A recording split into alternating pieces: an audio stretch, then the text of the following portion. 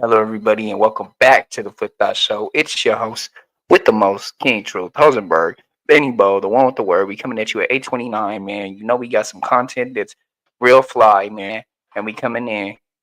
Check it out. Slim Thug gets robbed at his penthouse in Houston by thieves. Says he should have never been cheap. It's gonna be the game spitter. We gonna come back at you and do the commentary after the video's Broke done. my spot. Some niggas broke my spot. Petty thieves hit a good lick, man. They got me from my jury. I was slipping, but We gonna be back. we working on it. But we ain't even tripping though. I'm in the penthouse. How the they get in the penthouse is what I want to know. The penthouse, you only can have a fall from my floor. Petty thieves. I'm gonna get this insurance money. I'm gonna buy me a car. I ain't buying no jury if y'all niggas. I'm wearing eye watches. You niggas too petty. I ain't finna go crazy. I got footage of niggas and everything, but I ain't finna go crazy over no shit. We got insurance, so we good. But we ain't good. Well, we covered, but we good. You know the. But it's still it's some slick shit. Yeah, I don't know. We got some footage of everybody, but you know what I'm saying. At the end of the day, I'm worried. I'm like, how the fuck they get to the penthouse? Look how high we is. How the fuck they get up here? They did steal some cash. They stole the sugar baby flowers. That nigga stole the sugar baby flower. That's what cash they took. I ain't cash. Yeah, that's why I don't cash, cause like this. They stole the sugar baby flowers. Nah, that's some black dudes. It's like four of them. I had insurance, but not enough for all my shit. I had too much shit to cover all my shit. The money be 10,000 a month on insurance, so I didn't have all my shit. But they ain't get all my shit either though. So they got the good shit though. He was with us. Gang spit y'all. Subscribe, like, share the video. And that legend down there in Houston, Texas, by the name of Slim Thug. Yeah, he took a major loss today. Yeah, got his penthouse burglarized. Yeah, they taking jewelry, money, probably clothes, and some more things. Yeah, they ain't taking not half, not some, but all his belongings. Yeah, they want everything. The house, the car, the kids, the dog. I want it all. They're like I say, security, gotta watch them folks. They could have backdoored them. Um, Neighbors, people when he come in, when he come out, cause he was there earlier. 3:30, he was there. I think. Oh, he left the house at 3:30 p.m. You know what I'm saying? This happened last night. Talking about that. I'm talking about that last night. Yeah, it happened last night around 11:30. Yeah, about 11:30. Yeah, them boys creeped in that thing when a lot of people sleep. Seemed like they took their time. But this is where I feel like Slim Thug really messed up at. This is where I feel like he really let the robbers know what's really in that penthouse. If y'all don't remember, when Sauce Walka called everybody out saying he the reason why Houston started dressing like this, and before him they couldn't dress, and he was flexing and popping his sauce talk on the interviews and the platforms and shit like that. And dudes like Slim Thug, they took on the challenge. Slim Thug been doing it longer than Sauce Walka. He been getting money longer than Sauce Walka. He been buying the designer and the cars and the jewelry, all that longer than Sauce Walka. So he knew he got more stuff than Sauce Walka. So this where he went wrong at. When he challenged Sauce Walka, what did he do? He went on live. I don't know if it was live. I think it was, but he took that phone out, recorded himself in that same penthouse. And what did he do? Gave a tour around the whole penthouse on all his belongings, all his flashy stuff, from the jewelry to clothes to platinum plaques, gold plaques, everything. The cars. It was that same penthouse. It's all over the internet. He's showing everything. Matter of fact, let me show y'all what I'm talking about. So we we do it all. Sugar daddy, suit, tall tea, whatever. We do it all. We do it all. We does it all. You know what I'm saying? Cowboy drip. Yeah, suits. Oh, we do it all. Man on man person. We'll put this in the bag. We'll put our stuff in. See what I'm saying? Total. Put them in there. Oh, damn. Big Cuban. Big Cuban. I don't know. That's the biggest one of the day. We got a few different rollers. We got rollers in different colors. See what I'm saying? You know what I'm saying? We got 18. We got 48. We got big guys. Nobody got no earrings that big. Nobody in the city of Houston got no earrings that big. Nobody got big earrings like that. When he was doing all that flexing and stunting and, you know, proving his point to Sauce Walka, man, and that got a lot of views. And when he done all that there, they got a lot of views. 100,000+ on this platform, 50,000 on that one, 80 on that one, 60K on that one. So a lot of people seeing that. All it takes is one group of guys or one person. He put everybody else on game. And then they know the security, they worked there, they're gonna break him off. Because when C did that, he gave an inside look on all his shit, man. It's that same penthouse, because he gonna go outside and show that he way up in the sky. He can look at the game, he can look at this and that, he can see the whole Houston. Same video. I guess they ain't had time to get the cars and shit like that. But yeah, they probably ain't even want that. But they got the good shit though. Money, jewelry, stuff like that. Lucky they ain't getting no hard drive. So yeah, like, besides that, if he ain't do that, see, oh yeah, if he ain't do that, they probably wouldn't have had an inside look on what to come for, what to get. But once he did that, see, Thug been too comfortable. It probably ain't been nothing going down in that penthouse. He way up there at the top. Cause he probably like, y'all niggas ain't gonna break in here. How? How can y'all get past security all the way on top of this floor? Ain't like I'll stay on the bottom. Yeah, you gotta go through some layers and force your way in and kick the door, and you gotta hope the neighbors don't hear it and get out in time and go all the way back down to the bottom floor and leave. That's why I say, like, maybe the security, the people that's over the camera, maybe they turn their head and let that shit happen.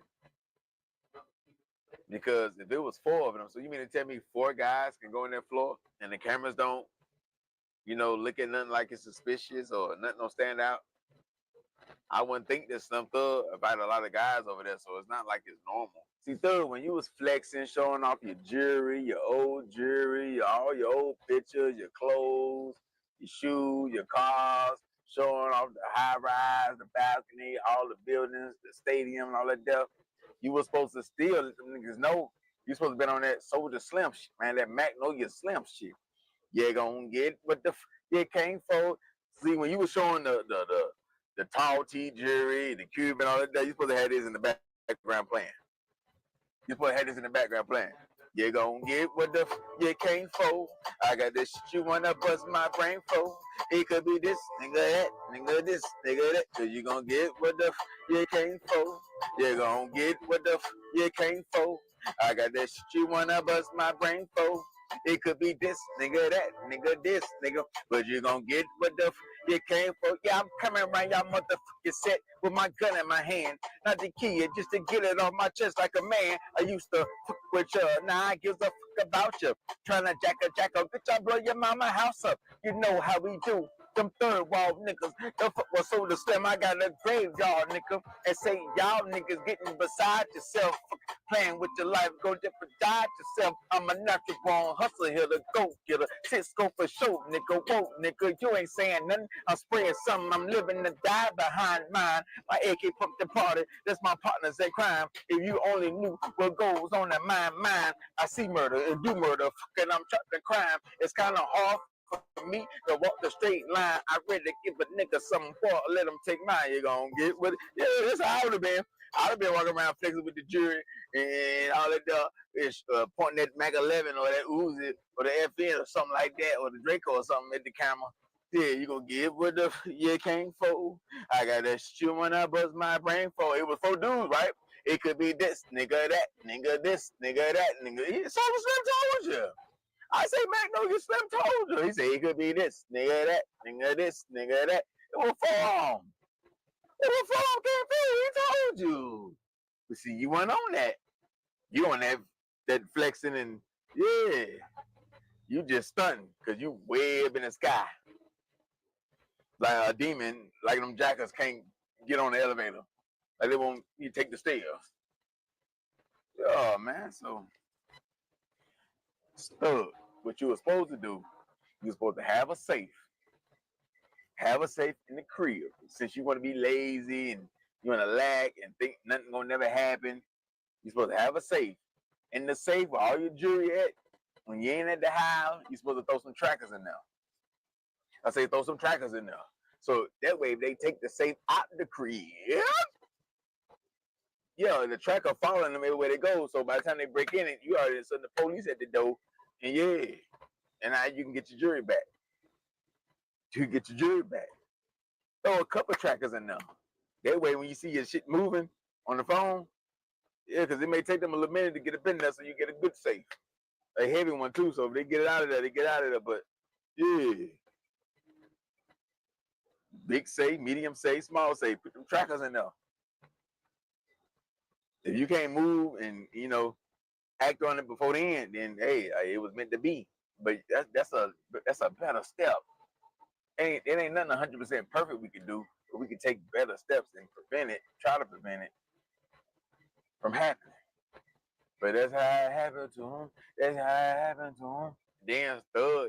You probably got cameras. Yeah, you had cameras in the house, but why you ain't got it set up to where somebody open your door, some type of alarm system or something? Somebody open your door, your phone gonna alert you. If people moving around in your house, your phone gonna alert you. Why you ain't got it set up like that? Yeah, you had cameras, and you do got them on tape and shit like that. But it didn't do you no good because you couldn't stop it. You couldn't stop these boys in their track. I don't know if you the type of nigga that'll call the laws though. Are they doing that?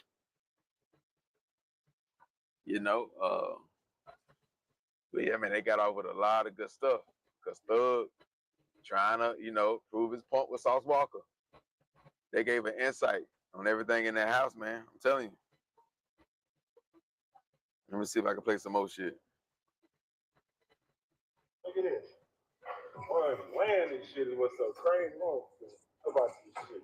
What are we doing? Come on, we tangled up. Nobody got no piece better than this. See what I'm saying? Who got a better piece of chain than Boss with my Boss like chain right here? Y'all show me that. Y'all got me talking shit. I love this. Who got a better Boss like Cuban with the piece? Who shit better? Boss, look at the details. Power like Texas on the side. Yeah, you what? With the H. That's a kilo probably a little more. Boss life with the extra ring. Big Slim at the bottom. You know what I'm saying? Now what we talking about right here? What is this? Come on, this big. This the type of diamonds I had in my teeth.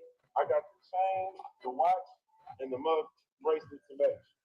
Big diamonds, chunky diamonds. I bought this shit back in, I don't know, 08 or some shit. This is not a choke chain, man.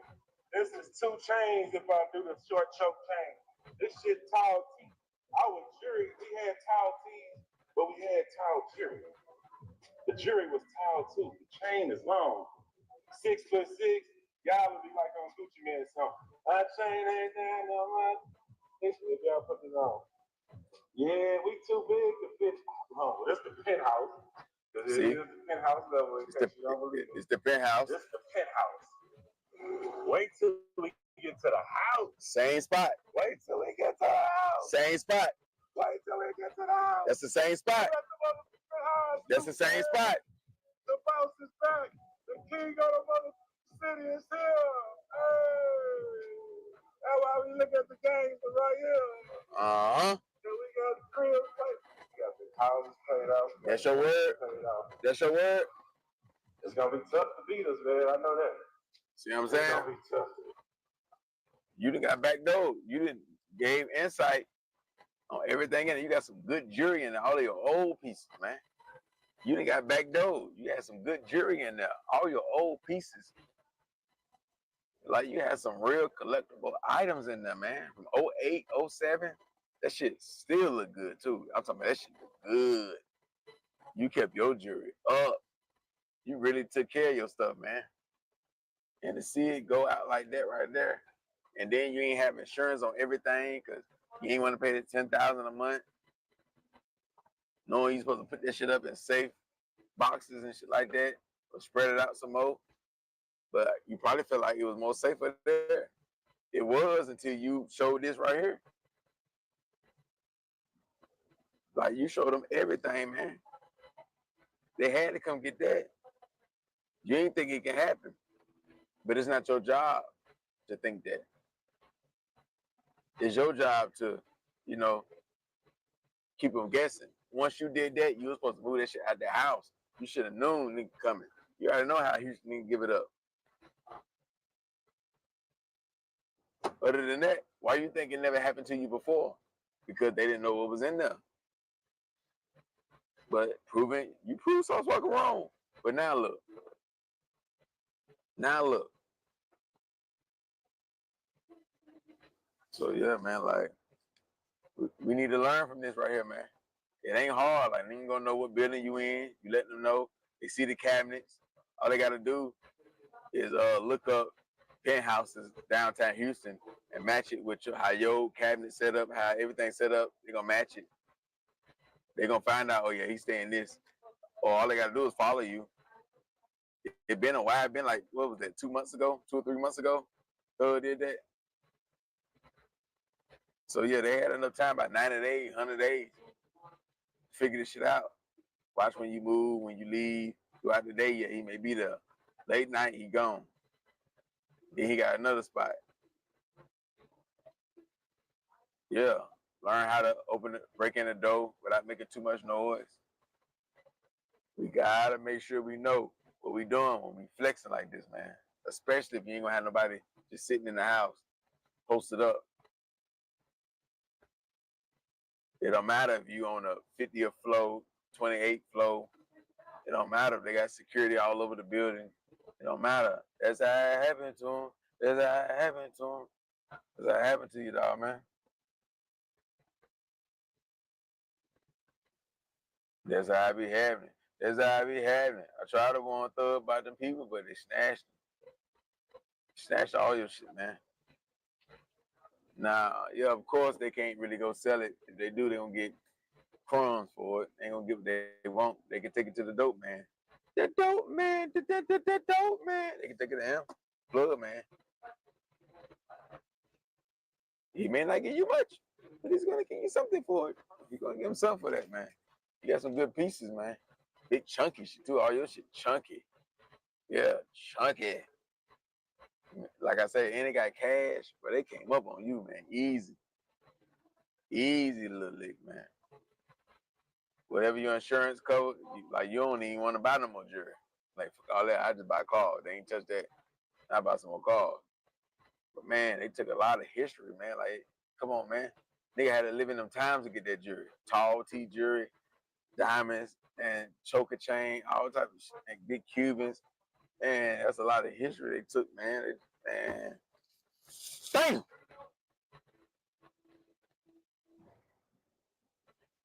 If only you could have stayed at the house, you would have caught them. You'd have been ready. You know, you keep that fire on you. Damn. But what's y'all take on this right here, man? Like, we got to do better, man. We can't be flexing. Nigga be showing, y'all be showing, y'all got shoe boxes full of money. Y'all be showing y'all pound, even guns. Man, you better move that shit around. You better have a couple of female houses. Don't do it. If you want to flex, show a shoebox, take that shit out the house, put it in the car. Yeah. Show the shoebox in the car or something. Don't even show no shoebox. Don't even, make it seem like you keep that shit in the house. Pull up at the bank in the parking lot. Now I'm finna put this shit in the bank. Throw them off. But you gotta take the risk of riding with 60K, 80K, whatever you're gonna show, 50K. Nigga know your car, police could pull it over. Like thinking about some other shit. You know what I'm saying? So, man, fuck all that, man. That shit don't be worth it all the time. Sometimes they get away with it though. You deflect 10 times and ain't nothing never happened. All it takes is that one time. They catch you on the day when you got everything, the re-up in there, money, everything. You can break your house for guns. You can break your house for TVs and PlayStation shit, let alone big jewelry boxes. Then it's a penthouse, so it ain't gonna take that long to search. You ain't got no top tier safe. So they gotta steal it. It's a heavy ass safe. Ain't no way they gonna be able to take that bitch out. You ain't got that. You just made it too easy. Briefcases and shit like that. Nigga breaking them. Man. Like I said, y'all subscribe, y'all share this video, y'all hit that like button, y'all let it be known what y'all feel about this, man. Stum Thug, he slipped on that right there, man. He gave an insight what was in that house. Excuse me, they sat on it, they waited, and they executed, and they did a good damn job. Nah, I don't know if they showed their face on camera. If they had masks on, they probably would have gave it away too much. But nigga, ain't nobody get hurt. They didn't get caught on the scene. And they still got away with your shit, man. So yeah, man. IG _gang_splitter. Cash App $Gang Splitter 704. He was with him. Gone. He was with him. Gang Splitter, y'all subscribe, like, share the video. So the suspect Jaden that unalive Say So Pete and shot Sauce Walka. You had to splash that. We all know he got found in Houston. He got found in Houston, in the back of the mall, abandoned mall. But the other day, and not yesterday, it just been confirmed how he got found unalive. And of course, it was by FMJs and hollow tips, which that's what he deserved. He deserved to get what he got, whether it came from his own people or Sauce Walka them side. Like I say, I feel like it came from his own people, right? But we still gonna get a credit to Sauce Walka. We still gonna get a credit to Sauce Walka because they ain't gonna come out and say nothing. So yeah, the credit goes to Sauce Walka. And the pictures that Sauce Walka took, where he kind of, it looked like he happy about that news. He playing Hail Mary, Tupac joint. He looking like a demon in the pictures. He's showing a lot of money, like he dropped the bag.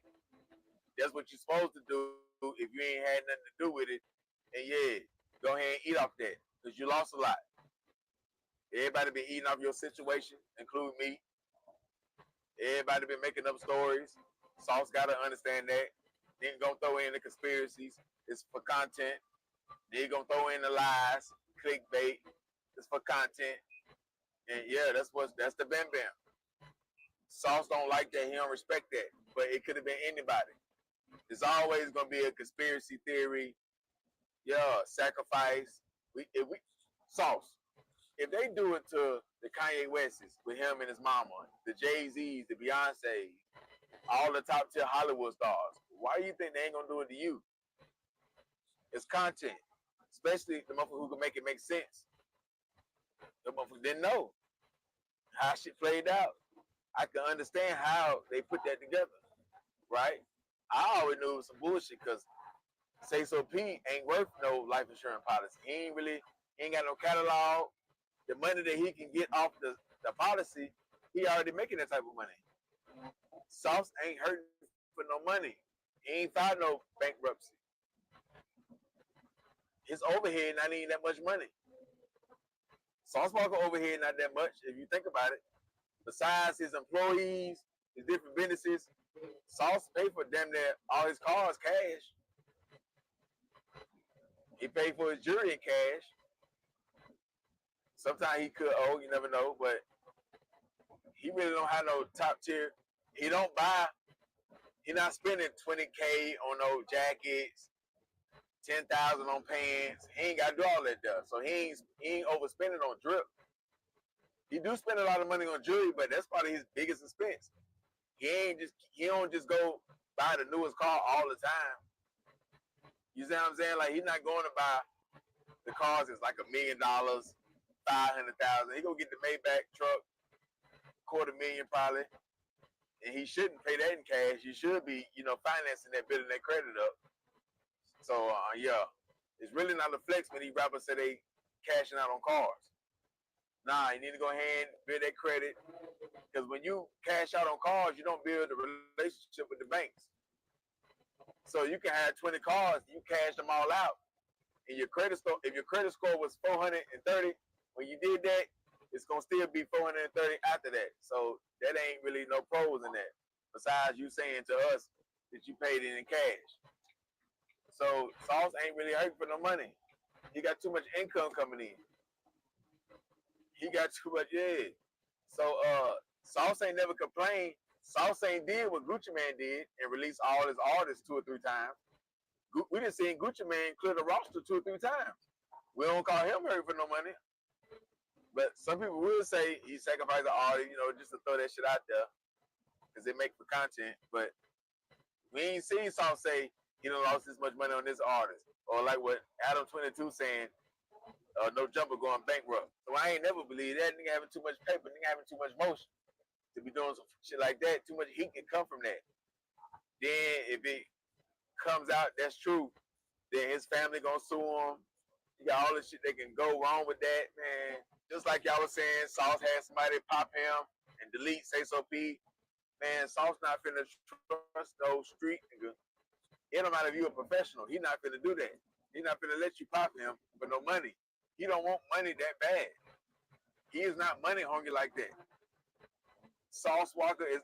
If Sauce Walka was really sacrificing people, why would he do it that way? Why not go with the elite and sign a major and do it that way, and really get the bag and all the pros and the power where he already really get the bag. So I'ma forget I said that, but get a bigger bag and get more power like that Diddy shit. If you gonna do that like that, like why not really? Why would you try to do it the independent way on your own? Nah, Sauce not finna let nobody pop him and trust that they gonna shoot him in the right spot. Shit going so fast, man. For what? 500,000? So you think a nigga can call Sauce Walka right now and say, nigga, I can give you $1 million, let me shoot you. And Sauce gonna say, yeah, I bet, deal. Just hit me in the leg right here.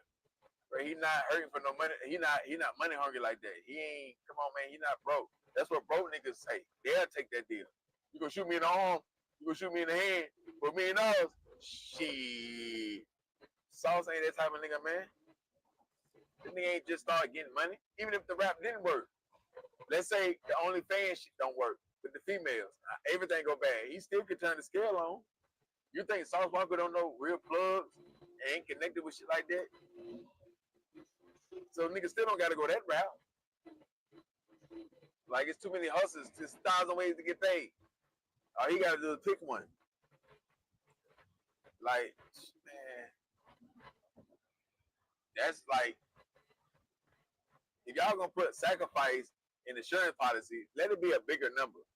You think a nigga hurt you for 500,000, $1 million? Like, that's regular people way of thinking. Regular people would do that for that because they never had that M. They never had 500,000. But a dude that been having M's and get that per year, multiple M's, why would he do that for one M and put his life on the line? You ain't got to. If it's the insurance policy, why you got to get hit? You could just a dude like Say So P. If Sauce saying he hard headed, you could just let him get caught up coming out of the studio doing his own show, whatever. Catch him at a light, and you gonna get the insurance money regardless. Why do I gotta get hit? When people still gonna say Sauce set him up, Sauce sacrifice him, whether I get hit or not. If I don't die with him, then they gonna say that. So why would I put my life on the line? It's too many people counting on me. Why not put another TSF artist with that and get that life insurance policy? Yeah, can't say so in another artist. He got 25 artists. He should have been doing shit. He gonna start with him? Nah, man. So I just feel like, Buddy probably knew some niggas down there in Houston. Jaden, or the dudes in Memphis knew some dudes down there in Houston, and it was a bag on Say So P head, and Say So knew that, and he never tried dead to beef or dead to beef. He never tried to do that 9 times. He's still flexing, finessing and flexing, talking that heavy talk, probably thinking it ain't gonna happen to him. Like, I'm gonna just stay beside Sauce. You gotta watch artists, they'll do that. When they know the heat is on, I'm gonna get ready to rock, the heat is on. When the heat is on, yeah, they'll try to stick beside the artist more than they should. You see Face Up Face and all them, they do their own thing. Sauce Wood winning, shout out to Sauce Wood winning. They ain't gotta be up under Sauce all the time. They'll stay at the house, they'll go do their own features, their own promo, their own shit, man. They got other shit going on, staying in the studio working. If they doing whatever they doing, yeah. But they ain't got to be up under the artist 24/7. But you know, that's one way you can look at it. Say So knew what he had going on. Say So knew the smoke he had.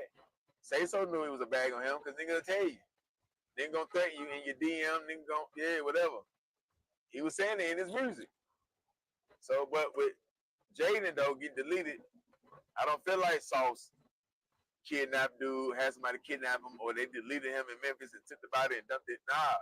But he went down there trying to get that check. That's why they went press on taking whatever Say So had, his bag, his jewelry, Sauce Walka jewelry, his bag.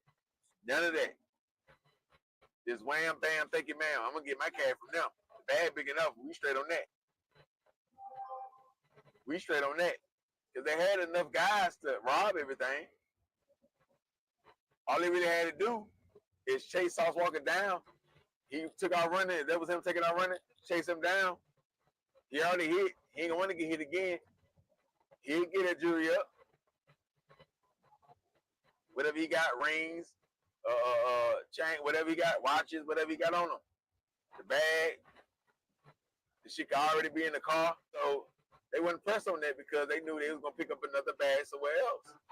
Now it was smart for the dudes. If they line their play up, send them down there to Houston, that's smart. Go ahead and crush him. Go ahead, or the people who put the bag up, tell them to go ahead and come down to Houston, and you gonna be able to come down here with no problem because the police not gonna really think to look for you down there. Sauce ain't even gonna think you gonna go down there. Come down here, let me get you straight. But the whole plan is, go ahead and get you up off the map because we feel like you gonna talk. You gonna get us up. Same thing go for them other suspects. Kevin, all them, yeah. Now, it would have been better unless they feel like Kevin and them silent. They just going to take their lick. Whether Kevin turned himself in, they could think Kevin and them silent. So why not? Because why would they just delete Jaden and then leave Kevin out here scared as hell, seeing it happen to him like that? It could be a warning, but if you locked up in custody, they already did the talking. Now, I don't know if it could have been Jaden moved and he just brought them other 2 dudes on, and Kevin and them don't know who them dudes is down there in Houston. It could be that too. Like, I don't know. He was gonna break them off. Jaden was gonna break the rest of them 2 dudes off his sack. It could have been like that. But it was smarter of them to get him down there and go ahead and crush him. But I don't know if they trust Kevin, but they should have got Kevin down there too and got him too. You see what I'm saying? Because he could feel like, if I run into Sauce and them, I'm good as dead. If I run into them, I'm good as dead. And they got people in Memphis, so why not turn myself in? That's the safest route. Now, I ain't gonna say turn myself in, like turn yourself in and tell. Then you gotta worry about Sauce can get back behind the walls if you want to. You got a bag like that, they can get back behind the walls. Then you telling. So now you gotta deal with other inmates, shit like that. Or you gotta do all your time in PC. You see what I'm saying? So that shit don't be worth it. Unless nigga don't give a fuck. And it is what it is. He don't mind being in PC. He don't mind. He want that deal. So Kevin could be mad at Jaden too, like, nigga, it's your fault. You showed your face. You the one who got us hot. So Kevin might not be tripping that he deleted. You took your mask off. This is why whoever's sending out the hits, who gonna pay for the hit, right?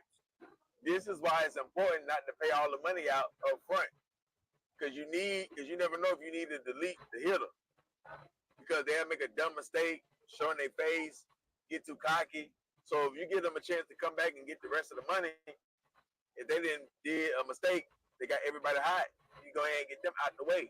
Instead of giving them all the money up front, they ain't professionals anyway, so they can't even ask for all the money up front, like all that. Nigga, if it's 20 bands up, I'm gonna give you 5 to 10 now, and then you come get the rest when you're done. I ain't finna give you all the money up front, and you ain't even got more than 7 hats under your belt. Like, nigga may survive, you ain't finna get paid, and I gotta be looking for you. You get locked up, you doing dumb shit, too much money at one time. So they give you a better chance to deal with them if it need be. So that's smart when you do it like that. Don't pay these steppers and demons all the money up front. Because they'll make a mistake showing their face and blow the whole play. Now, you still got, when they get the car back, because they don't burn the car up, they'll give them fingerprints, saliva, probably left black and miles of cigarettes in the ashtray, blunts, DNA on that. Besides the one who don't got no record. If you ain't got no record, then yeah, but as we see, one of them don't have no record, but we can't find nothing, right? But his name's still in the news. They looking for Kevin. So that didn't help none, him not having no record. So they still made a mistake. Cell phone records, I don't know. When did they find on Jaden? When they found him deceased, did he have his phone on him? You never know, like. But yeah, they definitely did him dirty. I don't know if they was gonna meet him behind that mall, and they done him right there. They feel like it ain't no cameras in them abandoned malls. That mall been abandoned for the longest. Ain't no cameras over there. They could have dropped them off right there. But yeah, it definitely seemed like they wanted everybody to see this. Why would his people do that? Now, I can see that being like that if it's Sauce Walka in them. Want everybody to see it, because they can get the clout off of it without admitting to it. But them, why would they do that? Because you're not really setting no example. We don't know who y'all is, so you're not really setting no example. But whoever done that, they wanted everybody to see. They wanted everybody to see. So, yeah, we definitely saw. We definitely saw. That's why I say, Sauce Walka, it depends on how you want to play this. He can, do what the bloggers do. Clickbait and make up lies. He can, make it seem like he done that and get the bag from that. That's what the people want to see anyway. It'll make him look that more superior in Texas. It'll really make him look like the king of Texas, the king of Houston, I mean. It'll make him look like that. Get back that quick. Get back that quick. If it is Sauce Walka, go yayo. You should take notes. Your boy got deleted in the car and you hid up under the dashboard on the passenger side, and the bullets were meant for you, not for him. And you were screaming in the car, "Aye, aye!" It wouldn't stop fine. They caught y'all at the stop sign, wouldn't stop fine, and you all don't say cheese, dry snitching. You know the reason why I hate Sauce? Because Sauce gonna call me right before my partner got deleted.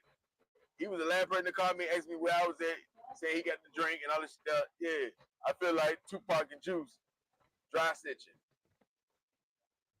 That's how it's supposed to be done. That's what you supposed to did when your boy got deleted. That's what you supposed to did. Not come out and start sticking your tongue out. You started coming out, put a blind patch in your head, sticking your tongue all the way out. That's how you supposed to get that get back for brain. You ain't got to take a year, 2 years, next week, next 3 or 4 days. Body found behind an abandoned mall. That would have made Brand smile. Brand still rolling over in his grave. Cause he see you starting all this other beef and you ain't even, come on, man. You go to jail for guns. At least little baby finna get locked up, putting bags on my head. Then you supposed to be on a phone, a tap phone call, putting bags on the head by Brand. Yeah, by Brand. So I'm just saying that it is sauce work. That's how it's supposed to be done. Oh yeah, yo. Not still trying to punch and box and not none of that. So right now, this right here makes Sauce Walka look superior in Houston. Like he ain't to be played with. Like TSF standing on business. Like TSF standing on business. They ain't the ones to be fucked with. You hit the boss man and you delete the artist. This what happened to you. Because we can't prove that it came from, we can paint the scenarios that it came from Jaden people, but it's still 50-50. So since it's 50-50, it's going to go to Sauce Walka. So now I don't know if Sauce want to get the clout off this, which he probably ain't going to just come out and be like how Younger Ace was doing. But yeah, you need to keep people guessing. That's what I say. Because that's going to bring a lot of revenue. That's going to bring a lot of revenue. It ain't like he ain't happy that them boys deleted. I mean, Jaden deleted. You know that made him smile. Especially how he got done. He was way in Memphis, came all the way down there. So it played in Sauce Walka favor more because it came all the way down to Houston. And Sauce Walka backyard. And he the king of Houston. CJ Prince. Yeah, we ain't never heard you sliding back that quick. This is why Sauce Walka is over you. Now, Jay Prince, we ain't talking about you. We talking about daddy. This is why Sauce Walka TSF over the Prince family. Because of allegations like that right there. Yeah, I ain't saying it's true, but yeah, it sounds nice. It sounds nice. You understand? So, Sauce more the culture. Sauce represent Houston way better. The lingo, the style, the get back. Yeah, like how he bounced back, no days off. Bullets in him still ain't took no days off. Or a bullet. Still ain't took no days off. Check on the club. Do what he gotta do, promo. He done did interviews. He done spent money. He done gave his artist $150,000 for an album deal or a new record deal. They got some new from Johnny Dane. Ain't this Chinese secret thing? He got a new ring. Yeah. Shit like that make him the king of Houston. Especially for the new generation. He holding it down. Not you, Jay Prince. But yeah, man, like, I do feel personally, I feel like they came from Jaden and the people though, which would have been smart coming from them. Yeah, that would have been smart. Y'all supposed to have done that. Job well done. Job well done. Jaden people who did that play right there. Yeah, I did some truck driving shit. That's how we do. That's how we dump bodies. Yeah, truck driver pick up hitchhikers and aliens, and we dump bodies all over across America. We throw them under the bridge, side of the road, leave them out there for the feds to pick them up. They can't catch. We in 3 or 4 different states per day. Yeah, they can't catch us. We had to confess to some shit before we get caught. All y'all gotta do is Google it. Google who the feds say get away with being a serial killer and stuff like that. And it's hard to catch them and shit like that. It's the truck driver. Moving bodies from Memphis to different states and throwing it anywhere. Yeah. It just, we don't do all the bing, bing, bing, bing, bing it. We don't do all that. It's more like that and other ways. Yeah, that bing, bing, bing, that's too solid. That's gonna push too much blood in the truck and all that. We gotta go through weigh stations and military bases and shit like that. We can't have all that blood in the truck. We ain't doing all that bing, bing. If it's some bing, bing, binging, It's gonna be outside the truck. It ain't gonna be But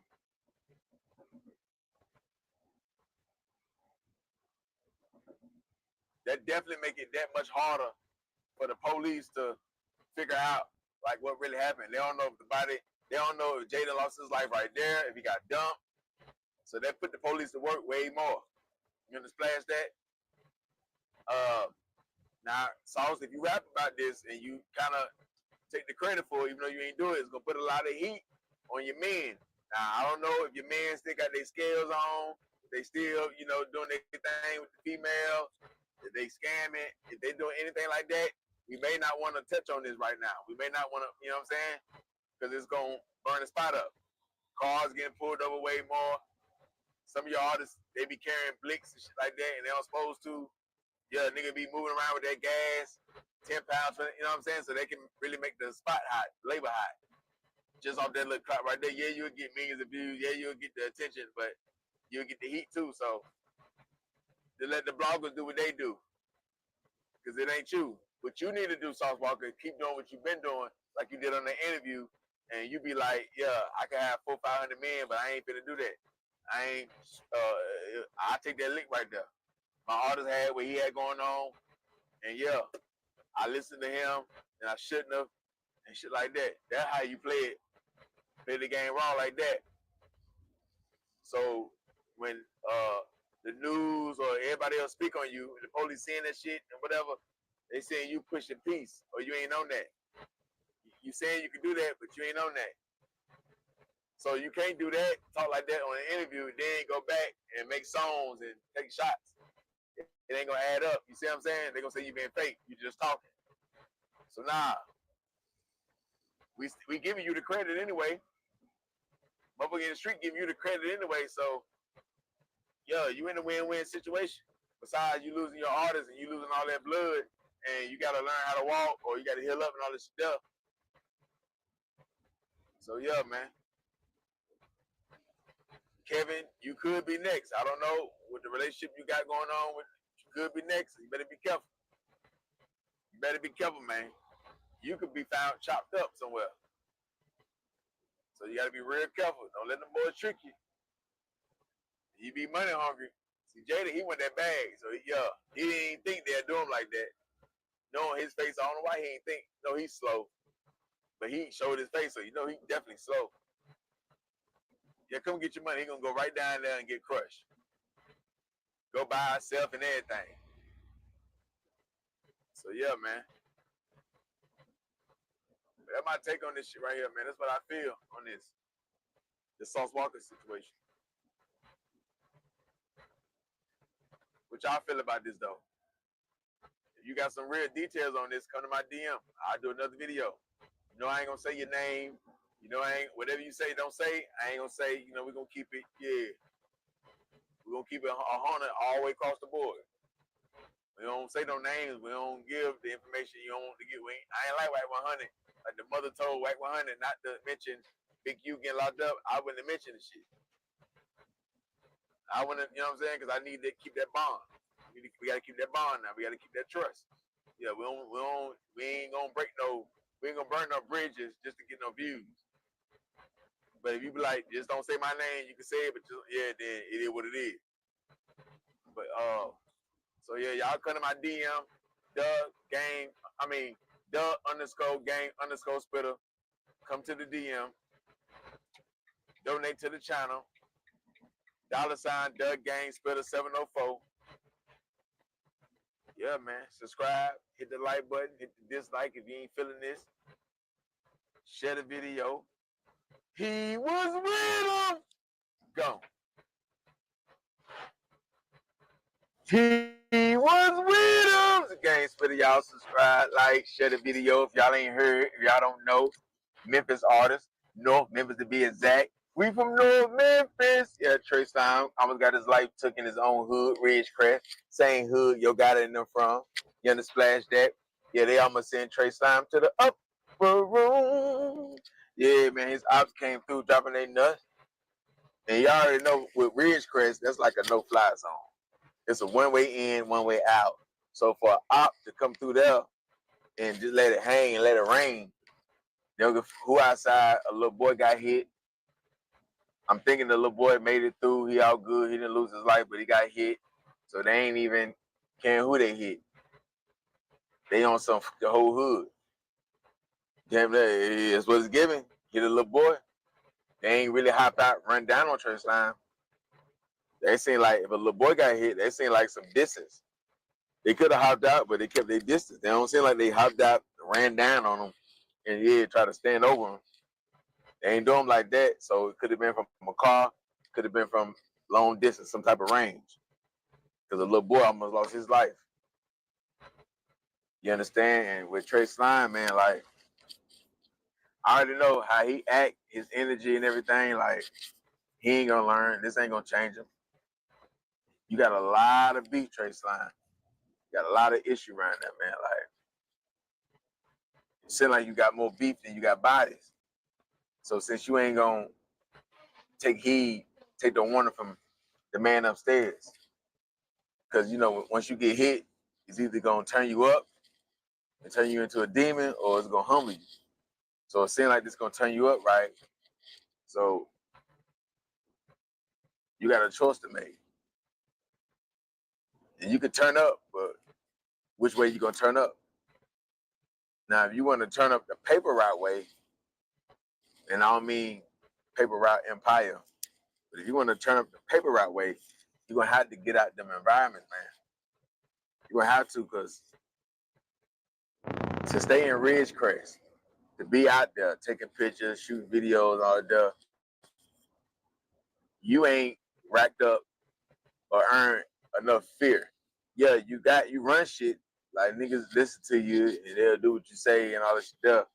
You can make calls and you can make men move.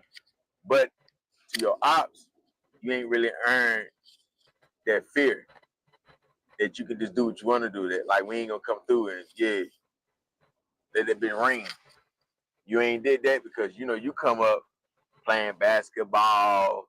Then when you get done with that, you jump off the porch in your 20s, which that's late. That's real late right there.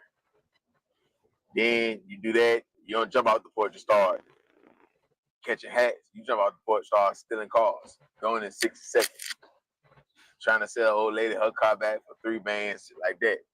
So, once you into it with dudes who really active, and they was active like 13, 14, 15, they'll look at you like little peewee, little nigga, like you ain't no factor. Yeah, they may listen to you and they may listen to you, but them niggas hoes too. They feel like, because why they listen to a nigga like you? That's what they feel like, right? Niggas ain't gonna be scared of you. Like, they ain't gonna be scared to drop their nuts wherever you at, because you done racked up so much beef. Your name is so hot, not because you done caught so many hats. It's just you talk too much and you up and rising. So your face got to go in a t-shirt. It got to. And you gonna make it real easy for them dudes to do that because on how you move. Like, you all offense, no defense.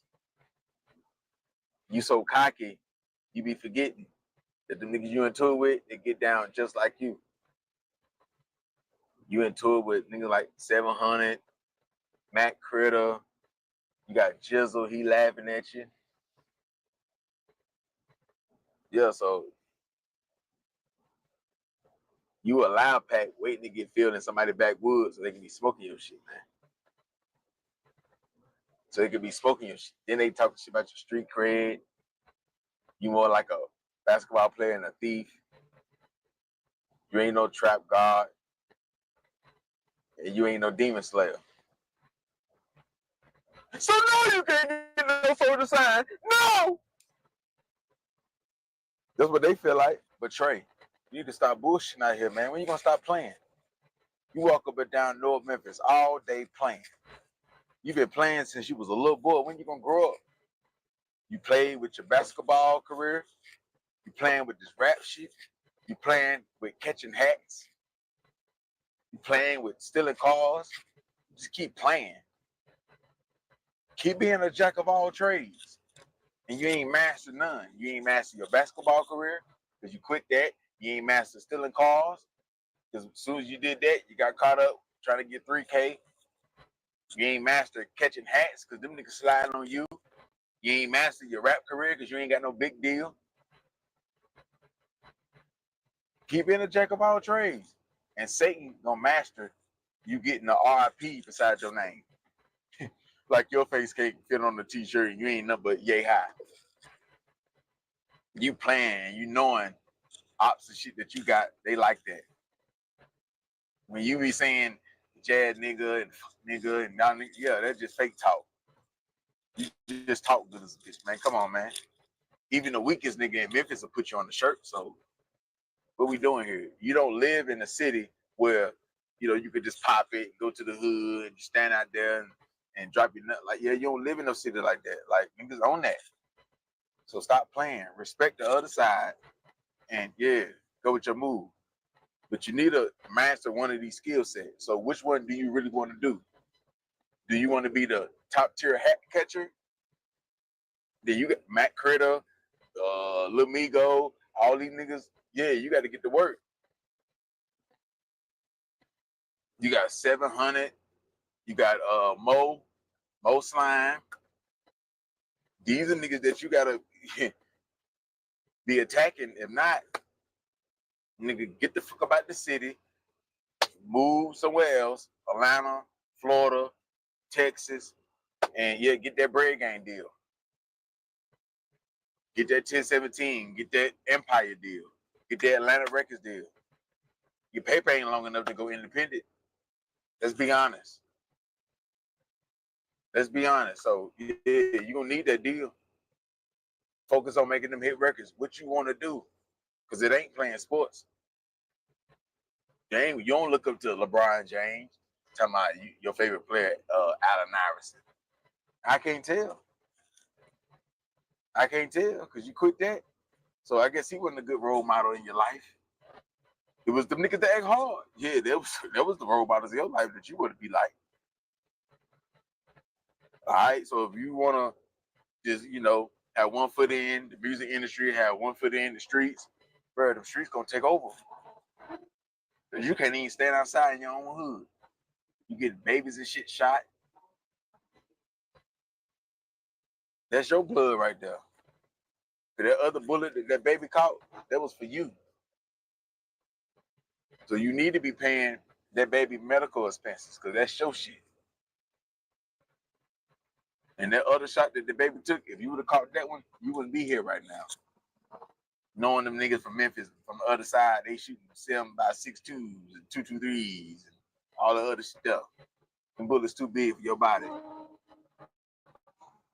Knowing shit, your insides ain't no good. You slim, but your insides still trash because you probably doing drugs heavy. You don't eat right. You just don't gain the weight. Stressing out, faking like you don't care. Yeah, talking about ain't nothing but a little scratch.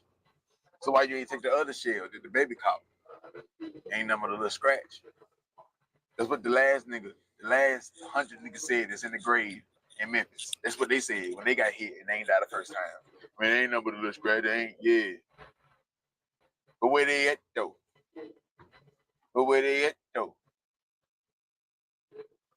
Now, how the fuck you gonna focus on your rap career when you got all your ops laughing, saying that you was gone already? So you already know what they're gonna do. The music industry don't care. If you would have been RIP Trey Slime, you would have got a couple posts here and there, and we on to the next. Young Scooter then lost his life. We got Sauce Walka, Say So P. We got Yellow Beezy in the Mo3 case. We got Lil Baby. It's finna get indicted, they saying. We got the Big U situation. So you think your name gonna fit in there? Talk about you for a day and a half, and yeah.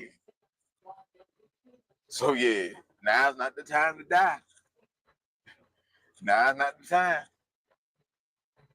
So man, keep playing, keep going to the ops hood, shooting videos that don't do nothing for your career. Just like that when Icewear Vezo spit that 500K for that double R, it didn't do nothing for his career. When you went over there to 700 in the hood, it didn't do nothing for your career. Now I do something far like Memphis talk. Yeah, he did that, but that shit ain't. You think the labels give a fuck about that? They didn't help your Spotify numbers. So yeah, man. Last time you was good when you were playing basketball. As soon as you stepped into the streets, hey man, ain't nothing impressive. What you doing so impressive besides putting clothes on and shit, matching your shirt and your pants with your shoes and jewelry and shit like that, and talking good as a bitch? What you doing so impressive? You ain't impressing Satan. When Satan see you, he don't smile ear to ear like job well done. Yeah, you damn sure ain't impressing God. Jesus or Allah, they ain't proud of you. Buddha, he ain't proud of you. Everybody disappointed in you. Everybody. So nigga, what you gonna do about that? What you gonna do about that? Either you gonna crash out and handle all this smoke you got because you keep stacking that shit up. That's the only thing you doing good, stacking more enemies. Your credit probably bad. Your breath stink in the morning. You don't change your socks and boxes every day. The only thing you doing good is stacking more ops. Call you the Lego man, the op Lego man. You just keep stacking your Legos. That's all you doing good. I don't know why you think it can't happen to you. When it been greater men, greater gangsters in Memphis, and it happened to them. They got way more respect. Don't let that respect that you got in Ridgecrest, don't let that shit get to your head. Because kings lose crowns. But the teacher, he stay intelligent. So, just like how you feel like you run shit in Ridgecrest, you know how many other niggas they ran shit in Ridgecrest? They not standing right there no more. They can't stand beside you because they doing 25 to an L in prison, or they in the ground, or they done moved away. And they became your guides. So how long you think that's gonna last for you? You run Ridgecrest, and you got all the respect. How long you think that's gonna last for a nigga take your crown?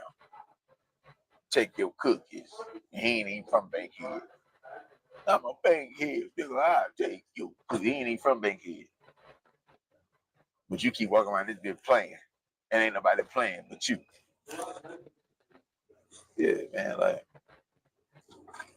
nigga, you supposed to be in Texas, Atlanta somewhere, going crazy with your raps, becoming a gamer, getting that bag off gaming with T-Pain and Side Eye Baby and T Grizzly and all them niggas there.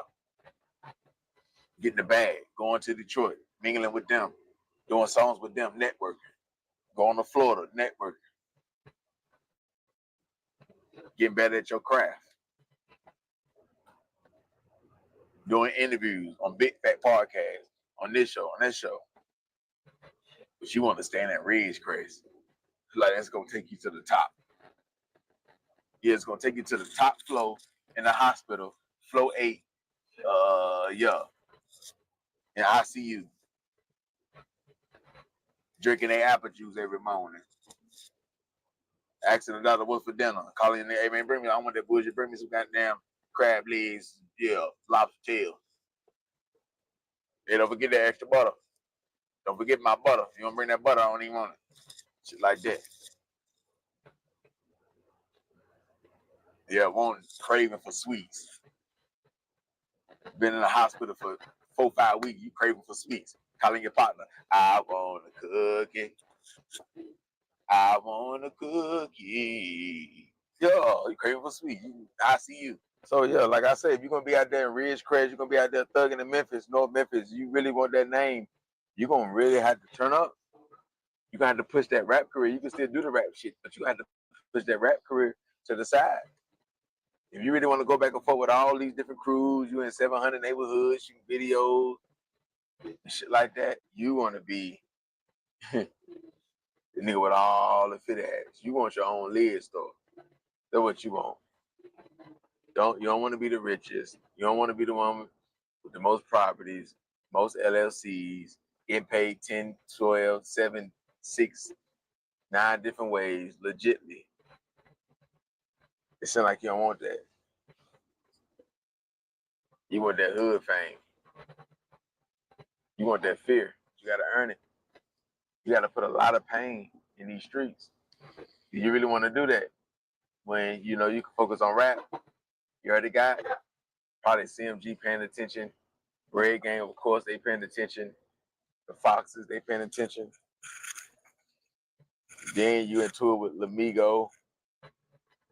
He can put a bag up. I'm saying though, Trace Line, if you're gonna be out there in Ridge Crest, you already know niggas want you on a t-shirt. You underestimating shit out here, man. You standing outside, you can't really do that no more. You putting too many kids at risk. Kids can't even play outside when you come around. Because it could turn into a homicide. You need to get on your defense shit, man. What's up with you, man? That's all you gonna do. You gonna make a couple more records. You gonna build your buzz up even stronger. You gonna sign a 360, and you gonna get a big advance, and that's gonna be the only check you get from your label. You gonna spend all that on bullshit, drug habits, out gambling, all type of shit. That's why a hit record for you right now, Trey, that's the worst thing that can happen to you. A big hit record, because all you gonna do, you gonna get them labels, they're gonna be reaching out, they're gonna give you a good deal, you're gonna sign that, it's gonna be a 360 because you ain't gonna read the contract. They're gonna do you like gotta do them artists. They're gonna pull up in the hood because they see what type of person that you is. Unless it's a big major label. But you the type of nigga that'll sign to another rapper. All he gotta do is bring a big check and you assign to another rapper. So all they're gonna do is put you on the jet. If they don't do the hood thing like they did ZNL, they gonna put you on the jet. Everybody gonna be around you. Champagne, ace of spade, yeah. They're gonna slap that. They're gonna give you about 200-300K in cash, big chain, a watch or something, and you ain't gonna read that contract. You're already gonna be high off the gas and the pills, and then you gonna have them that street anthem or that club banger or whatever, and all you gonna do, you still not gonna think outside of Memphis. All you gonna do is just put it in everybody's face in Memphis, and you're gonna be going back to the hood with your double R's and because now you'll start getting these type of cars, the McLaren. You're gonna try to outdo everybody. So everybody pretty much got TRX, Scat Packs. I mean, you can see it. So you'll probably get the Tesla truck, Maybach G, shit like that. You know what I'm saying? So you could be right there with YTB Fat at, even though he got way more money. But you, with the cars and the jury, that's what you're gonna do. You're gonna step your car game up, which that's not gonna help your rap career. You're gonna step your jury game up. That's all you're gonna do. And you're gonna be going back to Ridgecrest. And you know what I'm saying? And you're gonna make yourself a bigger target. So why wouldn't a CMG label, Bread Gang, why wouldn't they put a life insurance policy on you and you already a high risk? Young, dumb, yeah. Why wouldn't they do that? Because you definitely a high risk. If that don't happen to you for like gunplay, or you doing that to somebody else, or you doing that to somebody else, jail. Now you're gonna have an ankle monitor on you. You know what I'm saying? Like a lot of court cases, paying lawyers all this money. Partners, they're gonna be going to jail. Because now you got way more money, so now you're gonna be sending your little partners on more drills. You're gonna be getting pulled over way more. You coming through with the Maybachs, the cyber trucks, all the stuff, more guns. So yeah, man, like you can't think past Ridgecrest. You can't think past North Memphis. So that could be your downfall. From the cell or hell. Or Rico, which that's a cell. So yeah, you're gonna have to, like I say, deprogram yourself and reprogram yourself and want better. If not, then you bound to drizzle. You bound to drizzle. You standing outside without a care in the world because you feel like you know what you would do. But it's not enough, man. You still put kids in danger. Yourself in danger. You want to stand outside, you really got to have a layer of security, a layer of guys that can stand in front of you that'll make it that harder. You want to be on some solo shit, man. What's your P.O. box? Do I need to send you one of these? Do you need one of these? What's your P.O. box, man? I need to send you one of these. You know, I can switch up a vest for like 3 weeks straight. That's just on the vest. And when I switch up the vest, I don't take out the hard plates and then switch out the plates. Nah, I buy a new stack of plates. Yeah, and the soft vest. So I got the soft hard right here and the extra hard layer. Yeah, level 4. What you need, homie? Yeah, you need to come shop with your boy. What you need? Tank tops. You need bulletproof tank tops, bulletproof t-shirts. Yeah, I may need to send you some shit, man, cause you wilding out here, man. And you don't like to wear these. You don't like to wear these. Yeah, you got to get friends with one of these, man. If you're gonna play that cool shit, put the t-shirt on, but the t-shirt can't stop choppers, cause it's a level 3A, not a 3A plus. It's a level 3A, so it's only gonna stop up to a 4-4 because in a t-shirt or a tank top, you can't put the hard plates in. I just showed you can't put this. You can't put this right here in the tank top or no t-shirt, because the t-shirt not strong enough to carry this, this thick ass plate. See that thick ass plate? So it can carry the thin hard plate, but not no level 4 plus. And it's hard to get level 4 plus. You understand? So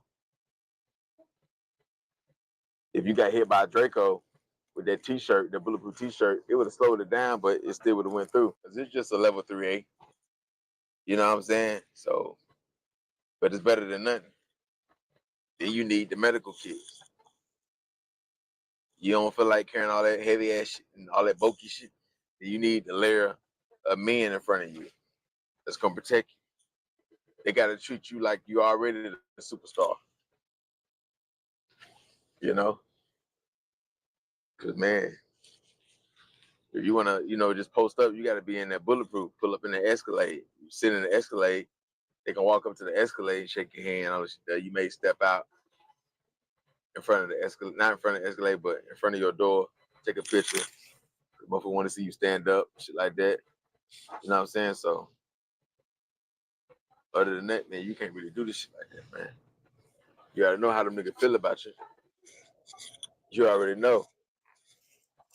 So, man, what you need to be doing, you need to move from Memphis, go in the outskirts, or go in another state or something, and, master your craft. Like I say, who knows, Braid Gang will call you, Interscope, Atlantic. You playing. Because you want that street cred. You hear when everybody say you a basketball player, you a thief. They ain't never think you was gonna be no demon.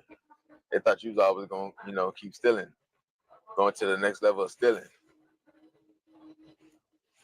So man, you turn into something else. And here we are now. Yeah, you got a lot of beef to dead. I don't think you can, knock off all this beef you got before you, get indicted. Gotta go to prison for one. You made a mistake. Yeah, man, like, you better make your haters mad. It can already be a murder beef. You better make them niggas mad at you, because now you worth 5 million, 10 million. This shit keep climbing up. But it's hard to stay focused like that when you're in Memphis. You got all this beef, chaos, and ruckus going on outside your door. And you young too, full of energy. Yeah. But the coolest niggas always get murked first. I'm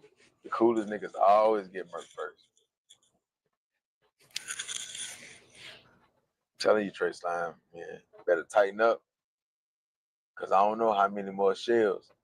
Your lungs, your heart, your femur bone, yeah, all that shit there. I don't know how much more that shit can take. And just because it can take it, don't mean you need to, put yourself through that. Niggas that surround you, they gotta keep you focused. The days that you wanna go slide, the days that you wanna get active with the ops, you gotta have somebody in your corner that wanna see you really win. And you winning really gonna hurt the ops way more than this, putting that fire to them. Way more than that. They only gonna feel that when it happens. Once they gone, they gone. But yeah, they gonna, when you really turn successful, you can put that shit in their face. They gotta hear that shit in the club. They could be way in Texas, still hear that shit in the club. Memphis, that's one thing. Of course they're here in Memphis. But when they go to Cali, you gotta make them folks hear that shit. When they turn on the radio, they gotta hear that shit. When they go to the amusement parks, yeah, the song so fire, they gotta hear that shit. You go to the amusement park and hear that, they not like us. They're not like, you gotta think that big. You gotta think that big. So, like I say, if not, you balance the dress down. That's the only way you're gonna win with success.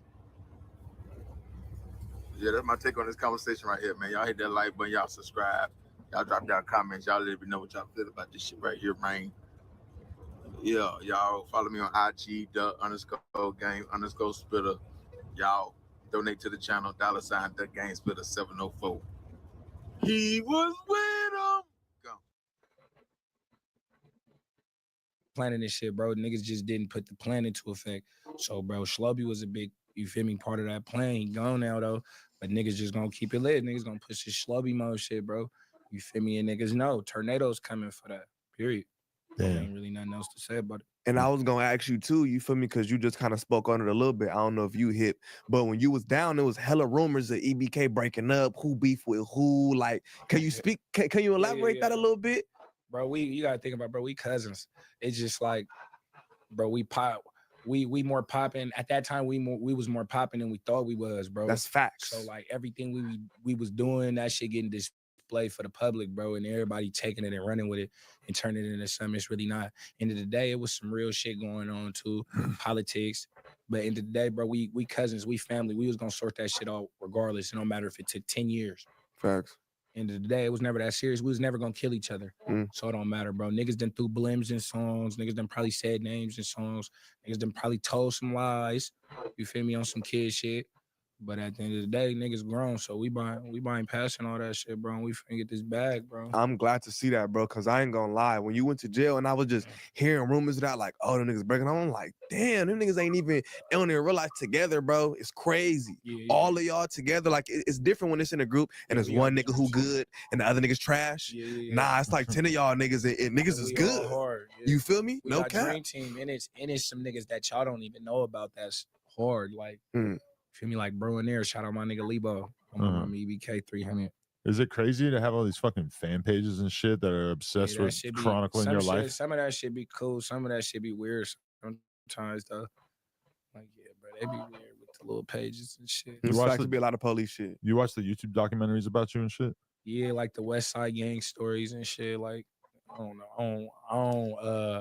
What's the words? I don't fuck with niggas. He said I don't condone none of that shit. I respect that he doing his thing, bro. Everybody got their own way to make a way. I can't knock it, but I don't really fuck with niggas, bro. Blood trying to get niggas indicted and shit. Man, because it's like, bro, how do you know this? What are you doing? And then it don't even make it better. The suckers hopping on that shit and promoting that shit, bro. That shit ain't cool, bro. Like I'm on gang enhancements, bro. Like I got real shit going on. Facts. I'm not finna play with these niggas making that shit for YouTube content and shit. You feel me? Even the suckers like nigga try to keep this shit gangster and niggas that go to Instagram. We popping and niggas that post it. Niggas get the video, do YouTube videos. Like, and the police watching all this shit, bro. I'm really on gang enhancements and shit, bro. Y'all trying to get a nigga violated. Like, you feel me? That's You niggas weird, bro. On Bloods. Niggas weird. I don't fuck with none of that shit, though. Some of that shit be, I be watching some of that shit, though. You ever seen the Swamp Story shit? Yeah, Blood, he weird. He be lying and shit. Nah, he real accurate. I'm trying to find out who he is. He dangerous. I always wanted to ask a nigga that. I'm like, how accurate is he this be capping though, bro. On my mama, like I don't like how he be disrespecting niggas when they pass. He be like the bow shit. Yeah, that's disrespectful, bro. He like the shit he said about my pops. Like, bro, that nigga cap, bro. Like, I never got robbed. He was like, he made the little Swamp Stories. He said I got robbed or whatever the case may be. Niggas ain't even finna get into that. He real accurate. He's dangerous. Whoever he is, he's a dangerous man. If you were him, do you think he should reveal who he is? Hell yeah. No. It's gonna be over with. You know some people that might want to pay him a visit? Somebody might want to trick or treat on his porch on Halloween. He has told me that he wants to come on the podcast, and it's kind of a weird feeling because it's like I would love if you did that. Is he gonna wear a mask? But also, I don't think you should do that. Yeah, he might as well just be on some movie shit and never reveal it. Yeah, rock the mask for sure. That'd be cool. For sure. Because I don't fuck with Blood. I watch it though. He get my view in the like every time. That's a fact. Because the nigga, he be like, how do you? He's know good. this shit? Yeah, he's good entertainment. But that shit, like, bro, come on, bro. You think he's white? I think so. I think he's Asian. Asian. Cause them motherfuckers go do research. They do Be on good the dark research. web. No weird shit to the Asians, bro. They do 'Cause good you feel me? research. I fuck with the Asian community, but bro, yeah, them niggas. They got Facts, I rich fuck with the sources, Asian bro. community too. My Asian niggas got shit, bro. Oh, I'm glad you said that. My Asian niggas got shit. So. Stockton got a big Asian community, right? Hell yeah. How it feel growing up around hella, like, you know, in LA? I ain't real around no Asians. You didn't? Just niggas? I don't really fuck Nah. with niggas. So them your opposites type shit. Nah, they ain't the ops though. We funk with Asians though. Them niggas know what's up. Them niggas know what's up. Bro. So would you say that there's like a big like racial divide in Stockton though? Shit, bro. I wouldn't, bro. I ain't biased to no race, bro. I be with all Mexicans. I grew up with all Mexicans, literally in Crow Valley. For me, I'm from Nightingale, but I grew up in Crow Valley. How far is that from Stockton? Crow Valley? Yeah. It's in Stockton. It's in the south. It's in the southeast. Okay, so that's like a little Yeah, it's subsection down the type street shit. from Nightingale, but it's not like driving is close. But if you walking, you looking at like 20 minutes or something. Okay. But it's all in the south though. You feel me? But it's the southeast though. That's where I really grew up. You feel me? I grew up in Crow Valley, but my granny lived in Nightingale. Is it just me or are you the only West Coast rapper who has a shag? Hell no. Who else got Nigga, one? that's a Bay Area thing besides Texas. Really? Yeah, that shit started in Frisco, I think. Oh, okay. That's a Bay Area shit. From my knowledge, you feel me? I only see Texas I ain't gonna rappers take it with from it. niggas. I Because feel you like don't be noticing. I feel like it's a Stockton thing now though. But it's, Nigga, didn't Slobby it's have some one? Frisco shit, yeah. Slobby had one, okay. nigga. Whoops. Yeah, some Frisco Redact shit. that. Yeah, nah, that's definitely Northern California for sure. They be hip to the shags. I know the first time I think I seen it was like Dallas or Texas. Yeah. But nah, when I went to the Bay, for sure, Shag Central, nigga. You still got one right now? You just got it tucked? Yeah. You growing your shit? Yep, I'm finna grow my shit out, bro. I gotta get a haircut. I ain't gonna lie. I mean, can we speak on it, nigga? You got one since you got Man, out? had you fucked up, bro. The nigga had you. I ain't gonna lie. Nigga seen his face. I'm like, I know he over there mad as fuck. Nigga Yeah, had my you. mama, and had no, you fucked and no, up. and no disrespect to blood, cause I didn't even do nothing to you when you left the room. But on my mama blood, fuck my shit up. Though. My mama, no disrespect to blood or nothing, no. But my mama, I wanted to take it there with blood. So he knew though. You feel me? What, the barber fucked you up? Bro, Yeah. nigga fresh out. He did the little paint shit. I don't like that shit in my hair. He did the paint shit. So when I seen it, it was cool. I'm just like, bro, I'm finna wipe this shit off. So I got in the shower, washed it off, thinking my shit finna be clean when I got out. And I got out the shower, bro. My shit is fucked up, blood. Nigga only did that shit to repair, like, a nigga fuck up and then spray your shit because he fucked up. Like, nigga, fix my shit, nigga. You can't do a nigga fresh out like that, bro. You're not Yeah, talking you about the fucked white up. line thing? Nah, not the white line, Oh, the black paint. Yeah, That's black next paint, level bro. shit, the chalk. He talking about like the spray, like it's called enhancement. You fuck with Nigga, that to do white the line? hairline. No, I don't do that all chalk shit not it. I ain't none of that shit, bro. Just give me line up in the taper, bro. Yeah, no disrespect, but like Yeah. I see people doing it like before the awards show, before the music video, like they Put chalk clearly on that doing it shit? on purpose so that they can pull up to the shit with the white Nigga, shit that still there. started as when you in the barber chair, they put the chalk gerb on your shit to line it up. Hey. Then niggas leaving the chair who with won it. Blood? Hey, who won blood that be getting at everybody hella foul on here, bro? I Ooh. like him. Why he ain't here? Flacco? I think That's so. his man's. He gangsta. Who? He gangsta. Who, the bro. African? Bro, Little he- fat short nigga? Oh, he got the cut, bro. Is that no jump, bro? That's Oh, for sure Sharp. no jump. Yeah. Sharp. He got the cut. He Sharp, you was- talking about, you feel me, slick back hair, Oh, yeah, talking yeah. crack. on Yeah, bitches, Sharp. niggas. That's my nigga Sharp. Oh, I like him. Yeah, nigga. Yeah, I like him, bro. He goes crazy. What did you ever sell some pussy? What? What is that? You know, negotiate the sale of the pussy, like officiate the sale of the pussy. No. What? that? No. No, because Sharp, he used to be a pimp. Back in the day. Oh, back in the Maybe day. I should have just said that. Yeah. Yeah, because he Nah, said bro, some I- pussy. You bro, like, I don't got one of those. Look, I don't get into no illegal activities, bro. But if a bitch We wanna law tap abiding in- citizens. Hey, the bitch want to tap in, it ain't no BFEs. Why did I say it like that? I shouldn't have said it like that. Ain't no BFEs and none of that though. Bitch can tap in no DMs.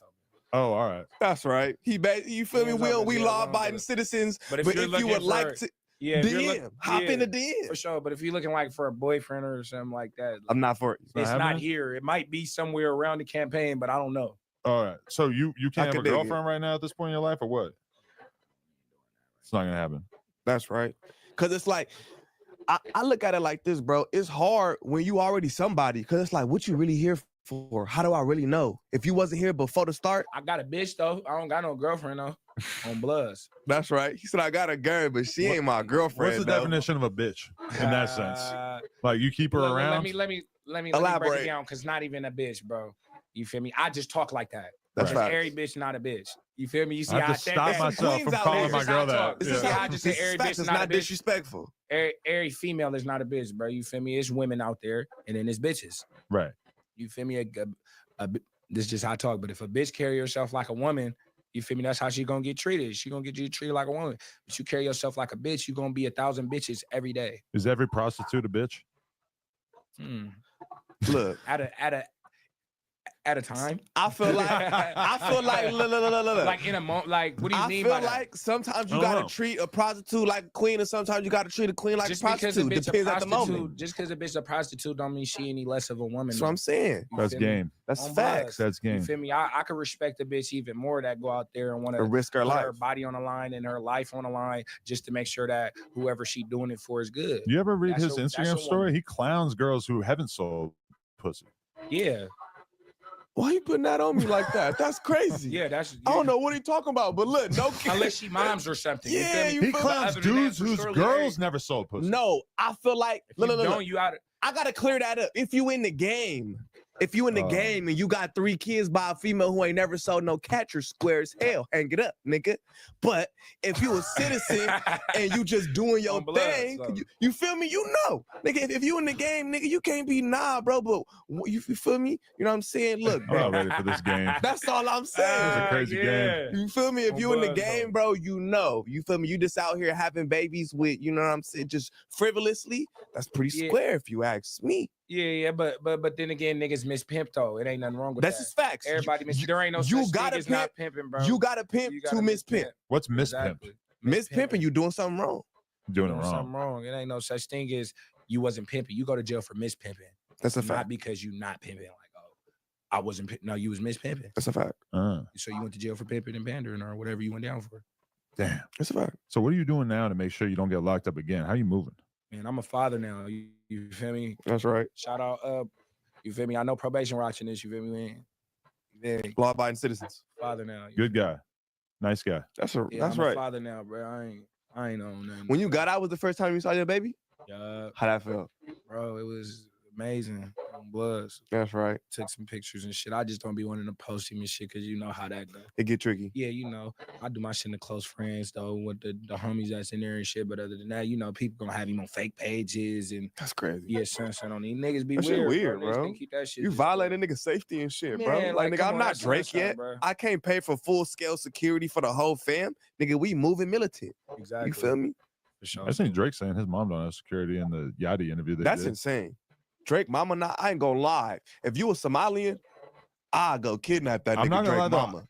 Yachty asking if you Drake kidnapping if people it- and shit, like Yachty was asking Drake if he feels like anyone would ever do anything to his mom. I was kind of like, bro, I would have edited this out. Like, I don't feel like even Yeah, putting don't that put out that there out into the there. universe. Like, yeah, that's weird. just don't even acknowledge that could happen. Facts. But I nah, don't bro, know. I feel like prepare for the worst, but pray for the best, nigga. Hope everything go right, but prepare for everything to go wrong. You feel me? No cap. What you say? Now He just reading memorabilia and shit. He in there. He's soaking it in. How many yeah, yeah. interviews you did too? Like only a couple? He said one. Two. Well, one. And one this and a your half, first two. one since you've been out This for like, sure, right? This my first one since I've been out, bro. Yeah.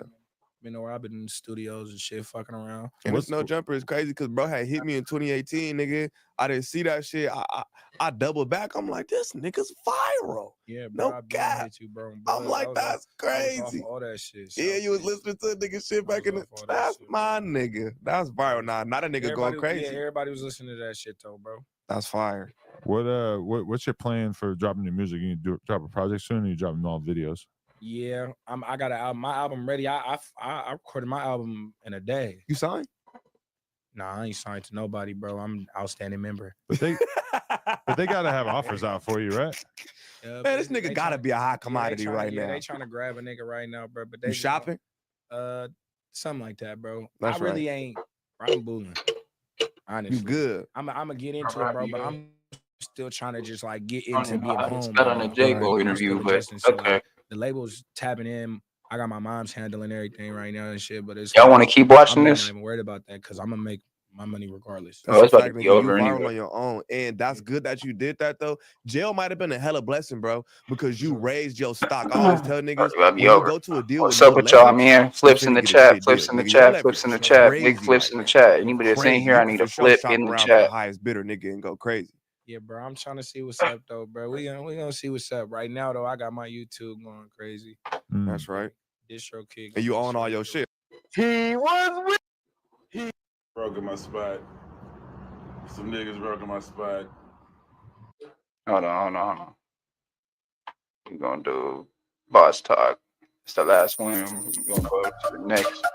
What y'all want to see next, man? Let me know. Shout out to E. He the reason you see. We're following a developing story here at Fox 26 Houston. Sources telling our Isaiah Carey that burglars broke into Slim Thug's I apartment. need flips in the late chat. Monday Everybody night that's on right here, I Texas need flips Avenue in the chat. downtown Houston.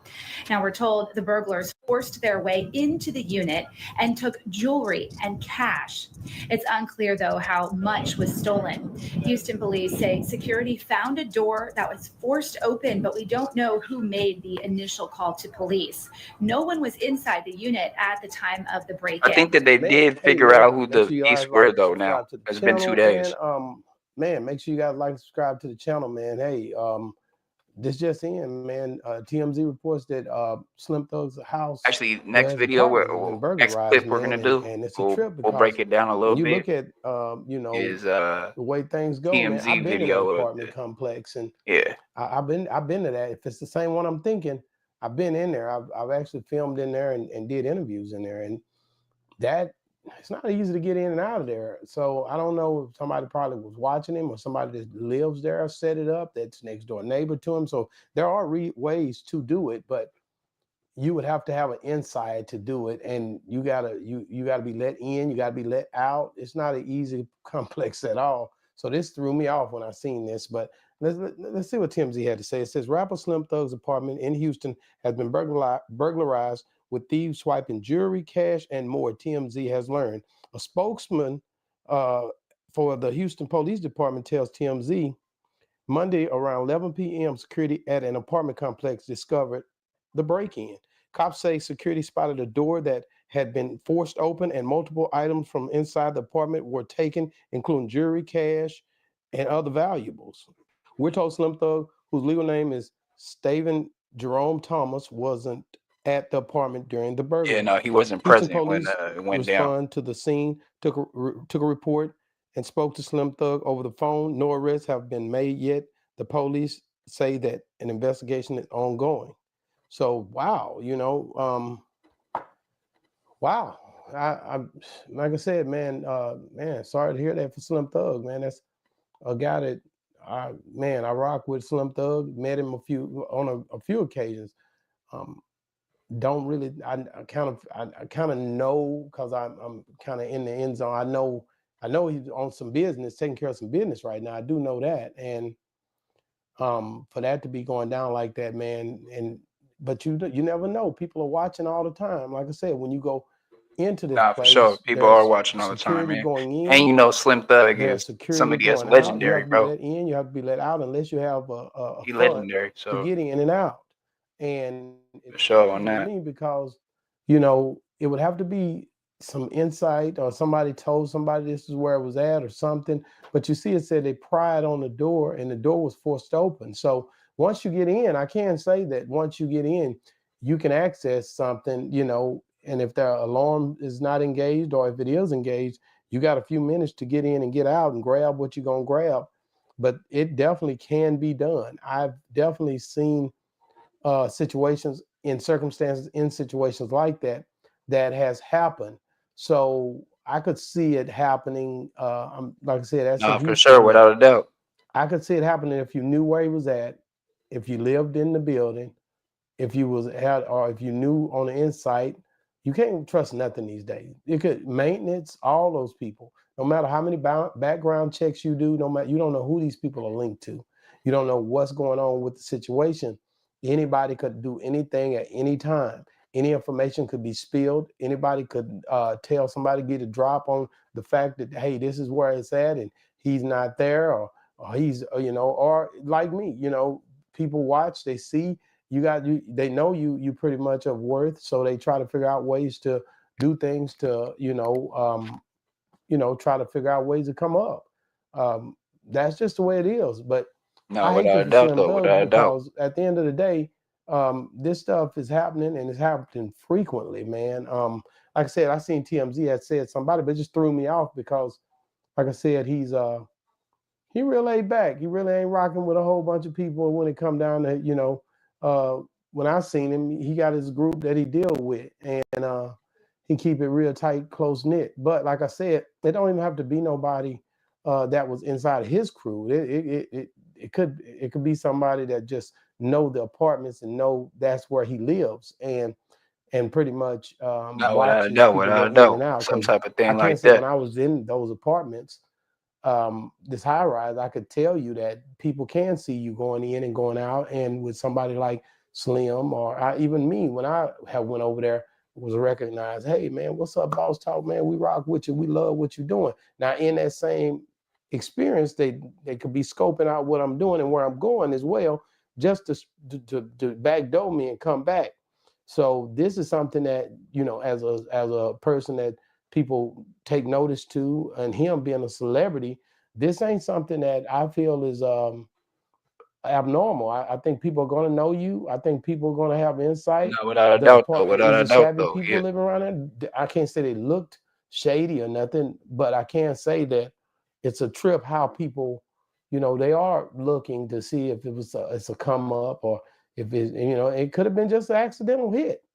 It could have been an accidental hit because you get lucky.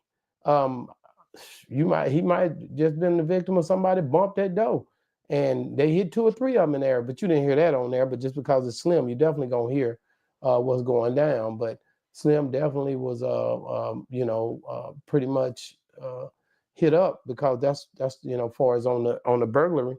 And just thank God that he wasn't there. You can replace items, but you can't replace a person. That's the whole game. So man, hopefully he has insurance on his items that was taken. I'm pretty sure he does if he's a businessman, that I think he is, and I know he's a businessman. That's the one thing you got to have your places of where you live and your items that you have Without a insured, doubt, man. Without a doubt. and you got to have a And backup plan, you because somebody when like you're that that's worth got flashy people jewelry, insurance. somebody that's Let me say this legendary in first the of all too, city, like y'all, he and this said, go for they knew all. who It he don't matter was. who you Hey, are, what's how up, boss high up Bob, or how man? low Like you we think fuck you with you, are. shit, all that. So Insurance is so important. It's way more important than Joe anything get else. If that y'all ain't heard insurance for nothing else your on house, this man. whole review, understand me that Or if your you don't pay apartment, nothing else, either pay your or. That was a insurance, penthouse. because you don't never know what's going to happen. You don't know when a rainy day is coming. And when it rains, you need to be prepared. You need to have an insurance umbrella. What I'm telling you is pay your insurance before you pay. It's very important. You got to eat your food and all that. I get it. But your insurance is so important, because if you own those items, you want to be reimbursed. That's your worth. You want to make sure that you keep all of that stuff to where it's pretty much covered. And then when you get and I talked about that a little bit yesterday with Boosie, in the car accident, because you can replace items, but you can't replace people. But I can tell you this: if you have insurance and you know that things can happen, you have to be very selective on what you say when you're trying to, get your claim reimbursed too. The forced entry will make it to where he'll be able to recoup. The fact that he wasn't even here or in town is going to help as well. They got cameras and everything on these places, so I'm pretty sure they got visual footage. I believe it might have been a year or so ago, I heard him say somebody broke into something down in the same garage area, and they had footage of those people. And I remember having a break-in at one of my businesses, and the biggest thing was I had my cameras and stuff. And the thing I told them when they came out there, it was some guys that didn't look like me. It wasn't even of our same ethnicity. But I told them, I said, hey, man, I don't know those guys. And I need y'all to it's about to be Christmas. This was right before Christmas. I say, it's about to be Christmas, man. And I need to be reimbursed. All my money need to be back ASAP so I can try to flip and make some money for Christmas, and also supply my customers with what they needed. So, the flip is real. When you're hustling, you got to have The your flip flip. is real, So man. Real shit. Get that that was grind the on, man. thing for me. So they ended up getting me taken care of. But it wasn't an easy. You had to watch what you say, be selective. They're looking to see if they can find ways not to pay you, even though when you're being victimized and you might be paying $2,000 a month on insurance. I paid $2,000 a month on insurance, being a businessman.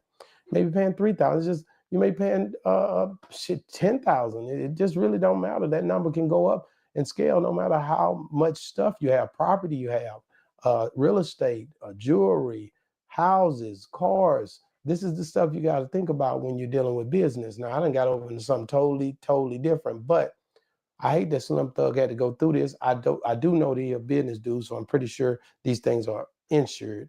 But at any rate, you can never replace sentimental value in certain things that you have. So, man, make sure you guys get in the comments. Let me know what you think about Slim Thug apartment being burglarized, and also let me know how you liking the reviews, man. Boss Talk 101 reviews. Yeah, we on Boss Talk TV. Shout out to E. He the reason you see. All right. Yeah, we on Boss Talk TV. What y'all want to Shout out- see, man? Let me know what y'all want to see, man. We do one more Slim Thug one. Let me see. We got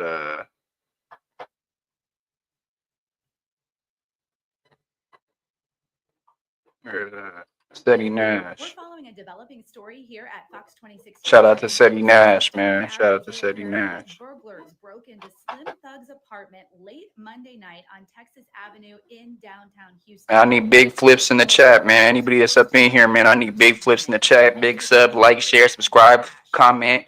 Hit that notification bell so I know you're there. Houston police say My bad. security Hit that notification bell so I know you're there. Throw it to you when it's in the air, man. Come on, let's go. Initial call to police. No one was inside the unit at the time of the break-in. Now, in March, Fox 26 spoke with Slim Thug and Propane on the Nightcap about their new movie starring several legends. It's a drama. I was going to ask, is this action? Is it a comedy? Is it a drama? It's a dramedy. It's called Double Cup. It is about drink. We wanted to keep the storyline Houston based, you know what I'm saying? So basically that's all it's about. I don't sip drink, you know what I'm saying? No more. I'm a grown man, so I'm not promoting it.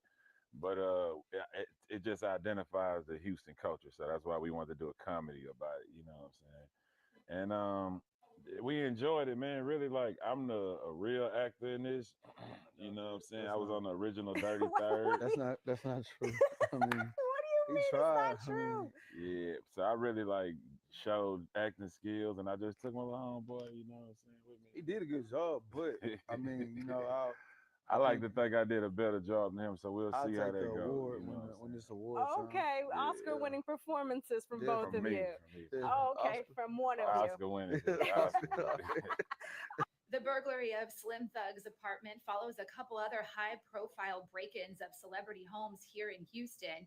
In 2019, DeMonte Jackson forced his way into Bun B's home and put a gun to his wife Queenie's head. He was sentenced to 40 years in prison. Damn, we losing people. Y'all don't want to see this? What y'all want to see, man? Arrested and charged in the burglary of Jose Altuve's home. They're accused of stealing nearly $1 million worth of high-end luxury watches from Altuve's home during the team's home opener in 2023.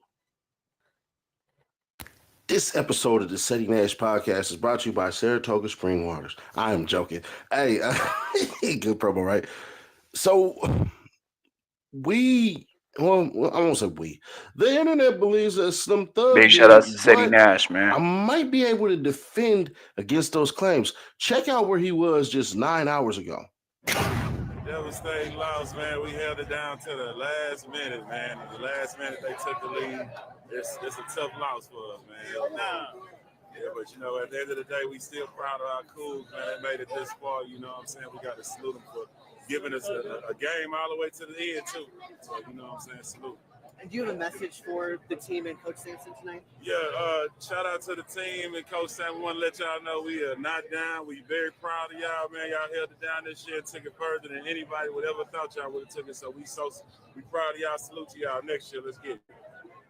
I want to take y'all through this space of Slim Thug's house just from social media alone. Take this walk with me. It's pretty interesting.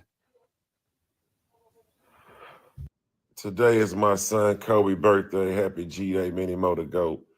Also, Drew just celebrated his on the 15th. We got together, hit the steak 48 to celebrate. You know what I'm talking about, man. It's the 6-foot game. Had a good time chopping it up.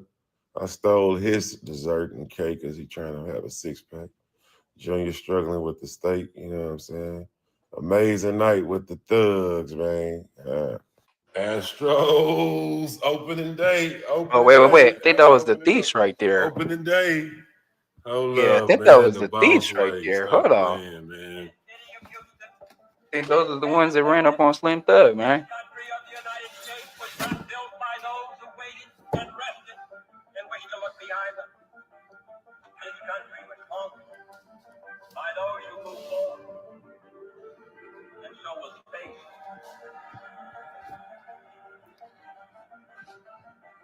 What was once the furthest outpost on the old frontier of the West will be the furthest outpost on the new frontier of science and state.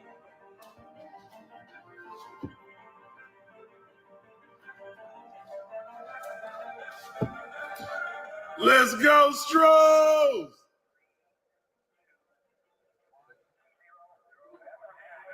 Let's go! Let's go! Space City! Space City! He said Space City.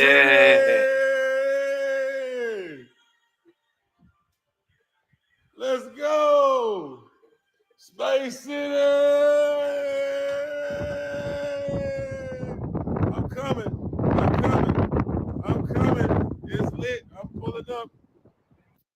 So now we can see he got jewelry on, he got his chain, Okay. everything. Yeah, that was Slim getting ready for And what the he's game. not seeing is, bruh, this is all access to your house.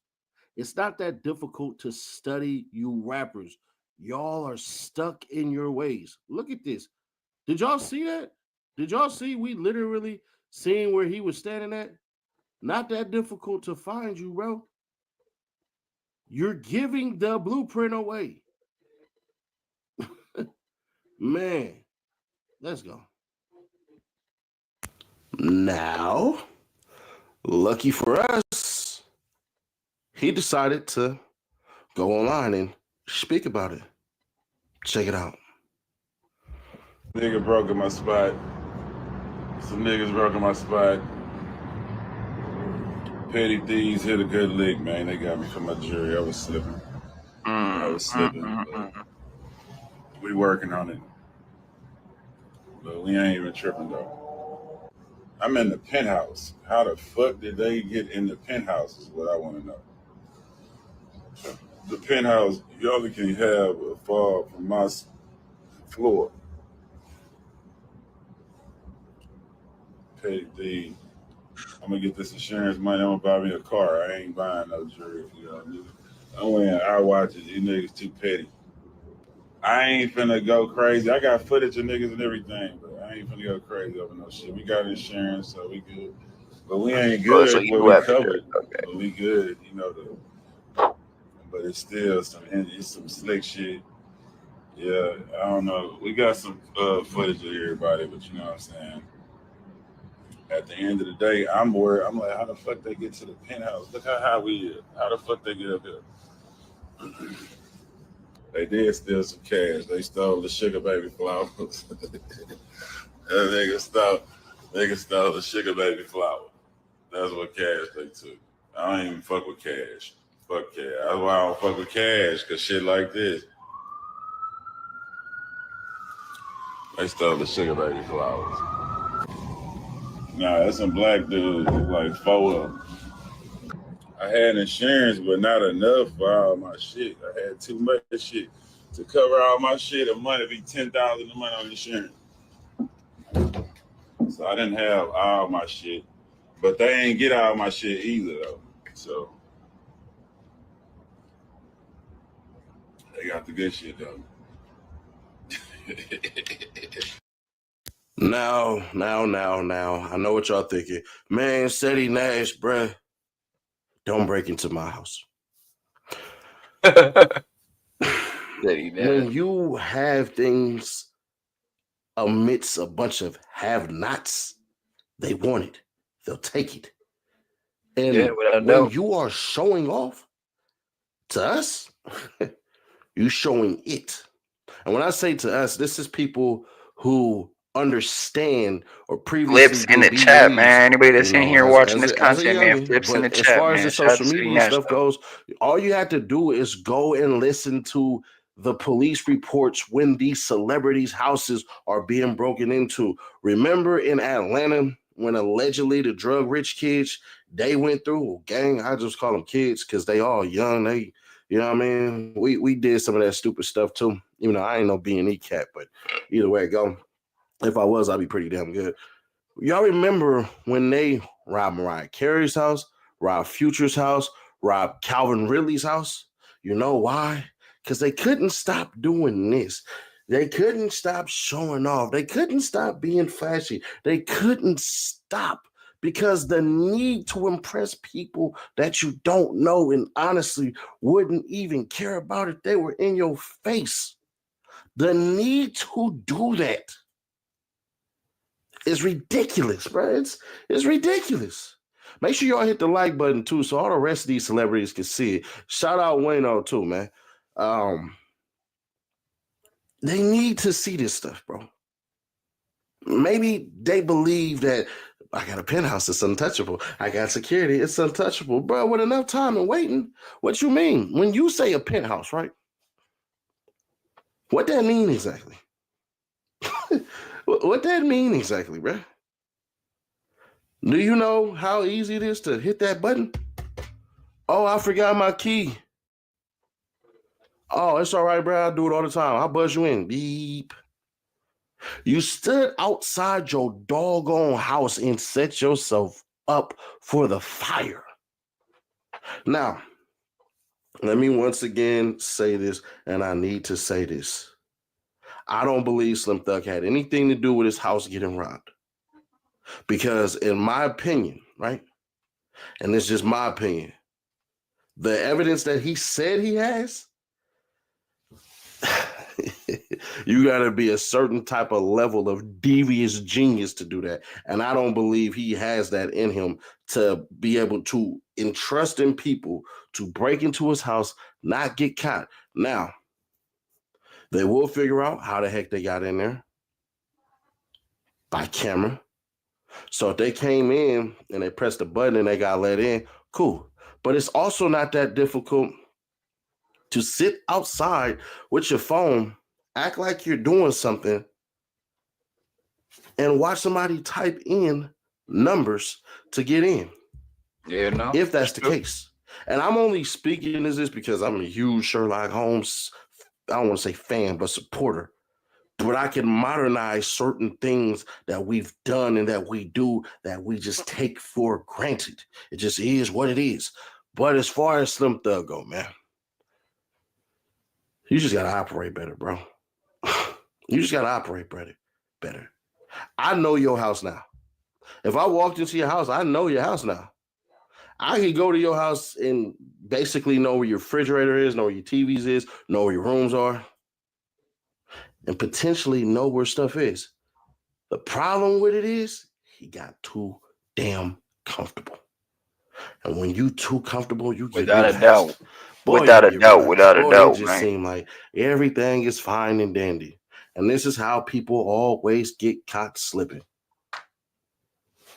Hopefully they get his stuff back. I personally hate thieves.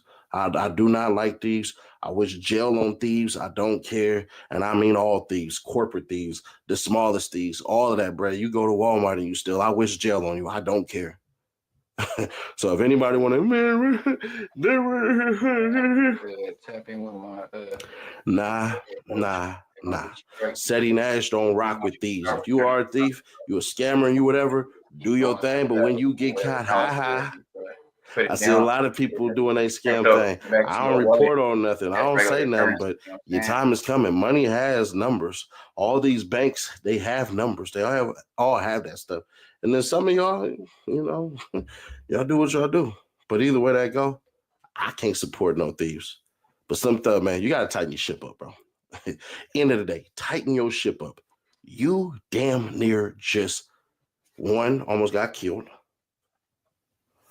Two, put your people in That's jeopardy. true though, yeah. You no longer Shit. have the freedom nor safety anymore. Stop being so If comfortable I'm with looking everybody at just it, knowing your location if and your I'm looking pad at and it, shit. bro, I feel it. I'm looking to leave because the privacy that you thought you had, you don't. The publicity of it all just made it worse.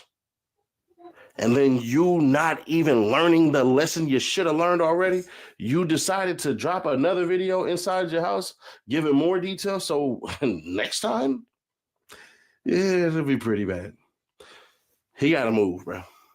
If you a Slim Thug supporter, homie, friend, girlfriend, cousin, son, related to him, or just basically know him, or you follow him and you follow me, send that man this video right now and tell him, hey, bro, yeah, you should listen to Teddy Nash on this one, man. He say you need to get the hell out of there.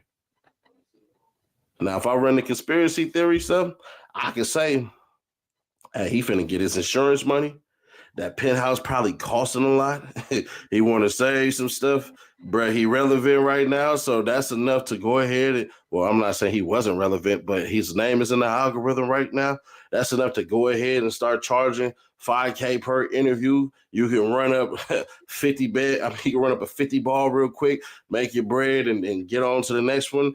And you as a diabolical genius, bruh, I just find it difficult to believe if what he's saying is true about security cameras capturing everything, because I would never trust anybody, any freaking body. Yeah, that's true though. About For any sure. of that, as far as making sure that they don't tell on me. But y'all, let me know your thoughts on this, man. Share to keep your people aware. Subscribe. Check to me out on stay YouTube, notified. man. The You want Flip to keep up Thoughts with Nation all the up-to-date 67 on videos? streaming right Click now, that man. Check play me out. this right there. Other than that, we go. Okay. Yeah, we can do this. Supposedly he got arrested at the Hood Day. 4 extra did. It's gonna be a whole lot of back. Vernon Avenue, Chris on the thing. It's the Hood Day. They didn't let the Wait. Actually, no, I'm gonna make that for another video. We gonna do one more about this Slim Thug. One more.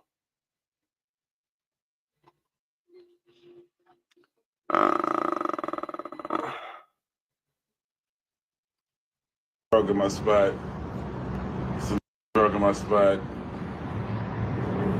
Petty thieves hit a good lick, man. They got me for my jury. I was slipping. Going on. Yeah. We working on it. But we ain't even tripping though. I'm in the penthouse. How the did they get in the penthouse is what I want to know. What's going on, yo? The Check me out on YouTube, building man. have Check me a out. fall from my floor.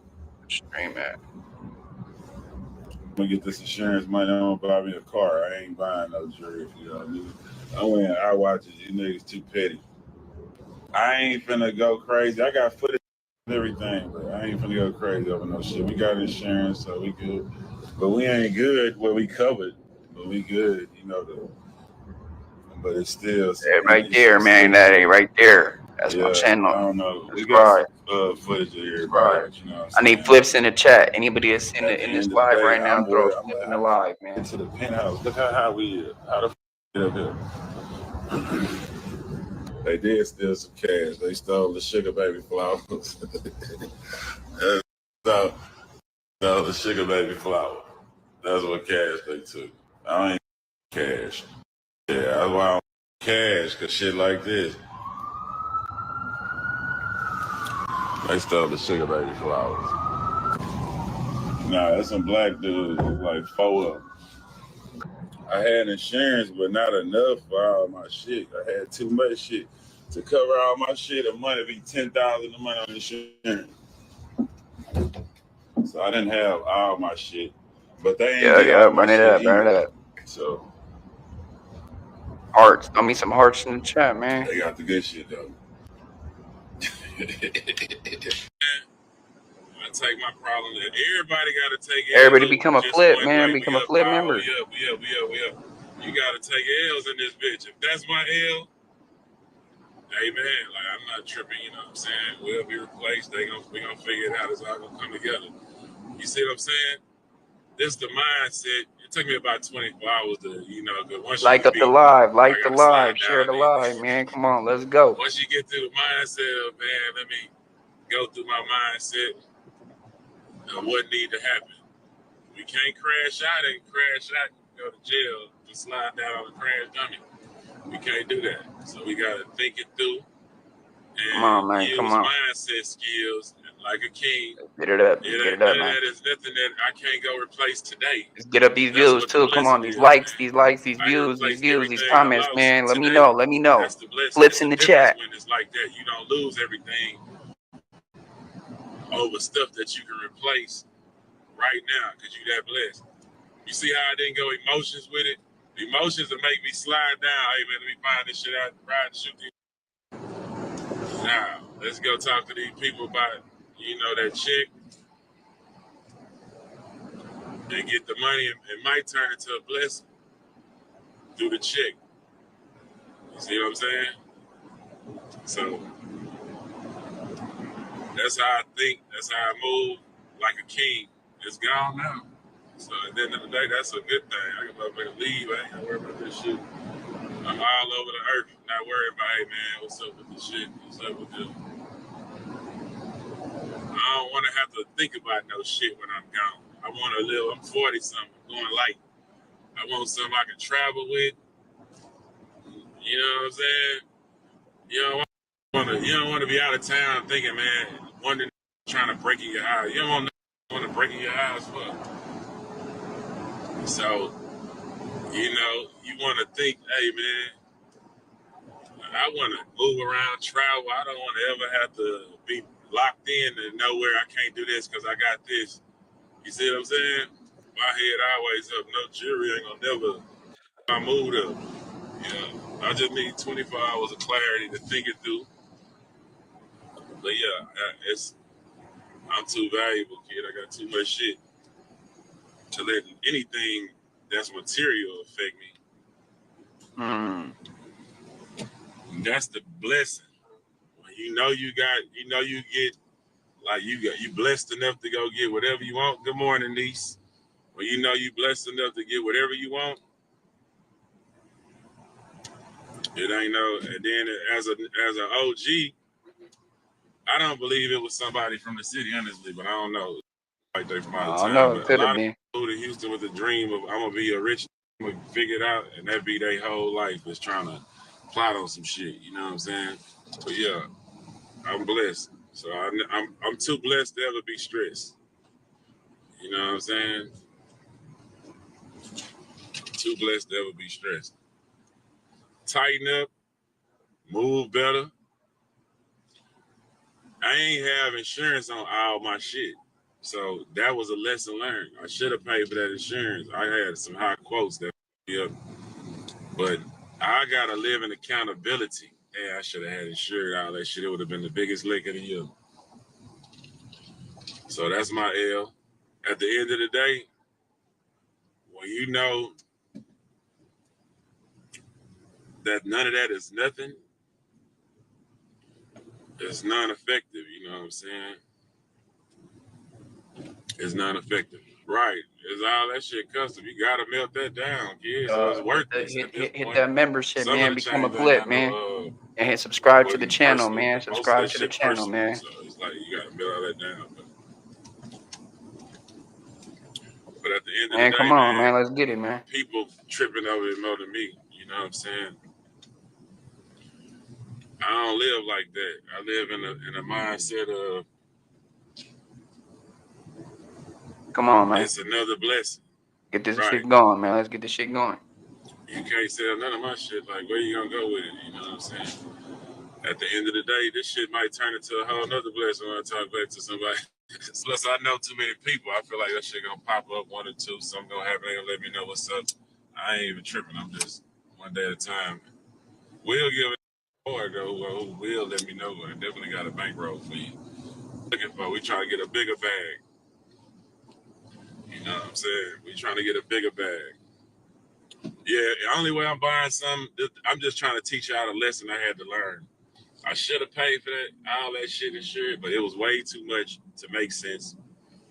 And if I ever get anything else, I'm only getting some shit that I'm gonna have 100% insured, where it don't matter. But I ain't finna be living no mindset of, man, I gotta watch some shit, watch where I go. I ain't doing none of that shit. I want to be able to travel with my shit, something like being an island. Extra shit. I'm 44 years old. I don't need all that. How many times we seeing the crash out for this? This is how I crash out. Shit like this, right? But the smart thing is to hit the lick. I didn't spend all my money on jewelry, so that's everything I have. But I don't want to with no jewelry or no cash no more. This should be too much of a hassle trying to protect. You know what I'm saying? They'll be running in your house with your kids and that shit. I don't want none of that shit. I just want to live a free life.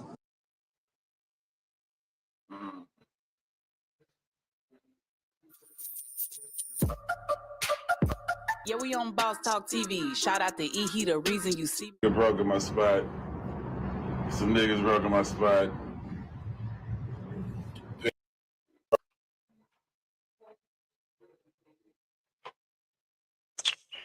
All right.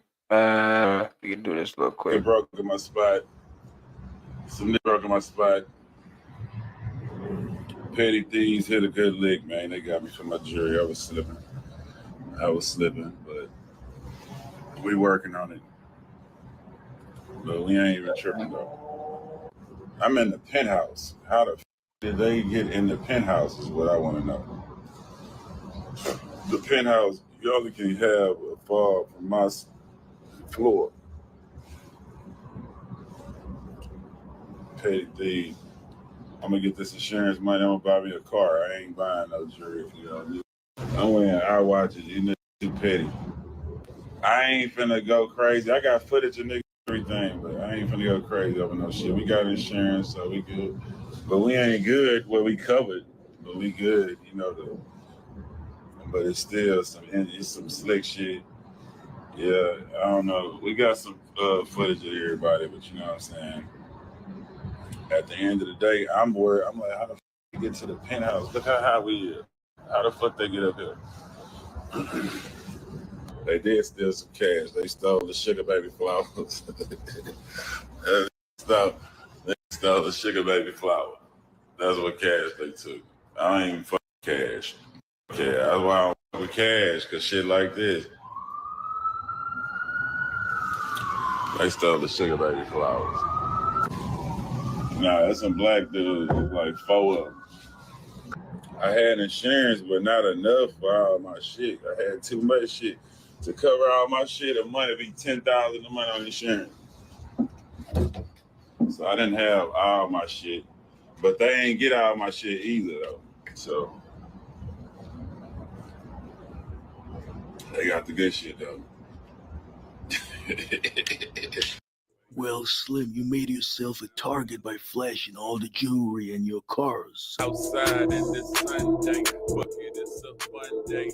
LB to MLK, it don't matter where you stay. Let's bust out everything. I drive fresh. Inside, the dash. FaceTime rolling classic. Roger, tell these motherfuckers subscribe to the Prophet channel.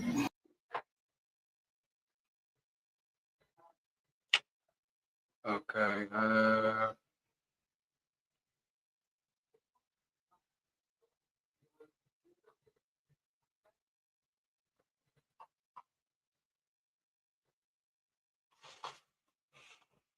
It's the last We're one. following a developing story here at Fox 26 Houston. Sources telling our Isaiah Carey that burglars broke into Slim Thug's apartment late Monday night on Texas Avenue in downtown Houston. Now, we're told the burglars forced their way into the unit and took jewelry and cash. It's unclear, though, how much was stolen. Houston police say security found a door that was forced open, but we don't know who made the initial call to police. No one was inside the unit at the time of the break-in. Now, in March, Fox 26 spoke with Slim Thug and Propane on the Nightcap about their new movie starring several legends. It's a drama. Right. I was going to Yeah, ask, is comedy. this action? Is it a comedy? Is it Yeah. drama? It's a dramedy. It's called Double Cup. It is about drink. We wanted to keep the storyline Houston based, you know what I'm saying? So basically that's all it's about. I don't sip drink, you know what I'm saying? No more. I'm a grown man, so I'm not promoting it. But it just identifies the Houston culture. So that's why we wanted to do a comedy about it, you know what I'm saying? And we enjoyed it, man. Really, like I'm a real actor in this. You know what I'm saying? I was on the original Dirty Third. That's not true. I mean, what do you mean tried. it's not true? Yeah, so I really like showed acting skills, and I just took my little homeboy, you know what I'm saying, with me. he did a good job, but I mean, you know, I like to think I did a better job than him, so we'll see how that the goes. award You know when this award. Okay, Oscar-winning performances from both of you. Okay, from one of you. Oscar winning. The burglary of Slim Thug's apartment follows a couple other high-profile break-ins of celebrity homes here in Houston. In 2019, DeMonte Jackson forced his way into Bun B's home and put a gun to his wife Queenie's head. He was sentenced to 40 years in prison. And 2 years ago, several people were arrested and charged in the burglary of Jose Altuve's home. They're accused of stealing nearly $1 million worth of high-end luxury watches from Altuve's home during the team's home opener in 2023. I've tried many a times to try to be cool with Wack to the point like we straight, like he ain't, like I even told him, I said, man, you ain't got to worry about me getting on the internet, disrespect you or nothing. But every time I put my guard down with Mr. Cash McElroy Jones. McElroy, I didn't know about that. Every time I put my guard down with Elroy from the Jetsons. McElroy, Remember that's him? his last name. His middle name. Every time I put my guard down with him, I get a call. Man, Wack told me not to mess with you. Wack told me not to deal with you. He makes Carter. That's why I ain't got a Vlad interview. That's why I was supposed to do the Trap Lord Ross thing. The Trap Lord Ross shit didn't happen. For real? Yeah, because Wack be telling these dudes, bro, like, don't f with me. Snoopy a snake. Snoopy's gonna turn on you. No, bro, because you know if you do some bullshit to me, I'm gonna do some bullshit to you. Now, if you don't want me to do some bullshit to you, Wack, just don't do no bullshit. Nigga, I got a hood tatted all over me. I didn't even fucking grow up in, nigga. I'm the loyalist motherfucker around here, nigga. What the like, nigga, all you gotta do, nigga, just be real with a nigga, bro. Like, nigga, I ain't gonna do no bullshit, nigga. But I can't be loyal to you when you not loyal to me, bro. I'm not gonna ever be cool with no nigga that knows I'm not a snitch, but's gonna get on the internet and say that I'm a snitch because he's worried about me making it a certain level. Nigga, like I'm gonna put it out there. Loose Cannon told me straight up. Loose Cannon said, Wack said he don't want to clear you because when you blow up, you gonna turn on him. I was like, what?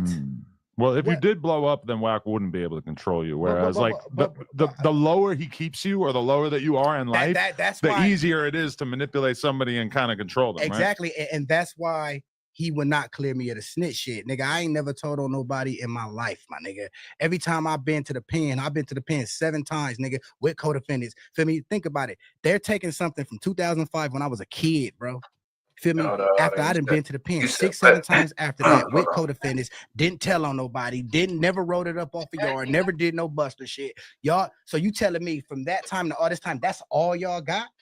Old 2005 case when I got on the stand and told the nigga, repeated the same story as the nigga on trial. He said he looked scared when he did it. It was an accident. He was trying to get off on heat and passion. I confirmed his story and lied and said he didn't try to kill me when he did. He was acquitted of trying to kill me and only found guilty to what he admitted to. So how is that snitching? But like I said, if Wack would have kept the same energy with me that he kept in that 6ix9ine interview, we would have had a good interview, bro. But he switches up who he is depending on who he's that's true though. Interviewing. Like with 600, like I'm not with 600, like with 6ix9ine. He'll tell 6ix9ine, you supposed to lie to the police. You supposed to tell the police, nigga, give them a false description so you and your boys can handle it on the streets. But then he'll turn around and sit up here and tell me, you don't supposed to take the stand at all. You don't supposed to say nothing. You supposed to be quiet. You don't say shit. Like, bro, you just said, Well, why did you know what I'm saying? And that's just another example. Like, bro, this nigga got something against me, bro. No matter how much I try to show him I'm loyal, no matter how much I try to make a video and push his bullshit narratives, he's not gonna trust me. And it's not nothing wrong with me, it's something wrong with him because he know he's not a trustworthy person. I mean, the game has a lot of picking and choosing that going on. Like Kanye, as far gone as Kanye might be, when he was doing that academics I love interview, Kanye. Shout out Kanye. but Kanye said, yeah, did he beat a bitch up? And we all seen the video. But Playboy Cardi was charged with assaulting and choking his pregnant girlfriend. And nobody ever says shit about that. But then meanwhile, Diddy has 200 lawsuits and he's been, basically canceled out of hip hop, etc. And it's true. It's like, if it's that bad to hit a girl, then we should judge everybody exactly the same and everybody else should have to deal with the same shit. But like instead, the game will take certain people who've been accused of shit and elevate it to some crazy level, like Drake, predator, pedophile type shit. It's bullshit. And I could tell you a bunch of people in the game that we know for a fact have been with underage girls, that it's like out there 100% proven, that never gets mentioned. You don't even talk about It's just a huge like asymmetry of it's just like unfair. People pick the people that they want to pick on, and then they're not they don't do it to the other people who are accused of the same shit. And that's what I've been going through my whole career. They call me things. They say I didn't grow up in Compton. They say that I'm a hood hopper. They say all these negative things about me, but in fact, I'm really from Compton. I'm really in LA. I was born on Rosecrans and Clark at Kaiser Hospital. So I'm trying to figure out but then because I'm me, I guess because I'm arrogant in the way I carry myself, they got to make me feel inferior. So now he's not a blood. He's from the IE, when in fact there's rappers, Compton TG and other rappers that's not even really from the city of Compton. You get what I'm saying? You feel me? And I can say things about a lot of people, that's rappers from Compton or that's gangbangers from Compton, Keyways and Damus, but I'm not. Because my job is not to expose nobody, because I only speak on people that speak on me. But that's like the ultimate thing, where we all know a ton of people that are not from the hood that they claim, and nobody gives a. They call you a culture vulture, exactly. Right? They call you a culture vulture. Right. Crip Mac is probably the biggest culture vulture of our time. But he's vulturing his own culture, right? It's not his culture, because Crip Mac is not from LA. But he's from down the street. Crip Mac, for one, he's not from LA. And like I said, I don't have no problem with Crip Mac. This have nothing to do with him dealing with old girl. Can't call her my ex because we was never in a relationship. It don't have nothing to do with him dealing with her, because she only had him say something to me so I can say something to him so they can make that the narrative. It was a trap for me. You know what I'm saying? So I'm saying this because this is the truth. I mean, y'all talk about people not really being from the culture, people being culture vultures. Y'all would be on Crip Mac if he was white. If he was like 1090 J calling him, he just biting the culture. Crip Mac is the biggest culture vulture of our time. Why? For one, he never went to school in LA. Never. Feel me? He got put on his hood at damn near 30 years old. He was on the internet claiming several of gangs. He finally found him a home. They put him on. Now he's from his gang. Ain't nothing wrong with that. But if we're gonna, like you said, if we're gonna point out somebody else, we gotta point it all out, bro. Crip Mac is a culture vulture, bro. If Adam 22 is a culture vulture, if Vlad is a culture vulture, then Crip Mac is a culture vulture. Okay, so you just saw the clip, but did you know that you can watch this entire interview right now before it's released to the public, uncensored, by becoming. All right. We're following a development. Man. What y'all want to see, man? What y'all want to see, man? Let's do this. Let's see what's up with this.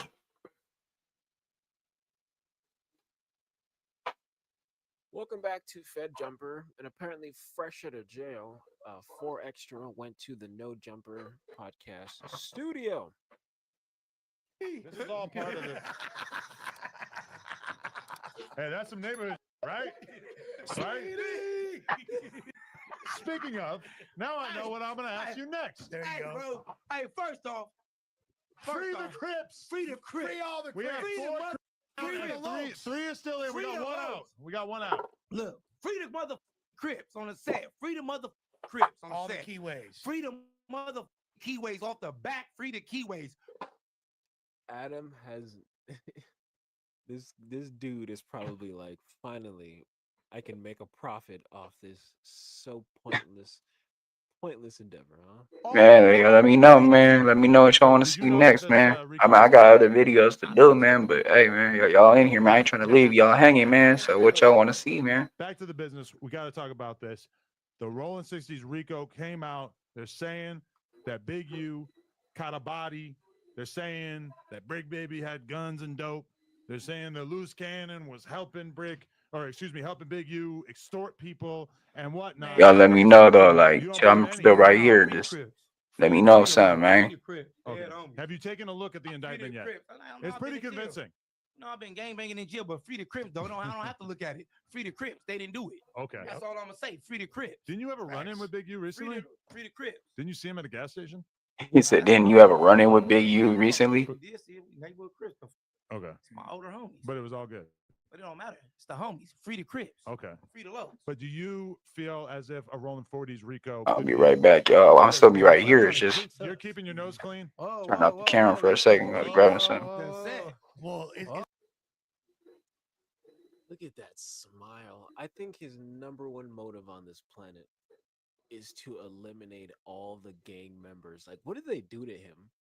What did the gang members do to him that he is systematically doing this? Like, you saw, he got visited by the federal government. There's a rolling 60s RICO in progress. Now he's talking about a rolling 40s indictment in front of one of the members.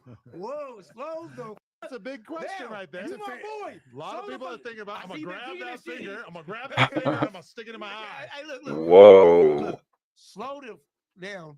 No, we ain't getting no Rico. Okay. Second off, that shit they in jail for they didn't do, get them the fuck out. Free the Crips. Okay. Period. Okay. Dead homies. Free the low. But in terms of, are you on the Brick Baby side? Check out StreamYard, man. You're new to streaming or looking to level up. Check out StreamYard and get a $10 discount when you use StreamYard.com/PALD6051944. But I'm just saying that New to StreamYard looking to level up. Check out StreamYard and get a $10 discount on me, man. You don't want Tap nobody in. in jail. Free the Crips. I don't give a you let that shit be for the streets. Free the Crips. Was there a lot of like when the indictment came down? Was there a lot of chatter in the jailhouse about it? Were people talking about it? Oh, they just they got them in jail for no reason. Got to be the biggest news, huh? They got them in jail for no reason and all that. You know what I'm saying? They got them in jail for no reason. Free him and all that. I thought I was gonna see Brick in there with me. You know what I'm saying? Federal charges. How could we just pass right over that? How are we? Oh my God. Okay. I think this was wrong with the black community. He just said there are a bunch of people in jail that have nothing to do with this, that are telling him they have nothing to do with this, but the police locked them up anyways. Yeah, no, sure. They just glazed right over that. A bunch of black men are being falsely imprisoned, and they were just like, next topic. Yeah, I know. I found out. I talked to him. He said the feds were actually like really. He said it's way nicer in the feds. He's like, it's clean. Hell yeah, feds it's way more. You got to think, and more they proper. And they eat real food in there. You got to think the food that we eat in the county jail. Terrible. What that shit look like for animals? Like what? What's an average dinner? Bro, that shit look like dumpster food. You know, that's why you go to the store in there. Dumpster food. Like, damn, bro. What's the best shit in the store? Because it's still like noodles and Cheetos and shit. It's the concoctions you make. You gotta mix all that together. You know what I'm saying? You watch. We gotta have a spread day here. What the and we gotta fuck? fix the spread. You know what I'm saying? We gotta have a spread day. We gotta fix the spread here, and then you'll understand what's the difference. That's next. We're gonna do a spread day here. We should do that like this week. Yeah, do this week. We're gonna do a spread day. I like and that. We're gonna This is a man of many talents. Man of many talents. Patent his own word. He's a chef. Pick him up, spreading this mother. You get what I'm saying? You can't just. It ain't no such thing as like what's the best thing on here. You get what I'm saying? Are you a good cook? Can you know how to chef up? Yeah, we scrape them up a metal bunk. You know what I'm saying? Put a fire under it, light a wick. But you're not too good in a regular kitchen. Man. You know what I'm saying? Straight up. You just said some hello, like what? A plastic bag though. The plastic bag. Yeah, no. What the heck? Wait, hold on. You gotta grill that mother. Scrape the bunk, all the paint off the bunk, right? Yeah, I don't know what he was talking about, bro. That shit. Adam wants him to Yeah. talk about the drug making process. Hold on, y'all like this one? Yeah, I think this is the one. after we put it on the thing, we're gonna put the fire on it, make a candle. But you know how you make the candle, right? What? All right, you gotta put the peanut butter. I used all mine on some guy's asshole. Chill, buddy. Hold up. Chill, buddy. Hold up. Chill. And look, you gotta put the tissue out with the peanut butter on it. You gotta fold it and you gotta put grease on it. You know what I'm saying? Yeah. Roll it up. You know what I'm saying? You light it. It's gonna burn. It's gonna burn. It's gonna burn. Cool out. Hold on. We gonna go back to what we gonna do. This one What's right up, here. fam? This is your boy Cut to the Chase TV. Be sure to hit the like and subscribe button, and be sure to share this video. I got some news for you Negroes. Oh today. man, where Now, we are gonna leave, man? What y'all want to see, man? Let me know in the comments, man. Let me know in the comments what y'all want to see, man. Everybody blamed Adam 22. Everybody blamed No Jumper. You even got some people that went as far as to blame No Jumper host and accuse them of setting up Brick Baby to be arrested. I'm not one of those people. And this is the conversation we got to have tonight because I'm sick and tired of seeing these gang members. Wait, hold on. You know what? I'm sick and tired of watching everybody make excuses. Oh, man, devastating loss, man. We held it down to the last minute, man. The last minute.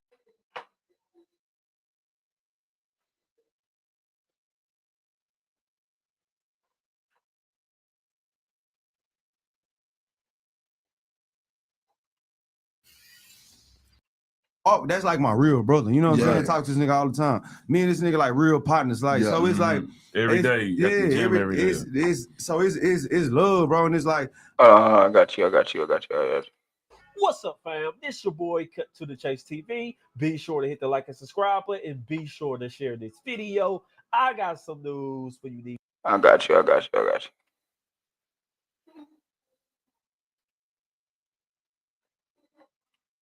No Jumper, coolest podcast in the world, and This I is can't some believe new it. and exclusive, We got man. a Become a crazy, member of the No crazy Jumper, man. No person Jumper. in here to say the very Members least. only, man. Hey, The interviews early. It's King Phil, nigga.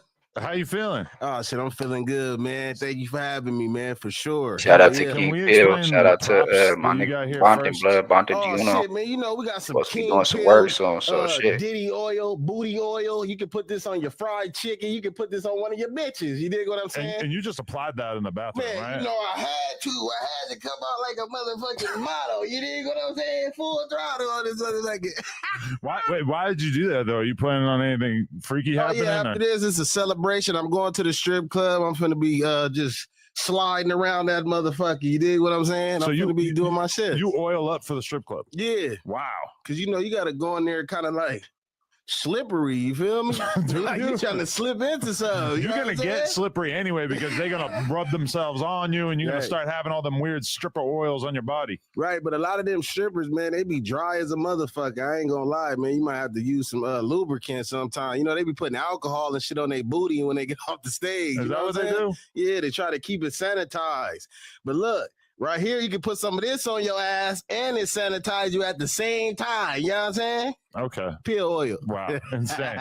Why the peanut butter? Oh, and man. that's the chunky shit, right? Yeah, this that shit. It might be creamy or crunchy. You feel me? You don't care. Right. Hey, this is what everybody been talking about. Everybody been talking about that peanut butter in that ass. This is what we talking about right So here. wait, have you actually seriously done that to somebody when you're locked up? Okay, so look. Oh man. Oh no. Okay, so look, man, No. I'm gonna tell you. Anybody who do something like that, right?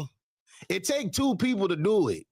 Okay. One person got to hold the nigga ass cheeks. Somebody got to hold the ass cheeks open like that. Spread while the other one canvas. spreading it. So it take two. I ain't never did it though. Okay. But I seen it be done before. You know what I'm saying? I seen a few weirdos knock some people out. Then they homies come help him spread his cheeks and put the peanut butter on there. You feel me? I brung this just to show the kids that that's what weirdos do. Anybody who get on here talking about he put some peanut butter in somebody's ass, he had to help his homie spread the peanut butter in their ass. You dig what I'm saying? He had to see the nuts and the asshole from the back when they doing that. You dig what I'm saying? But when you're locked up, does it feel like there's a big divide between like who's down with the peanut butter in and who ain't? Like some people just think it's gay and some people think it's an appropriate way of shaming somebody. I mean, shit, man, it's the each his own. I ain't gonna lie. When I was coming up, niggas used to knock niggas out and fuck them in the ass, not putting no peanut butter in their ass. I'm just saying, Come on, we they're gonna keep it different. real. Oh. We gonna keep it real. To all the niggas that done been to the pen, you done heard an OG say, I'm gonna knock your ass out and fuck you in your ass. So all you little kids who ain't never been to the penitentiary, when you get around some OGs and you talking like you hard, he gonna say, I'll knock your ass out and I'll fuck you in your ass. That's what he gonna tell them. Straight up. All right. This is my thing about that, is that I've been on porn sites and seen grown men who do this for a living having a hard time getting hard.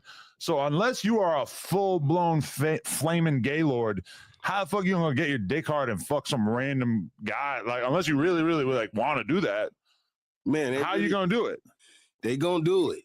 They gonna do it. You gonna be laying right there until the dick stand up. Then if you wake up, they might knock you out again. Then they get that dick in you. I'm trying to tell you. I'm trying to tell you, Adam. It get real freaky in there, man. A lot of dudes in there is obsessed with booties.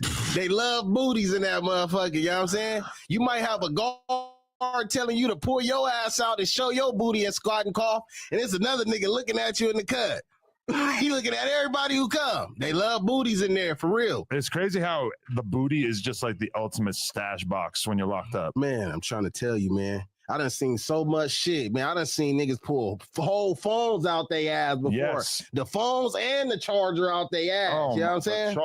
Man, So I'm talking about one time they finna have a shakedown, a cell phone go under my door. I'm like, what the fuck going on? My cellly like, oh, watch out, I got that.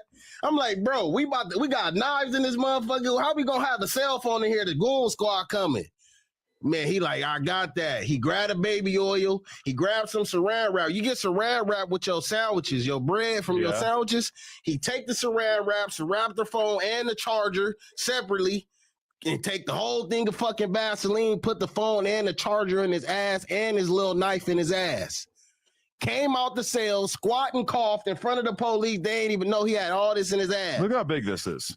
Man, see, but look what I'm talking about. That's way too big. Look, what I'm talking about, it might be some freaks in the pen this day and age who can fit an iPhone in their ass. You know what I'm saying? Assholes just open up. But when I was in that motherfucker, it was little flip phones. Yeah, I was in the pen probably 10 years ago. Like 2014 was the last time I was in the prison. You feel me? So there was only like little flip phones and shit like that. But you got to think about it. These is lifers. Yeah. And I was in the prison. They was just coming off a 10-year lockdown. A lot of people think this shit a game, and I'm making this shit up.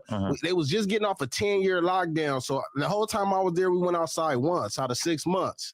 You know what I'm saying? And a lot of these dudes been down 30 years, 35 years. Their family is dead. You know, a lot of kids think they can go in there and get a phone and they're going to be on the phone. When you got life and your family start to die and your money is shriveling up and y'all been on lockdown, you can't make no moves to get no money.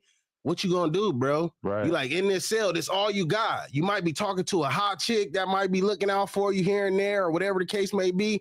Bro, what the fuck are you gonna do when they coming? It's better than just giving up on life, bro. Because if you lose that phone, you completely lost to the outside world. Right. I even had a conversation with somebody on here who basically told me that he knows of some of the sort of like famous YouTube gangsters or whatever that I asked him, like, how do they just have the phone so consistently? And he said, when I was in there, that dude was known for being the boof god. Right. Like he was keeping all kinds of shit up there. Like that's his reputation. So he's known for having the kind of asshole that could hold the phone, hold the charger, hold the knife, whatever he needs to hold in there. Man, we had a motherfucker in there. We called him Dribbles. This nigga put 4 phones in his ass and be on the court balling like he don't got nothing in his ass. What? Phone might be ringing. I'm like, bro, this nigga, I just watched the game knowing this nigga got 4 phones in his ass. Even like the gayest dude on earth is not just keeping shit in there. You know, like they're getting fucked by dudes, but they're not like doing activities while having a whole bunch of, picture 4 of these stacked on top of each other. That's like having a gigantic cubic Minecraft dick in your ass. Right, but I'm gonna tell you, man, prison, it's some freaks in that motherfucker, man. Everybody is freaky in that motherfucker. You got freaky guards, freaky nurses, freaky all kind of freaky shit, man. It's freaky in that motherfucker. It's a whole nother world. You know what I'm saying? You might have nurses. Look, I'm gonna tell y'all something about it. You might have nurses. I got all this diddy oil in my eyes. I'm a little getting fucked up. But look, you might have a motherfucking nurse or a motherfucking guard who don't get no attention at home. Okay. But then when they go to this jail, All these buff dudes. It might be a dude that's a dude guard or a lady guard. They go vice versa. No attention on the streets. This is their life inside this world. You feel me? Yeah, bro. It's freaky in that motherfucker. You get real freaky in there. Unbelievable. Okay, so you're coming from the mean streets of Pomona? Yeah, Pomona, man, the north side of Pomona. Hell yeah. I ain't been out there in forever, but when I first moved here, I ended up going to a bunch of different shows in downtown Pomona. So I didn't know how hectic it was out there. But what was it like for you growing up out there? I mean, shit, I grew up out there for a little bit of time. My mom, she had went to college out there and shit. She was a nurse, you feel me? So she had went to Mount Sac and she used to work at an old school nursing home where she used to be helping out the old people. And then I had got in trouble in junior high school because, you know, I'm claiming Looters Park at the time. And when I go in there, I didn't know that me going to this school, I didn't know that the Hispanic kids didn't like power rules at this school. You feel me? I didn't know that the homies on the north side used to be terrorizing shit. So when I go in there, I'm just like, I'm for power rule. They immediately on me. You feel me? Tripping. You know what I'm saying? So it just went left. I broke a dude arm at a young age, went to juvenile hall for the first time, really for terrorist threats, because he didn't tell nobody that I broke his arm. You feel me? So I went for terrorist threats because while I was breaking his arm, his homie was hitting me. And the security broke it up. And I told his homie, like, you jumped in my fight, I'm going to kill you.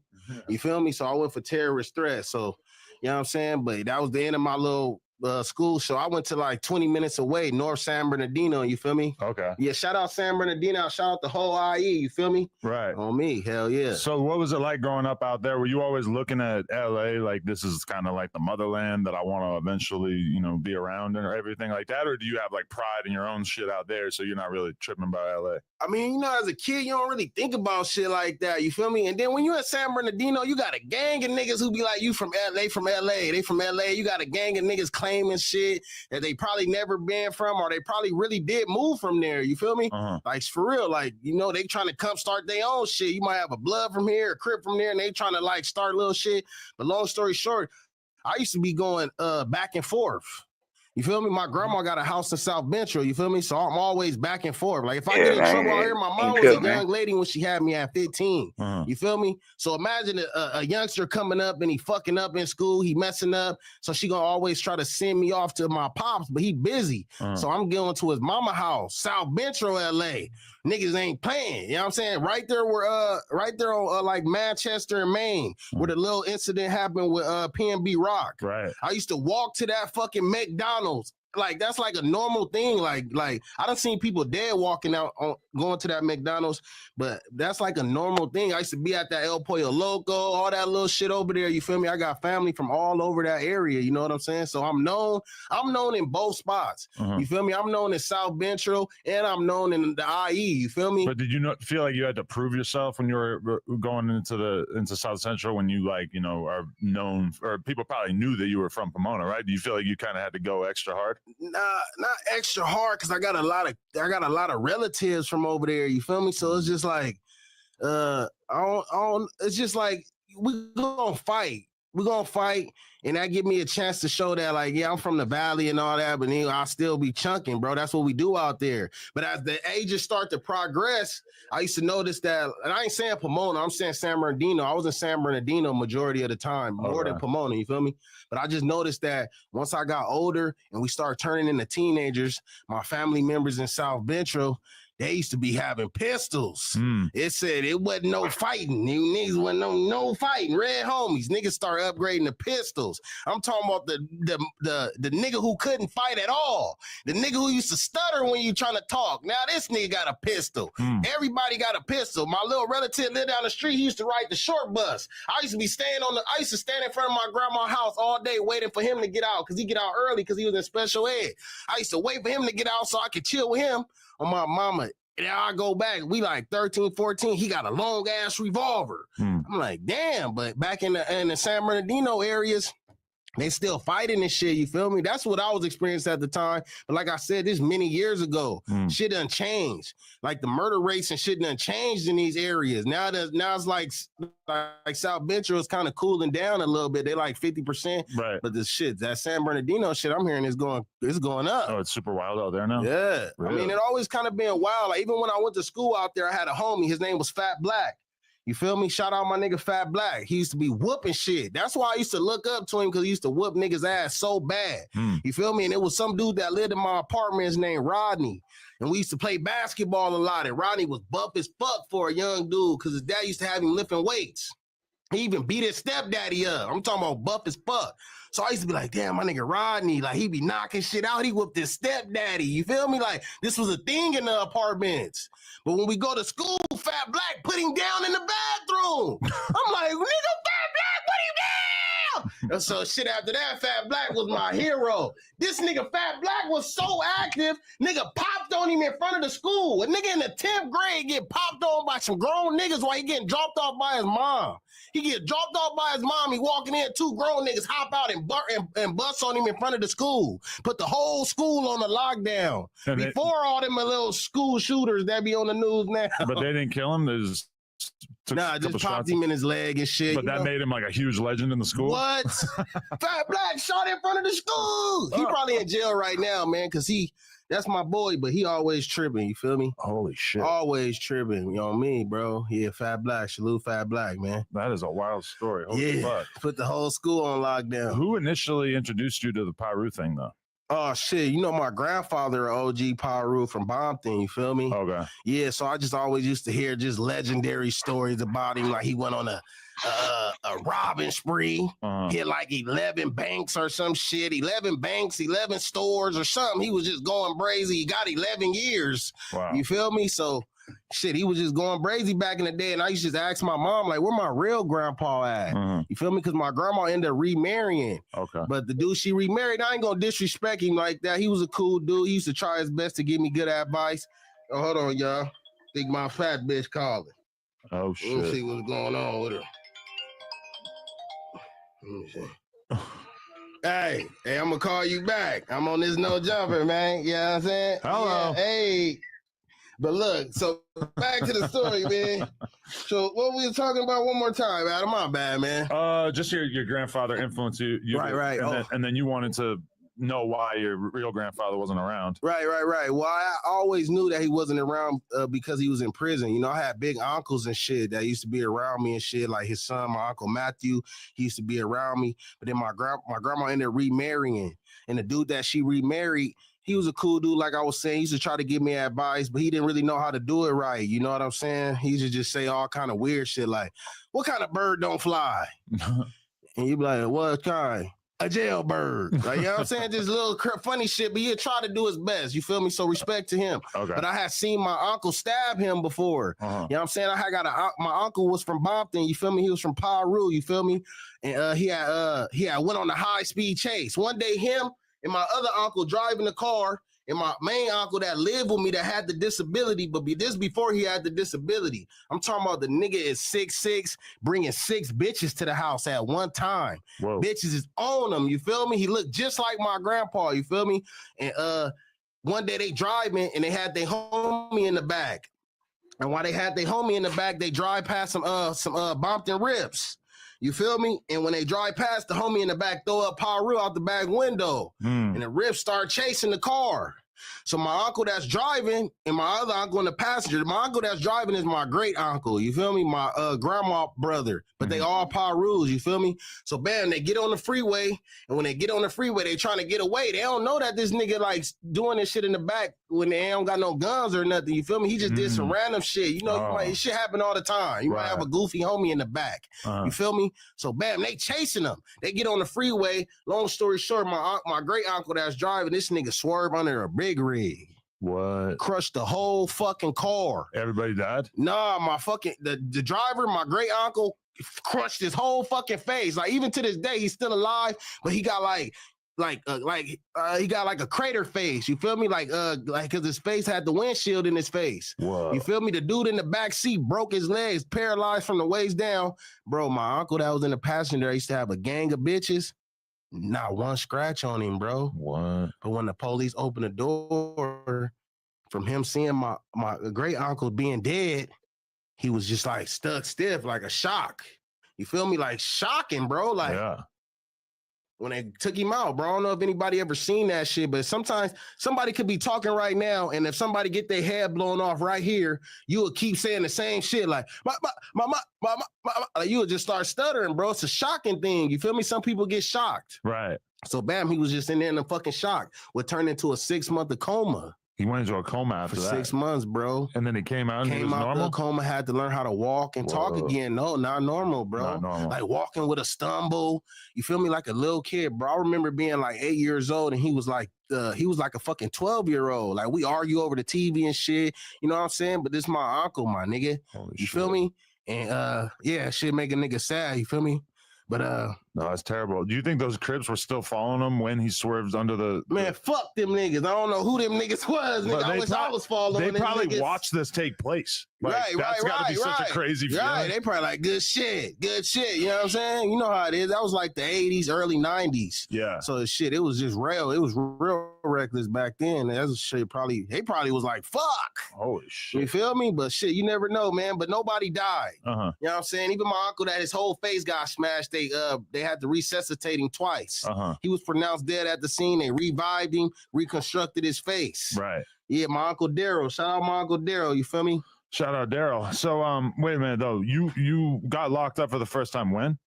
Shit, when I was like 13. Okay. Yeah, and I had went to EF. That's when I had ran into Big Sad. You feel me? As a young kid. Oh shit. He know was in him. there popping it like he was just some hard young dude. You feel me? With a gap tooth. And this is before the music and everything? Before all that, man, we Okay. like little ass kids. You feel me? He was like a little goofball ass kid. I always be like quiet. Uh-huh. You feel me? Like I'm just now learning how to really get outspoken because I've been out at the pen for a nice little amount of time. I'm getting my energy and shit back. You feel me? Mhm. But I always used to be quiet, mind my business. You feel me?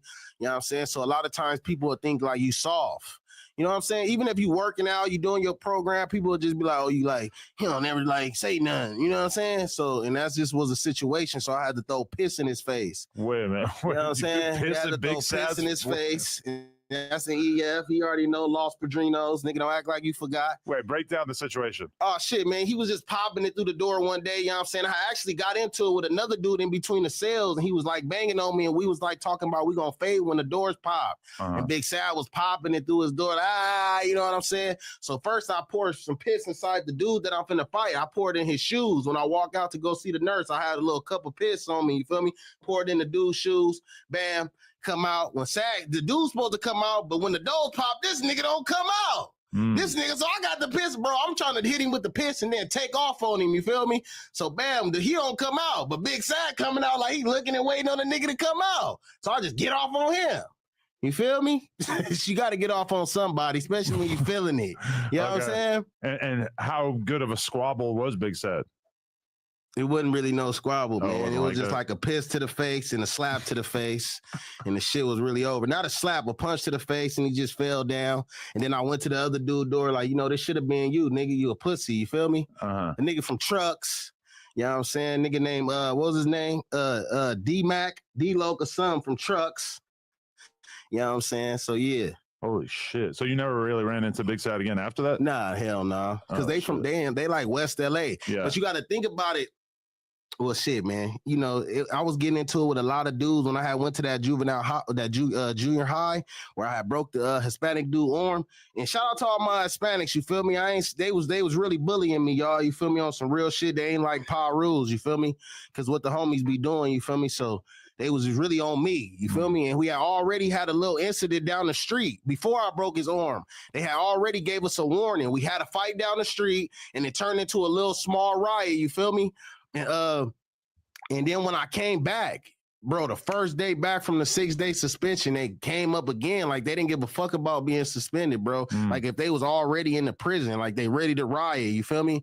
And I was just like, damn, like this school active as a motherfucker, you feel me? This junior high school here bracket. So bam, shit, broke his arm. Cause I was always taught if you getting jumped, just get the closest nigga to you and fuck him over.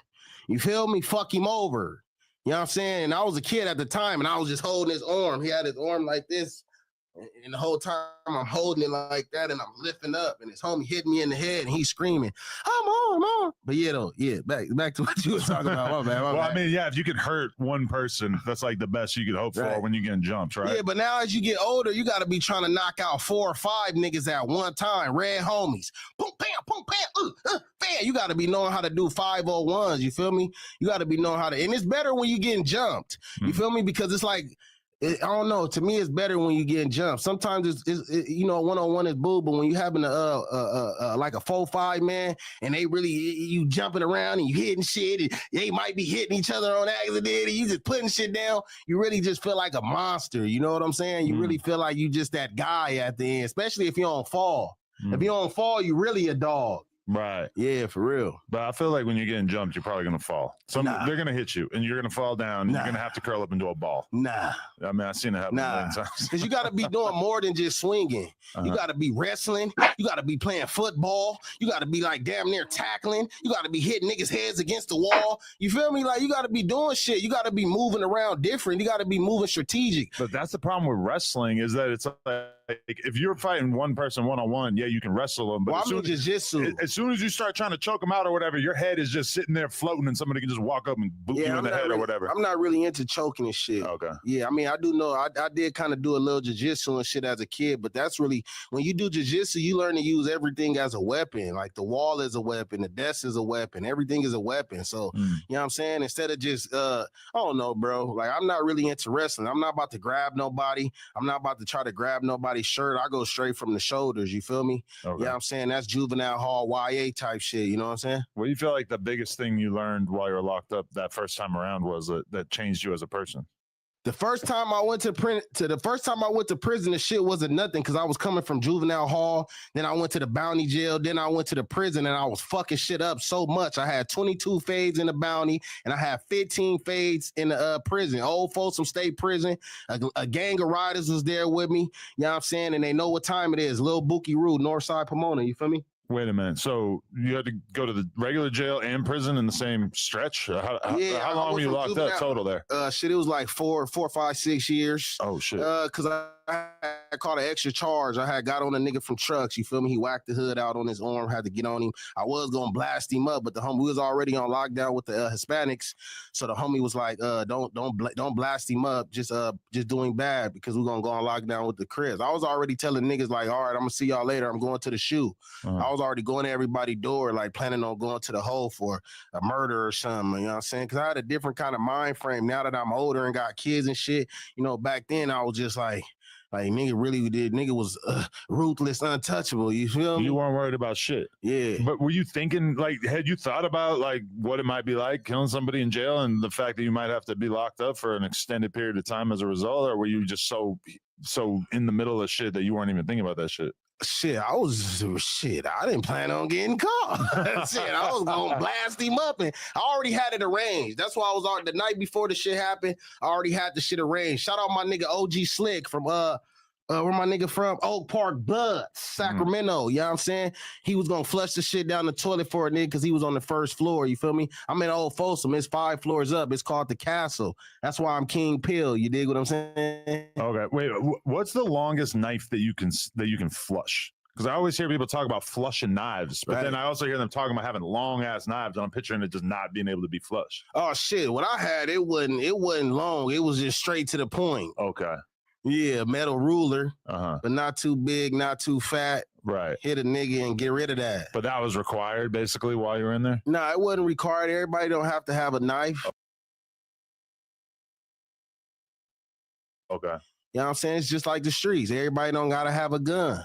You feel me? But shit, if you one of them boys and you making noise, shit, you better have something. You feel me? I just heard so many people talk about how they basically need to keep a knife on them at all times. Yeah, I didn't have no celly, bro. Yeah. So you know what I'm saying? I used to do single cell a lot. You feel me? Why? Because I'm juvenile hall kid. Oh, okay. You know what I'm saying? Then you got niggas in there doodling with you. You know what I'm saying? I'm telling y'all, man, niggas in there boo-booing and all that stinking ass shit. Niggas having attitudes.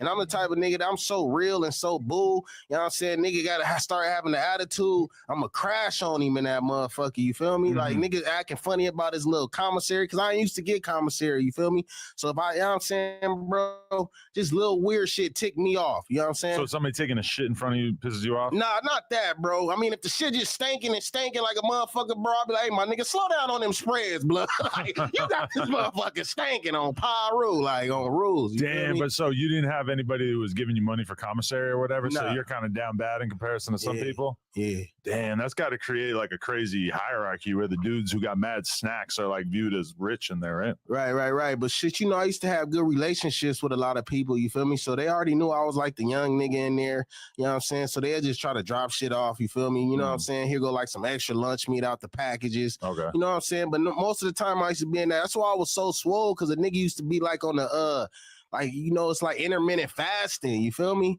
Out here, I'll be eating a gang of shit, but in there, when you ain't got shit at nighttime, bro, and your shit rumbling, and you still tell yourself while you watching TV, I used to tell myself, bro, when I did get a TV, the homie gave me a TV, I went months without a TV, but when I got the TV, I told myself, instead of being lazy like niggas and watching this TV, every commercial, you got to do some motherfucking sit-ups. You got to jump down, do your push-ups. You got to do something every commercial. You feel me? Okay. So shit, just staying focused in that motherfucker. You know what I'm saying? I was going to school in there too. I got my GED in that motherfucker. Shout out Greystone Prison Academy. You know what I'm saying? So I really used to just go for the old bitches. You know what I'm saying? It was some old ass ladies in there. I used to be trying to touch their little old ass booties and shit. Wait, you know what I'm saying? Old ladies where? Like in the school, in the prison, I was in Old Folsom, and like they didn't have no young. It was young ladies in like the medical, but you know, I was doing the school shit so I could get out the cell. And then there was this one lady, she could take her teeth out, and I used to be trying to get some head, trying to get a gummy from her. You feel me? Right. I was like a gummy burglar, like I'm trying to get it. You know what I'm saying? Yeah, because I had learned that when I was young, and my mom used to work at them nursing homes, and all them ladies that had no teeth, and I used to have to sleep at the nursing home with my mom. Remember, I said my mom had me at 15, bro, so she like a 18-year-old CNA nurse. You feel me? So sometimes I have to spend the night there because she don't got nobody to watch me. You feel me? And you were getting top from old ladies with no teeth? I'm talking about the old ladies was gumming that nigga there. Nigga feel like Bill Cosby. What the fuck? I've never in my life thought of like an old lady as like somebody who might give me some head. Like, hey, young, I ain't gonna lie, that's the best head you can get. My whole life I've been looking at old ladies and just not even thinking that they had anything to offer in that regard. That's crazy. Nah, man. Damn. They gonna really get it in for you. They gonna hit that motherfucker like you never got that motherfucker hit. All gums and tongues. How'd you survive those 5-6 years though? Like, what was it like by the end of it, and how much did you change as a person? I done caught a fucking cramp in my gut. Oh shit! I went back again after I got out. I had got shot up and shit, and I went back again. You know what I'm saying? And that's when I you really did 6 learned. years, then you got out for how long before you got? I got out for 16 months, and I had got shot up. A nigga shot me up with a 40 Glock, so I had to go back to the level 4. I got a parole violation for that. Damn, bro, I got a fucking cramp in my gut. No, for sure, yeah. Stretch it out. I got a little bit of my shit. I had to stretch it out, but I don't know why my shit hurt. Let me get some of this peanut butter. Man. Yeah. Spread that on the wounds. I think I need some protein or something right now. No, for sure, that'll do it for you. Yeah. You see that shit, dude? What? It's like locking up. You can see the. Oh shit. Okay. Yeah, let me get some of this. Maybe you should take one of these. Maybe that could help. Oh man, one of them pills. No, that's for tonight when I go to the strip club, man. One, You gotta turn the fuck up. 7 of them. Yeah, man, you gotta. I still don't know what these are. I gotta look it up. Sometimes my dick be tripping. That motherfucker be limping like a motherfucker. You know what I'm saying? I gotta bop me a little Yerka set. You dig what I'm saying? Hey.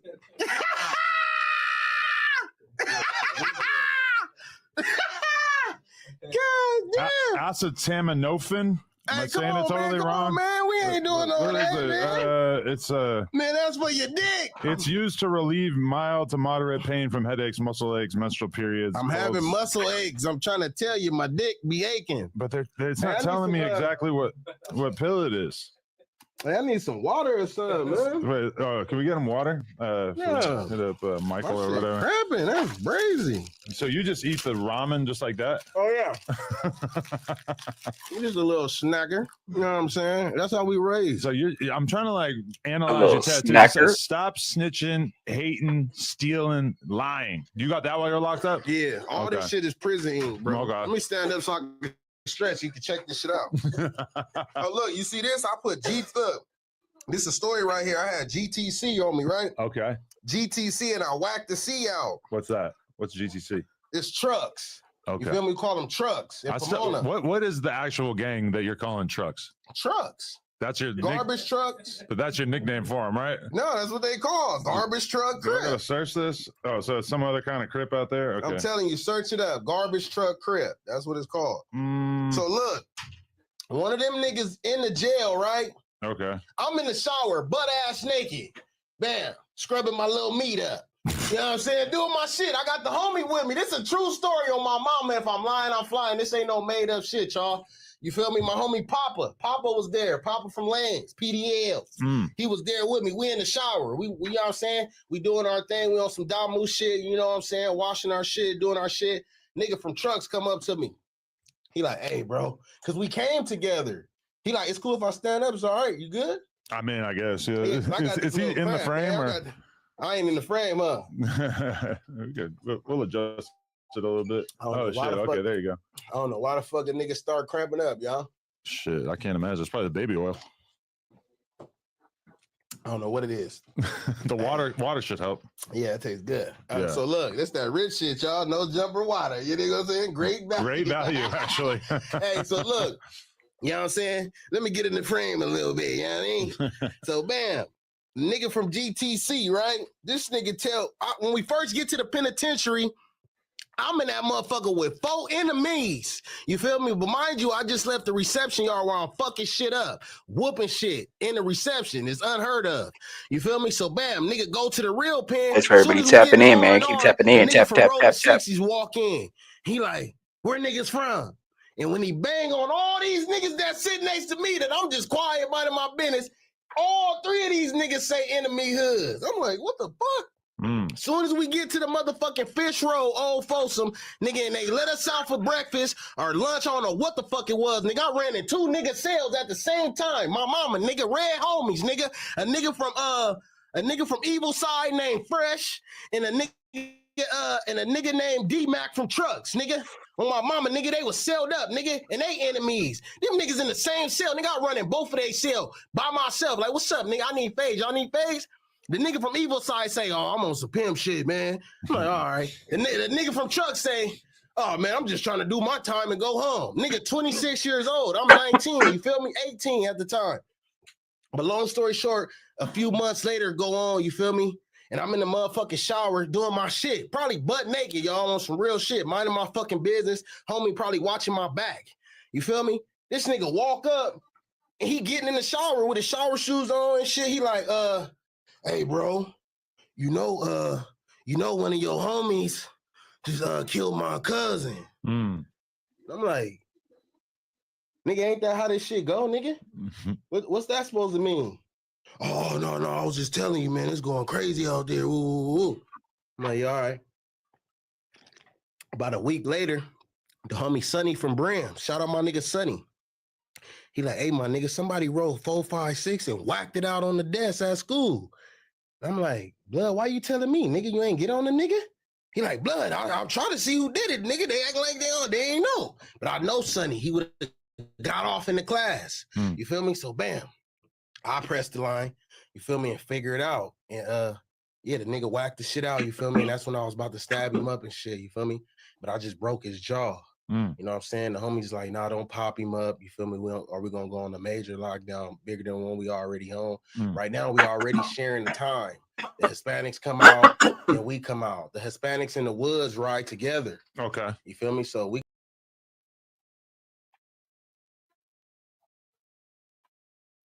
ain't having no time. You feel me? Damn. So it was that intense between the blacks and Mexicans at that time? Shit, at the prison I was at, it was majority black. You feel me? So it really wasn't too many issues. Something must have happened about what the fuck was going on. All I know is when the door opened up, crash. Crash on any nigga they say crash on. You feel me? And I'm single cell. So when the door opened up, nigga, I'm trying to crash. But you feel me? They normally be having it in order when you ain't gonna crash. They, everybody coming out at the right time and shit. There's a lot of hard white boys in there or not? Hard You white can be boys honest, is it's funny. Old Folsom? Nah. It wasn't like that. Nah, 'cause, one white boy got slapped and the riot didn't even happen. You feel me? For real, on some real shit. We on the mini yard. It's a smaller version of the main yard, and everybody working out and shit. And then shit, I just see a dude from Oakland, long ass dreads, slap the shit out of white boy. Boom! I'm like, oh shit, it's gonna go down. So you're thinking it's going to be a whole race war? I'm thinking it's been a brag off. Whoa. White boys ain't do nothing. So the white boys just weren't aggressive enough, but aren't the Mexicans clicked up with them? But they don't really give a fuck. But at this, my shit good now, y'all. Got that crap no more now, y'all. You know what I'm saying? Hey, water. Hey, but look, great value. What's up? Holla at me. Hey, look. So look on some real shit though. This pen I was in was majority black, bro. I'm in Sacramento. We in Old Folsom. Niggas from the Bay, Bloody Waters. Salute all my niggas out there. When the riot went up, salute my nigga former Rick and all my niggas. So look, and my nigga Rolling Man. Hey, Dogtown. Hey, but look, but shit, we was just majority black, bro. And when it's majority black and the blacks not tripping on each other, everybody having a good time, it's just like a different vibe, bro. You know what I'm saying? You know what I'm saying? When you all numbered, you can feel the tension. But so if a black guy had got smacked by a white guy, for sure it would have been a riot. Man, what? That would have been right there. Right. I'm saying, I ain't trying to say like I'm racist or nothing, but that's just how I go. And I was young at the time, so I'm just on go. But the white guys didn't necessarily have the numbers to make a big issue out of it. Bro, the Mexicans wasn't even deep. The white boys don't never really be too deep. You feel me? But when you see them though. They programming and shit. They doing their shits and they're skin-headed up. You feel me? Not looking like weird ass milk. Fuck milk. You know what I'm saying? Whoa, He's a weird wood. Why you don't like him? Oh, he's just a fucking weirdo, bro. But he doesn't qualify as a wood, right? Because he's from a black hood. Nah, bro, he's a fucking weird wood. We call him a weird wood. Hey, weird wood. Weird wood. He gonna know what that means. He's a weird wood. But like, all right, there's a dude from Texas, Jin Lee, big ass white dude, says the N-word. He's white. He's from 60s out there. You can't call him a wood, right? Man, I need a fade. Fuck that. I don't know, you know what I'm saying? Yeah, I need a fade. You know what I'm saying? I mean, shit. I don't know, bro. It's really kind of like where you grew up at. You feel me? Right. But nah, Milk be weird, bro. That dude you talking about from 60, you feel me? I hear he turned up. I hear that he be around his homies. He not ducked off in the motherfucking condo talking about shout out to Jen Lee, I guess. Hey, what the fuck is you talking about? But how did it start with Milk? He said something about you first? Man, Milk be on some weird shit. I had tried to do some like promo with him, you feel me? Because I'm like, I want to reach a wider audience and I really want to go different races. You feel me? So I try to pay him for some promotion and I pay him for a double day. Like, oh, you gonna promote me today, then he gonna promote something else tomorrow. And he just like, bro, like, I don't know, bro. That's why I call him a weird wood. Anytime a motherfucker like try to act like they don't want you to prosper, it's just like weird. Like you being weird, bro. Like if you posted my shit today and it got a gang of views, like 20,000 in like an hour, bro. I'll be going viral on that motherfucker. I'm taking over the metaverse. King Pill's gonna run the whole internet, YouTube, Twitch, all the shits. But so look. I paid him for the promo. The shit go viral on his page. I hit him up the next day, like, yo, what's good, fam? Like, no, he told me he was gonna throw it on his YouTube too. He liked to procrastinate with that YouTube. The Instagram not really his main shit. It's the YouTube. So he procrastinating on that motherfucker, bro. And I'm like, yo, bro, I paid my money for that shit. You feel me? Like, nigga, you told me this what it is, nigga. That's what it is. He in the thing talking about, oh, I'm not about to keep putting you on my page every day. Like, nigga, I done already sent you my money, bro. You playing these little internet games. If we was face to face, your bitch ass gonna post the shit right now. You feel me? Paru, nigga, red homies, nigga. I'm like, nigga, this nigga playing on the motherfucking phone, bro. That shit, bro, when money get involved, I don't, like, it just take me back to penitentiary days. Cause like, you would die over one of these, bro. Really? You know what I'm saying, bro? If I give you one of these motherfuckers today and I only got two, and your ass come next week with a big ass package and don't give me my shit back, Paru, I'm coming in the cell. I'm taking all your shit. You better not have a phone too. This one suit will get your ass fucked up over one suit because it's the principle. Nigga playing with a nigga, you feel me? But then you get out and everybody's doing all this weird shit and doesn't abide by the same rules. Bro, right? I still got the same rig. Motherfuckers don't apply by the same rules. You feel me? That's why we need to go back to the old rules when the motherfucking penitentiary shot callers was having the streets instead of older motherfuckers in the gang. You know, back to the days where the prison ran the streets. One phone call, hey, do this, and you know what I'm saying? Everybody know about that. I don't even got to go into details. The Mexicans still do the shit. The Hispanics still working like that. You know what I'm saying? Shit weird out here. This shit starting to turn into the 50-50 yard, the SNY yard. All the snitches and gay dudes hanging around, and you know what I'm saying? Just like Big Sad, he be hanging out with DJ Paul with the fat thighs. They like best friends, like weirdos. Wait, DJ Paul from the one that used to work here, man. The one that used to work here. Dejan Paul. Yeah, Gayjon Paul. I thought they did a song together or something. Man, they weirdos. Red homies. Niggas weird as fuck. Oh shit. You're not a fan of Dejan Paul? Nah. Why not? No. Dejan. Oh, drop that nigga Rolling Loud, bro. Yes. With Booty and Dookie, they haters. You know what I'm saying? I mean, with him, yeah, he's a hater. We haven't heard a lot about what he's actually into, though.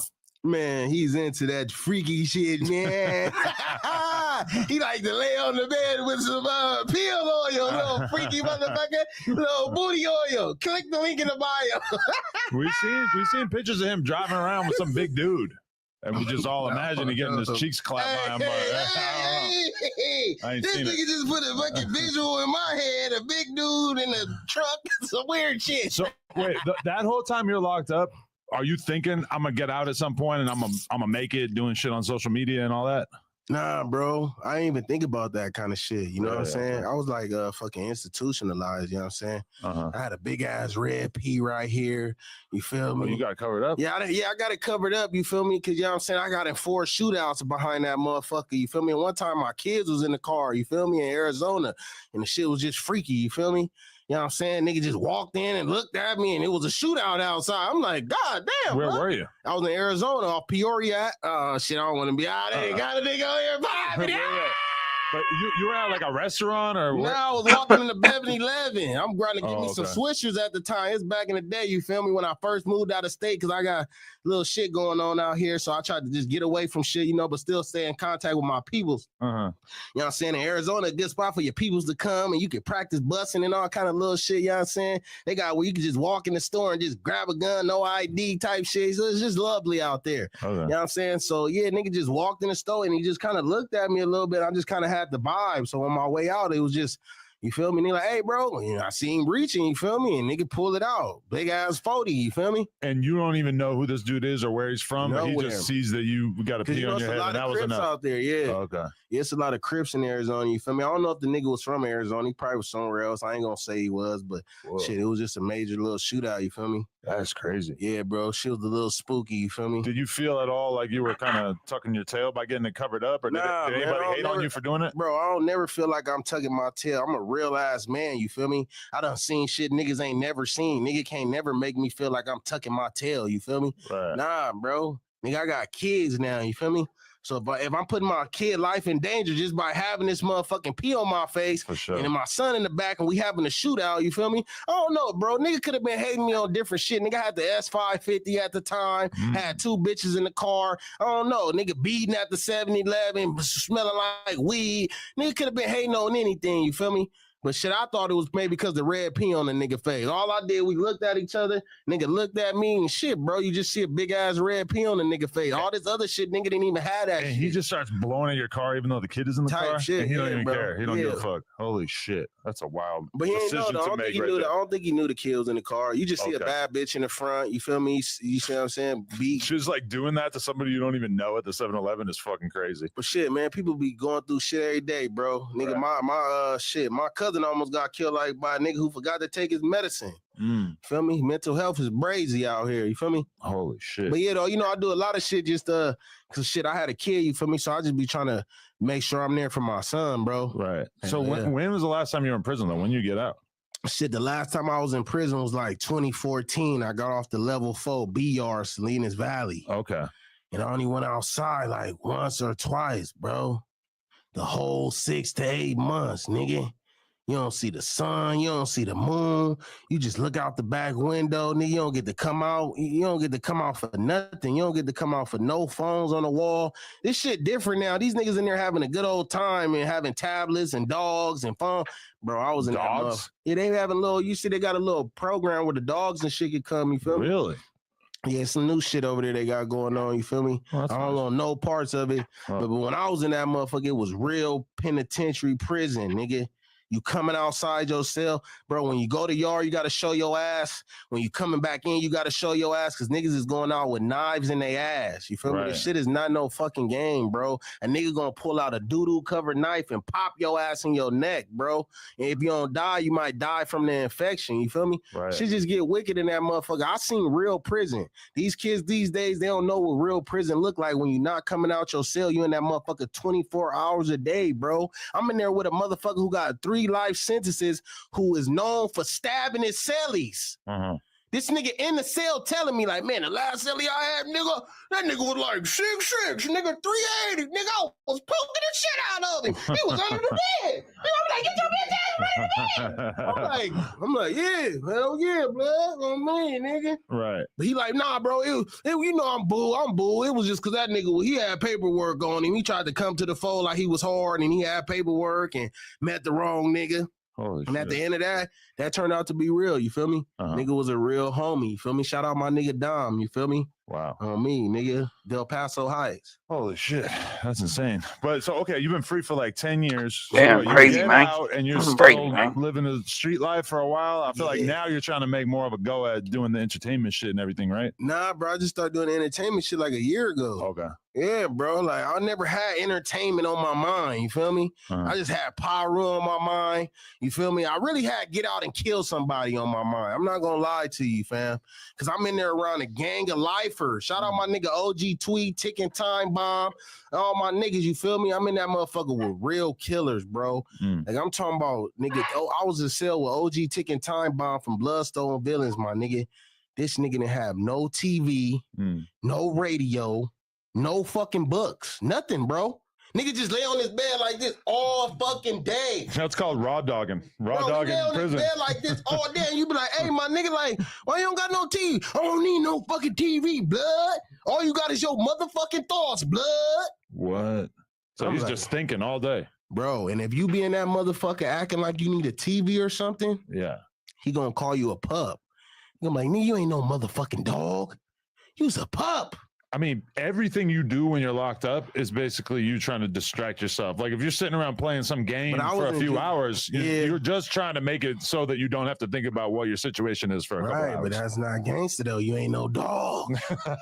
You's a pup. I'm trying to pass time. I'm in juvenile hall, bro. So we don't have TVs. We don't have radios. Okay, check it out, man. 21 views in this motherfucker. So him running that kind of program was just regular. Okay. You feel me? That shit. Everybody flips in the chat, man. Big flips in the chat. Come on. Sometime, bro, because he talk only a little bit, bro. You might only get like a minute or two conversation out of him. He might just hop up random. Nigga, you was a real dog, homie. You just being this motherfucker big in the blood. And he might laugh, and then he'll get back on his bed quiet. Holy shit. Yeah, bro. It was just like some crazy shit. But I ended up getting out that cell probably like in like 2 weeks to a month. You feel me? You know what I'm saying? Because blood used to just be too damn quiet. Like I'd rather be just quiet by myself, you know what I'm saying, than quiet with another nigga. Right. You know what I'm saying? But that's my nigga though. Shout out, hope he out and doing good. He was one of the first OGs to ever go to Old Folsom. Oh, wow. So you go in his cell, he gonna really let the homies know if you a dog or not. Wow. Yeah, he was in there in the 80s when it was only a few bloods, and then you had to really get bracking on the other side. You know, just to bring it back to the peanut butter concept, is like I remember a couple of years ago, Rico Reckless goes on a podcast and starts talking about how when he's locked up in the county jail or whatever, that dudes will spit on somebody's ass after they knock him out, and like leave it to LA to think of something even more depraved. Like I said, man, anybody doing those kind of rituals and shit, you just a freaky ass dude. You feel me? No peanut butter, man. Freaky ass nigga, he's a freaky ass guy. You feel me? He gotta be. Think about it, Adam. No, I agree. I think almost everybody who's not conditioned to be in the jail environment thinks it's the craziest thing they ever heard. Right, bro. Think about it. You opening this, like, how's that? That's not really humiliating. That's just freaky, bro. It's almost humiliating to the person doing it. And then if you wake up with It's peanut just butter in freaky, your bro. ass and your ass hurt, you for sure had a motherfucking peanut butter sandwich. Yeah. That was a fucking peanut butter stick. The craziest thing about it is the fact that the same people who thought this idea up are the same people who will tell you that everything is gay. That like, oh, the jokes you're making are gay. White people always be doing gay shit, etc. And then meanwhile, they invent covering someone's ass in peanut butter after they've been knocked out. It's like, it doesn't seem like that's the kind of thing that should come from this environment. Right, bro. You know what it is? It be denial. You know what I'm saying? Any nigga who can be like, I'm back, hey, nigga, I'm back, and go to jail again, come back, I'm back. I always was told you keep going back to jail, you got a motherfucking girlfriend in there, you feel me? And then you living in there now, bro. You letting a nigga pull his, bro, think about it. You got a nigga unconscious on the floor, bro, and you pulling his fucking pants down. Yeah. What else is you doing besides putting the peanut butter in his ass? Is you sucking his dick? Ugh. Like, let's be real. Then if you doing it with your homies, y'all gang banging, what the fuck going on? Y'all taking gang bang to another whole nother level, brothers. Wait, so I'm reading between the lines. I feel like you said you started this out. I didn't want to make it about him to start, but you said if you are with someone who's doing the peanut butter and then you damn near are probably doing it yourself. You're basically getting at 4 extras because he said that he knocked somebody out and that his cellie put peanut butter on his ass. Oh, but 4 extras saying he didn't do it. Bad. He said he didn't do it, but he's saying that he something. did it. That nigga did it. He probably just observed. He did it from the back. I feel like from the back. He's too homophobic. Like I don't think he wants to be anywhere close to that. Any nigga going to jail and getting out talking about a man booty, you got some kind of character in you. You feel me? I don't Didn't know you what just it do is. the same thing? You came on here celebrating the peanut butter. No, I'm just saying You've I'm just been running out peanut longer. butter. This is for me to eat. This is what peanut butter is for. Okay. Niggas putting it in between. Maybe they eat ass in there. Maybe you never know what goes on. Bro, I can't think of no other fucking reason why is you spreading peanut butter between the nigga cheeks unless you bite that motherfucker. You dig what I'm saying? Imagine that ass right here. You got an ass with peanut butter on there. What else is y'all doing in that motherfucker, bro? Y'all niggas in there making deli sandwiches? What the fuck is going on? Okay, one of my biggest fears about doing serious time is like how hungry I would be, and the fact that you'd be eating shitty food, hungry like for food, yeah. But I feel like if I was locked up, I would be conserving my peanut butter because that's one of the best sources of calories that you got when you're right. That's you what know? I used The to last be thing on. I'm gonna want to do is put it on some guy's butt. Bro. I used to be getting as many peanut butter. Like I said, I'll be in there hungry as fuck at night. So if you hungry, you just crack a peanut butter on, and you might do some push-ups on top of that shit. So you looking like a monster. Yeah. You feel me? I don't know what these do. Maybe they want the ass to look like a monster. I don't know what they on, bro. But, okay, so you said you knocked out 4 extras cousin while you were in there or something? His nephew. I ain't knock him out, y'all. I ain't gonna, cause look, he was my homie. You know what I'm saying? So when the nigga asked me for the fade, it was kind of like a shocking thing. Like, nigga, you want to fade? You feel me? Because I had just whooped his homie. You know what I'm saying? He got a homie from Kelly Park, Compton. You feel me? And when I first went in there, he was running it.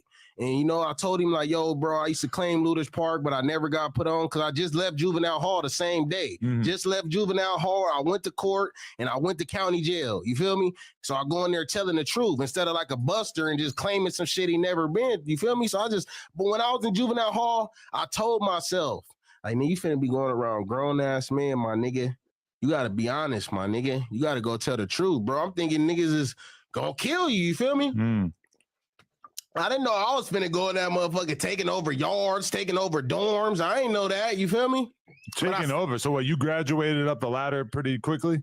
Bro, when I first went in there the first day, the nigga 4 extras nephew and his homeboy is running the whole county jail. Me and his nephew was just in the juvenile hall together 3 months ago. He went to county jail like August, and I went in October at the end.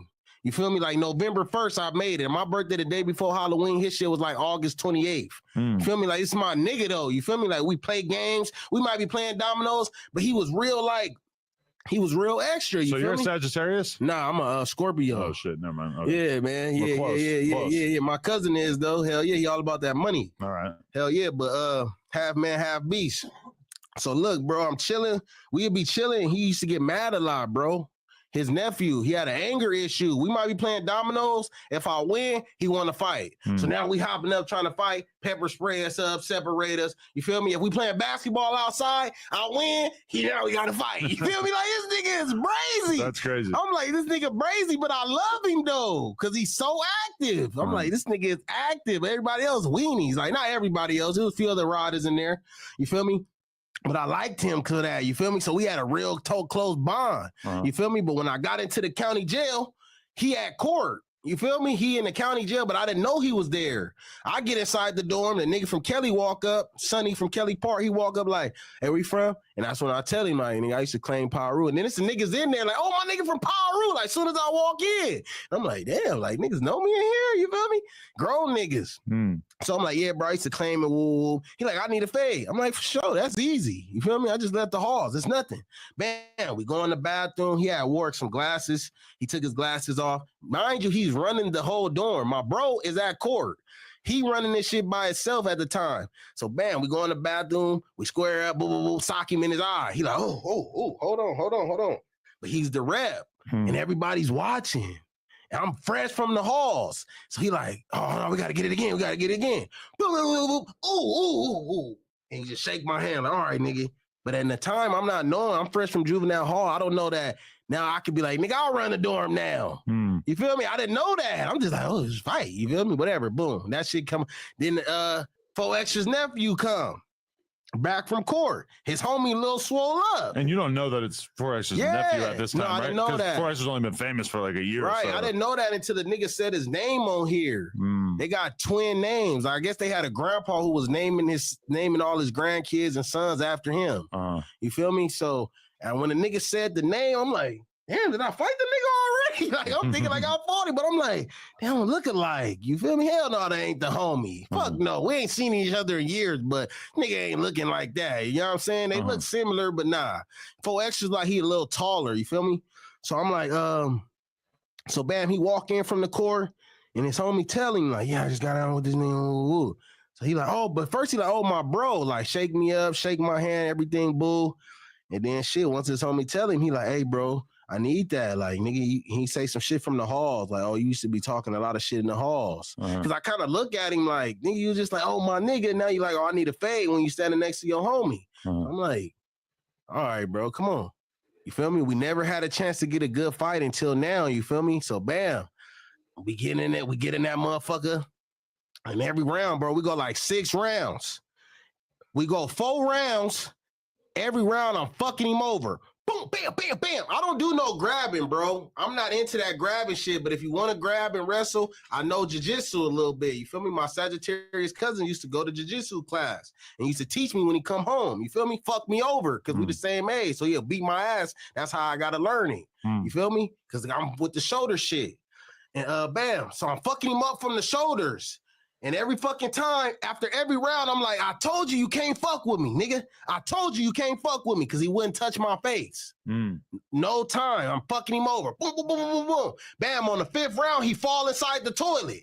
Boom, fall inside the toilet. It's like 6 toilets. It's a little bitty ass space, like this much space, bro. From right here to the wall, you feel me? And it's just like 6 metal toilets. Bam, I hit him, boom, he fall inside the toilet. Bro, 1 foot fall into one toilet and his ass fall in one toilet. You feel me? He get up, and when he get up, him and his homie jump me on the 5th round. On the 5th round, him and his homie jump me, and they hitting me, and I'm fighting back, boom, boom, boom, boom. And then he like, nah. When they bag back, he like, nah, like tell his homie stop. I got it. And he like, give me one more, bro. Give me one more. But mind you, this my bro, so I'm like, all right, bro, come on, my nigga, let's get one more. You ain't one more, but you already got at this out. time, he already starting to lump up. You feel me? So we get one more fight. Boom, boom, boom, boom, boom. He fucking he do some shit where he put his foot on the wall and he jump off the wall. Like it's called a Superman. Yeah. Yeah, it's called a Superman, bro. The nigga Superman me and hit me in my lip. And I was going for the KO. So when I was going in, I was like I was biting my fucking lip, bro. And he Superman off the wall and hit me right in the shit. And my fucking tooth went all the way through the lip. Like I needed stitches, but the nigga ain't about to tell the police he needs stitches for nothing. You feel me? So I just had to roll with the punches. But yeah, bro, literally roll with the punches. You feel me? So he got me one time in the face out of 6 rounds plus his homie got in it. Okay. You know what I'm saying? That's how I know his uncle can't fuck with me for sure.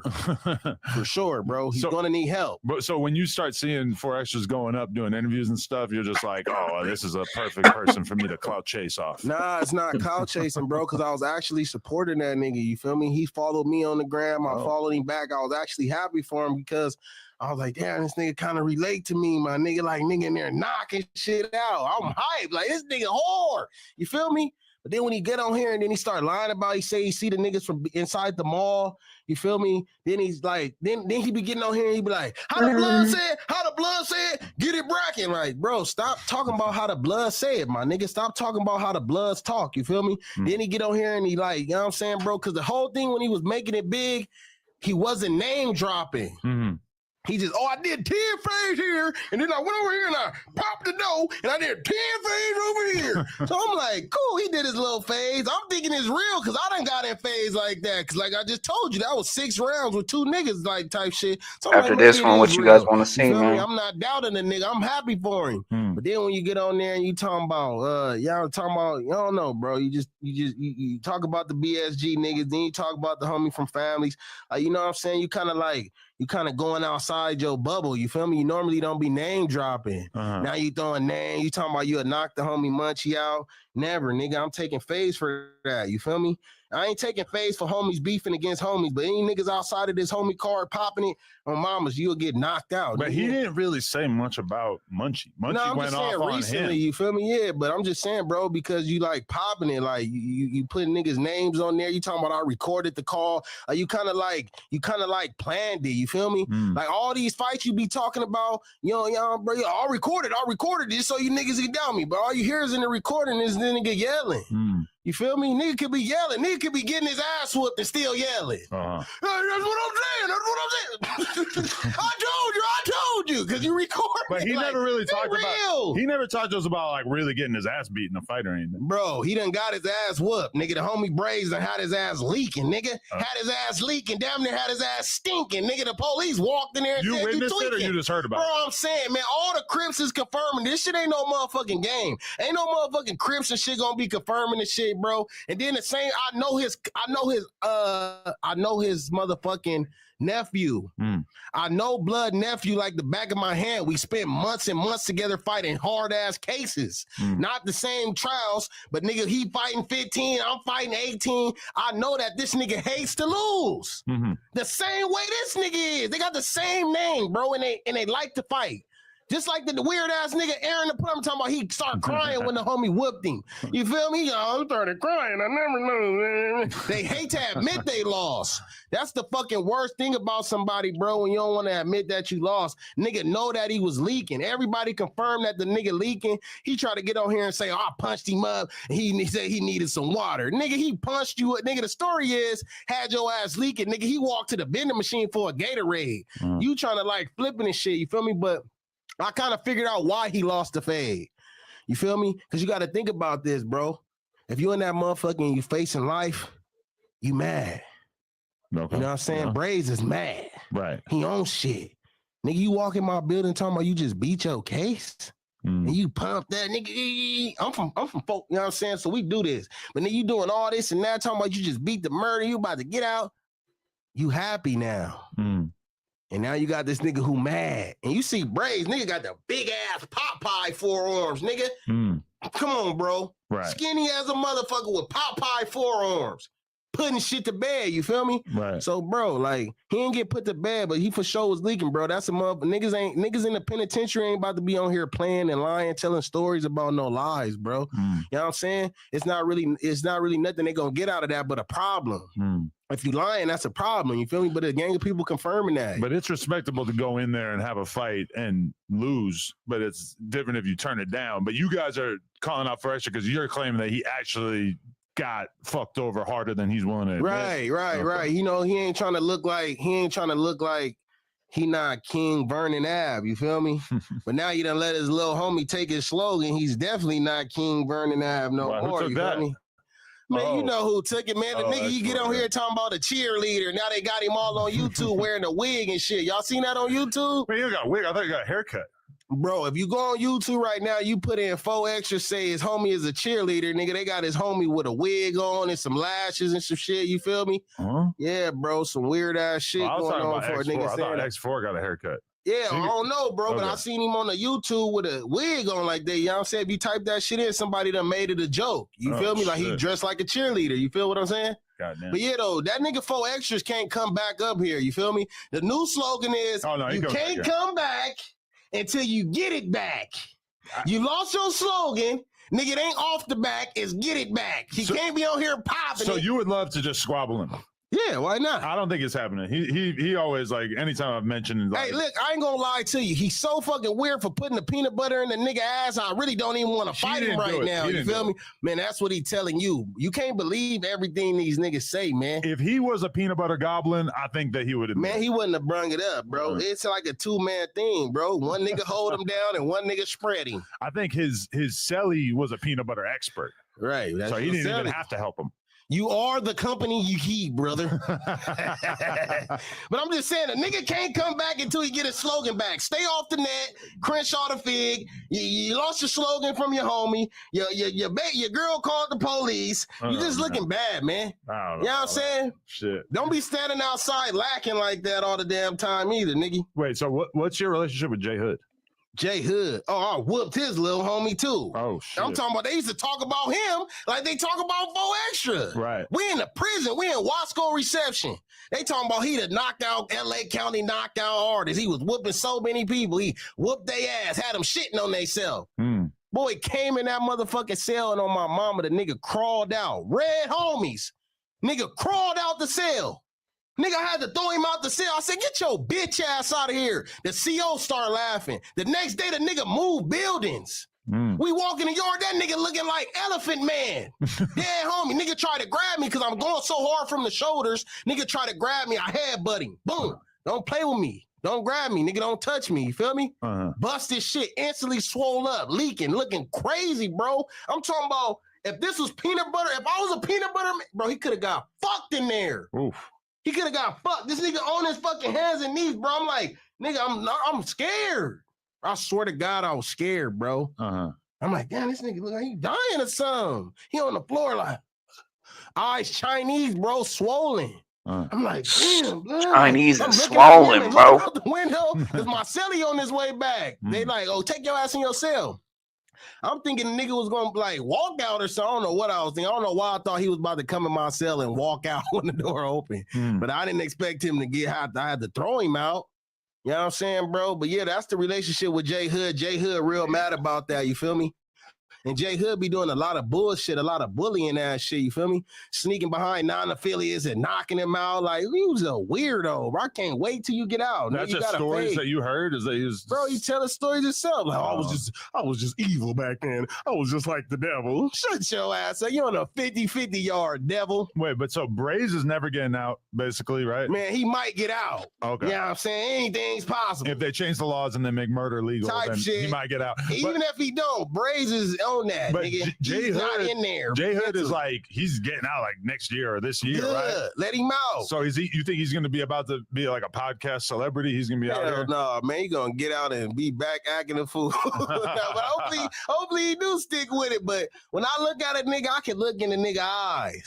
You know, certain gestures, certain way a nigga act when he telling the story. He like, yeah, I'm finna get out. I'm gonna be in a nice car. I'm gonna have a nice chain on. Nigga, you finna be thinking you fucking Suge Knight or something. Like, nigga, shut your ass up. So you think he's ready to leave the streets behind and just be a businessman? No, or I what? don't think so, bro. That'll be the best thing that he should do when he bring his dumb ass out. You know what I'm saying? Stick to the podcast, but y'all have to be back on that 50-50 bottom bunk.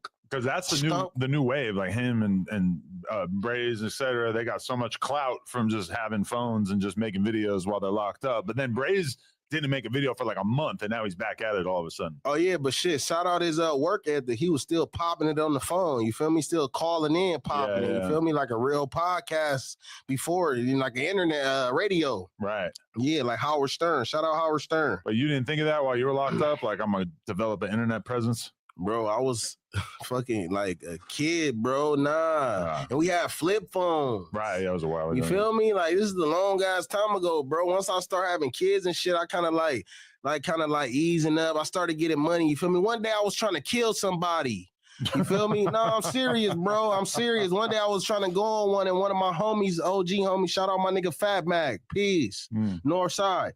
He was like, little homie, man, you always tripping, blood. Just try to just focus on getting your money, man. You be having these broads, niggas. Stay focused on the broads. And when he said that, it was just kind of like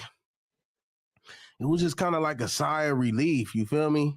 Like, man, I've been like, man, I'm trying to kill a nigga for a long ass time. You feel me? And this nigga telling me that, and he being like having shit in control where I'm from.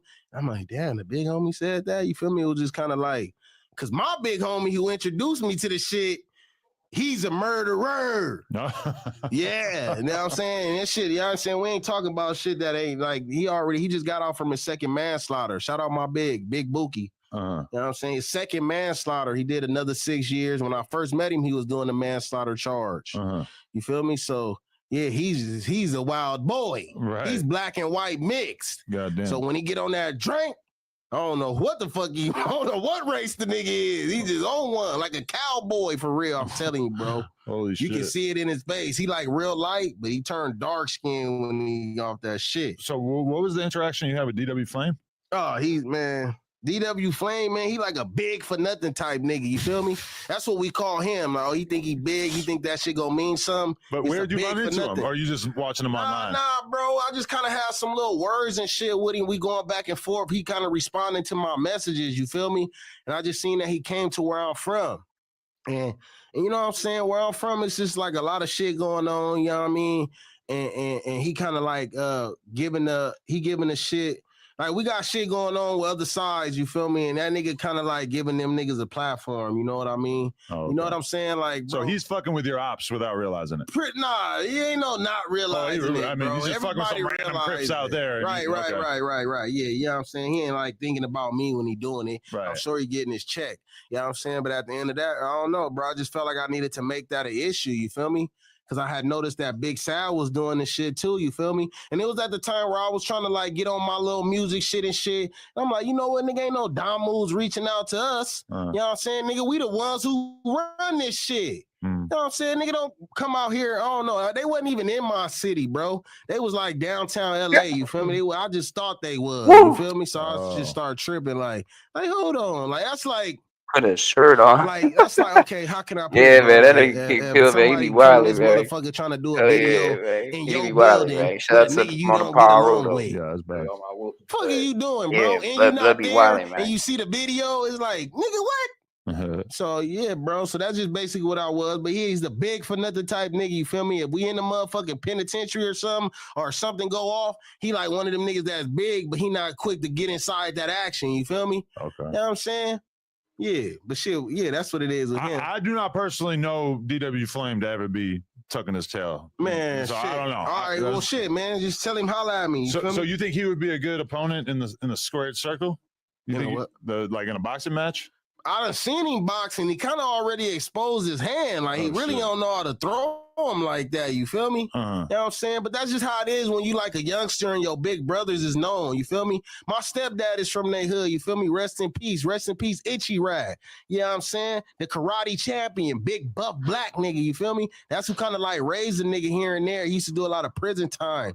You feel me? So they from the same neighborhood. He's my step pops, rest in peace, a real factor. You feel me? And his brothers, you know, is real factors and shit, bro. But you just kind of like growing up, you don't really got no history. Niggas don't know you for really doing nothing major. Even in the jails, bro. Like, you ain't really going that hard, bro. You really don't got no rap. You just be doing those tough guy skits, acting like you hard. And, hey, this is my girl. Hey, I don't suggest you talk to her. Like, man, shut your ass up. This is real. You get your ass punched up. Like, little dudes, bro. It don't gotta be a big dude. You feel me? But I'm just saying, I know when niggas not living like that. Stick to that Nick at Night, Nick Cannon, wilding out shit. Don't be coming like you trying to gangster rap. He be like so hypocritical, like, oh, I'm not, everything is positive. Then you like, bro, like, come on, I don't know. A lot of people do that though, you feel me? But still, fuck you. You know what I'm saying? We can get it in too, nigga. Fuck all you niggas. I'm sure he got a fade for you. Yeah, I'm sure I hope he will. He sounds like I already told him in the thing. He responded to my messages. The nigga responding like, "Why are you mad at me? What did I do to you? Get at your home. Get at them niggas. Don't get at me." I'm like, "Give me a fade." He say no and block me. Oh shit! Like, bro, why is niggas blocking the nigga like hoes? I'm not tagging you over and over and over. Like, you know what I'm saying, bro? But it is what it is. Maybe he just didn't want no negativity in his life. Oh, okay. Nigga, I'm negative. Wait, so did you explain the situation where you paid Baby Stone Gorillas for a feature then they ended up stiffing you like the same thing that happened with Milk? Nah, it's a whole lot of little motherfucking incidents like that. That them niggas is starting to like. A lot of homies are starting to mention them niggas' names on little weird ass shit like that. Long story short, man, my money came up missing.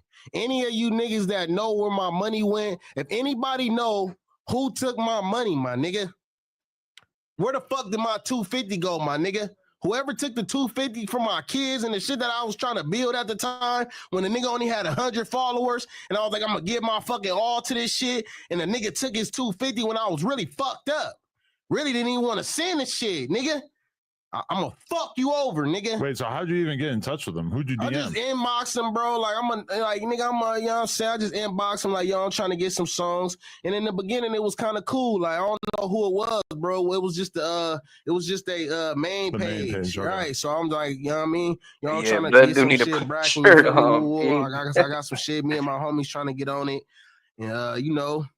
And everything was boo. They was whoever it was who was writing me, they was showing me love. They're like, nigga, I'm gonna give you 2 songs. Woo. I'm like, all right, bet. You feel me? And then shit, I said free Blueface. You feel me? I had a big ass chain. I had bought a big ass gold chain, like fucking 100 and some grams, 14 karat. You feel me? A Cuban. And I was really just buying the shit for like hard times. You feel me? I was living on the island at the time. And you know that song where Blueface say, you niggas got on the necklace. Like some shit he say, you know, pieces on pieces. Some shit he say, niggas got on necklace. Like they don't got on no chain. Okay. So I had that music playing in the background and I said free Blueface on the little thing. Next thing you know, I go to like try to see what's going on with the feature shit. I'm blocked. Wow. Like nigga didn't even have enough gangsterism to be like, hey, my nigga, we ain't giving you shit, nigga. Like, bro, because at the time I sent the 250 and all I had was like MP3 files just so I can hear what the song sound like, but I wasn't able to download it. It was just like little snippets. So I'm like, man, I fuck with those. Send my money and the shit never got sent, bro. So, you know what I'm saying? I told myself, like, yeah, I got a little bit of fucking followers, my nigga. But when my shit brack off, on Bloods, I'm gonna bring this shit to niggas' attention, my nigga. And I feel like whoever took my money, bro, nigga, owe me one. Even if niggas want to get together and all 4 of y'all, nigga, we do a 4-on-1. All the BSGs against me, my nigga, you feel me? We could do it like that too. But at the same time, they real young. I ain't gonna lie, I was gonna give it a pass. Cause I'm like, man, these the little young niggas, you feel me? Niggas ain't never been to the pen. Niggas ain't never did nothing, you know what I'm saying? I'm gonna give these niggas a pass, let them niggas do their shit, you feel me? Let them niggas have their little chili beans and shit. I fucked up. I said free Blueface. Even though at the end of the day, you shouldn't want no black nigga in jail. You should be wanting to be able to get your mans or whatever the fuck y'all trying to pretend. You feel me? And I ain't saying the homies is pretend. I'm just saying these rap niggas don't act like they beefing with Blueface. I don't know what the fuck going on. But for me to get on there with my chain, I'm feeling myself. I'm listening to Blueface and say, free that man because he taking care of his kids and you take my chili. You's a bitch. I wouldn't have even known that they were beefing with Blueface either. Man, that's what I'm saying. Hey man, Triple T, man. Subscribe to the channel, man. Always good content coming, man. Bitches. I forget about all the little shit they got going on that side of town. So I was in the wrong, blood. So I felt like I was in the wrong as a homie. So I kind of left it alone. But when these niggas bounced back, doing the video with Sad after he was just up here and the story wasn't making no sense. When they just showed the video of this nigga giving the description of the fucking car, my nigga. You know what I'm saying? The nigga just said he ran to the bitch house and was hiding on the fucking porch. Like, nigga, you in there talking like a motherfucker, bro. I mean, I understand you probably got wrapped up for dropping the lady off. You know what I'm saying? But nigga, you in there talking like, I'll give her the address if you want me to. Like, bro, you just fully cooperate. We can walk up the street if you want. Look, I'm going to show you over here. But look, so blood, I'm like, once I see them niggas doing a video with him again, that's when I decide to turn up. Like, fuck that, blood. I said free Blueface, and y'all doing a song with a nigga who is a rip and he snitch. But you got like mutual friends with anybody from Yeah, over shout there? out my nigga ATM Richie. Shout out my motherfucking relative though, my blood relative Malloy, Jungle Boy. You feel me? Shout out my nigga Shaba, Eminem. Yeah, I got real homies from over there, real factors, nigga who done been down for shit that they done did, nigga. You know what I'm saying? Nigga, real homies, nigga, who done frontline shit, nigga. You know what I'm saying? So it is what it is, bro. I just need a fade. It ain't nothing major, nigga. It's, you know what I'm saying? A little 250, but I got kids, blood. And at the time, I was fucked up, nigga. Nigga, I'm trying to make a little rap song and shit. You know what I'm saying? You know, put the homies from Lime Hood on there. Free the homies from Lime Hood. Free the homies Stone. You feel me? I'm trying to put them niggas on.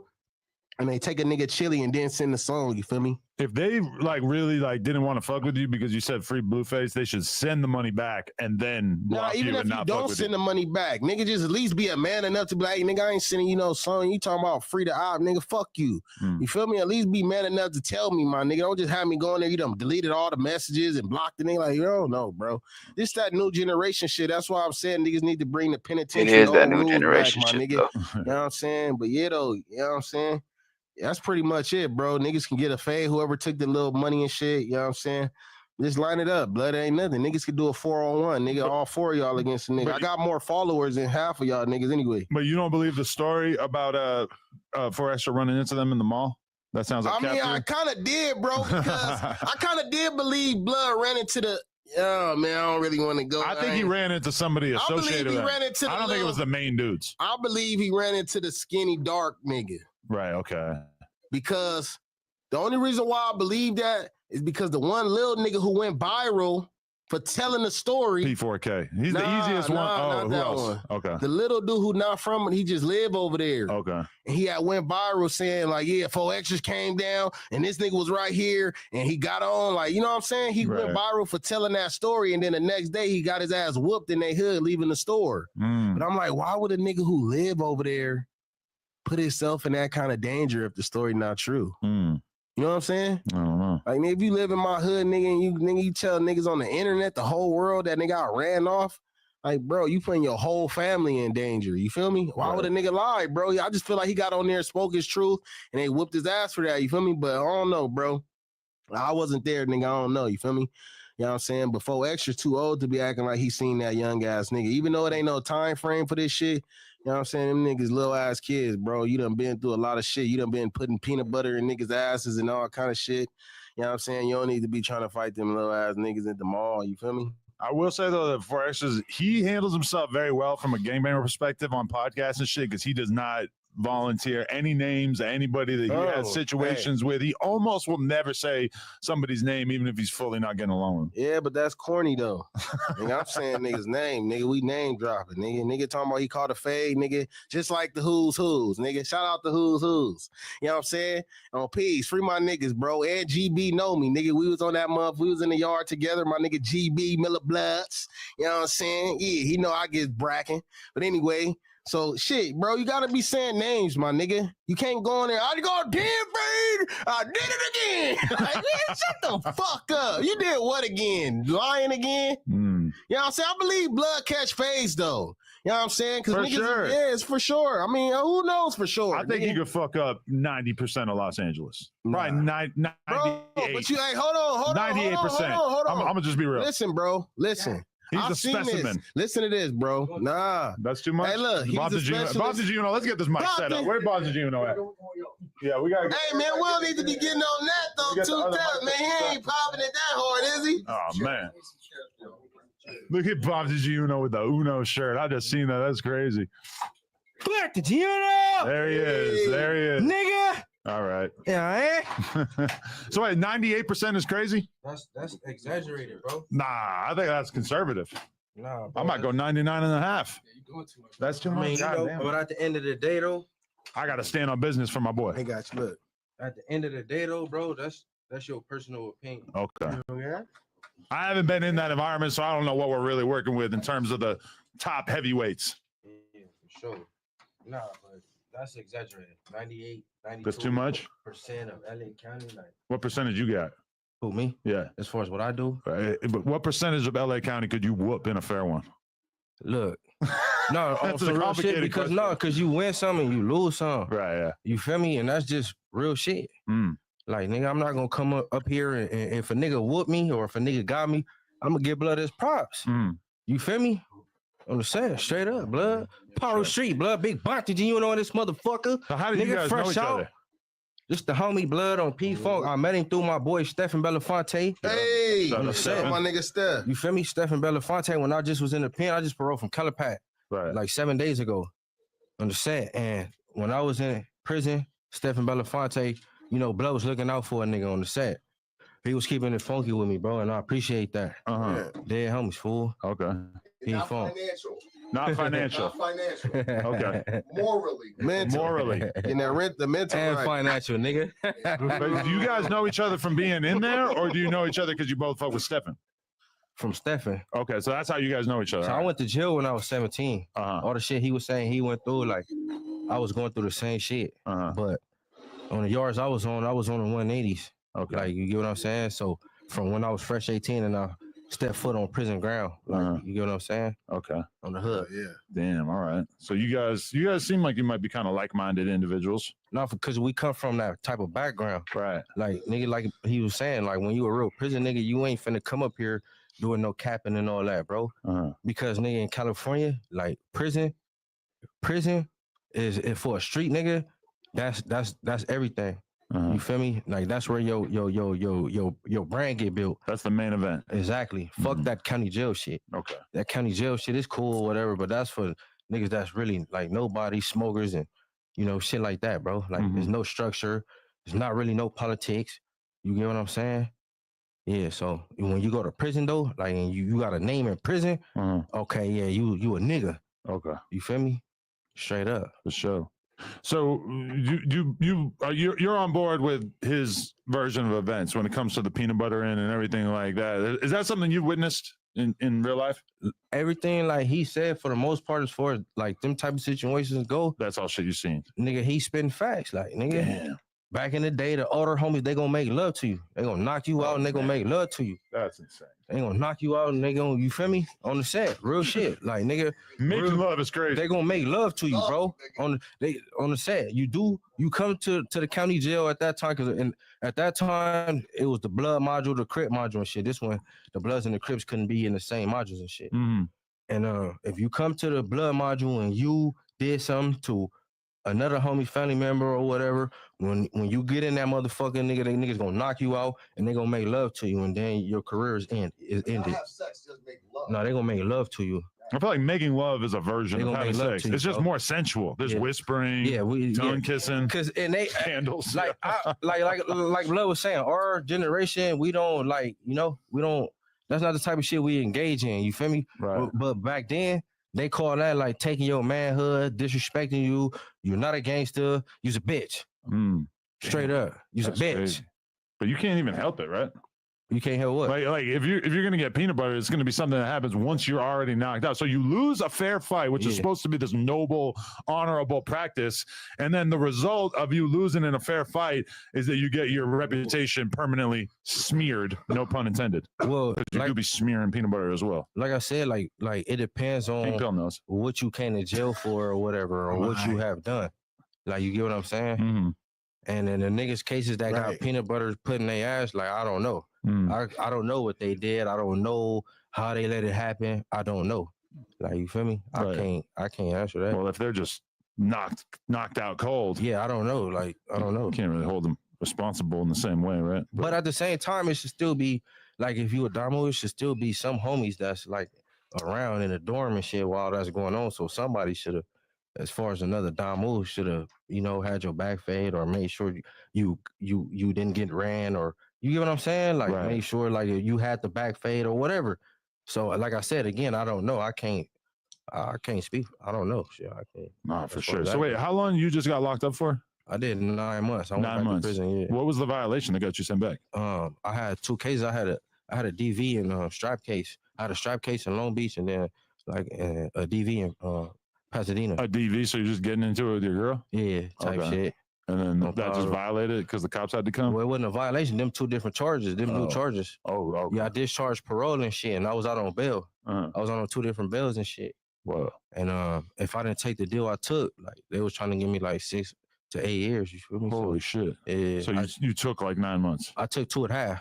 Okay. I took 2.5. Off 2.5 out there. And did 9 months. Yeah. And now you're back. I'm back. What y'all want to see, man? Let me Better know. than ever. Got my merch, my own merch, top tier and all that. Top tier. You feel me? On the hood. Got the treetops in the building with me. On the hood. Yeah. You feel me? Long live Slim 400. Huh? Yeah. Long live Slim 400. On Bonton, bro. Rest in peace, man. That's crazy. Straight up. Shout out to his daughter too, London. Yeah? Yeah, on the hood. Wait, that's Slim's daughter? That's Slim's daughter. How old is she? She like 15. Oh, okay. And she just had a birthday. She like 16 or something like that. Damn, yeah, that was a good guy, man. Fucking rest in peace. That's sad. Damn. Okay, so what are you working on now? You still gonna be spitting freestyles outside of Poly? No, we done. We gotta find new locations. You need a new location. Yeah, we gotta find new Why, locations. did anything bad come from you doing that? Yeah, they took my Instagram. Wait, I had like 10K followers. What? Like all the Long Beach niggas was in my comments and shit. Like, oh shit. Like popping it. And you know I'm fresh out the pen, so I'm not really hip to this internet shit. So I get to popping it back in the comments. And I guess niggas was reporting my page and they took my page and shit. Wow. And so when I created a new one, the new account that I created, when I got to like 500 followers, they took that one because it had the same email address attached to it from the one they just took. And which was, so when they took that, I used my wife's Instagram. And I'm good. You know, me and her going through a divorce right now. My wife, so once I was supposed to. You were actually married? Yeah, my wife. Remember the dark skin chick I came up with? What happened with that? Oh man, you know, life. Tells me all day long.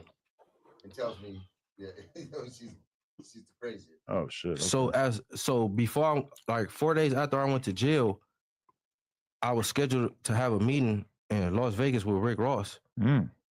You feel me? And she knew about the deal. So when I went to jail and then I sent her divorce papers and shit, what she did was she took the Instagram I had and deleted all my music off YouTube and shit. Oh, fuck. Yeah, like, yeah. So all that shit's permanently gone? You can't get it back? Well, I'll start putting shit back up. Right. You feel me? But now I got to build my numbers and all that back up. You feel me? Damn. On Bonton. That's weak. You know, treetop. Fuck. I'm sad. That's a harsh Damn, situation. But you know, it ain't, that come with the territory. Right. Like, you feel me? Can't nothing stop a nigga. Yeah. You feel me? Damn. That's crazy though that the Crips all came together and got your Instagram deleted. Yeah. But was that your intention? Is like, oh, I'm gonna piss off this whole fucking city by doing this? So like if at that time, if you was keeping up with what I had going on, you know I put up to certain monuments in LA County and just bounce out and do a freestyle or whatever. Right. So for me, that was like pretty much like showing love to wherever city or monument where I was at. And what made me go to Long Beach that day was I was in a 7-Eleven on Rosecrans and shit. And a dude walked in. I don't know this dude from a can of paint, but he was from Long Beach. He was from 20 Crib. And when the nigga saw me, he stopped like, gee, you don't know. And the nigga gave me a bear hug, like if we grew up since kids type shit. He like, man, I fuck with your music. Like, woo, keep doing your shit, bro. You popping, woo. So I'm like, all right, bet. I'm in Long Beach one day and I'm in traffic. And I'm like, you know what? I'm finna pull over. Like, bro, I'm finna do this little freestyle real quick. Then homies, fool, like, show some love back to Long Beach type shit, you feel me? Okay. But I guess, you know, niggas that's broke ass bums that don't got nothing going on, like, they took it the wrong way, like, you feel me? I'm just saying, like, real shit. I guess I could see that. Being in Long Beach, they're not really even used to seeing Bloods out there like that. Yeah. And then you do a freestyle in front of one of the most famous high schools out there. Yeah, they could do it. Yeah. Damn. But it's like, nigga, we don't beef with nobody in Long Beach. Right. And the nigga wasn't dissing nobody from Long Beach. So, you get what I'm saying? I It's think like, just like the image of you in front of that school, just to a lot of people, just they assumed there must have been a diss. Yeah. So look, what happened was the same day that I put the freestyle out, the nigga DW Flame dropped his music video in Big Sad Hood. Oh, this was during that. It was, okay. it was around that time. Okay. Cause I got his brother P Nice had tapped in with me. Right. And we chopped it up and they was trying to figure out like what a nigga was on and all that. Like, you feel me? And so pretty much it came up. That's what they thought. Like I was signing with Big Sad or whatever the case may be. But I don't know Big Sad or DW Flame. Okay. I'm not from West LA. Don't be in West LA or I'm not from Long Beach, blood. I'm from Bonton, Paru. So you feel me? I guess it was just like it did more than his shit did when he dropped it the same day. You feel me? So that's crazy. Yeah. Yo, when's the last time you talked to G-Face? Man, I haven't talked to G-Face since the last time when all the shit started coming out and shit, and I try to get him to call you so I can get my paperwork and all that like up here. So that friendship's not really a thing anymore? Nah. You can't stand by him? Huh? You can't stand by him after all that shit? I mean, you know, as a person, you know, he a good guy, he cool or whatnot, but it's just certain things I can't indulge in, like. Yeah, for sure. You know? He's hit me up a few times. Well, shout out to him and his family or whatever, you know? Definitely. Damn, I wonder what his situation is. Is he still awaiting trial or something? Man, I don't know. I don't know if he got sentenced or what. Deal. I gotta talk to G-Face. We gotta figure out what's going on. Shit, all right. So what do you guys got planned? You guys gonna do any music together? Is King Pill even on the music, or are you kind of past that? You're just like, I'm gonna entertain the streets. Everything. Okay. Content creator, man. I ain't no rapper. I ain't none of that shit. I ain't no actor either, nigga. I'm gonna make niggas laugh, and I'm gonna be boo. I'm gonna mind my business. When niggas want to get active, nigga, let me know something. You feel me? I'm doing business though. I'm doing all kind of good music. You feel me? Especially with the homies. Hell yeah, we're gonna make some shit for the freaks, the streets, all that shit. You feel me? For sure. For sure. That's why I'm up here, bro. I just kind of support the homie. Yeah. Like, you feel me? That's it. I feel like you guys could be like an unstoppable blood duo. Right. Podcast and a lot of shit. No, for sure. Yeah, that's what we need. We need more groups, more unity, more powerful movements throughout the city. No, for sure, most definitely. Hell yeah, shit. I just chased that nigga 600 this morning. You chased him? Yeah, we was on the beach and shit. That's his boy. When he first came here, he was with 600. Oh, see, look, so you can't just be calling everybody my boy. Okay. Like, nigga, no, real shit, because like I came up here my first time with G-Face. G-Face had a whole ensemble. Exactly. Yeah. Like I didn't know what he had going on. Right. I just know that he invited me. So for sure. But wait, so you chased him where? He was on the beach working out, doing his little fake ass push-ups, not even going all the way up. Nigga took off with the pistol in his hand. Shut the fuck up, really? Man, bro. You just happened to be at the same piece of beach? Man, what? I'm chilling with my boy. He's a millionaire. We in the cyber truck. We turned up on the beach. Hey, nigga.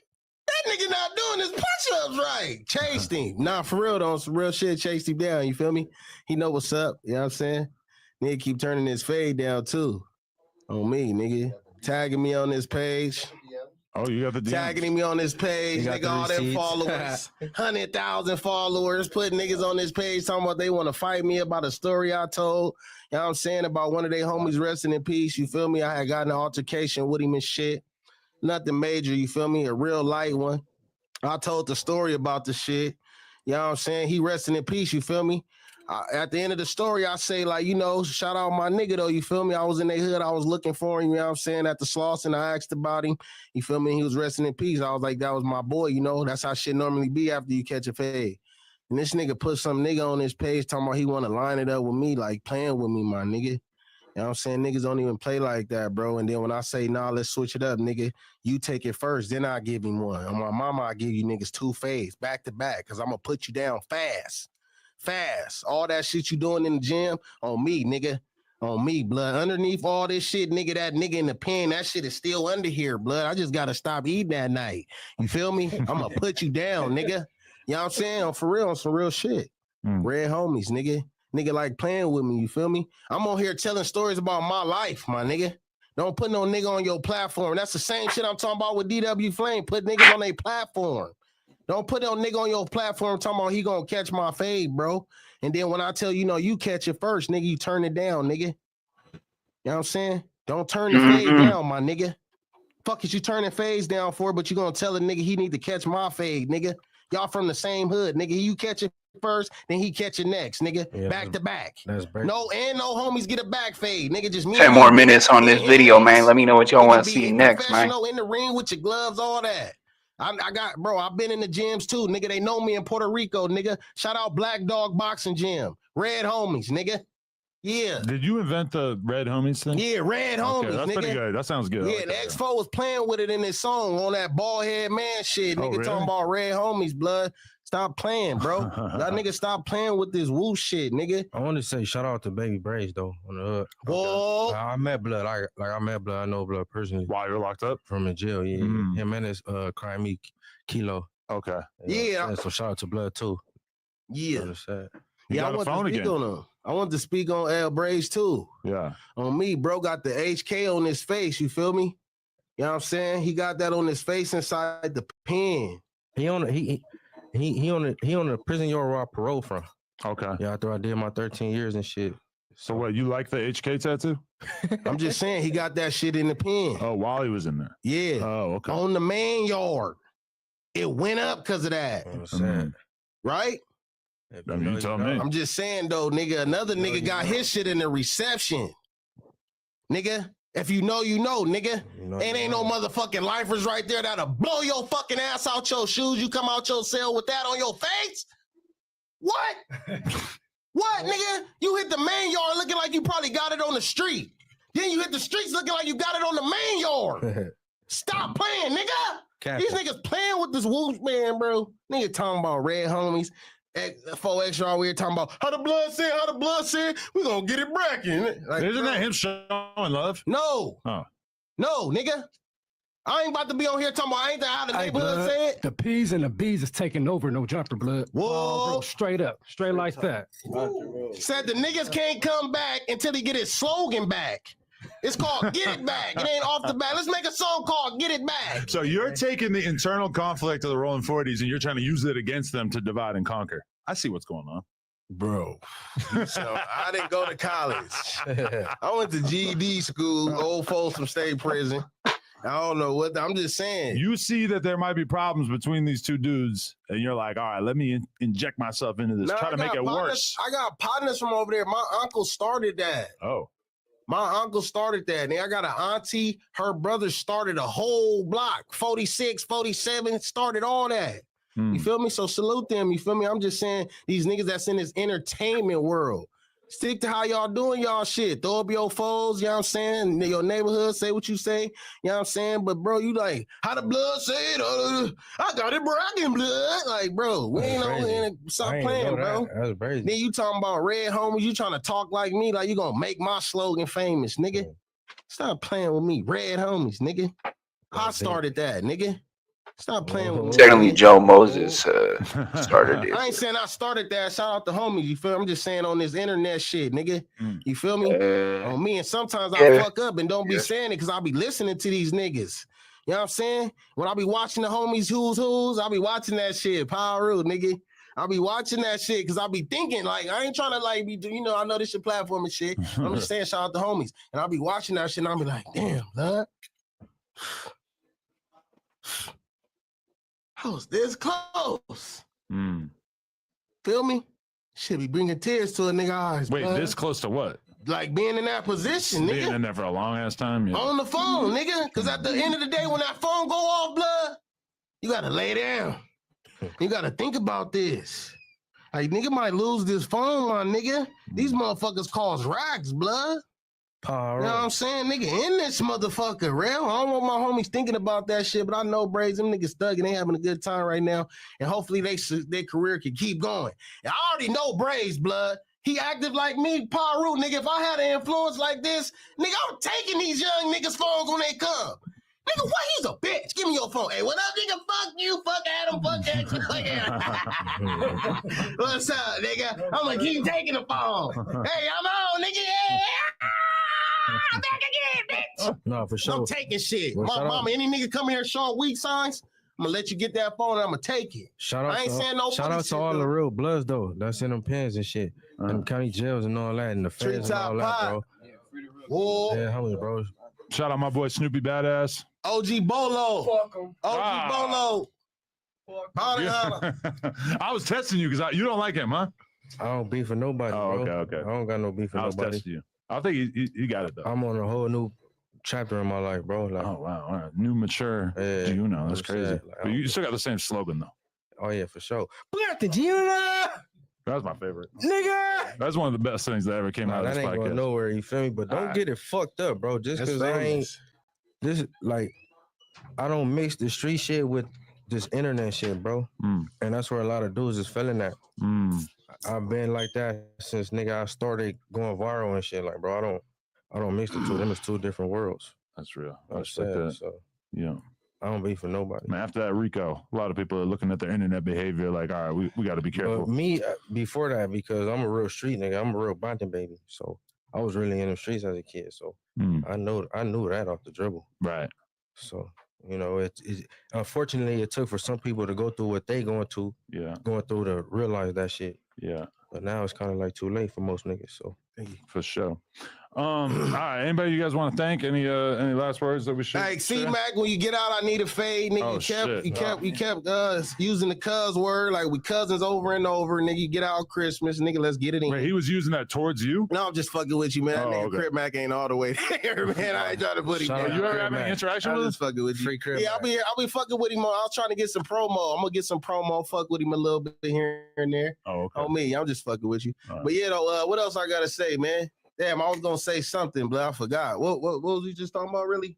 As far as the jail shit go. Oh, damn, what the fuck was just? What kind of question you just asked? I want to shout out Cat Capone, Big Homie CC, that nigga Steph and Belafonte, bro. Well, my young nigga Flame 500. You don't know Big Homie CC? He all cap. He all cap? Yeah, it's all made up. Oh well, shit! I've been gone, so I don't know what's been. Nah, going you're a on. weirdo. We exposed his ass, but you know. No, but look, come back with a fucking like nigga. I can only be real though, Adam. Like he was looking out for a nigga and shit. Right. You feel me? So we got a song together, all kind of Oh, shit. for like, real?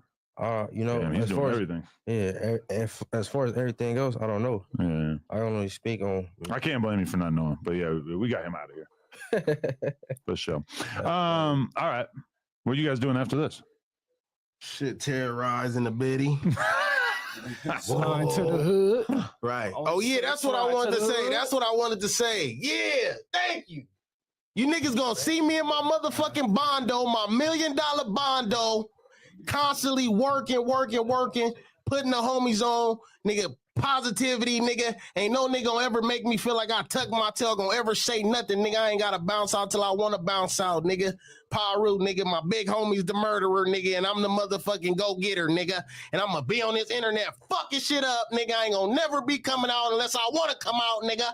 You know what I'm saying? And my homies is my homies, nigga. Y'all be who I'm with. Y'all know what's up, nigga. I'm still with the same group of niggas. Blood ain't shit changing. And I've been in this shit 16 years on P's, and I'm gonna be in the bondo working, making hits. Nigga, I'm at 101 songs right now. I'm on No Jumper, nigga. Fast as fuck. Fast. It's true. What's happening? Pop your shit. It's true. Like I said, I just came to show some support to the homie and shit. For sure. We love the blood. I appreciate it too. It's a beautiful thing. Salute my manager, man, on me, nigga. Yes. Yeah. Yeah. Yeah, I do. We support the Bloods for sure. All right, for sure. Free the homie. Yeah, people think we're a Crip organization. It's not true. Yeah, this D-Boy 5, man. Look me up, man. Doughboy Yogi, man. You niggas gonna see me in my motherfucking bondo, my $1 million bondo, constantly working, putting the homies on, nigga. Positivity, nigga. Ain't no nigga gonna ever make me feel like I tuck my tail, gonna ever say nothing, nigga. I ain't gotta bounce out till I wanna bounce out, nigga. Paru, nigga. My big homie's the murderer, nigga, and I'm the motherfucking go-getter, nigga. And I'm gonna be on this internet fucking shit up, nigga. I ain't gonna never be coming out unless I wanna come out, nigga. You know what I'm saying? And my homies is my homies, nigga. Y'all be who I'm with. Y'all know what's up, nigga. I'm still with the same group of niggas. Blood ain't shit changing. And I've been in this shit 16 years on P's, and I'm gonna be in the bondo working, making hits, nigga. I'm at 101 songs right now. I'm on No Jumper, nigga. Fast as fuck. Fast. It's true. What's happening? Pop your shit. It's true. Like I said, I just came to show some support to the homie and shit. For sure. We love the blood. I appreciate it too. It's a beautiful thing. Salute my manager, man, on me, nigga. Yes. Yeah. Yeah. Yeah, I do. We support the Bloods for sure. All right, for sure. Free the homie. Yeah, people think we're a Crip organization. It's not true. Yeah, this D-Boy 5, man. Look me up, man. Doughboy Yogi, man. Man, Big KO, untouched, man. T-Highs. That way.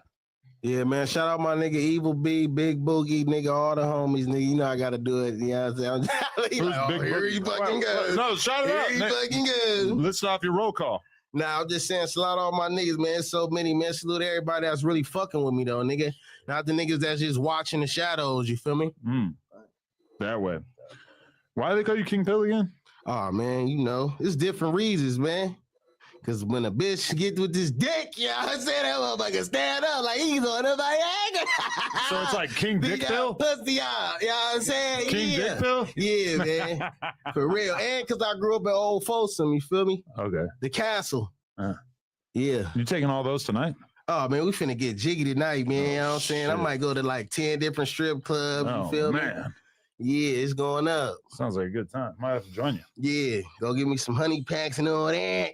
Yeah. All right. Hell yeah. Sounds good. All right. Juno. King Pill. Hey, King Pill, nigga. Thank you for coming out. This is extremely exciting. This is very entertaining. I can't wait to see what they got to say about this. Yeah. They're going to be on my ass.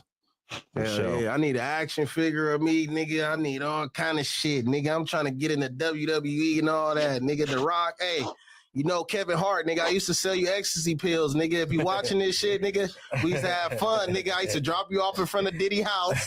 Don't act funny now, nigga, that a nigga is on. I'm on this motherfucker. We need a movie, nigga. Oh, you used to be in the motherfucking limo, thiz and hard as a motherfucker. Ooh, looking stupid. Don't act like you don't know me now. I'm on this shit, nigga. Wow. Fuck with me, Cap. And Scissor. On me, nigga. I used to go out with Scissor before I fucking went to prison, before I went to the juvenile hall, nigga. Shut the fuck up. Yeah, What age were you? Shit, I was like 15. You were 15 dating We used to Scissor. go to the same And she was a school, regular shit. chick, obviously, Regular at chick, 15. always had ass, though. What? Yeah, you feel me? Okay. Damn. I'm out, nigga. Wait, you sealed the deal? Hey, we out, man. This is the coolest my God, podcast all right. in the world. Shout out to Scissor. No Jumper, coolest podcast. Like, comment, and subscribe. Become a member. Look a nigga up, man. We next up, man. Let's go.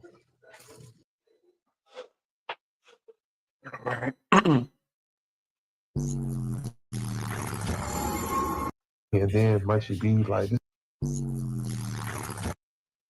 that doesn't happen every month, and you got to really grind to get those type of numbers out. But he just 300,000, like it's like $30 to him, you know. But this is like what he did. I'm not gonna say everyone could do it, but a lot of athletes could do it. Yeah, there is kind of like a blueprint now. And by the way, I think, you know, obviously they weren't athletes, but I think Cam and Mace also are in that lane where it's like Cam and Mace did it. And they're not athletes. Yeah, they're killing it. Yeah, no, Cam, when I was on Cam's show, and by the way, I just want to mention that I am on his channel, I'm the second biggest interview on his channel. Really? And one day I beat out everyone except for 50 Cent. Why? What do you think? I don't know. I beat out Snoop and Stephen A. Smith. Well, you usually give it up when you do interviews. You know, sometimes people. I think on YouTube I probably have a stronger following than these guys just on YouTube. Yeah. Overall, obviously I don't, but yeah. So this is the whole thing, and I've been a few weeks out of the month I go live on Saturdays with just the masterclass members, and I answer questions directly. And what I started doing last week, which I'm going to start doing every week, is that the members actually send me their YouTube channels and I actually review them right there on live. And it's like, okay, this is what you're doing wrong. This is what you should do. Okay, this is good. You're hands-on with this. Hands-on with it, yeah. I mean, look, for $100, Vlad just reviewed my YouTube channel for $100. That's not worth $100? Yeah. That could shift your whole trajectory, what you do. And some of these channels only have like 150 followers, 200 followers, 1,000 followers. They're still kind of figuring it out. Yeah. I wish I had this when I started. No, of course, because it was all about pretty much trial and error. Yeah. So go to youtube.com/VladTV/join and choose the YouTube Masterclass option. And make sure you sign up on a browser as opposed to like your iPhone, because like Apple tacks on an extra $30 really? On top of these. Yeah. Oh yeah, because they gotta. Yeah, they gotta get their percentage. Same thing. Yeah. So if you want to just do $100 a month instead of 130, just go to a browser, log in, and sign up that way. Yeah. So shout out, man. Like I saw a lot of signups after doing Cam's show. Really? Yeah, Cam's. Like I did bootleg Kev, and I saw a little bit of movement. I did, no jumper, saw a little more movement. But I did Cam's show, it like quadrupled.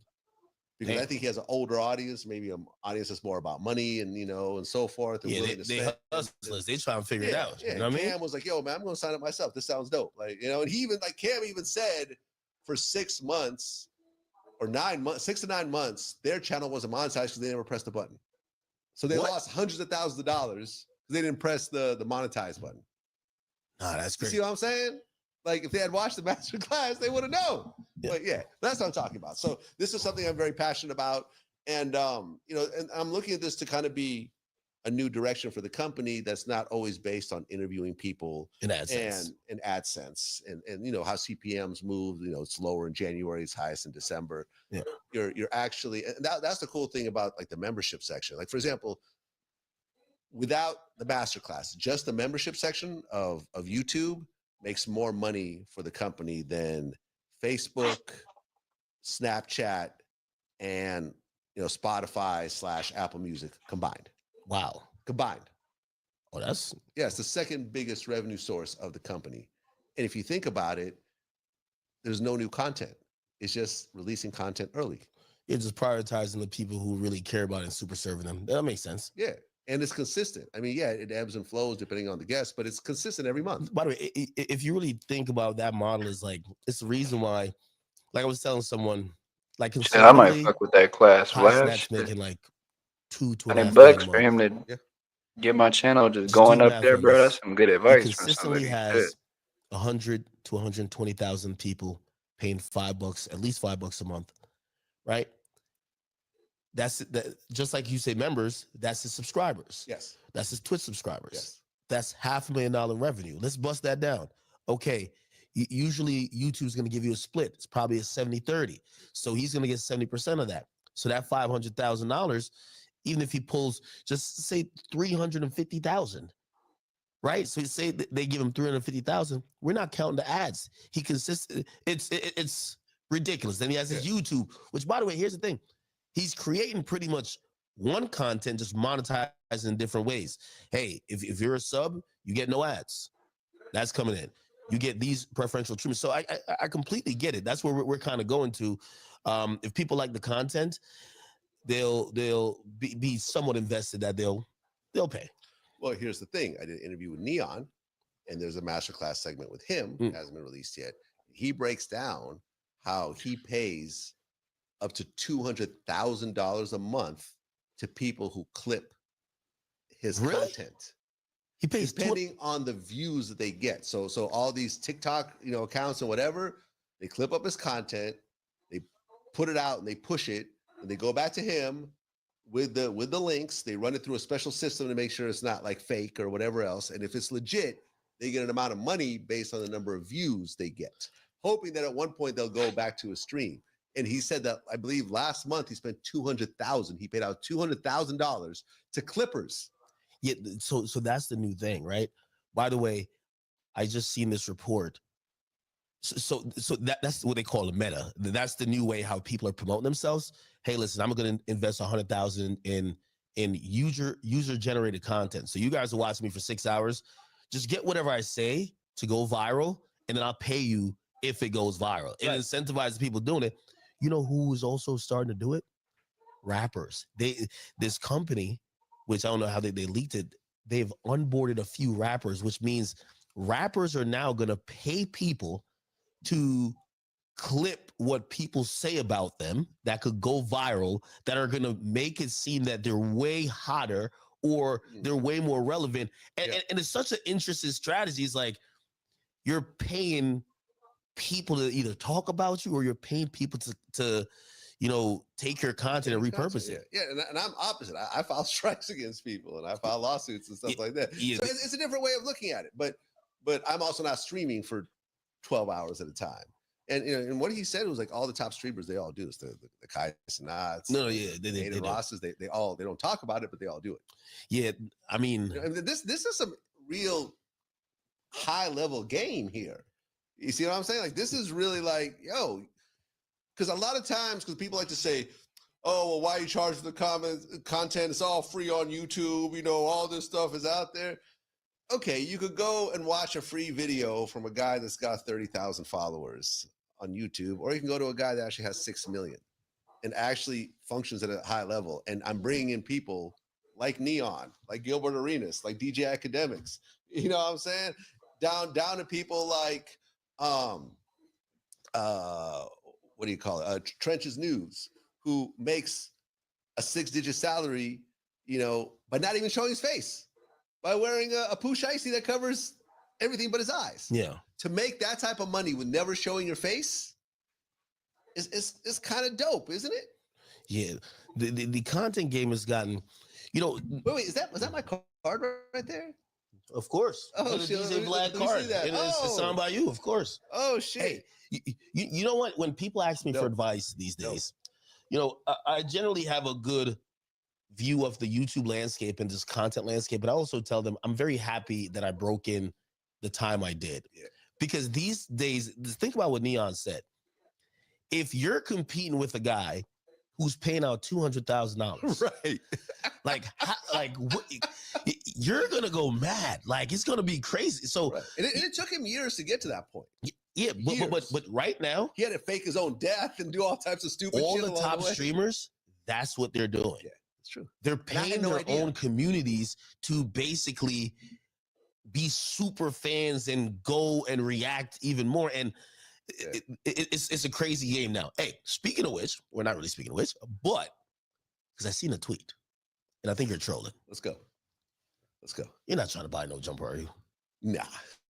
I'm like, after the first squabble, Vlad would be like, I'm out. You don't tolerate that type of bullshit. After the first indictment, after these guys came on camera, you'd be like, you know what? I'm going to start doing interviews remote.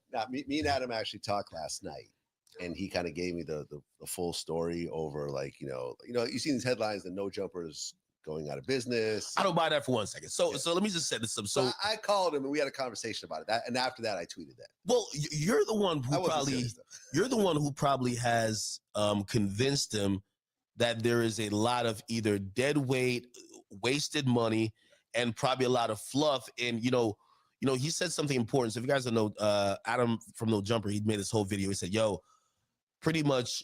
The company, he didn't say him necessarily, he said the company, we're going broke and we're going to have to do these things to downsize. I'm going to get rid of this, get rid of that. And he did make a very interesting point. He said during the pandemic, the upside in what we were projecting because of that inflated view count and inflated revenue, we're like, we're going to run this up. And if we could 3X it, of course, after that time ended, things kind of normalized and fell back down. And then he probably realized we're too heavy in our investment. I'm starting to get kind of tired, y'all. Third, then of course you have some business things that always happen, lawsuits, whatever. And I still gotta do. I don't know why he did the clickbait thing because people are like, "Yo, this guy's broke." I've seen all the memes like, "Yo, who's Leonard gonna have to fuck now to get in the bottom?" Like this is people were saying like when I said, we still got. Bro Spence Jr. Mo 3 video. We got the conversation did you have with Adam video. We got the probably felt that he looked at his own operation video. We got there's some things that are wasteful. Breaking Loose Cannon video. Really and we got the. But I'm not always efficient. Like I got a studio in New York that doesn't get used a lot of the time. I pay $20,000 a month for. And I signed that 7-year lease right at I think before the pandemic started. Because at that point, everyone was still in the office. I had a whole writing staff. I had a whole video staff, and they were coming to the office every day. So they needed a place to work. After that pandemic happened, everyone started working from home.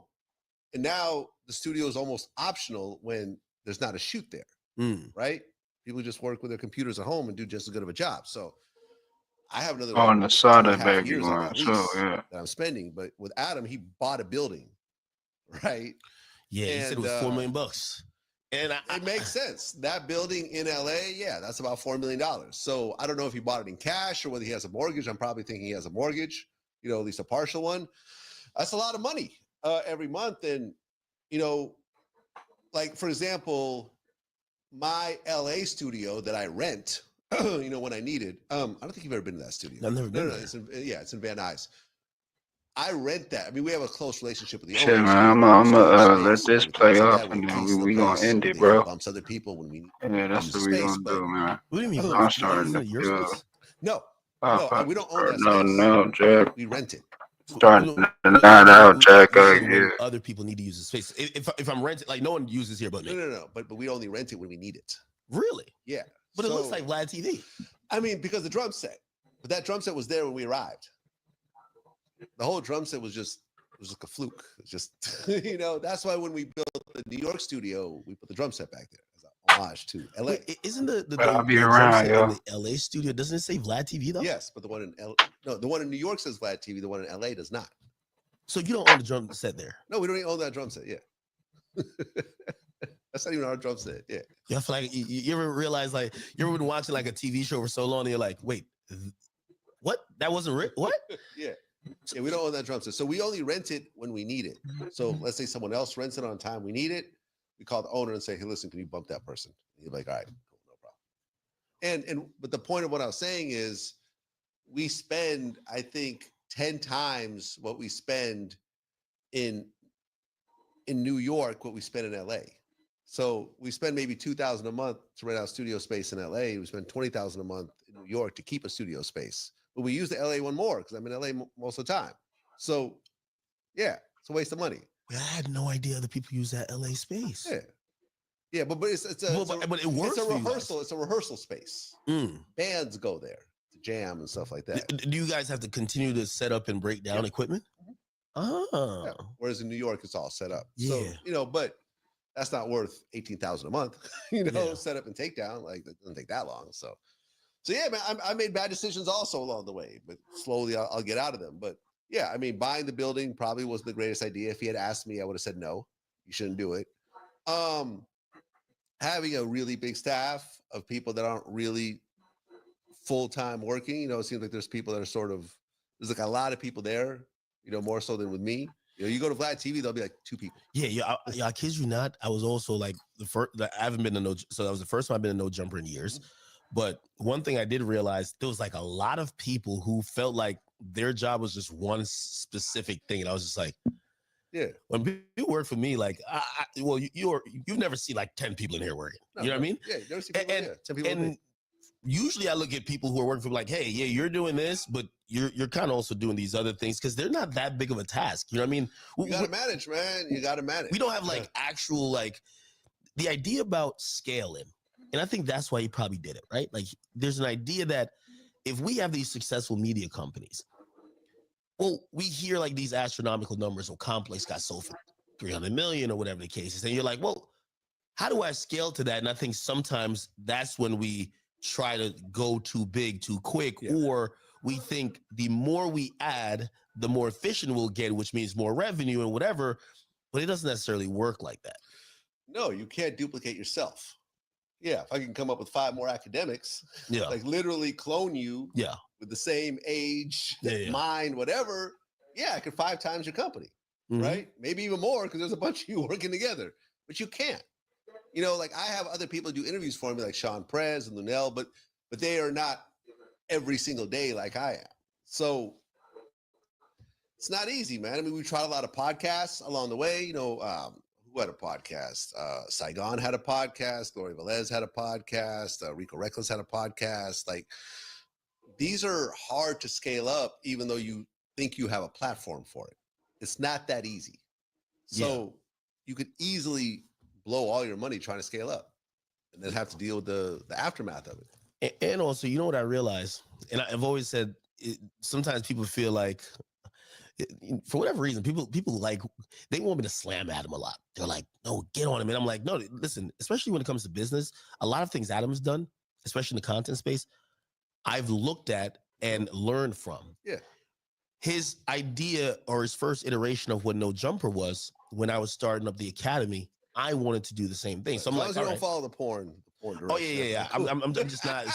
Don't follow that part of Adam. Yeah. We're not, but my idea was, okay, I'm going to get these other shows that are going to just be pumping out content. Let's get, Troy Avalos, you do a show. Okay, this other interesting person.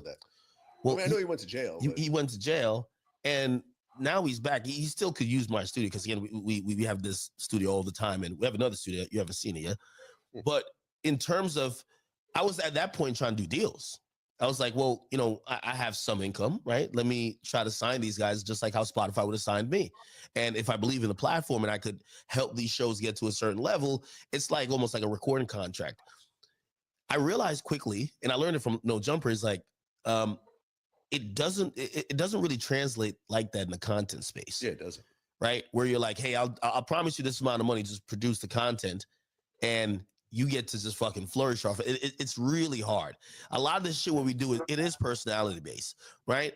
I also thought to myself, am I gonna really sit on camera? Because I was even thinking about some dudes who are within the community that I have, and I was like, I want to give them a show. They have great opinions, but there's no star power.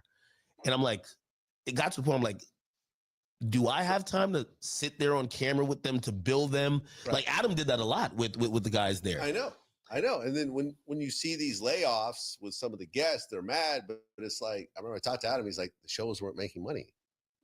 But there's no point if you're breaking even. Yeah. Or if you're losing money. Or if you're making like a small profit. You know, if you go through all this effort and there's $1,000 profit, it's like, well, what am I doing here? Yeah. You know, it's like the overhead of this is going to kill that. So yeah, I mean, it's not easy. You know, and this is where like we learn, okay, well, we're not going to switch the host, but we could reuse the guests. You know, this is where the repeat guests came in. We have a long laundry list of repeat guests from TK Kirkland, to Faison Love, to Boosie, to Tony Ayo, to Lunel, to Brick Baby, who unfortunately is in jail right now. Hopefully he'll get out soon. To Whack 100. We could definitely do the interview with him on the jail phone, man. He keep calling, man. Does he? Yeah, he called in to No Jumper yesterday. Oh, I'm still listening. Like, yo, it trips me out when someone from jail is calling in to add to content, and I hear this call is from a monitored line from. I'm like, what the hell? I'm like, yeah. I mean, like I like Brick Baby. He became a regular guest. I think he's like our latest, like our newest regular guest on the show, and we have a good energy. We do numbers. I saw him at the mall like 3 days before he was arrested. Just randomly ran into each other at the Beverly Center. Like, oh shit, what's up? Like, that boy was getting money. He was up in there spending it. I guess, yeah. Always wanted to know. Yeah. I think you're gonna say Gilbert though. Other than Boosie, and I guess I put Gilbert out. I don't know if he's a second. Who's the biggest recurring guest? That Tony Ayo. Okay, yeah. Okay, take Yayo out of it. Who's third? Third? Really, I'm asking, where do I fucking fall on this list? No, you're up there. Am I top 5? Yeah, I think you're top 5. I think I'm top 5. Yeah, okay, cool. Come on. Yeah, that's something like yo. Listen, I know you're top 5. I mean, like Boosie, Tony Yayo. Gilbert is good, ain't he? Gilbert does numbers, but it's, you know, I'm not really super sports focused, so it could, you know, sometimes it's all over the place. Whack 100. Oh, Wax and Fireball. Yep. Whack 100. Game when he was being regular on the show, he was doing big numbers. Whack is probably like your rookie of the year in terms of new recurrent. I think so. Yeah, he's number 3 on the list. Yeah. The thing with Whack, when you talk to Whack, he's just so much content. Yeah. No, he understands how he understands how it works. Yo, this is why I go to like my audience is like, yo, why are you on Clubhouse? I'm like, yo, Whack. Well, I could call Whack and talk to him for 3 hours, and it's gonna be 50,000 clippable moments. If he wants me to come to Clubhouse, chill with 100 side, I'm doing it. By the way, like Whack hit me the other day. Let me pull out this text, right? Hold on. Just do a search. This is that. You'll get a kick out of this because what we were talking about before we started. So he sent me this text from somebody. He's like, yo, you know, this is something someone sent him. Was like, yo, look for paperwork at 4 o'clock on 6-9. He's like, all right. And Whack was like, hey, what's it about? He's like, all I can tell you right now, there's something to do with Vlad. Like, get out of this meeting, I'll reach out. Paperwork coming later today. You will understand. And I'm like, okay. I have talked to 6ix9ine for 30 seconds once in a strip club in LA before all the Fed arrests happened. I have not talked to him since then. Yo, Wags. I mean, I've talked to some people about him that were around him, like some of the trade, 9 Trey guys, but that's about it. So whatever they got, and this is like Whack will sometimes hit me like, yo, man, I heard the feds raided your office. I'm like, no, like all this, like Whack does get it right a lot, but sometimes he just gets the wrong information. Whack is a true character. Yes. But he's a good friend to have. Okay, so wrapping this up with the no jumper going broke, because again, we started off talking business. Now we're seeing one of our peers, they're being open. What do you think about that strategy? Number one, even the titling, but also him being open and honest to the audience. I mean, Adam, if you really think about this space, Adam is the most open out of all of us. Yeah, he runs it like a reality show. No, seriously, like to the point where we've seen him naked having sex. Yeah, he does. Right? Like seriously, like the only thing left is like we haven't seen him take a shit, you know, or like something like Don't that. give him no new ideas. But you know, he's, you know, everything that goes bad with him, he talks about it. Mm-hmm. All the private stuff, like there's nothing off limits with him, you know. So he is the most transparent human being that I know that's on the internet. So him doing this is not a surprise. You know, now, is Adam going broke? No, Adam has money. Adam has assets and so forth. But yeah, I mean, things have shrunk a little bit. You know, the building probably is, hey, by the way, I did say draining this him a little bit.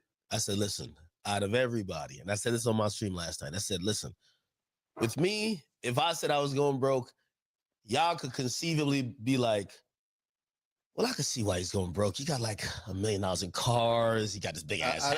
I don't see how you could go broke. But if the fans or like the audience is trying to, they're like, well, maybe he bit off a little bit more than he could chew. And I said, Vlad, way more conservative, better with money, but Vlad do spend a little too. I've seen Vlad come up in here with the Richard Mille. He got $250,000 on the wrist. Yeah. You know what I said? It's impossible for Adam to go broke. I've never seen him with a Casio watch. I've never seen him with shit. Yeah. Well, no, but he does drive like a BMW 7 Series. Come on, come. That's like, probably like 120,000. I said, in terms of money coming in and money spent, Adam got at least. He's sitting on just no designer clothes, no jewelry. But then again, he's fucking 5 girls a day. He's interviewing 20 gangbangers. Come on, it's no way. Yeah, no, he's not. I'm like, listen. I got a bunch of cars, jewelry. We have Vlad, who has he has jewelry that keeps value. What does Adam have? A kendama. No way he's broke. He's keeping that money in the bank. It's liquid somewhere. We got to figure out where it's at. I'm telling you, like, and he has a money glitch. The only fancy thing is the money glitch. I'm telling you, he's sitting on 10 million liquid somewhere, but he did a good thing by, I think he was just trying to fire some people. Well, you know, and you know, he called me yesterday and he asked me some questions about the memberships because I guess his membership started to jump up. I guess the fan, oh, you're going broke. Let's try to support you. So maybe I got to do that. Yeah. Word? Yeah.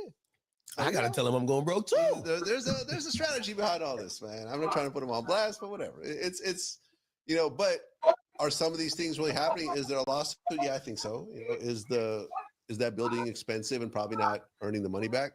Yeah, probably. You know, are the YouTube views lower and CPMs are kind of struggling? Yeah, probably. Okay. Why you beefing Booker T, bro?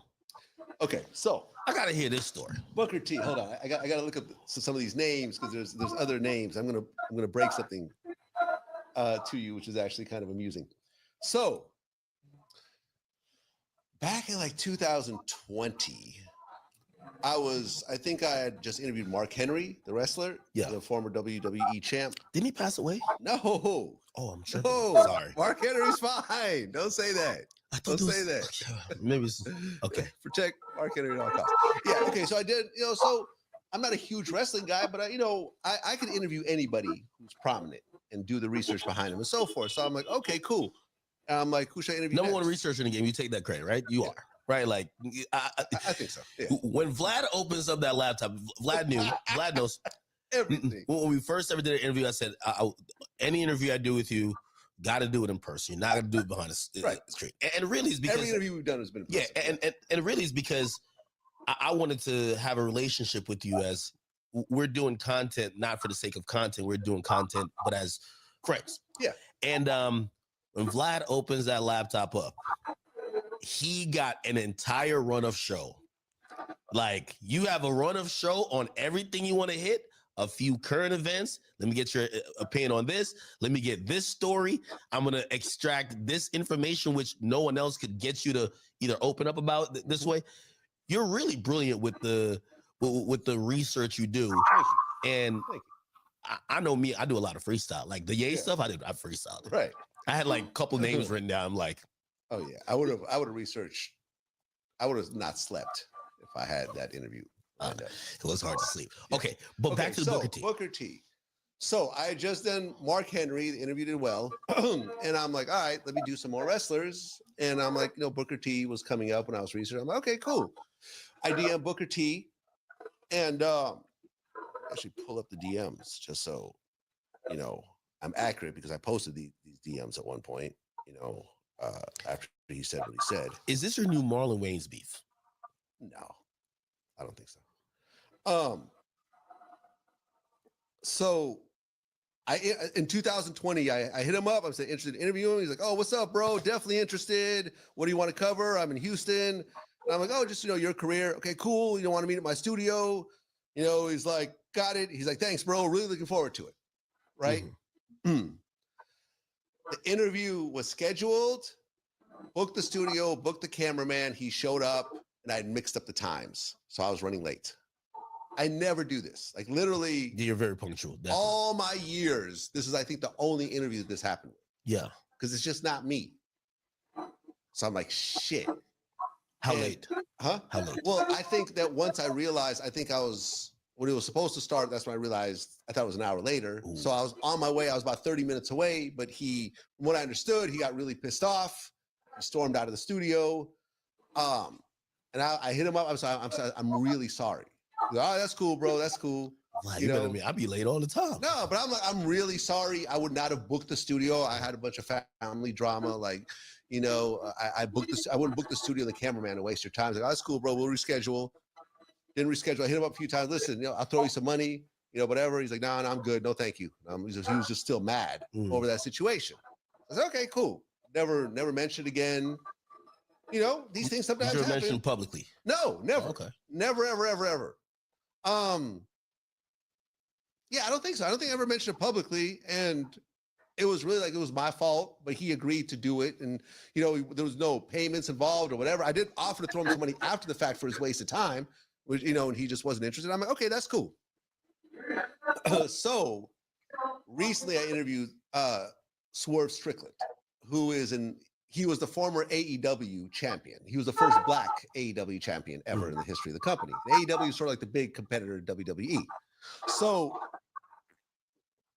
in the interview, he talked about, because Swerve was also in WWE at one point, but things didn't work out for him there. And he kind of said some negative things about the business over there and so forth. And as we're talking about this, I said, well, Booker T made a comment about you saying, essentially, it wasn't like really negative. It was like, I don't know what the problem is with Swerve. I've had a good situation over there. I don't know whether, things just didn't work out for him and he's bitter about it. But, I'm cool with WWE. Booker had a lot of success over there. He was like a Hall of Famer over there, and I think a 5-time champ or something like that. So he said, well, he goes, Booker could say that, but what about the time that Vince McMahon used the N-word around him? And I'm like, oh, I didn't even know about that. And I looked it up.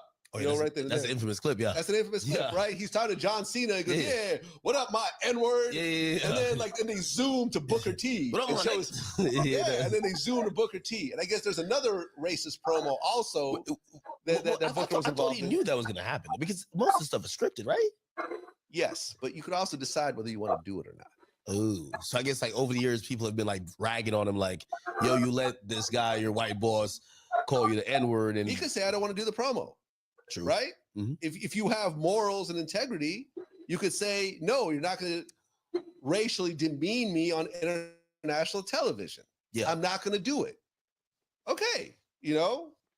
Now, you may worry you're going to lose your job if you do that, but that's where the integrity comes in, right? Like, I mean, for example, if you were told that, okay, we're going to put you on WWE, but a white man's going to call you the N-word.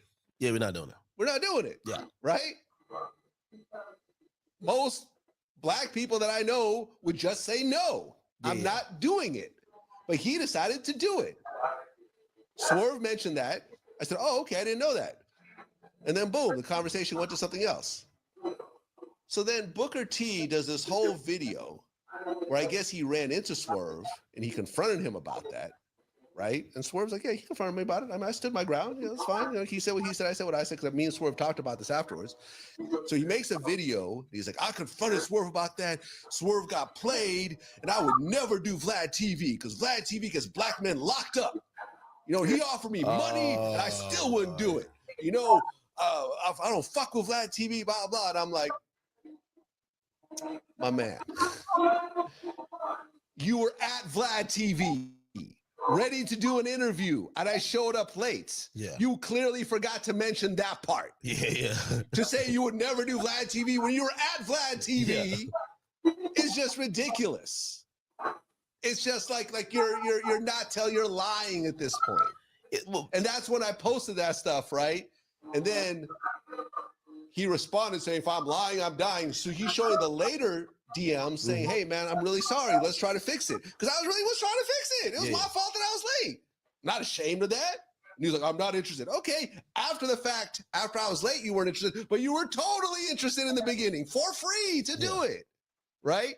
So I'm like, okay, let's take it to the next level, right? Because I like Petty Vlad. Petty Vlad, right? So hold on, let me find this tweet. Hold on, let me just so I can get the whole thing. Done.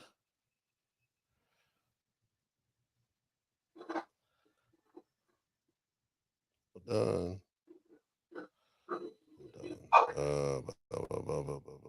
Okay, here we go.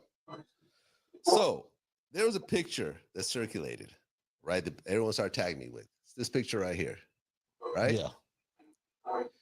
This is a picture of Booker T. And this is what I tweeted. I said, when Booker T isn't making up lies about refusing to do Vlad TV interviews, he's hanging out with his registered sex offender friend, Chasen Rants. Chasen was convicted of lewd and lascivious sexual battery. The victim was 12 to 15 years old at the time. Oh, nah. And there's multiple. Vlad is in low. Yo. Oh, here's the actual registered sex offender. Oh, you put up entry. the Megan's Law website? Yo, the Megan's Law website. Here he is. His name, everything else like that. There's multiple pictures of them together at this guy's gym. Holy shit. Right?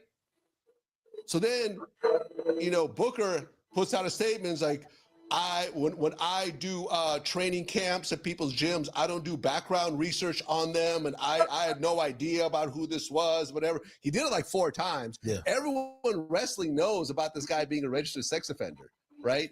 He's like, and so forth. You know what happens the next day after I do this post? Chasen Ranch gets arrested for violating his guidelines of being a registered sex offender. Really? Yes. Vlad, they gonna try. He hangs out with an currently arrested registered sex offender.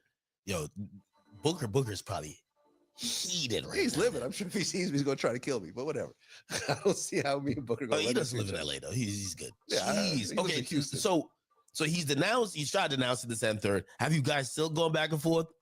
Or I mean, when he put up that one tweet, he's like, "Oh, if I'm lying, I'm down." I'm like, you are lying. Here's the original DM. Yeah. You were there.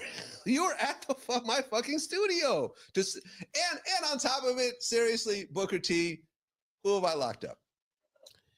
Who have I locked up based on my interview? Well, now he's gonna say you got a sex offender friend locked up. Yes. You're right. There we go. But I never interviewed him. He's gonna be like, "Yo, Vlad, you're the fan." Matter of fact, Booker T, you got your sex offender friend locked up because the publicity from you and him, which is what caused it to have the uproar on social media. Was just like, to the point where the forgot PO about was this nigga. like, oh, I forgot about this motherfucker. God damn. Come on, man. You messing with someone who sexually assaulted a 12-year-old. Come on. That's his home. It's not. Well, there's pictures together, multiple pictures together. Listen, man, like, I don't hang out with registered sex offenders, right? I just don't. You know what I'm saying? Like if you're an old friend of mine, and I find out that's what happened to you, that's it. We're done. Like, you can't hang out with me. We can't take photos together. Being on the website is crazy. Like, you got convicted of that. That means you are on some shit. Yeah. Damn. Yeah. So he got arrested today. So yeah, maybe I got this guy arrested. Fine. I got a sexual predator off the street. So no chance of you and Booker reconciling? Absolutely, there's a chance. It's on him. Really? Yeah. Why wouldn't I? Oh, okay. Why wouldn't I? No, I mean seriously. Why wouldn't I? I think he's upset. Okay, so I think he'll he's gonna show be like, up. There'll be armed security, As right? should be. If he wants to lunge at me, it's out of my hands. Am I trying to give you what's his It's out of finishing my move? hands. What's Booker T's finishing move? Holy shit. I forgot what it is. It's not a DDT. No. That's someone else. That's Diamond Dallas Page. Oh man, whatever his finishing move is, man, just watch out, man. Yo, watch out. I'm thinking wrestlers could really fight in real No, life. but I'm saying like he can call me. We can get on the phone. No, he's not getting on the phone with you after this. Okay, so he's not. Oh well. He's not getting on your phone. Like, who cares? Seriously, who cares? Hey, who cares? Speaking of which, and I just want to say this. I didn't even say anything or do anything for my name to get thrown in this bullshit type of way. I just did an interview where I quoted something that Booker said to Swerve. I didn't make up the words. This wasn't a private conversation that I leaked out. This wasn't a personal text that I wasn't supposed to show him. He publicly said it. I repeated it just like every good interviewer does. And then he's mad at me over bringing the shit up. No, I agree. It's really just weak. It's weak. Just stand behind your shit. Listen, you let a man disrespect you. You let a white guy disrespect you for the money. You know what I mean? You do classes with a registered sex offender for the money. You know? That's where your moral compass is. It's right there. And it is what it is. It's not an opinion. It's the reality of who you are, and that's cool. Stand behind who you are. Don't get mad at me for telling you who you are when that's really who you are. Hey, Petty Vlad is the Vlad who, which by the way, I think we've all gotten there, right? And of course, I got there too, where it's like, I remember like when artists were like either frustrated or whatever, it was like the line to be like, academics is this, academics is the police. And there was a time that you used to just not really respond to those things. Yeah. But then it builds like this strong narrative that people were just like, well, everybody says this guy's the police, so I'm just saying it too. Yeah. Right. And you become the person that they just kind of kick her back in. And until like I really started defending myself, and these rappers had to stop saying cliches that it's okay if fans are saying whatever. But when you're someone who maybe I've worked with, I've had an interaction with, when you're saying it, it's like, it's damaging. Yeah. You know what I mean? And you do get to that point. I know some people are like, yo, Vlad, you're petty, you're doing a lot. Yo, someone using you and your reputation and just kicking it and just basically blaming you for things that they either don't want to be accountable for or they don't want to blame the other person for. Yeah. Like Booker could have came out and said, motherfucker, why are you even talking about that type of shit? Why are you talking about me like that? You know I'm sensitive about that. If they had a relationship. He's not gonna blame that guy. He's gonna blame you. We blame both of us. But I got thrown into the situation. Well, he confronted him in person supposedly, and then no, it wasn't supposedly. It happened. Oh, but I talked to Swerve about this. But he throws you under the bus in the video. Right, and you know something, I'm gonna have Swerve back on my show again. You know, Works. We gonna keep. And in fact, like me and Swerve were talking. Swerve told me this is his biggest interview ever. Really?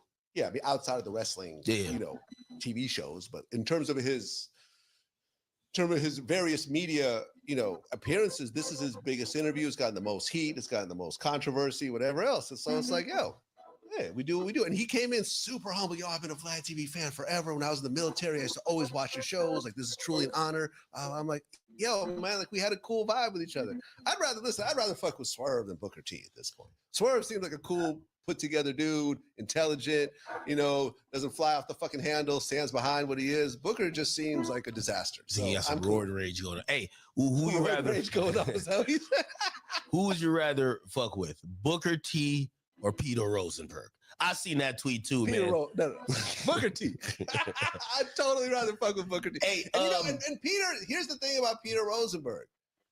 He was out there, like I remember I'm looking on Swerve Strickland's page and he posts a pic of our interviews. Like, oh, yo, out now on Vlad TV. And Peter's like, oh, you're working with the police now? That's what he said in the comments? That's what he said in the comments. And Swerve responds like, why would I care about, you know, police. Like, I don't do anything illegal. Like, Right. I'm a working man. I was in the military. You know, I make an honest living. Like, I'm a wrestler. Like, whatever. Right. So then, I think I talked to you after. I'm like, I'm not going to say nothing. And then when Booker posted his response to me, he was like, and I posted my DMs. He's like, "Oh, you're such a clown" or something. He tweeted me, and I'm like, "Okay, all right, you know, let's go, Peter.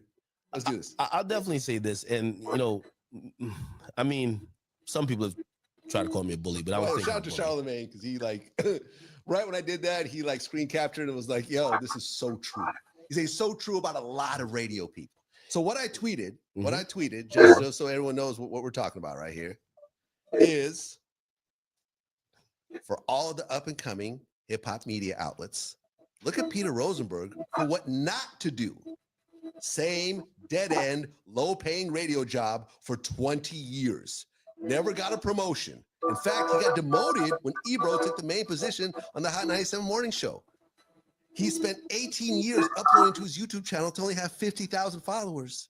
Most of the videos he drops get less than 1,000 views. Hated on every new media person who came in the game. He hated on me. He hated on you. Everybody. He hated on Charlemagne. He hated on everybody. None of these people, like all the people in No Jumper, none of them are his friends.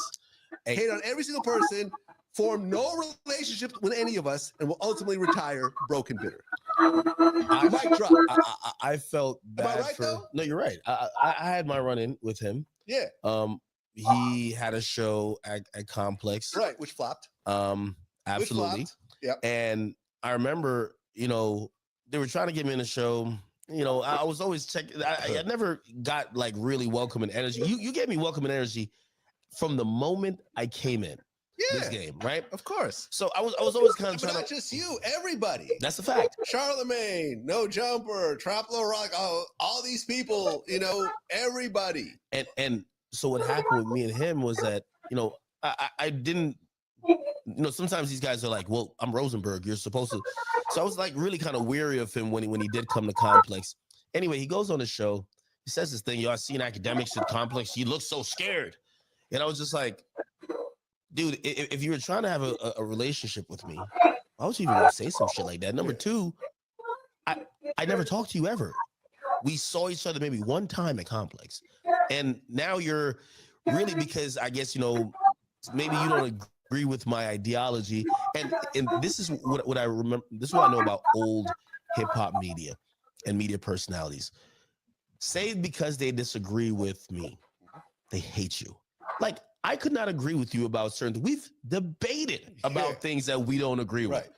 But do I use that to be like, Vlad's a piece of shit? No, that's what he does. Yeah. So what ended up happening, I remember we got into it and then we got into some silly shit. I was like, bro, listen, we could box. I don't know what's up with you. We could do whatever.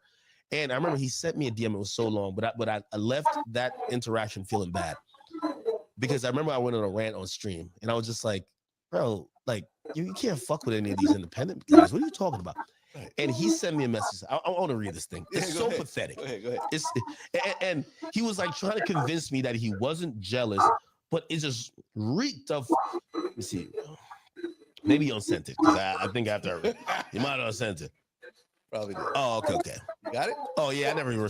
He's like, because I was like, yo, listen, if you have that much of a problem, because I don't know you, but you seem like you're so anti me. So if you think I'm so scared of you because we've seen each other, I said we could box. He's like, I'm not meeting you to fight. I have zero interest in that. So I'm interested in how you're taking advantage of your platform. I saw you big up and help a woman in Chicago. That's a start. But man, hip hop, blah, blah, blah. And this is what he says. He says, you can tell me to go fuck myself and that I'm hating. But do you think I want what you have?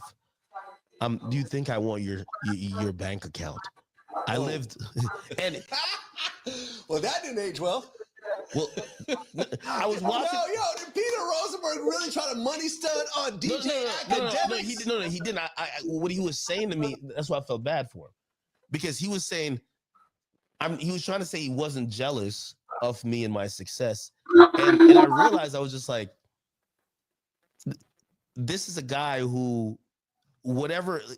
The reality of Peter Rosenberg is that Charlemagne said on his podcast recently, you're one of the first hip hop podcasts. Yes. I would be believe very. he was the first hip hop podcast.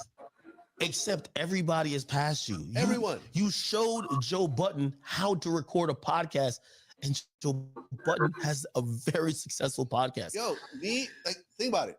Live TV's been around for 18 years also. Me and him started YouTube channels probably the same year. 50,000 followers, 6.1 million followers. That eats at you. And that's what I realized. I'm like, yo, but the only thing I wish you would just take accountability, even with me, no matter what words we've shared or said to each other, it's not that I hate you, but you've been this person who have been an elitist, someone who feel that you always felt privileged because of maybe your hip hop knowledge or whatever, and you've always shitted on people. Yeah. Those people don't last. This is why the Vlads last. This is why Vlad is getting his flowers. Because when I was very new to the game, Vlad could have said, yo, this guy doing them voiceover videos, he's fucking trash. I hope no one likes this guy. You know what Vlad said? Yo, Act, I see you're doing your thing. If you ever need any help, I'm here. Yep. Anytime he was ever asked about me or he had to speak on me, this is before we got to know each other really personally. Right. It was always based on how our interactions were. It was always up on positive. Yes. That's not Peter Rosenberg. No, Peter is what I consider the three bums of hip hop media. Three bums. You know, one of our bums got saved. Who? Mark Lamont Hill got saved by Joe. Okay, I'm not talking about him. I was watching. I'm like, Joe, you sent him a life raft. He was drowning. He was drowning. I'm like, Mark LaFlop Hill. No, yes. There's like the three musketeer bums, the three bumketeers. Who? Let's go. Oh, of I hip like hop this. media. There we go. Peter Rosenberg is definitely one of them. Of course. Right? Like I said, I broke down why he's a bum, never successful at anything, hitting on everyone else. By the way, when I read even that message, the whole point was, I am at the point with Peter. He still hates on me, but I feel bad because his legacy is gonna get not whitewashed, but it's almost gonna get ignored. There is because no legacy. He's a third mic on a morning show. Like, yeah, but it didn't have to be that. Like, no one really cares that much about you and hates you like that, which I can't understand why he's never reconciled and tried to be like, hey, listen, maybe I was a little bit too abrasive at times. Maybe I whatever. Like, yo, I see what you guys are doing the good. This is what I never understood about guys like this. You see where you have eyes. You see where the landscape is going. Why not at least at some point try to pivot, try to embrace? If you did make a stance against these guys before, try to be like, hey, listen, yeah, I was tripping here, but let's try to come to an understanding. These guys are doubling down. Yo, he's the type of nigga to double down on bankruptcy. And I'm like, yo, bro, like, come, yo, Rosenberg could have been a guy who could have pivoted and even benefited from a lot of what we have going on, because I don't think it's not that deep, but they make it that deep. They make it that deep where you like seeing them being irrelevant and fail. It's not like I really don't give a fuck about him that much. Yeah. I do think he has great hip hop knowledge, but I'm telling you, he'll double down on bankruptcy. And I'm watching these guys. I'm like, when me and Vlad have conversations, it's so good. And here's the problem with Peter, right? Because Peter was talking shit about me on Twitter. This was maybe 10 years ago. And then I saw him. I ran into him at a wrestling event. Oh, really? Should give him a rock bottom. Listen, it was me and my son at the time. Yeah. But I told my son, hey, just fall back. You know what I mean? Just like stay here. I'm gonna go talk to Peter by myself. I didn't want it to look like I'm rolling up on him too deep with like, my goon, and I'm gonna try to intimidate him. I went to go talk to him by myself. Right? We sat down together. First thing he said is, I'm sorry for what I said on Twitter. That's not me. I don't really beef with people like that. I apologize. I'm like, all right, that's cool. Cool. We had a cool little conversation. 2 weeks later, he's talking shit about me on Twitter again. This is the type of person that you can't respect, because they'll say whatever it is when you're in front of them to get out of that situation, then go back to how it is that they were before. There's no integrity. There's no honesty. There's no truth in what he does. That's why at that point, I'm like, fuck him. He's a punk. Yo, he sent me this message. And what was it, like last month? like I'm going through this drama, and there's so many people who they're like, oh, we finally got him. He's out of here. No, where was I though? Where was I saying to you do that? No, of course. Yeah, I was like, don't worry about it. It'll pass. Listen, we had dinner around that time. No, of course. We were always, but I saw him pop his head out, and it was just like, about time. Yeah, right. This motherfucker, Right. his time has been, and I looked at it, and I'm gonna be honest with you, I don't know where this is, because I'm also a petty type of guy, but it does get to a certain point with certain people where there's so much losers. Yeah. Like the reason why I'm speaking in this tone about Peter, I pity him. Like I don't think he's a worthy adversary. I couldn't get anything off by going on a rant about him or whatever. I pity him, and actually, this is why I'm like, yo, Peter, bro, like you could have just been cool, bro. Like, Yeah. I do pity him at this. He could have actually been the biggest one of us right now. Of course, because he was there first. He could have embraced all of us. He could have also pivoted. Like seriously, right now, Peter. Like if you really want my advice, and I'm way more successful than you. I'm way more successful. Like that's not even. You need to apply for a job. That's what you need. No, what he needs to do is, fly and fly TV. Why don't you just hit up all these people you shitted on and apologize to them and say, something, I was wrong. I was tripping. I was jealous. I was whatever. But and you'll see that some of these people would actually be like, all right, that's cool. Yeah, people don't really care that much. Like I know they don't, but it'll put him in a better spot than he is now. No, of course. Right? Okay, so that's bum number one. Okay. Right. All right, let's get to the three other two. bums, the trifecta bums of hip hop. The three Busketeers. Busketeers, right? Number 2, Vanessa Satin, Double XL. Oh, y'all still. Oh, really? Well, I haven't talked to her in years. By the way, I feel like me and Double XL were kind of off at a point. I did speak to Vanessa, and she admitted, she said, hey, listen, never really got to know you, and we started to at least text. I know for me, I feel like she judged me based on what she saw. And what's your issue? Vanessa has always been very standoffish with me, right? I was cool with like some of the other like Daytwans and people like that at some other dudes at Double XL, but her, she was always just sort of weird around me. But what happened was, me and you may have talked about this at one point. I was actually interested in possibly buying Double XL. Ooh. Right? But before I did that, does she own it? No, she's an employee. It was owned by a media company originally. It was like a magazine company, Harris Publishing, at the time. Yeah, it was owned by Harris Publishing. I thought it was. Which, I thought it was they hers. had, King Magazine, Harris Publishing. What else? A Scratch Magazine or something like that. There's fishing magazines. Like I used to always go there as a DJ. I used to go to Double XL. They gave my my Tupac mixtape like mixtape of the year or something like that. Yeah, like Double XL was an important media outlet, right? Was once again could have been bigger than all of us right now. And I remember I met with Dennis Page, who was the publisher, her boss, and I'm like, hey, let's do some work together. You guys have a strong brand. My brand is up and coming, and we're one of the biggest YouTube channels, whatever else. He goes, yeah, that sounds really interesting. Let's bring in Vanessa. Have her talk about it. Vanessa came in all fat and mad. She just sat there scowling, in the corner. And he's like, yeah, we can do it. Yeah, we already do that. Oh, what about no, we don't need him for that. Like she's saying this in front of me. And I'm like, really? Okay. Have at it. Ultimately, the company was sold to some like Spanish media company. She still, I believe, is the editor-in-chief. The brand has gone nowhere besides the freshman cover. Even the freshman cover, I don't think really has that much clout anymore. You know what I'm saying? It's been a little bit. It's like it's different now. Yeah, it's just like it's a dead company that's been under her helm for the last decade. She's ran it into the ground. So she's in a meeting with you, and she's just like shitting on everything. Yeah, no, she looked angry, and I'm just thinking like, this is so stupid. Like this is so dumb. Like you're print media. Like the majority of your income comes from a paper fucking magazine. Like you're really going away. And here's a person. I'm not asking for money. I'm just like, oh, let's work together because I respect your brand. I've been reading Double XL since the very first issue with Jay-Z on the cover. Wow. The very first issue. I bought it at Barnes & Noble. And every single issue that came out, I read from cover to cover. That's how much of a fan I was. So I was just trying to do something. And Her dumb ass just sat there and hated to the, well, Dennis was like, well, she works for me, so I guess, you know, that was that. The conversation ended, went nowhere. Company was sold to someone else. That's the end of that. But here's who I consider the absolute, the biggest disappointment ever in hip hop media. The biggest bum. The biggest bum. Wait, in who hip could hop this be? media. Let me see if I can guess who. Who you gonna guess? Go ahead. Let's see.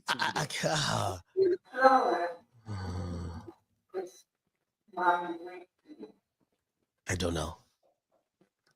Julia Beverly of Ozone magazine. Okay, now you're going back. Go ahead. Ozone had managed by the early 2000s, by the mid 2000s, had taken over the magazine game.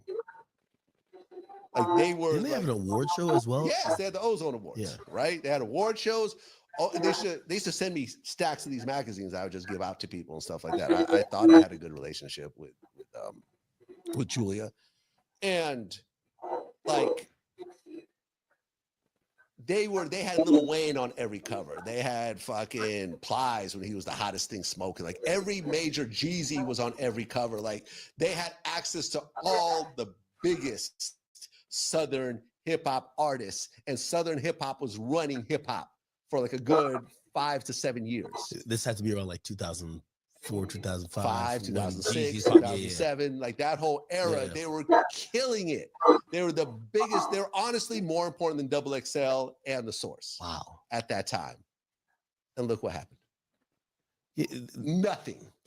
Another person who shitted on me around the time of Vlad TV, like there's a bunch of fuck shit that she did that I don't even want to talk about. But it's just like that whole brand, as big as it could have been at the most pivotal time. You had negative interactions with her? Like? Yeah, she's disgusting. Wait. I'm not even gonna say what the fuck. She just didn't respect. Nah, she as a man, or your she brand? did some real some legal fuck shit. Really? When it wasn't necessary, it was over a situation she had nothing to do with. You know what I'm saying? Yeah. Like she really did not have to step her fucking, ugly ass face into this situation, but she fucking did it anyways. I love it. You know what I'm saying? I love it. She did it anyways. Yes. And after that, I'm like, fuck this bitch. You know what I'm saying? And once again, another person that knew me, could have worked with me, and so forth. What happened to her? Like, respectfully, nothing. Is she still in media? She wrote a book on Pimp C. That's the last I heard of her. She's a photographer. She takes photos. Now? Back then, I don't know if now, but that was the whole thing. She was a photographer, so she parlayed her photography into a magazine, which was very successful. Ozone could be the premier hip hop media outlet in 2025, but it's dead to the point where you don't even remember it. Yeah, what is she doing now? I don't know. Really? I be wondering how people make money. I have no idea. Damn, that's crazy. I have no idea. I mean, all right. So we got. So those are the three. Honestly, those are the three biggest. That's an esteemed list, Yeah. Hey, let's talk a little about hip hop and stuff. Yeah. Did you hear they about to come down with a 4 PF Rico? Well, I saw that video that's been circulating, right? Where like they played some phone tap in court where some dude named Unk or something is talking about how Lil Baby's putting tickets on people's heads. Yeah. Like, basically putting, I don't know how that's really going to potentially affect Lil Baby himself. Maybe some of the people around him might get fucked up over this, but if there was a video of Lil Baby saying that, then I would be like, okay, Lil Baby's fucked. He's about to be old baby by the time he gets out. But I'm saying, like, I don't know. I've been hearing rumors about this for a while, though. Well, here's the thing. And by the way, I do remember, and you can tell me if I'm wrong, the journalist who first published this, because George Chidi. He's a regular on my show. Okay. Yeah. He came on your show and he was like the oracle. He said certain things. No, listen, this is how deep it is with George Chidi, right? So this is why I'm not disregarding what's happening. There may be some real truth in it, but he's not the DA, so he doesn't make the final decision. But George Chidi contacted us. The first time we heard from him was like 3 weeks before the YSL Rico happened. He told us it was going to happen. We didn't know who he was. So I was like, okay, I don't know what to do with this information. And then it happened. So him saying that, and he's been telling me that for a while, I don't know. It might be true. Might be true. I'm going to be honest with you. I feel like Lil Baby's entire rap career has been changed by this is gonna sound crazy to people, but I know what us as a fan, a lot of times we like things as fans that doesn't help the artist. Like I heard people say Dirk's new album, they're like, yeah, this album ain't that good. I like that. Well, for the He's people, got a crazy line in there. huh? He's got a crazy line in that album. What? Hold on. By the way, while you look that up, for people who say that album or you don't like it, it's because you like what I like. I like indictment music. He couldn't put that on there. No, just being honest. He can't diss his ops. He can't talk about some of the things that we used to hear Dirk say and say, what? Dirk had a line he had a song called Mad Max, and he said, yo, I called up, he said, I thought I was going to be in the YSL Rico because I called up Thug and I told him every murders I did. It was like, whoa, that's what we like from Dirk. So this album, they took all that out. Yeah, there's a bunch of words that are missing and stuff. Yes, like they're censoring the stuff. Yes. It don't hit hard until, like, let me tell you, when you find out, like, for example, man, respectfully, K-Flock, a New York artist, man, his music was hitting like, that shit was hitting, shit was hitting so hard when I realized he wasn't lying about shit. Well, in the song, Monitoring Me, yeah, Lil Durk said, I don't even gotta pay an N-word to do nothing. I got killers, all my friends. I mean, what was that on the album? Yes. Oh, because it was previously released. That was previously released.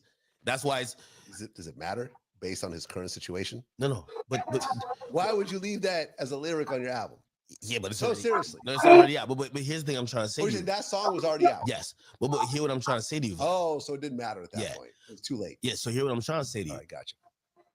A lot of these rappers, I don't know if they cognizantly know it, but them kind of almost being self-incriminating is why people. It's not that they don't make good music, but it's an added element. When King Von was rapping, there were so many rumors about him in the streets. Those rumors helped to make the music more believable and people liked it more. Right. Here's my theory on Baby. Baby has been making sanitized music for the last 2 years. Oh, because he's worried about this. Yes. So maybe? He literally went on Yachty's show and said, yo, I'm not trying to, so I changed my label and my crew name from 4PF to Glass Windows, which is now the record label. And then my crew is not 4PF, it's CBFW. And he literally said, I don't want to be blamed for other people. He was basically in a roundabout way saying, I don't want to end up in a RICO. So if that's your mindset, when you're making music and you would drop these references saying, yo, like, you got to realize, Dirk would be saying some shit. He's like, yo, Buka, put that switch on for me. Like, he's saying certain shit. Yo, we're going to go do a drill. Don't forget the rope. Don't forget the tape. Like, he's saying certain shit. You're like, God damn. Yeah. Yo, one of the guys who were beefing with them died under a tree. In the song, he's like, that boy was dissing. We left him under the tree. You're like, what? Whether he did or not, it doesn't matter. The music seems so real. That's an added element of fans like me who like indictment music. We're going to listen more. Well, we're now listening, and we feel like you're just making this sanitized music. It bleeds through. So that's one of the reasons I think Baby music hasn't hit the same. But I'm going to be honest with you. I think he's trying to avoid this situation. And I hear what you say with George Cheedy. By the way, I'm going to believe George Cheedy. I'm going to tell you why. This, you know, I've seen everybody say about this Baby thing. They're like, well, they shouldn't want to do another indictment case on a gang connected to a major rapper because they struck out with Thug. Right. Here's the problem. In the Thug case, there was one big murder. Donovan Nut Thomas. Yes. In this case, they got 2 kids that died. Oh. They have another guy who died. Oh. Bodies are getting dropped. And they already have their rivals. Like, for example, I'll give you a quick rundown. Lil Baby supposedly shot a video in his rivals, or I don't know if his rivals, but 4PF's rival neighborhood. He brought a whole production team there. When they did the video, the rivals like, oh, hell no, they must think we bitches. They went up there and shot it up. When that happened, allegedly, we're not saying Baby did anything, but 4PF dudes responded and shot somebody and actually killed them in retaliation for them shooting up the video. when that happened, 4PF then went and did their thing. And then what happened is another retaliatory strike happened from the other side, and 2 kids got killed. You know how it goes with law enforcement. For example, we just seen a situation. Was it with Lil Ronnie? I think this in Dallas Fort Worth. With the child who got killed at the car wash. His daughter. Yeah, yes. horrible. When a child gets killed, when children get killed, it's time to bring these niggas in. And I think that's why. If there was a bunch of shootings and robberies, but no deaths, and not deaths of innocent bystanders, these guys have the worst aim in the world. It's in every situation where there's a death, it's never the person they want to kill. So that's why I think that the indictment probably is going to come.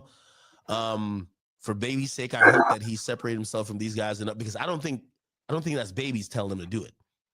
I think Baby, these are 2 groups that don't get along with each other. Baby is just known as the popular rapper of one. He's not telling these guys, yo, they shot us up, so you go shoot them up. These guys are doing what they want to do, but they're going to blame him. I mean, like, there's certain gangs like MS-13 actually considered terrorist organizations. Yeah. By the government. Yeah. Being in a gang in and of itself already tie you into a violent group that you can get blamed for through a RICO that you didn't necessarily do yourself. Like, I don't really know how in 2025 anyone would claim anything. Like, have you ever, like, all the Crips and Bloods that go on my show, Latin Kings, GDs, BDs, have you ever heard me at all affiliate myself with anything? Ever? On any level? I have a theory, though. I think it's a catch-22. I'm going to tell you why I think it's a catch-22. Think about Dirk. I would reasonably put out this theory. If Dirk wasn't a guy who the BD stood behind, I don't know if his career gets the validity and gets the push and that authenticity that he also desperately needed. Right. In every situation that we usually see when something's about to go down, even with Dirk, you usually see about a year or 2 when they all of a sudden stop associating with those guys. Dirk goes Muslim, does a peace concert, like, my whole life has changed. You can't peace concert your way out of a murder for hire, though. That's the thing. You can't do that. By the way, it doesn't work. It actually has, the jury will not give a shit. By the way, I thought Dirk was going to be clear too, because Dirk started doing really strategic things. Donate to this person's mayoral campaign. Right. We get the key to the city, which is, it's embarrassing to indict the guy. They took that back. Yeah, you're right. But it is embarrassing to give a guy the key to the city, then charge him for murder, like, right? So I don't know, man. I think some things are going to happen, but whoever is in Atlanta, them niggas who are shooting kids, they fucked up. Yeah, man. It's I hope nothing happens. Ultimately, I thought Lil Baby dropped a good album. Oh, hold on. It was a great album. Yo, Wack, I'm in an interview with Vlad as we speak. That's a good interview. Did you talk to Lil Dude? Because I don't want to come down there if the shit ain't real. Yeah, no, it's 100%. These niggas be playing these industry. No, yo, I'm gonna call you right after this. I'm gonna call you as soon as I'm done with it. But hold on. Yo, Wack, what's up with me being that 6'9" paperwork that you texted me? We just talked about that. Somebody sent me something on my friends. I screenshotted and sent it. See what I mean, though? And what came of it? I don't know. Nothing. Nothing came of it. I'm like, I don't even know this guy. I never talked to him. Like,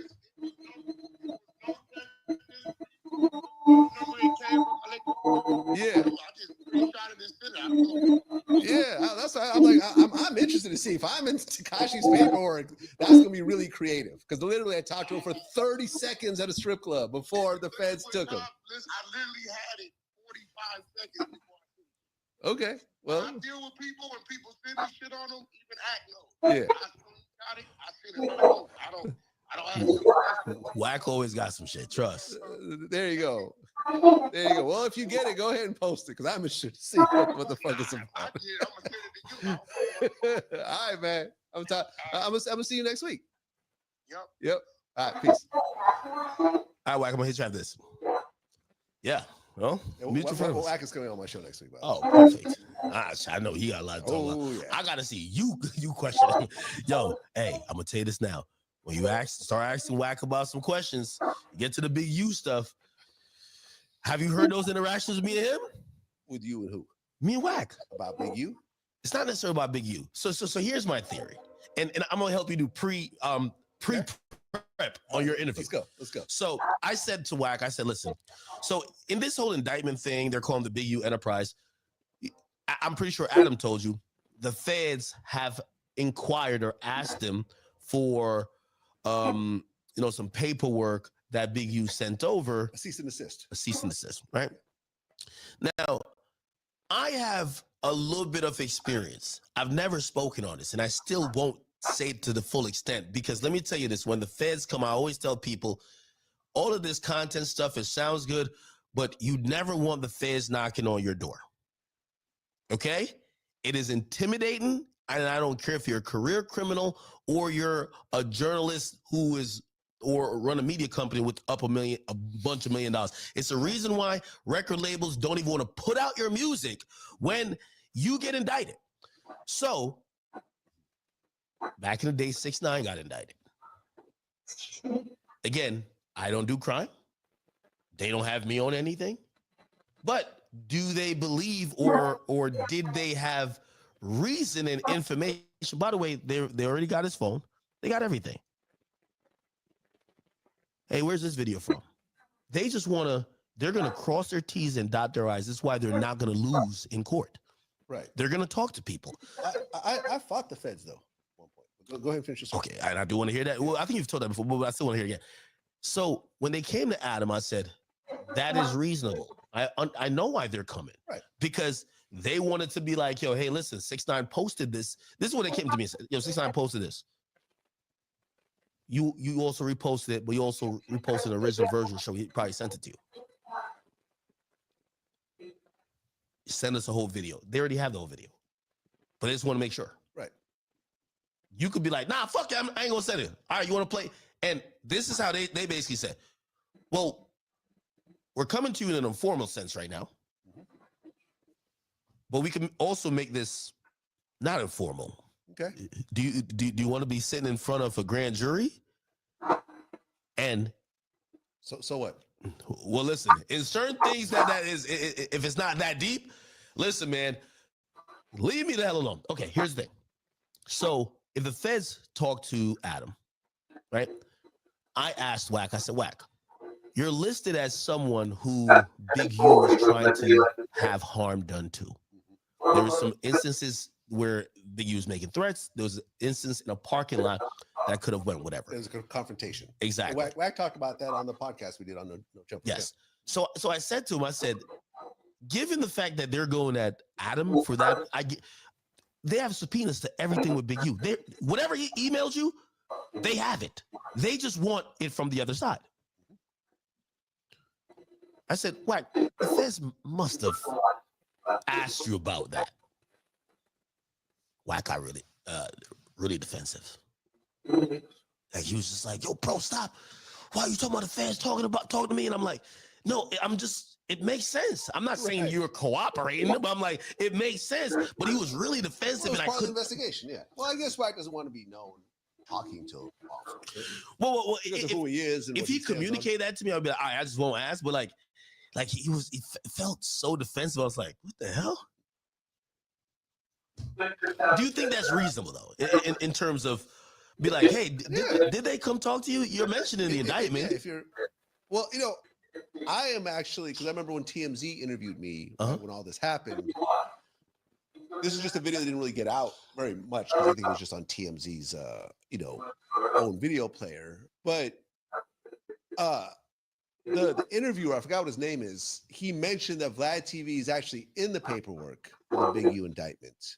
Because there's a mention when I interviewed Adam that Adam said that he took down some clip some video that he took down on his channel referencing something to do with one of the people involved. It might have been a loose cannon interview or something like that. By the way, how do you think, like, how do you feel when you're like, yo, I'm trying to get my YouTube membership program going on, but the feds are probably paying $100 a month. Like, they're in there trying to make sure what's up.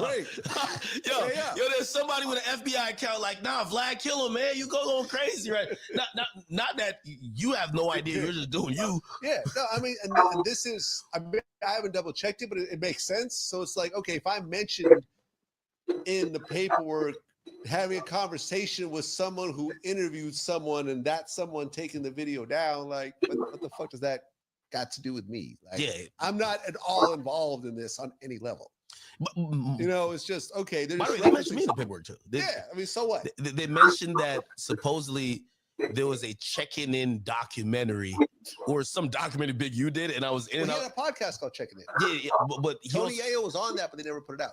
Oh, yeah. But they did something. They said supposedly there was a clip of me in there, and the first thing I said, I never signed off on this. I might have to sue. No, I'm like, but yeah. So, okay, but when you ask whack, I'm gonna tell you, just be careful. You got to approach that subject very carefully because again, I understand. He's from the street background. Yeah. Well, if you notice though, at that no jumper interview, I was the only one in security there.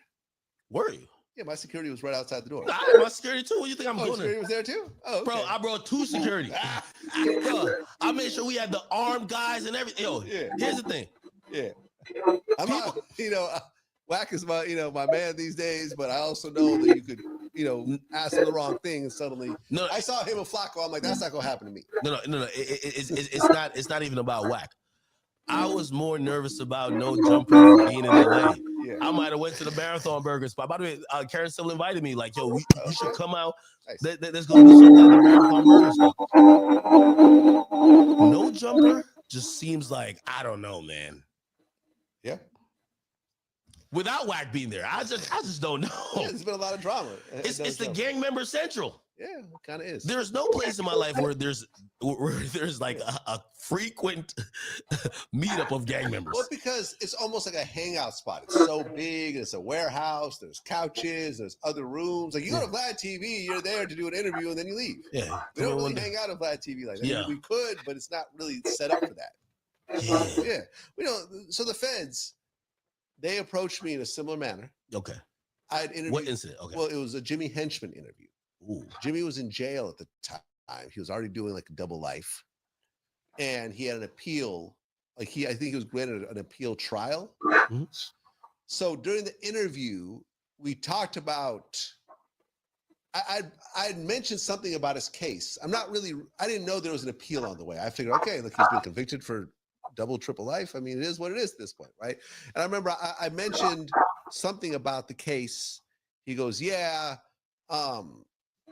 Something to the effect of, they said that I had these people killed. I never said that. I just said to bring them to me. So I guess the next day, and I'm not really like, I'm thinking about the next question. So I'm not carefully paying attention, whatever. The next day he calls me, it's like his whatever assistant puts us on 3-way jail call. He goes, hey man, listen, I talked to my lawyer. I'm wondering if you could take that part out because this might affect my appeal trial. I said, sure, no problem. Took it out, whatever. I think I took the whole video down. He's like, can you take the whole thing down? I said, cool, I got you, no problem. Maybe 6 months pass, the feds call me and they're like, hey, you did an interview with Jimmy Henchman, you took it down, we need the copy. I said, no, I'm not giving it to you. He goes, well, you already put it up. So I'm like, well, I have, freedom of the press and I have the right to publish certain things or not publish certain things. He goes, yeah, but you put it up. And I'm like, doesn't matter. I took it down. He goes, well, if you don't give it to us, we're going to put you on the stand. I said, well, then you'll have to speak to my lawyer now. If that's the conversation we're having. Because I'm thinking like, I didn't do shit. Yo, I ain't gonna lie. I didn't do shit. But here's my thing though. I also don't. I was on my Charleston Whites. I also look like. Did Jimmy Henchman do some really? Did you have a relationship with him? I won't say a relationship, but we knew each other. You know what I'm saying? Like Zab Judah is married to his daughter and they have twins and me and them are cool. We saw each other at the 50 show, you know, like we're very cordial with each other. Zab is my man. And I've had conversations with Jimmy. I met Jimmy when he was managing Game. You know what I'm saying? I remember if you watch the first video I ever did with Game, the DVD, I always fuzzed out his face because I'm like, I don't want this guy mad at me. You know what I mean? I'd heard the reputation about him. You know?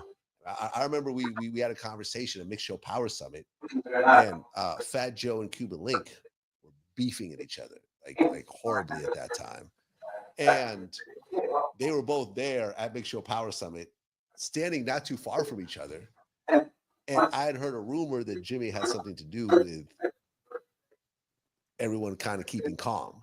So I remember I'm like, Jimmy, did they pay you to like be here to make sure there's no violence? He goes, oh yeah, they pay me some consulting fee, and you know, they don't want any problems with me, so you know, everything's gonna be fine. And everything was fine, right? So I talked to my lawyer. You know, I spent $10,000 on a lawyer, and I'm like, I don't want to cooperate with this thing. Like, you know, I took the footage down, and you know, I don't want to. They wanted the footage. They wanted the footage. Now they already had the footage because someone had reposted it. But when it comes to stuff like this, if you know the legal system, how like trials work, you can't just throw up a copy of something and say, "Oh, this is what happened," because that copy could have been modified, it could have been spliced, it could have been this, it could have been that. They need the original.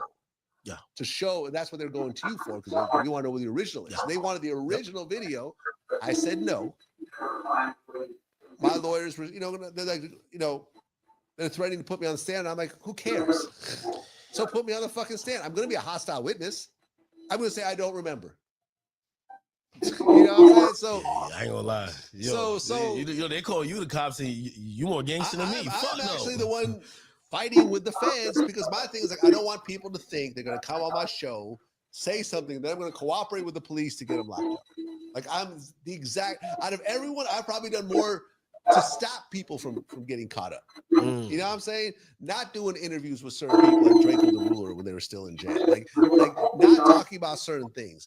And fighting with the feds and spending $10,000, which I never even told Jimmy about until years later, you know, like Zab told him. You know what I'm saying? So it's like ultimately they couldn't get the sign off from whoever the head guy in the government was at the time. So they weren't able to subpoena the footage. Jimmy went to trial and lost, but it wasn't because of anything he said on my platform. That was never included in the trial. And ultimately, what happened to him is what happened to him. Hey, you want to know why I was spooked? When, by the way, I think the feds, they do things to spook you. Or not even do things to spook you, but a reasonable person is spooked. First of all, I'm going to be honest with you. So I'm chilling. This is, what was it, 2018? I'm big dog at Complex. They called from downstairs. They're like, the feds are not Safrak. What? Yo, I'm over here like, yo, let me jump to the garbage chute. I need to get out of here. I ain't do nothing, but I'm like, you wouldn't fit. You wouldn't fit. They're like, yo, you would have gotten stuck in the garbage. So the top was not only HR but the security guy for Complex. They're like, act, we're not gonna just let them come up here, even if it's an arrest warrant. We're not gonna just fully be like, oh, go get that nigga. But I'm like, what do you mean the feds, nigga? What the fuck are you talking about? Okay? So they're like, hold on, we're trying to figure out what this is. Downstairs, it turns into a whole situation. They kind of give me a brief of whatever. We're like, all right, we pick a meeting room. They come and sit with me, and they're like, hey, listen, you have some things we need. And I'm like, what'd I do? and they're being very, they're being very like evasive a little bit. And they're like, they're telling me we're gonna need some stuff, and I lowered it up immediately. Essentially, all they wanted, bro, like they had the video ready. Yeah, they were like, yo, bro, we got a nigga phone tapped. We know he sent you a video. The video you post had a watermark on it. We want the original nigga. That's it. Yeah. So the video's already out. Yeah, they just want it without the watermark. I want to give it to him. You get what I'm saying? They got that bitch. I ain't gonna hold you. I would have fought. And I think what happened, because my lawyer told me this is what's gonna happen.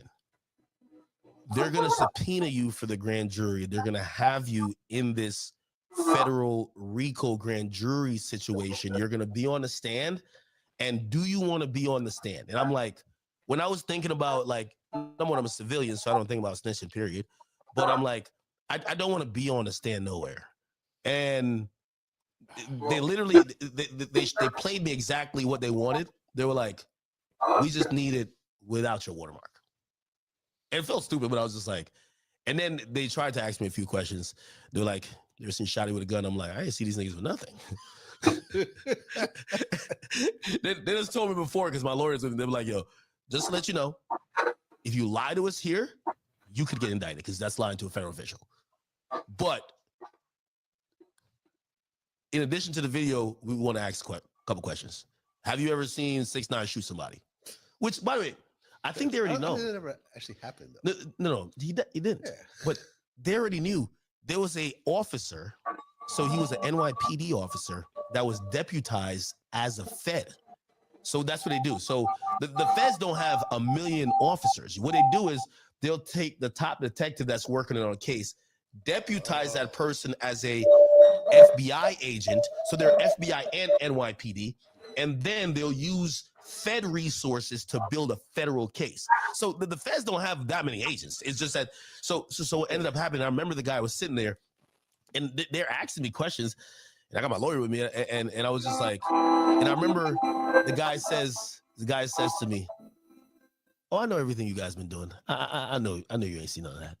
And I was just like, then they start also volunteering how much they've known I've been hanging out with 6ix9ine. Like in the most random places, there's no crime happening, but it was like, they pretty much let me know, like, we've been watching this nigga everywhere he goes. We know that all y'all do is bullshit and joke about rappers. And I'm even sitting there like, so now I'm like going back in my mind, I'm like, I've been in cars with 6ix9ine. Well, them cars are probably bugged. So if I was on some bullshit, they would have been like, click, you're going to jail. So the Feds are some spooky shit, bro. When they knew that I was hanging out with them in only places that only me and him could know, that's why I be looking at Adam. I'm like, this is not content, brother. I was spooked. Still is. I mean, look, when Keefe D got arrested, Las Vegas PD called me a dozen times and left a bunch of voicemails asking for my raw footage. Once again, not cooperating. Now, if there's a court order and I'm required to do it, then I'll have to do it. But I'm not volunteering anything. Lad, I will say, and I'm also out of state. I will say, remember, this is the Feds. So the Keefe's state, in Keefe's case, it's the state. Yep, it's the state. When it comes to federal indictments, especially RICOs or gang situations, the number one district is the Southern District of New York. When they first came at Complex, you know what they said? That's who contacted me about the Jimmy Henchman shit. The Southern District of New York. That's big dogs. When they first told me them niggas is downstairs, you know what they said? Who I beat, by the way. I just want to say, I beat the Feds in terms of. Yeah, you better stop bragging about that until they fucking audit your ass. You ain't never beat them. Like, you just get it's a 7-game series. You might get like one game or win a quarter. Like, young boy thought he beat him first. So when the way they work, I remember they were like, yo, Homeland Security, HSI. They're down so I said, Feds. They were like, Homeland Security. I said, what the fuck does Homeland Nigga, I was born in Jamaica. I had to remember, I'm like, yeah, I am a citizen, right? What the fuck? Homeland Security. Bro, I'm panicking. I'm like, yo, what the fuck? I am a citizen, right? And so that investigation came with Homeland Security, ATF, because there was guns. The DEA was in it, and the FBI.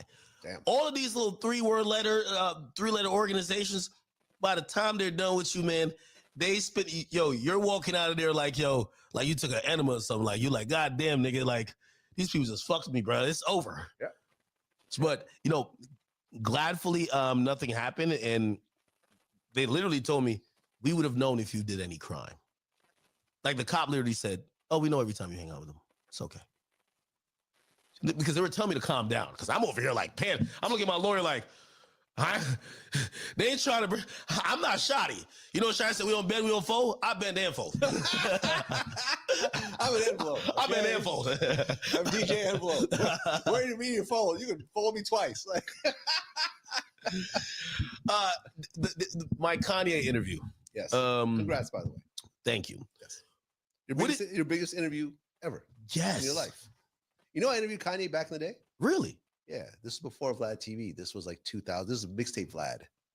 There's a picture of me, Kanye. You interviewed him for yourself or for another outlet? For me. Really? It was audio though, and I lost it over the years.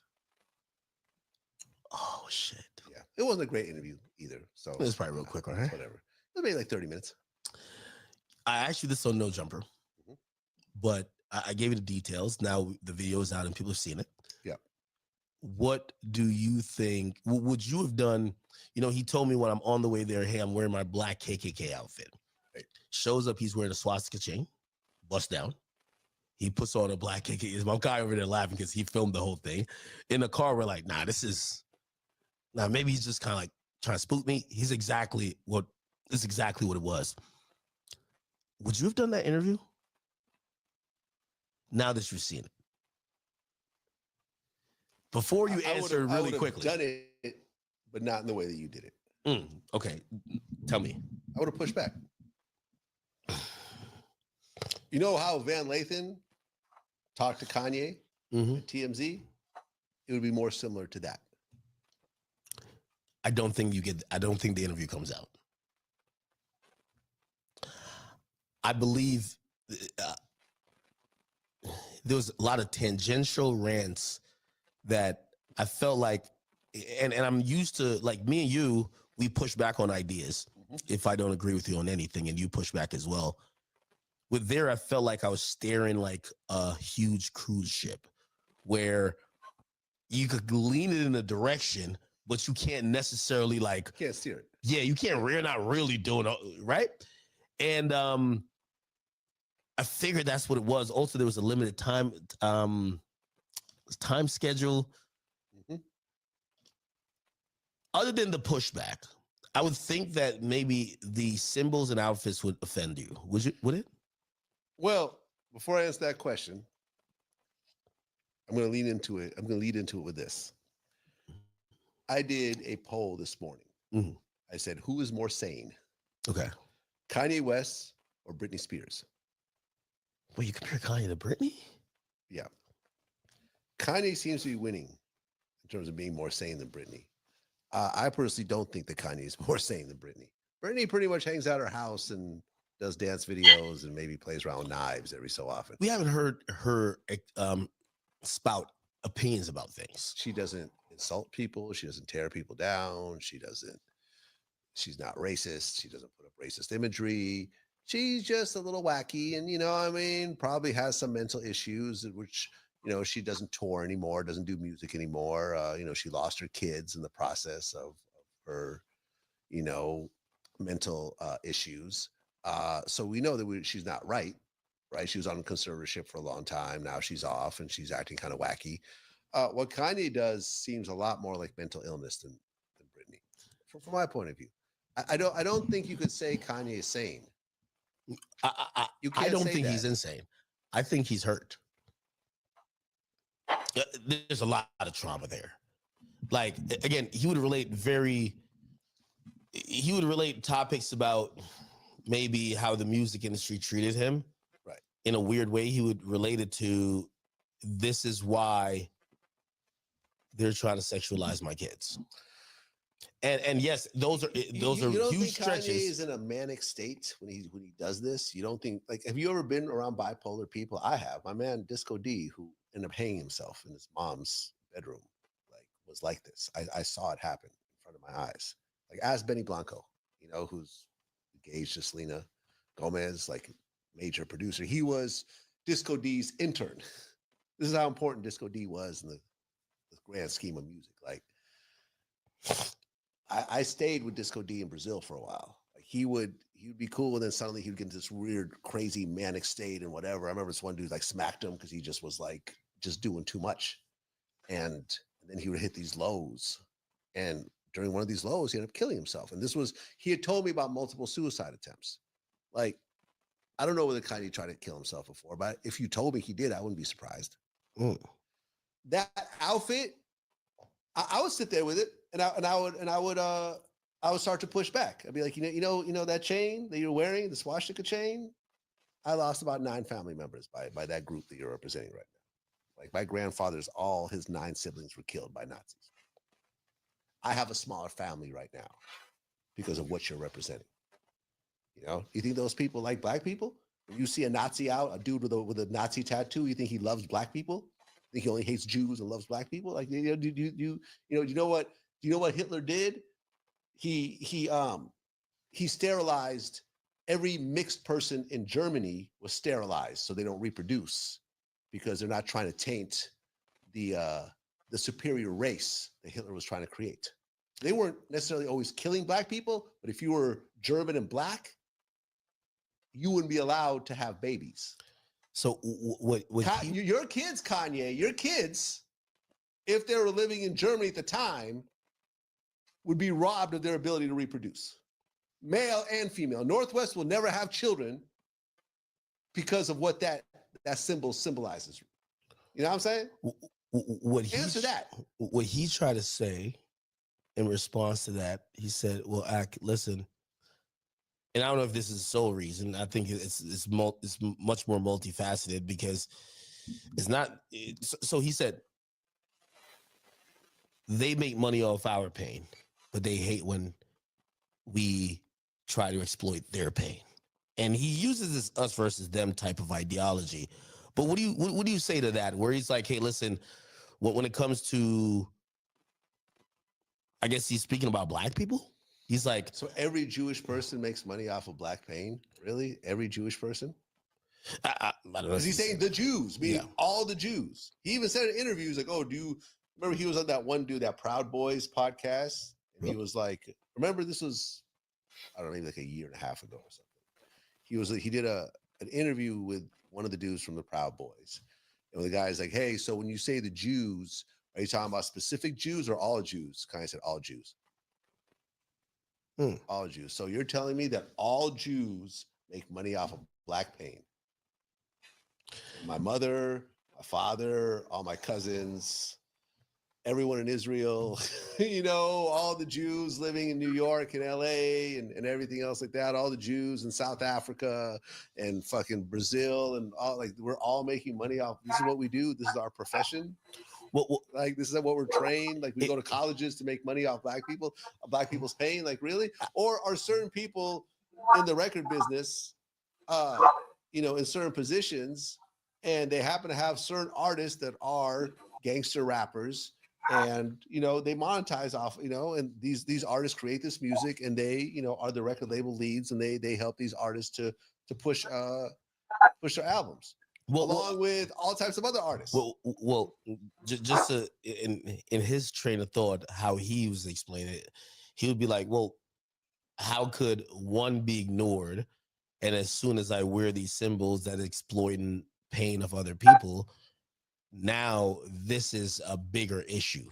Well, why are we causing a problem here when I do it, as opposed to when pain of black people are?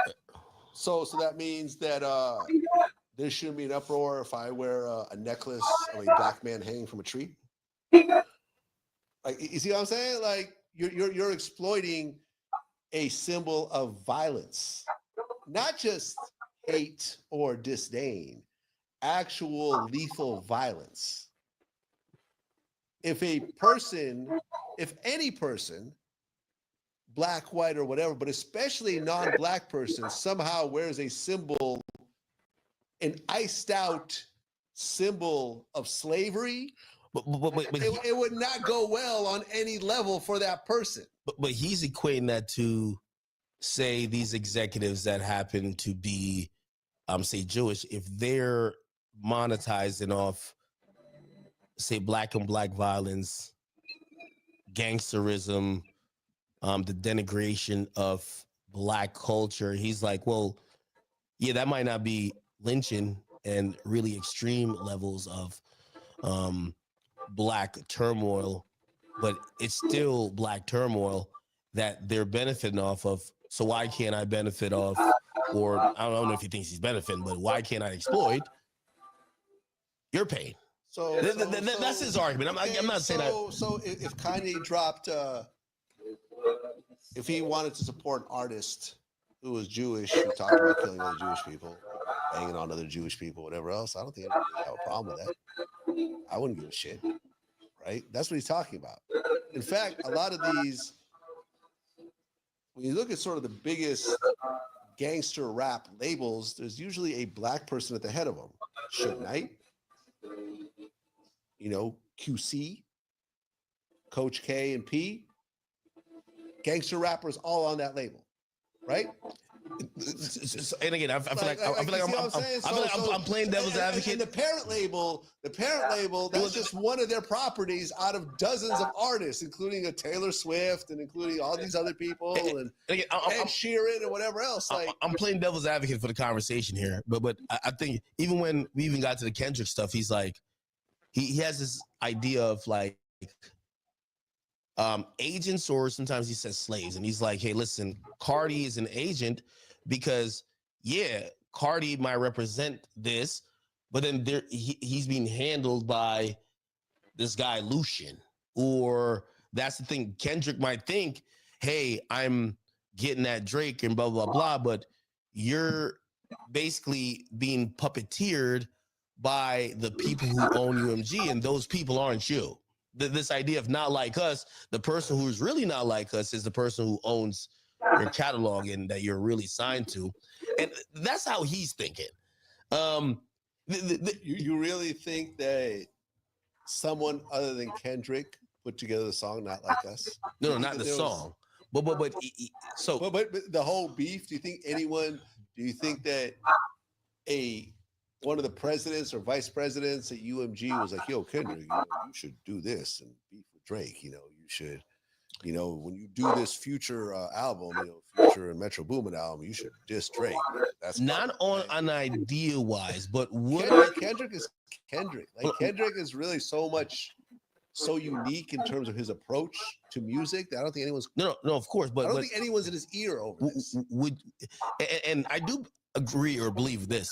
Do I believe that the top level record executive says, hey, listen, we have two of our UMG artists that are gonna start attacking each other, and no matter who wins, we're gonna get the majority of the profits, so we're gonna put resources behind this to fuel. We're gonna use bots. We're gonna push this to radio. We're gonna make this big because we really don't have to do much because people like seeing a fight. We're just gonna profit off of their destruction of each other. Oh yeah, I definitely think that. Now, is it on a race level? No, I think it's on a business level. Like, are they making the majority of the profits, or are the artists making the majority of the profits? Oh no, definitely the record labels. You think? Absolutely. Okay, so you mean to tell me? If Drake gets his $400 million, that's his first contract. This is the last contract. Yeah. $400 million. You think UMG's not at least projected to get at least $2 billion from the proceeds within that 3 or 4 years? You don't. I don't think. Vlad, I don't think the margins are that big. I don't think Vlad, the margin it has to be at least 2.5 times. I don't think so. I don't think the margin. Vlad, you wouldn't do an interview if you gave somebody $50,000 to do an interview. You wouldn't do it just to get $60,000, would you? You would give that person $50,000 if you're going to make at least $100. It depends who it is. Depends who it is. Like certain people. Okay, it's like this, right? Think about it like this. Just numbers at the end of the day, right? So if I pay someone $1,000 and I make $5,000 off of it, that sounds like a good deal, right? I invested $1,000, and I made $5,000 off the interview. If I give Boosie $50,000 and I make $10,000 off of it, the margin is way smaller, but it's still more money than the $5,000 doing the same exact job with regard of the two people. See what I'm saying? So the margins are smaller, but the overall profit, the raw profit is higher. So when it comes to someone like a Drake, they could take, like, for example, I think the perfect example of this is Cash Money. Cash Money has a deal with Republic, at least originally they did, where like Republic only takes like 15%. Yeah, They it's get actually 90-10, yeah. 10%, even better. 90-10 deal. They get to keep their masters, right? They had a huge advance on top of it. There's a reason why Republic, which I think was under Universal at the time, also was only taking 10% because they're like, we're going to make so much money. This 10% is going to turn into millions and millions. But okay, y'all keep the 90 because we know that this is the only way we're going to be able to make this deal. You think Drake is really going to say, I'm going to take 400 million, knowing y'all going to make 2.5 times what I make? No, he is so big at the point that he could bring those margins closer to him, knowing so much cash will be generated. Okay. So no way he's getting 400 million and they make 2 billion. 5 times? No. Over for this 1.2, no. It's not like that. They'll give him 400 million if you make 5 or 600 million. No, not even close. All right, so let me give you my reason. And you got to think that money gets recouped. All right, right? That's a loan, and he stops getting paid until that loan is repaid. Let me give you my perspective on this. Anytime a record label gives you some money, which let's say they give you $100,000.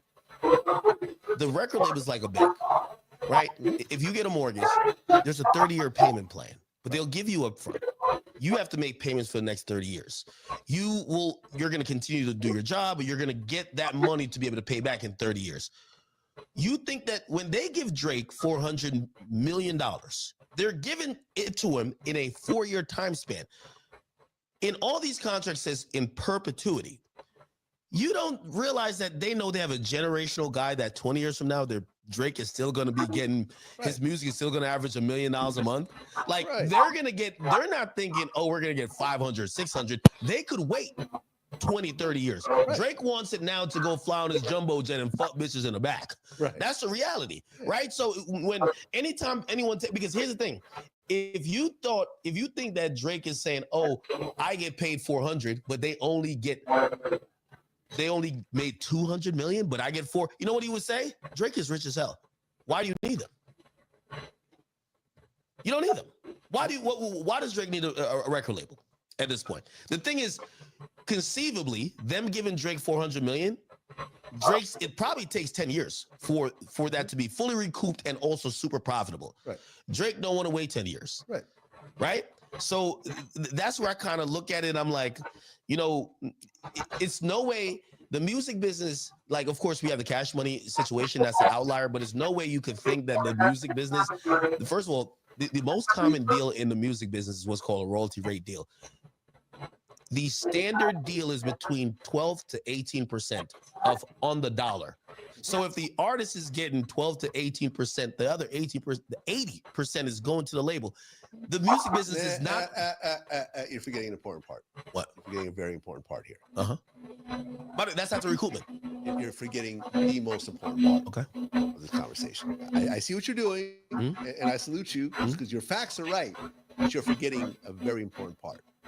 And that is, yes, artists get this deal that's 12 to 18%. When you're talking about new artists or relatively new artists. And why is that? Because 9 out of 10 of those new artists will lose 100% of that 100,000 you put up. They will lose 100% of that money.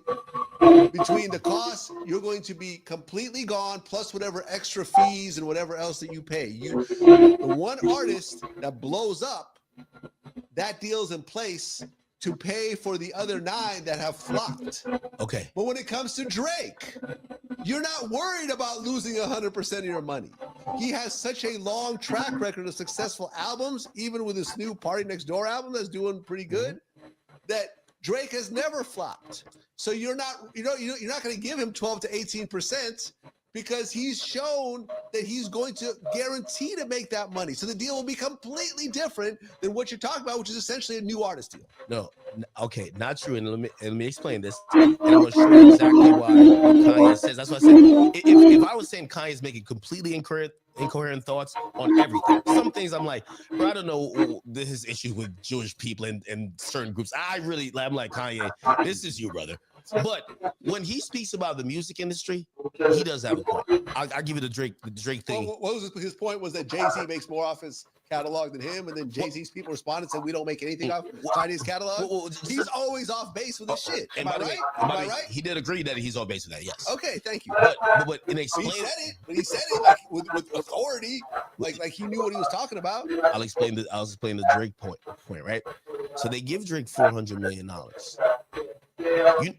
One of the reasons why they give Drake $400 million, it's like when they talk about these it's like these bonds that are backed by whatever. Yeah, they give you the loan, but it's backed by something. You know what it's backed by?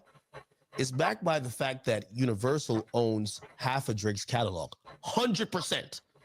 So they're incentivized, as long as you keep creating new music. Yeah, even if they get 20% of that, which is not the majority, they get 100% of your. What do you think? You think Take Care Drake owns a piece of that? I have no idea. But once again, it's not. No, you have no idea. Once again, he doesn't. Once again, you're proving my point. They're going to give him a deal where they're not tripling their money because they have other things that are going to be making money off this deal by him being with them. But what Kanye's saying is that, well. So overall, but then again, that overall, who gets more money off of you? When your shit is owned by that label. Argument doesn't quite make a lot of sense either, because if Drake goes somewhere else and records an album for another label, they still benefit regardless. Yeah, but you know what I'm saying? So it doesn't matter whether he signs with them or someone else. Their back catalog is gonna boost when the new album comes out with whoever, even if it's Vlad, put it in YouTube terms. If before you got to say 2 million subscribers on YouTube, all your content was owned by this one company that in perpetuity, they're going to they're going to collect all the earnings off of those and then pay you 12%, right? After recoupment. Then you get to 6 million subscribers, but you have a new deal. It's very hard for you to conceivably think that the lion's share of all of the money, people might not know this about Drake. Everybody says Kendrick won. Drake has outstreamed Kendrick pretty much for every month. You know why Drake is outstreaming him? It's not necessarily new music. It's because he has a catalog. Right, but Kendrick's new music is definitely outstreaming Drake.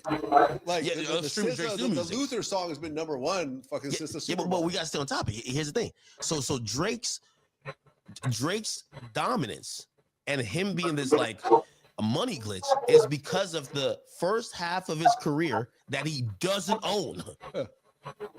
They're just giving him more money now that he could keep producing more, because the way streaming works, when you produce more now, Take Care is in the top 50 or 100. Why? He doesn't own it, but Universal owns it. So when you put out a new album, people go back to your best album. Right. So that's why, some of that stuff with Kanye, but even though, granted, you're signing contracts, it's not like someone's forcing you to do it, but at the end of the day, I understand what he's saying there, even though I do think all artists should get a lawyer and go get your masters back. Jay-Z wouldn't have got his masters back. That's a fact. When Rockefeller was sold to Def Jam, the deal was that he got his masters back for all his albums except for Reasonable Doubt, which was before Def Jam, and that's co-owned by him, Biggs, and Dame Dash. Yeah, this is why the whole thing. But yeah, that was part of the deal. Become the president of Def Jam. We'll give you these, these masters back. I remember Dame was really pissed off about that. It's like, well, but that's the deal. They didn't want you as part of the deal. They wanted Jay. Yeah, so you're not privy to that. It is what it is. But at the end of the day, Kanye, as much as he claims he knows how it works, this whole bully rollout was somewhat of a disaster. He put on YouTube, it got a couple million views. They're like, oh, look, it's #1 stream. But then 2-3 million views for Kanye is not a lot. It's not even a lot of money. I wonder, right? And then it was taken, and I looked the other day, it was taken off. It's not on his YouTube channel anymore, and it's not on streaming. So if you heard it, you heard it. If you didn't, it's gone now.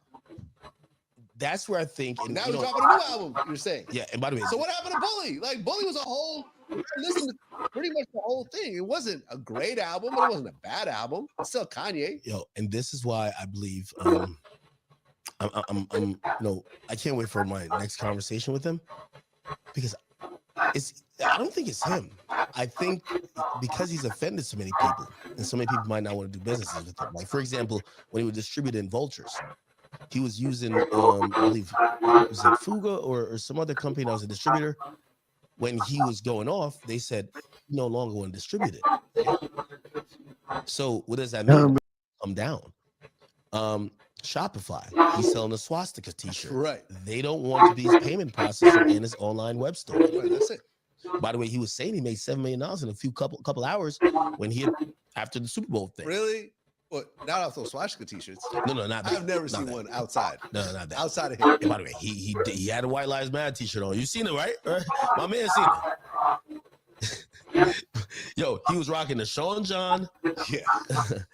What do you think about and maybe I'm just trying to understand things that, you know, maybe I'm giving a little bit too much leeway with. Like, for example, he was just like, so the Puff thing. I've been trying to get the complete answer out of him. Like, hey, do you just blanketly believe Diddy is an innocent man? He's never said that. What he says is he feels he's being persecuted in a way he thought he could have got persecuted. All right. Well, I'm not 100% sure of this. But someone I know who, if you watch Vlad TV, you've seen this person on my show. It could be anybody. Had a contact with the feds, and someone at the feds told him that Diddy's getting bail. Really? Yeah. Someone from the federal system told someone I know that Diddy's getting bail. I mean, now, I could be wrong. This person might have gotten the wrong information, but I've been saying this. Like, yo, I think Diddy's going to get bail. So the case is tentatively still scheduled for May. It got to get pushed back. They've given one superseding indictment. I think they're going to do a second. A lot of these superseding indictments are weird, like forced labor. Okay, so you made people work a few extra hours. We're waiting to see the co-conspirators, unless all the co-conspirators are snitching. That's the only way they don't get named. You can't. If I can't charge you for having an enterprise and a organization if you're the only one. So we're trying to hear these people, and we haven't seen them. But there's a way. If they're also, if they're witnesses for the government, they wouldn't be named. Look, if Diddy walked free, I would not be surprised. I've been saying this for ever since he got locked up. I was hearing Pierce Morgan saying this. Oh, you're protecting the guy with the lube. Like, I don't know. All types of weird. Yo, you're the guy with the KY jelly. You're the baby oil distributor. Jaguar Wright said I'm Mossad. Like, there's always these weird things. But it's like, me and Stevie J were talking about this in our interview recently. It's just like, what exactly did he do that's really just illegal? Like, to the point of actually facing 20 years. Like, a lot of this stuff is like, all right, you flew out a girl and you had sex with her, like every entertainer does this. You had parties and there was drugs there. I don't think anyone was having their head shoved in a mountain of cocaine and forced to do drugs. If you want to do some coke or pop some pills, here you go. If you don't, all right, whatever. You're hiring prostitutes. Okay. They're happy to be getting that money. They're not going to be thinking they're being taken advantage of. You know what I mean? That's like, you might as well. So porn stars, that's sex trafficking, right? You're flying someone out and paying them for sex, right? So whoever films in LA or Miami, wherever they do porn, not everyone lives there. They fly out talent, right? That's sex trafficking, I guess, by this definition. Was he violent with people? Yeah, he was. I mean, I know of some women that he beat up. Like, I remember like Roger Bonds, like played me this voicemail from this one, like, his cook or something. He put his hands on her. That's bad. I get it. But a lot of this stuff is past the statute of limitations. The case is not about that. It's really about like this criminal RICO enterprise and whatever else. I just think that he was, worth hundreds of millions of dollars. He had weird sexual fetishes. If he wants to jack off while someone fucks his girl who's got a bigger dick than him, I mean, that's his business, not my thing. But hey, whatever. There's nothing illegal about that. She was with it. From what I understand, I guess Cassie turned in some tapes, and his lawyers were like, "This proves that she was a willing participant." I mean, I know someone that told me that Cassie would go and pick out the guys. Well, I mean, it kind of felt like even in her allegations when she filed in the civil trial, she was basically saying, Oh yeah, I did pick out the guys, but he forced me to. Well, I mean, He told me to go find the one with the big dicks. yeah, but I mean, Which is like, hey yo. a lot of this stuff is really just like she wanted to be there. You know what I mean? It's like she really could leave when she wanted to. She wanted to be in that lifestyle. She knew she wasn't a talented singer. She knew that. She was given a lot of opportunities. I've said this. I've had conversations with Stevie J and Jonathan Rodham, who I think may have worked with her or something like that.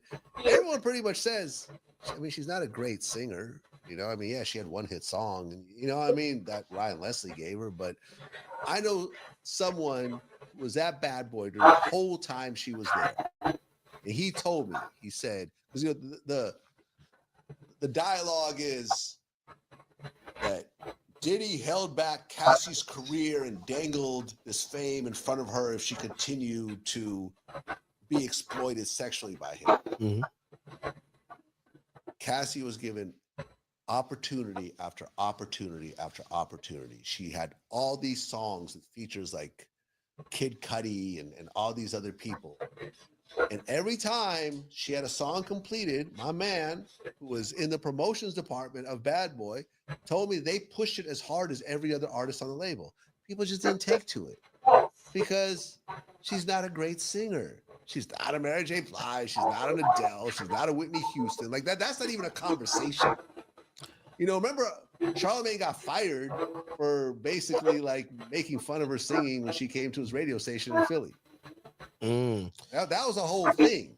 So you have someone who would have been dropped from any record label, much less Bad Boy, who drops artists all the time, if she wasn't fucking the boss. And I'm sure she knew that.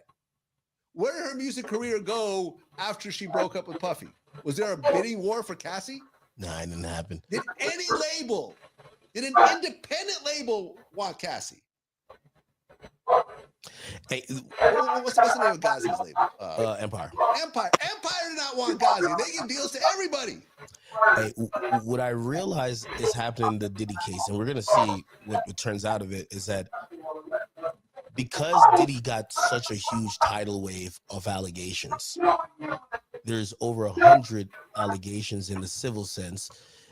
Not all are filed. A lot of them are being thrown out. All the Tony Busby shit's getting thrown out. That's what's happening now, and that's making it because it felt like the backbone of the criminal case were rested on the laurels of the civil allegations, right. And then when you then find out, other than Cassie, that might have some water that it could hold, the rest of these are bullshit. Like for the guy Lil Rod, who they were touting up, he's the one who mentioned Meek Mill and everybody else. Yeah. He alleged that there was a RICO type situation going on, and the judge said, "No, it's not. What is this?" Listen, I talked to Stevie J about this. Stevie J was in the Lil Rod lawsuit, and there was a picture of him getting butt fucked, and the actual gay porn star came forward and said, "That's me getting butt fucked." Yeah, dude, trying to get his OnlyFans going on. Yeah. I'm getting butt fucked. Yeah. You ain't gonna let someone take the credit for my butt fucking. Yeah. It's me.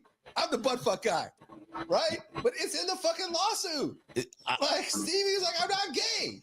I've been around Stevie for like 20 years. Like seriously, like me and him really know each other like for forever. Like he's not gay on any level. Like, this is gonna be one of the trials that we're gonna see if the feds made a critical error in going off of what public outcry was, maybe because of the video that came out or maybe because of the lawsuit, and they charged this guy. By the way, he's been held without bail, right? And they don't have anything to substantially show. Yeah. We don't normally see the feds do this. This is not the DAs out of Fulton County in Atlanta. This is the feds. They usually come with having some type of proof, crossing their T's, dotting their I's. Also, this case was also trumped up to be a representative of, hey, this is like a Jeffrey Epstein type of thing. This is but there's no underage girls involved. Well, it's also touted as this is a guy who's just as bad as R. Kelly, and again, underage girls. If you're talking about underage girls, I'd say it's a wrap. It's a wrap. But I haven't heard anything about underage girls. Have you read through some of these lawsuits? I remember I read through this one lawsuit of this woman like she's a failed author, right? I found her on Amazon. And she has 2 books that have like 2 or 3 reviews. She's a single mom. In this lawsuit, she had to reveal her name to go forward with the lawsuit. And I read through it. It's like, yeah. Then we went back. He said, "I'm gonna kill you unless you have sex with me." And I'm going, It's like really? a comic book, bro. Really? And I did, and I'm just like, you know what I'm saying? Like, you will die unless you suck my dick. Oh, no, my friend was scared, so she sucked his dick, and then he fucked me, and I was scared, and then I ran. Like, I'm reading through this, going like, this is not believable. It's the same thing. And there's no proof behind any of it. It's just an allegation that's like 20 years old. And the sickening part of it, because some of the lawyers are weaponizing them because the worst thing that happened was the supposed Diddy payment of $30 million to Cassie. You have all these money, like I heard it's actually 70. Okay, but regardless, you had hotlines. Has Diddy ever touched you? Call in.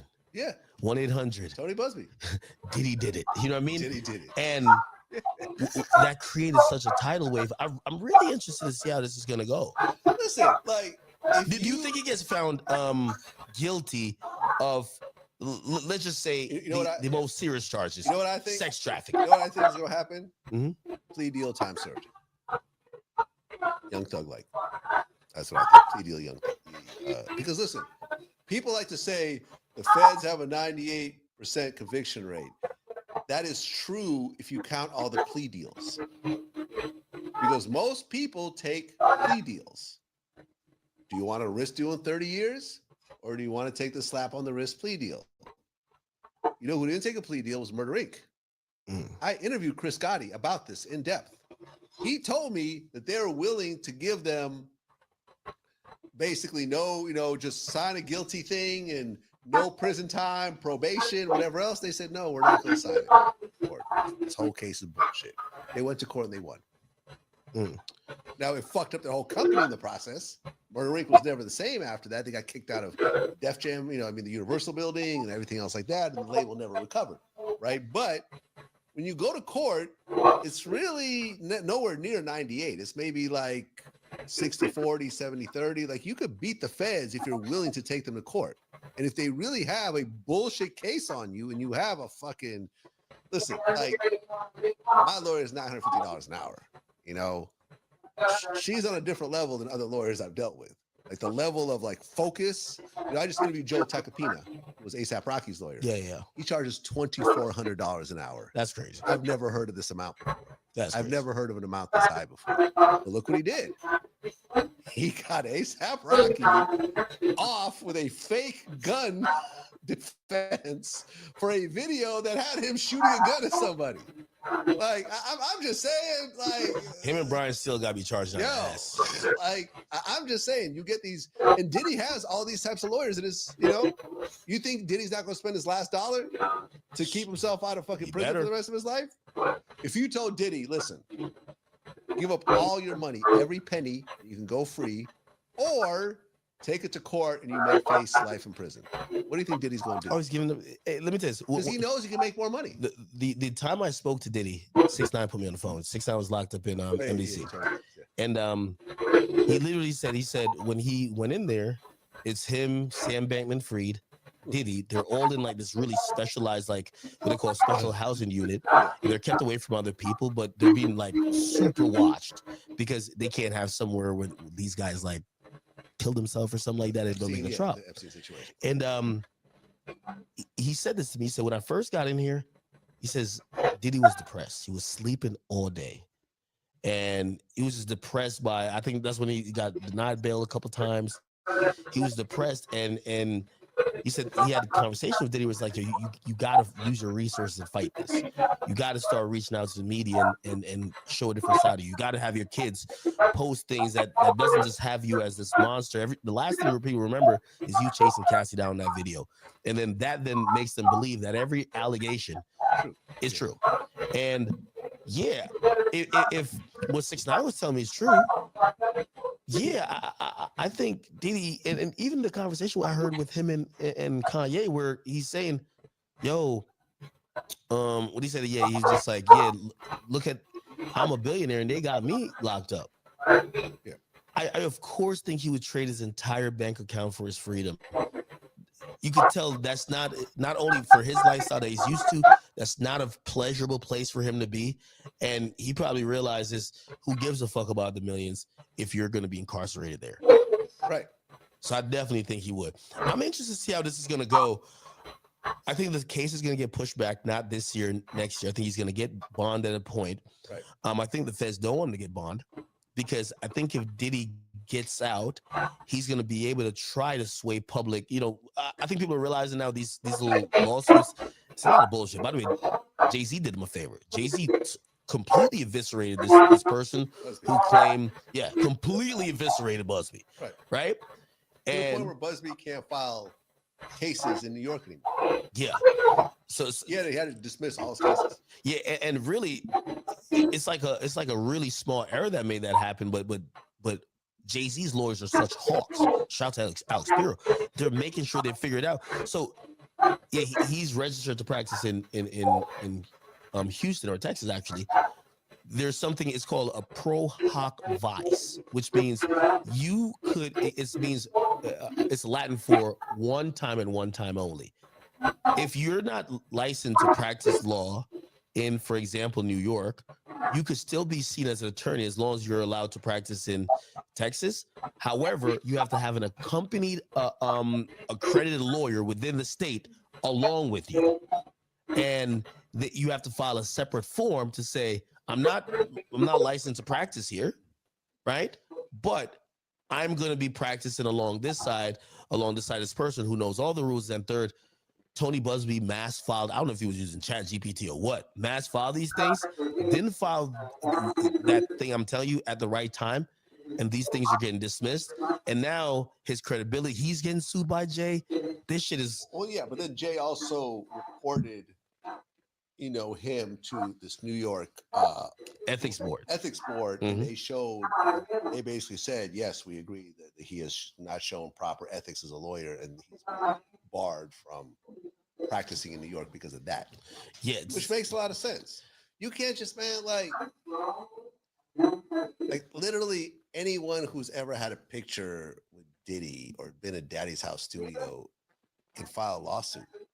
You know what I'm saying? They say, yeah, here's a picture of me next to the Daddy's House sign, and Diddy butt fucked me after that. Yo, it's like, okay. Did you hear about the one? Diddy wasn't even like, I've been at Daddy's House studio. I've been to Puffy parties. Nothing ever happened. Like, did you hear the one where they put Drewski in it and they said, yo, Drewski lubed up the chick and then jumped on her like it was a slip and slide? And Drewski said, I was living with my Drewski said I was living with my mom during this time. I wasn't even in the industry on any level. I wouldn't even be at a party like this. No, like people throw it. Isn't there a new one saying like LeBron was there or some fucking? They got Beyonce now involved. Again, it's dumb.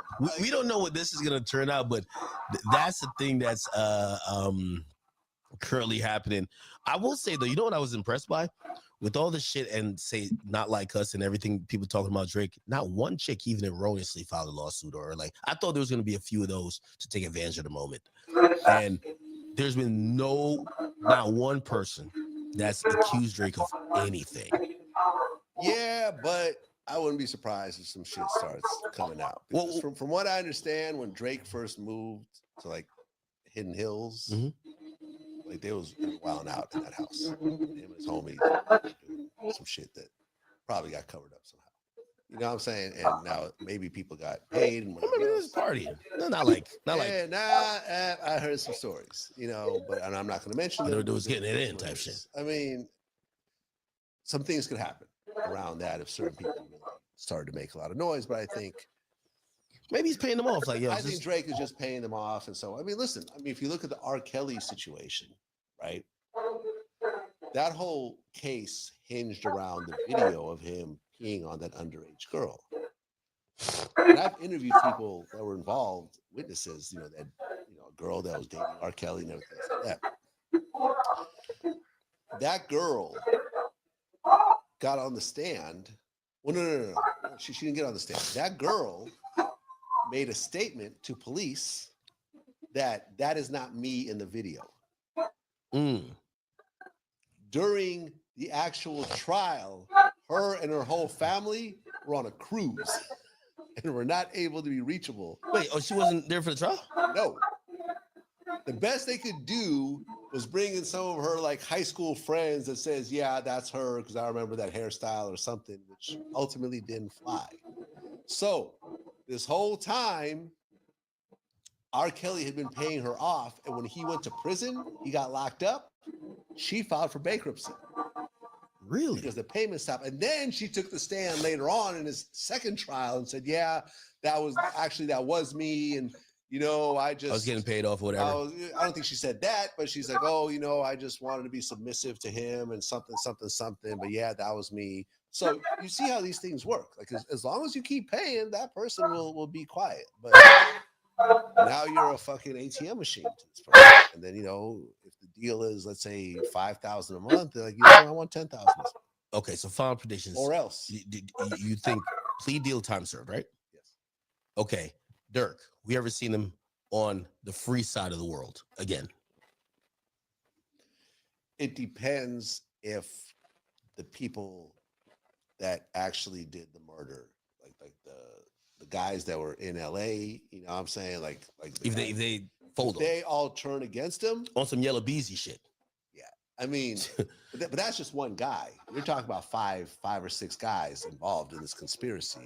Like there was like, you know, conspirator 1, conspirator 2, conspirator 3.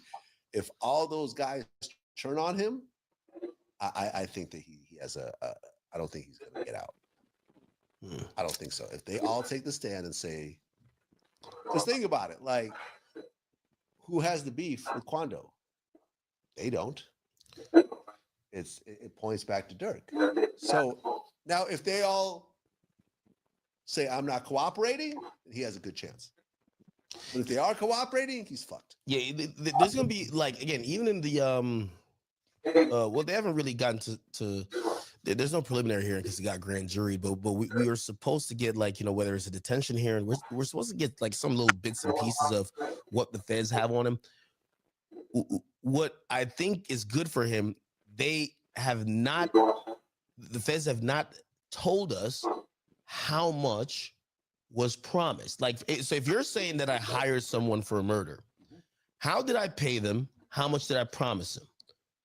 And those are details that we've still not gotten.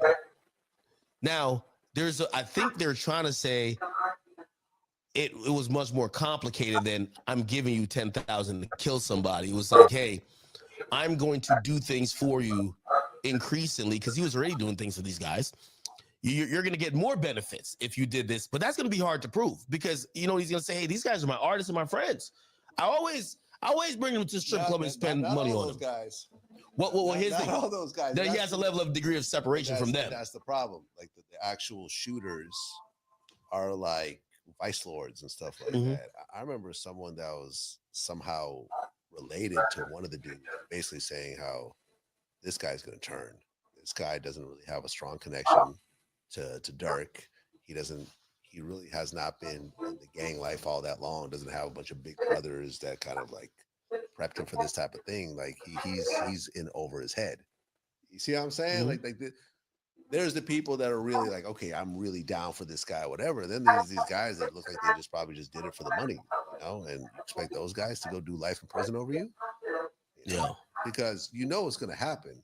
Those guys are going to be given a hell of a fucking deal to cooperate against Dirk. Yeah. A hell of a fucking deal. And it may not, and they may even just lie just to get out of it. Think about that. Think about that. Because at the end of the day, it's not the truth, it's what can be proven. It's ironic because I think Dirk's life and even this situation is all going to be documented by his own lyrics. You know, he said he has a lyric that says, ain't no reason to even get a lawyer if your homie told. Yeah. I think his homies are going to tell. So it's like, it don't matter if you get a lawyer. You can get the best lawyer, and then there's definitely going to be cooperators. We're going to see people hop out of the woodworks. I remember we had this big Meech interview that my man Cavario did while Meech was locked up. And he made a comment like, and like Drew Finley was his lawyer at the time. I didn't realize at the time. But he was like, I spent all this money on my lawyer. My brother, Southwest T, got a public defender. both accepted the same deal. You know, he's like, I should have just saved my money. Like, you know, they took a 25-year plea deal. They're both, you know, one of them spent a ton of money, one of them spent nothing. Yeah. Same thing fucking happened. I don't know, man. And it's just like, you know, and people like, I remember when I did No Jumper, Adam's like, yo, you know, people say that you're really like happy that Dirk is locked up or whatever else. And I'm like, I'm happy he's locked up, but people get blinded by an artist that they like, and they don't look at what's actually happening.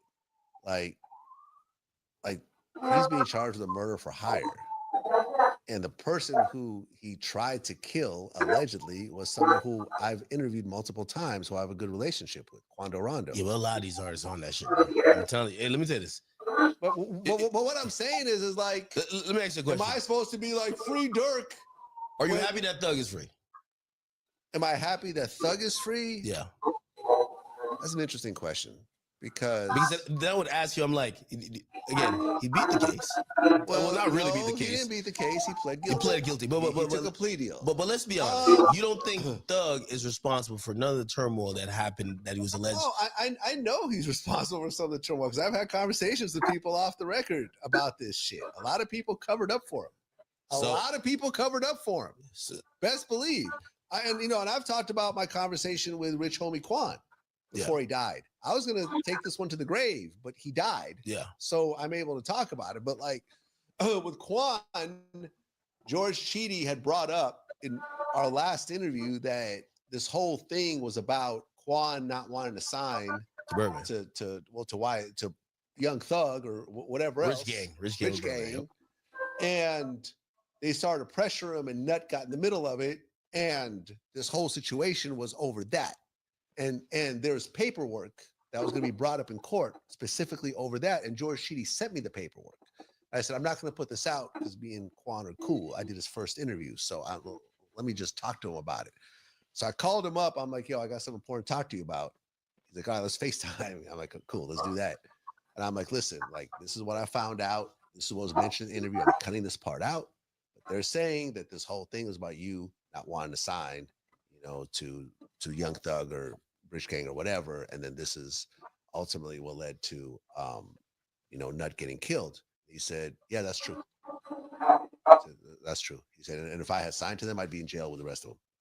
I said, yeah. I said, okay, cool. I said, do you want to talk about this at one point? He goes, no. I said, cool. For over a year, you never heard me mention it. I'm saying, I remember I circled back with him a couple months before he died. I said, yo, listen, blah, blah. So do you still want me to keep this quiet? He goes, yeah. I said, okay, cool. Keep it quiet. And I think him overdosing probably has something to do with the stress of him worried about getting dragged into this trial and people calling him a snitch. But his record career was already sort of not at its height and so forth. But that's what I'm saying about even with when we talk about Dirk. So let me ask the question. I don't know. I'm sort of like, come on, Vlad. Let me ask you a question. But I'm not unhappy that he's out. I'm like, all right, that's cool. He played his position and he got out, and he'll go back to making music, and that's cool. He's given a second chance. You know what I'm saying? I'm not quite sure. Did I ever hear Young Thug put a hit out on Nut and that's why Nut got killed? No, I've never heard that. But I did hear some rumblings that Think about a 4 p.m. situation. Yeah. The guy's caught on wiretap saying they're putting tickets on people. Right. Again, I heard that. Yeah. Do you think Lil Baby's doing that? I don't know. I don't think so, though. I mean, you think Lil Baby's really putting out hits at this point? For what? Why was Young Thug playing gangster while he was at his most successful point of his career? I feel like the more successful you get, the more niggas is thinking you got more money for bond, the more people are trying to come around, and the more your enemies are now getting into with your people. Again, it's hard to disassociate. I feel like Lil Baby is more intelligent than Young Thug. That's what I feel. You think so? What is that? Talk. I feel like Lil Baby is just more. Oh, that fucking guy. Than Thug. I also feel like Baby. That other guy was smoking woods and people shit, right? directly around him. Yes, that guy. He wouldn't have like a. And he's smoking woods with the homies. You know what I'm saying? Like Lil Woody's a Right. fucking loose cannon. I've interviewed Woody. Woody, I never realized was like had like bashed his head accidentally when he was a kid and like went into a coma, and then when he woke up, he like really couldn't. You're saying this in hindsight. Woody didn't. Well, Woody may have killed. No, we don't know. Them 4 PF dude, there's murders. We just don't know the little Woody yet. Yeah, there might be a little Woody. We just don't know them yet. No, I'm I telling get you. I got you. Hey, let me tell you this. No, Woody's a fucking like. Listen, like the conversation that should be had is like these guys. They grow up from a certain neighborhood. They have a certain crew, and the more money they get, the responsible and the smart thing to do is I'm gonna get away from crime because I could move to a different neighborhood that the people who I'm beefing with could never see me, touch me, do anything to me. However, part of your persona, image, and even music is about still repping like you're still among these people that you're calling your crew or your gang. And what happens is that, like, I'll, and again, this is just my personal anecdote, so I don't know if it's all the way true, but let's talk about Dirk. People always gave Dirk the credit for being the realest artist, and they actually chastised Chief Keef for running away. The reason why Chief Keef left Chicago, his own gang robbed his place because he didn't pay legal fees for people in his gang. Somebody called him from jail allegedly. They said, yo, listen, we need you to pay this. And they said, not only did he blow them off, he went on Instagram Live or whatever, flexing, saying, like, he put money into it. He's like, I'm broke, I don't got it. And they were like, wait, oh, you're playing with us? Okay, it don't work like that. They robbed him. He left Chicago, went to Cali. Best thing he ever did. Dirk and Keith's issue was always a little bit, because people always felt sometimes like Dirk was sending shots at Keith by saying, yo, you left your homies out there. So what Dirk was known to do is that he was paying a lot of legal fees. All of the guys that was dealing with him. He talks about that on his album. Yeah. There's a little skit on there. What ends up happening, you get to a point where not only it just becomes, remember, people are going to jail, then there's new people coming around and they catch cases. It becomes like this exponential increase where you can't keep doing it. Right. And when you now try to disassociate, you look fake. Also, this is a thing that, this is, again, my personal anecdote of the whole thing. I think they were looking at him, and I heard Trench's News say this one time. They're like, yo, you gonna let niggas just kill Vaughn and we not doing nothing? Your shooters want to do something. They're looking at you like the boss. You're gonna look like a bitch if you say, nah, I'm in a different place. What? Oh, yeah, you ain't like that no more, huh? So you're like, nah, man, if you see them niggas, slide on them. Yo, I got a bag for anybody who do this. It becomes really difficult to walk away from that lifestyle. That's why when you say these artists are smart, if they were smart, they wouldn't be with these niggas in the first place. But usually at the point, like even with Baby, you think that the police don't see him trying to disassociate? Same with Thug. Trying to disassociate. Thug never did an interview before, a year before he got locked up. Why? He never really did interviews. Yes, but he never spoke. He did, I think, Gillian Wallow, right? Yeah, but he was starting to showcase this personality and also try to disassociate. You always, let me tell you this. The You know, by the way, they're trying to violate his probation. Yeah. And hold on, you know why they're trying to violate his probation? That tweet. Because he's trying to stick up for Baby. Right. He called the DA a liar. Yeah, I'm looking at this going like, it's not do a you DA. not realize? It's the investigator who testified in his case. She's now testifying, basically implicating Baby. So he tried to speak up, but now they're saying this is a person that's pretty much an officer of the court because it's an investigator. She's usually undercover, and because of what you said, people are threatening her. Right. All I'm saying is that I think it's very hard for street rappers to disassociate, and I don't think they're all the way. I never thought Young Thug was like some mastermind criminally, like calling all the violence in Atlanta. But when you're the guy who would be like, yo, bro, it in this bag, so-and-so, yo, we need money for the bond. Was you gonna say, nah, while they're in the streets repping YSL? All right, bro, yo, holla at him. I'm gonna get you the 50 grand for the bond. Yo, we need a lawyer. okay, yo, we did this. So all of a sudden, you're now a perceived role, even if you're not actively, like these guys are artists. They're not actively trying to do crime, but you automatically get like linked in it because you're financing these guys getting out. They're lawyers. You're seen as a position of power. Like, I don't know the history of 4PF or even YSL. Are these guys the top guys really? Is it their thing or they're the guys who made the money?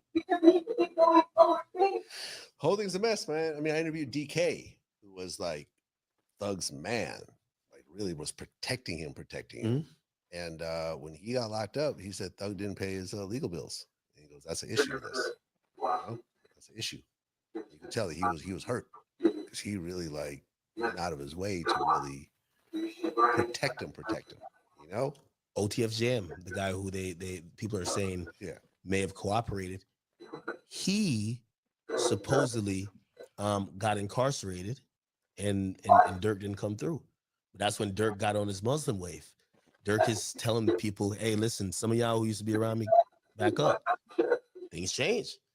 Again, the RICO is a very interesting thing, but I hope street rappers realize, hey, listen, what definitely you can't do, you can't use the threat, fear, and street gang to promote you to get to the mainstream. And then after you get to the mainstream, like, oh, I want no more parts. Yeah. Because those guys, they may have done something for you. They're going to tell on you. I mean, it happened to Jeezy. When Jeezy signed the record deal, I've always heard the story, I don't know if it's true or not, is that Jay told him, separate yourself from these BMF guys. They're all going to prison. And I was with BMF in like 2004. It was obvious they're all going to prison. And billboards. In the world is BMFs. So it's obvious. It's retarded. It was retarded. In fact, interesting. You never been to a BMF party? Yeah, I've been to a BMF party. I heard it was lit. Yeah, no, it was off the fucking chain. Like, so in that moment, you're like, oh, these niggas are going to jail. Well, because you could tell the money wasn't coming from music. The only artist was Blue Da Vinci, who wasn't selling any records. So where's the money coming from? Duh. Like, you know, I'm a square white dude from the suburbs. Duh. Like, you know what's happening. And in fact, I remember I talked to this one dude that investigated that case. He said that the final straw that broke the camel's back was, remember BMF was involved in that shootout where Wolf, Puffy's bodyguard, died? Yeah. It was Club Crucial or something like that. Oh, BMF were involved in that? I always thought they were like kind of non-violent. I never knew the full story. No. Well, it was self-defense. It was basically they were in the club and they were with this girl, and Wolf, that was like Wolf's like girlfriend or something. So he like when he saw the girl hanging with him, he like snatched her up, and they're like, "Yo, man, that you can't do that. Like we're not doing that." And he was like, "All right, I'm gonna see y'all outside then." And they were like, "Yo, just calm down. It's not that serious. We're just not gonna let you rough up the girl." Like, "Nah, I'm gonna see y'all motherfuckers outside." And they came outside. Wolf was leaning up against Big Meech's car with this man, and then Wolf pulled out and opened fire. Meech's people opened fire. Wolf and his man got killed. Meech got shot, I think, like in his ass or something like that. Really? Right?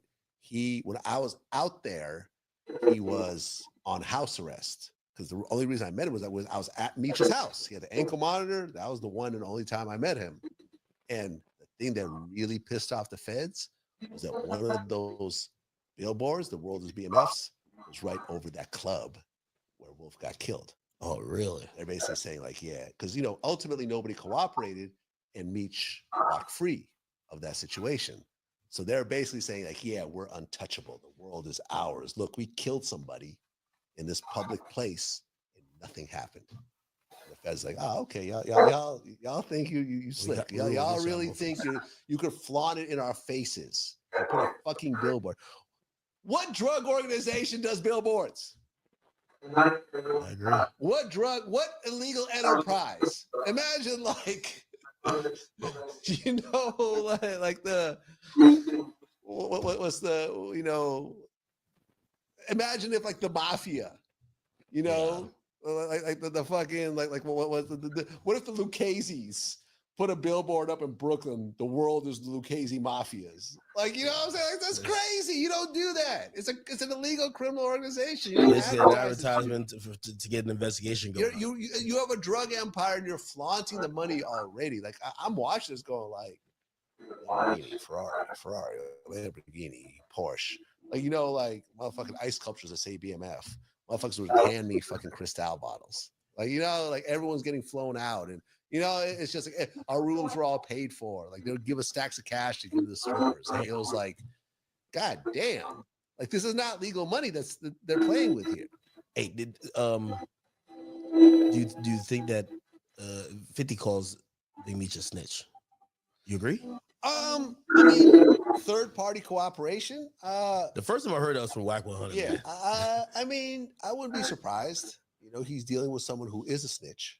Tammy Cowell, like it's established that she is a snitch. Oh, she did cooperate. She did cooperate. So you're giving this person your life rights, right? Which is already a little weird because why would you give your life rights to a third party that isn't like your son, your kid's mother, your mother?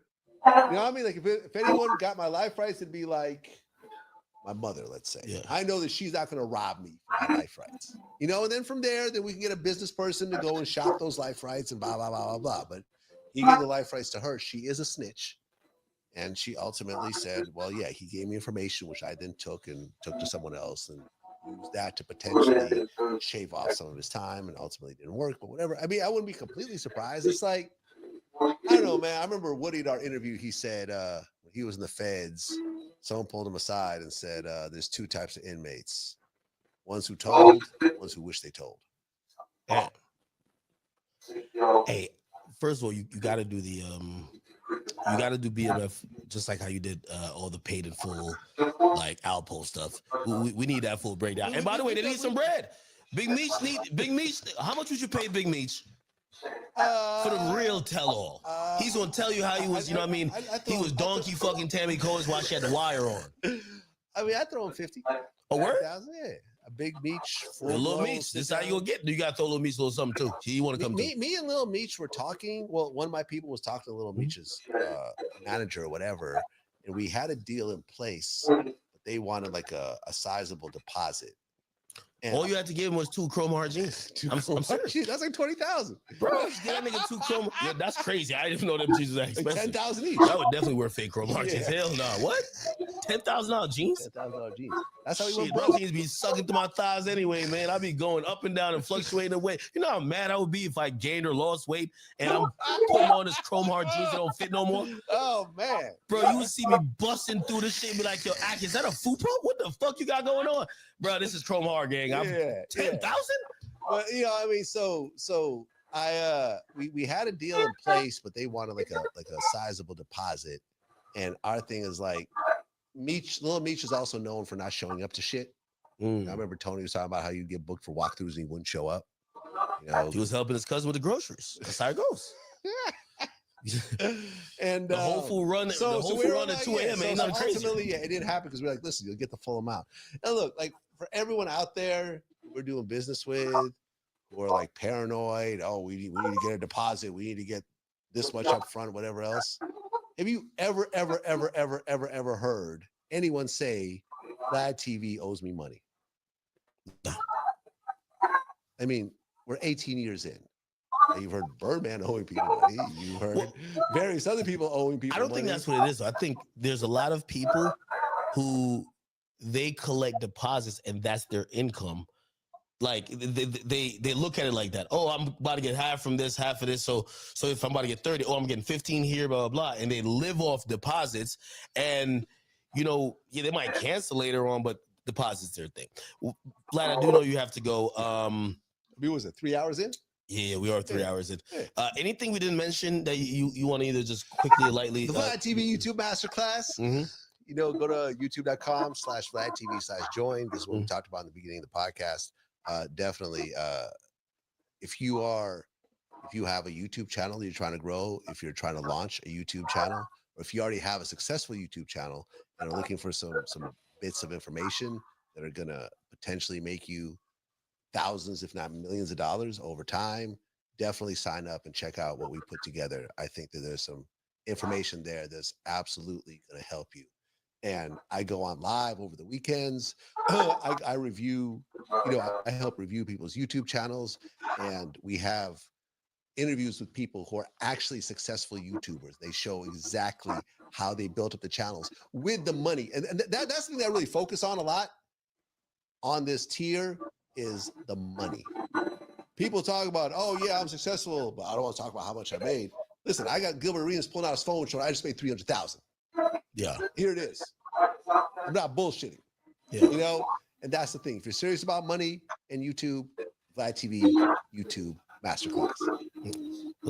Very last question. Still down to pay 100,000? I think you said Eminem. Yeah, all day. If he said I'll do it, 150. Sure, let's do it. Come on, man. We gotta get M on Vlad TV, man. Let's do it. But here's the thing: like Eminem turns down $7 million show offers. Oh yeah, that's definitely so 150,000 Eminem is like $50 to us. That's true. Do you want to leave my house for $50? Not really. No, that's true. I think he has to really. He knows who I am.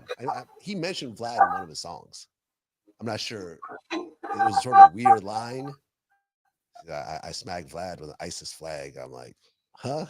Like I didn't quite get. And unfortunately, I don't know anyone around him to ask him. Like, was he talking about me specifically? Because not too many Vlads around, especially in hip hop. I'm the only one.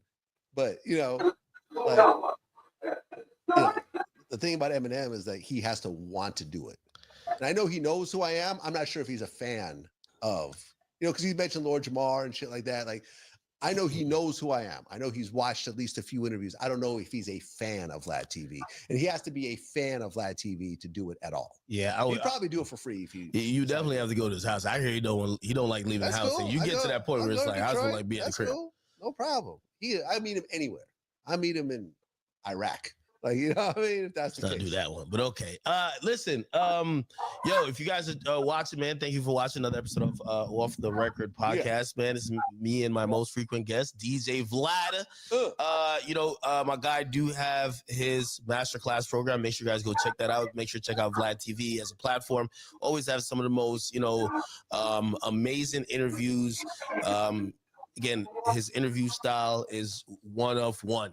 One of the best people to be doing in independent media, and somebody who I'm happy to call a friend. My God, the next time you guys will see me, of course, I'm gonna be on his platform, running back up one more time, man. That's what it is.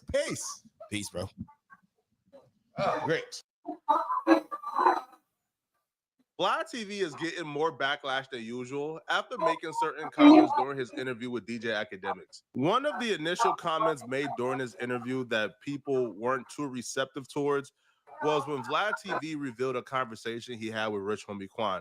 Now, Vlad qualified the comment before saying it. He said that he was going to take this conversation to his grave, but now that Rich Homie Quan passed away, he feels like he could share it. Conversation with Rich Homie Quan before he died. I was going to take this one to the grave, but he died. Yeah. So I'm able to talk about it. But with Quan, George Cheedy had brought up in our last interview that this whole thing was about Quan not wanting to sign to Birdman, to Young Thug or whatever else. Rich Gang. And they started to pressure him, and Nut got in the middle of it. And this whole situation was over that. And there's paperwork that was going to be brought up in court specifically over that. And George Cheedy sent me the paperwork. I said, I'm not going to put this out because me and Quan are cool. I did his first interview, so let me just talk to him about it. So I called him up. I'm like, yo, I got something important to talk to you about. He's like, all right, let's FaceTime. I'm like, cool, let's do that. And I'm like, listen, this is what I found out. This is what was mentioned in the interview. I'm cutting this part out. They're saying that this whole thing was about you not wanting to sign, to Young Thug or Rich Gang or whatever. And then this is ultimately what led to, Nut getting killed. He said, yeah, that's true. If you just scroll through the comments, people had an issue with this because they felt like if you weren't going to talk about it when he was alive, then you shouldn't have talked about it when he passed away. Somebody says, so when someone died, the same morals and principles don't apply. If you said you was finna take it to the grave, why the heck you doing speaking on it? Super lame, this man police. Like the regular allegations. Now, I disagree in terms of people thinking that Vlad TV shouldn't have spoken on this. Listen, bro, Rich Homie Quan had passed away. Now, if this was a conversation that would have made Rich Homie Quan look bad, if this was a conversation that would have disparaged him in any way, then maybe I can understand making an argument for why this shouldn't come out. But if Vlad TV wasn't going to share it because Rich Homie Quan was still alive and he was still trying to work his way through the music industry and he didn't really want to pure the gas on Rich Homie Quan and Young Thug beef, then that's understandable. But once the man passed away, I mean, there's no way Rich Homie Quan and Young Thug can beef, bro. Like, one is dead and one is still alive. So him sharing it doesn't really disparage or affect Rich Homie Quan in any way. So that's why I'm not against Vlad TV sharing this. Now, the other parts of this interview that people had a lot of issue with stems from Vlad TV's identity. Now, Vlad TV is an openly and proud Jewish man. And being open and proud, you're going to speak up for your people and you're going to defend your people. So Vlad TV attempted to broach the subject of Kanye West. Kanye West was recently banned on Twitter for going on a manic Twitter rant where he would say comments that people can perceive as anti-Semitic. Apparently, the Twitter banging was not enough. Bro decided he was going to drop a merch that sport a symbol that's very controversial in relations to Jewish people. They responded back with merch of their own targeted at going at Kanye West. They even got a F Kanye mug. So these folks is really going to war, bro. This Kanye West situation is really polarizing, especially among the inner cities and urban communities. On one hand, people think Kanye West has lost his mind. They think he's bipolar. They think he's manic. They think his comments were hateful. While on the other hand, there are people who believe that Kanye West has a larger message that's being ignored, and they're telling him to cook. Kanye will say something really insane and go on a manic rant, and then he will circle back and say something so profound that leaves people divided on the issue. Like, for example, after his Twitter rant going off, he circled back and he stated, "I'm going to normalize talking about the failed art student the way talking about killing Black folks has been normalized." What Kanye West said here is something you really have to think about. It's something you really have to look into. Because if you look at the harsh reality, you will see, maybe got a point here. People sit at the top of the food chain in the music industry. And the people who sit at the top of the food chain, they taste make, they curate the culture, they curate what's hot. And for some reason, for whatever agenda it is, they've made gangsta music hot, right? They've made degeneracy in Black music hot. So when we look at the current state of hip hop, there are people profiting off of rapping about and glorifying Black genocide. And Kanye West is asking the question of how come rapping, talking, glorifying, gloating about Black genocide in your music and making a mockery out of the Black traumas and the pains that come from those environments, how come that's allowed on social media? And how come certain people are allowed to profit off of it to no end? Well, when we talk about their pain or when we talk about certain people's pain, oh, it's a no-go and you get banned and ostracized and blackballed from everything. That's the question he's asking. Now, whether or not you agree, you have to admit, you have to at least think about it. So Vlad TV went on DJ Academics and Vlad TV responded back to this. And Academics actually confronted Vlad about this particular talking point. And it's Vlad's reaction to Academics confronting him about this talking point that got a lot of people upset. That outfit, I would sit there with it, and I would start to push back. You know that chain that you're wearing, the swastika chain. I lost about 9 family members by that group that you're representing right now. Like my grandfather's, all his 9 siblings were killed by Nazis. I have a smaller family right now because of what you're representing. You know, you think those people like Black people?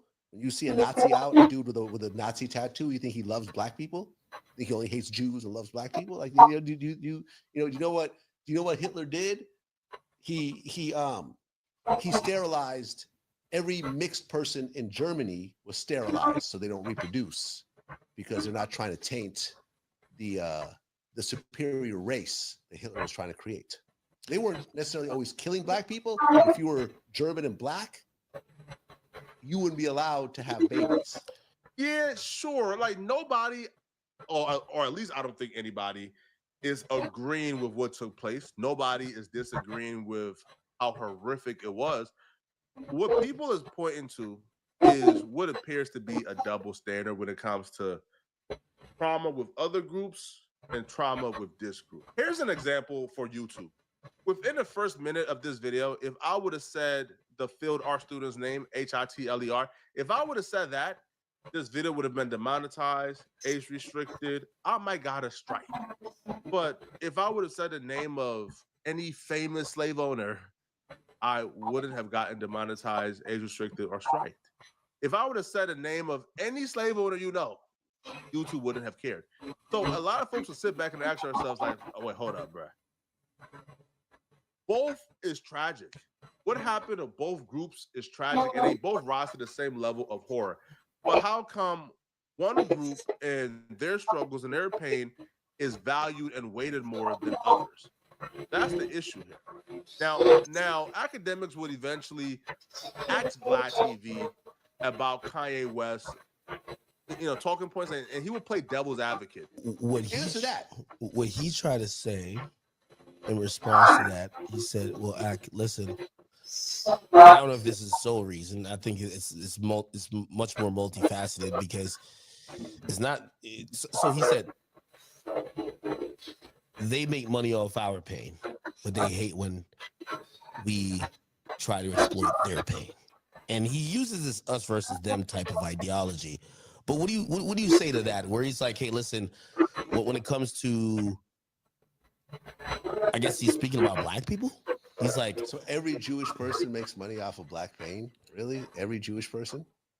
I don't know. Because he's saying the Jews, meaning all the Jews. He even said in interviews, like, "Oh, remember he was on that one dude, that Proud Boys podcast?" And he was like, remember this was maybe like a year and a half ago or something. He did an interview with one of the dudes from the Proud Boys. And the guy's like, "Hey, so when you say the Jews, are you talking about specific Jews or all Jews?" Kind of said all Jews. All Jews. So you're telling me that all Jews make money off of black pain? Yeah, but those are two different things. When Kanye West talk about the music industry, he's referring to a specific group at the top. When he was in a Gavin McInnes interview, he was referring to, I guess, how he feels towards the group as a whole. But when he talks about the music and the profiting, he's referring to the label owners at the very top of the food chain. They are profiting off of black trauma. They are profiting off of black genocide. And okay, the profiting part isn't even like where the stickler is. The stickler is how come rapping and talking about black genocide isn't treated with the same amount of urgency as talking about, let's say, the Holocaust, right? Talking, glorifying, rapping about profiting from black genocide is okay, bro. You don't get banned off of Twitter for dropping a song talking about murdering 18 ops this year, but you get banned for talking about their pain. And that right there is what I believe Kanye West's argument is. They're able to profit from it, but that's just one half of it. Is how social media and these companies react. Or are certain people in the record business, in certain positions, and they happen to have certain artists that are gangster rappers, and they monetize off, and these artists create this music, and they are the record label leads, and they help these artists to push their albums, along with all types of other artists. Just in his train of thought, how he was explaining it, he would be like, "Well, how could one be ignored? And as soon as I wear these symbols that exploiting pain of other people, now this is a bigger issue. Well, why are we causing a problem here when I do it, as opposed to when pain of black people are?" So that means that there shouldn't be an uproar if I wear a necklace of a black man hanging from a tree. Like, you see what I'm saying? Like, you're exploiting a symbol of violence, not just hate or disdain. actual lethal violence. If any person, black, white, or whatever, but especially non-black person, somehow wears a symbol, an iced out symbol of slavery, it would not go well on any level for that person. But the symbol means nothing in the grand scheme of the conversation. The symbol just represents the horrors that took place with their group.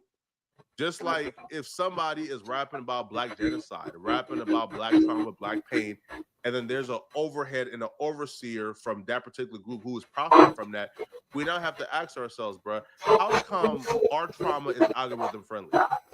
How come when you rap about black trauma, when you rap about black genocide, when you promote and glorify black genocide, is algorithm friendly? The algorithm isn't suppressing it, it's pushing it, it's promoting it.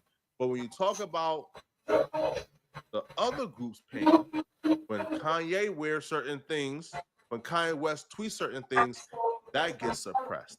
And that right there is the root of the issue. Our pain, our plight isn't really seen as a priority over a particular groups. But he's equating that to, say, these executives that happen to be, say, Jewish, if they're monetizing off, say, black on black violence, gangsterism, the denigration of black culture. He's like, well, yeah, that might not be lynching and really extreme levels of black turmoil, but it's still black turmoil that they're benefiting off of. So why can't I benefit off, or I don't know if he thinks he's benefiting, but why can't I exploit your pain? So that's his argument. I'm not saying that. So if Kanye dropped,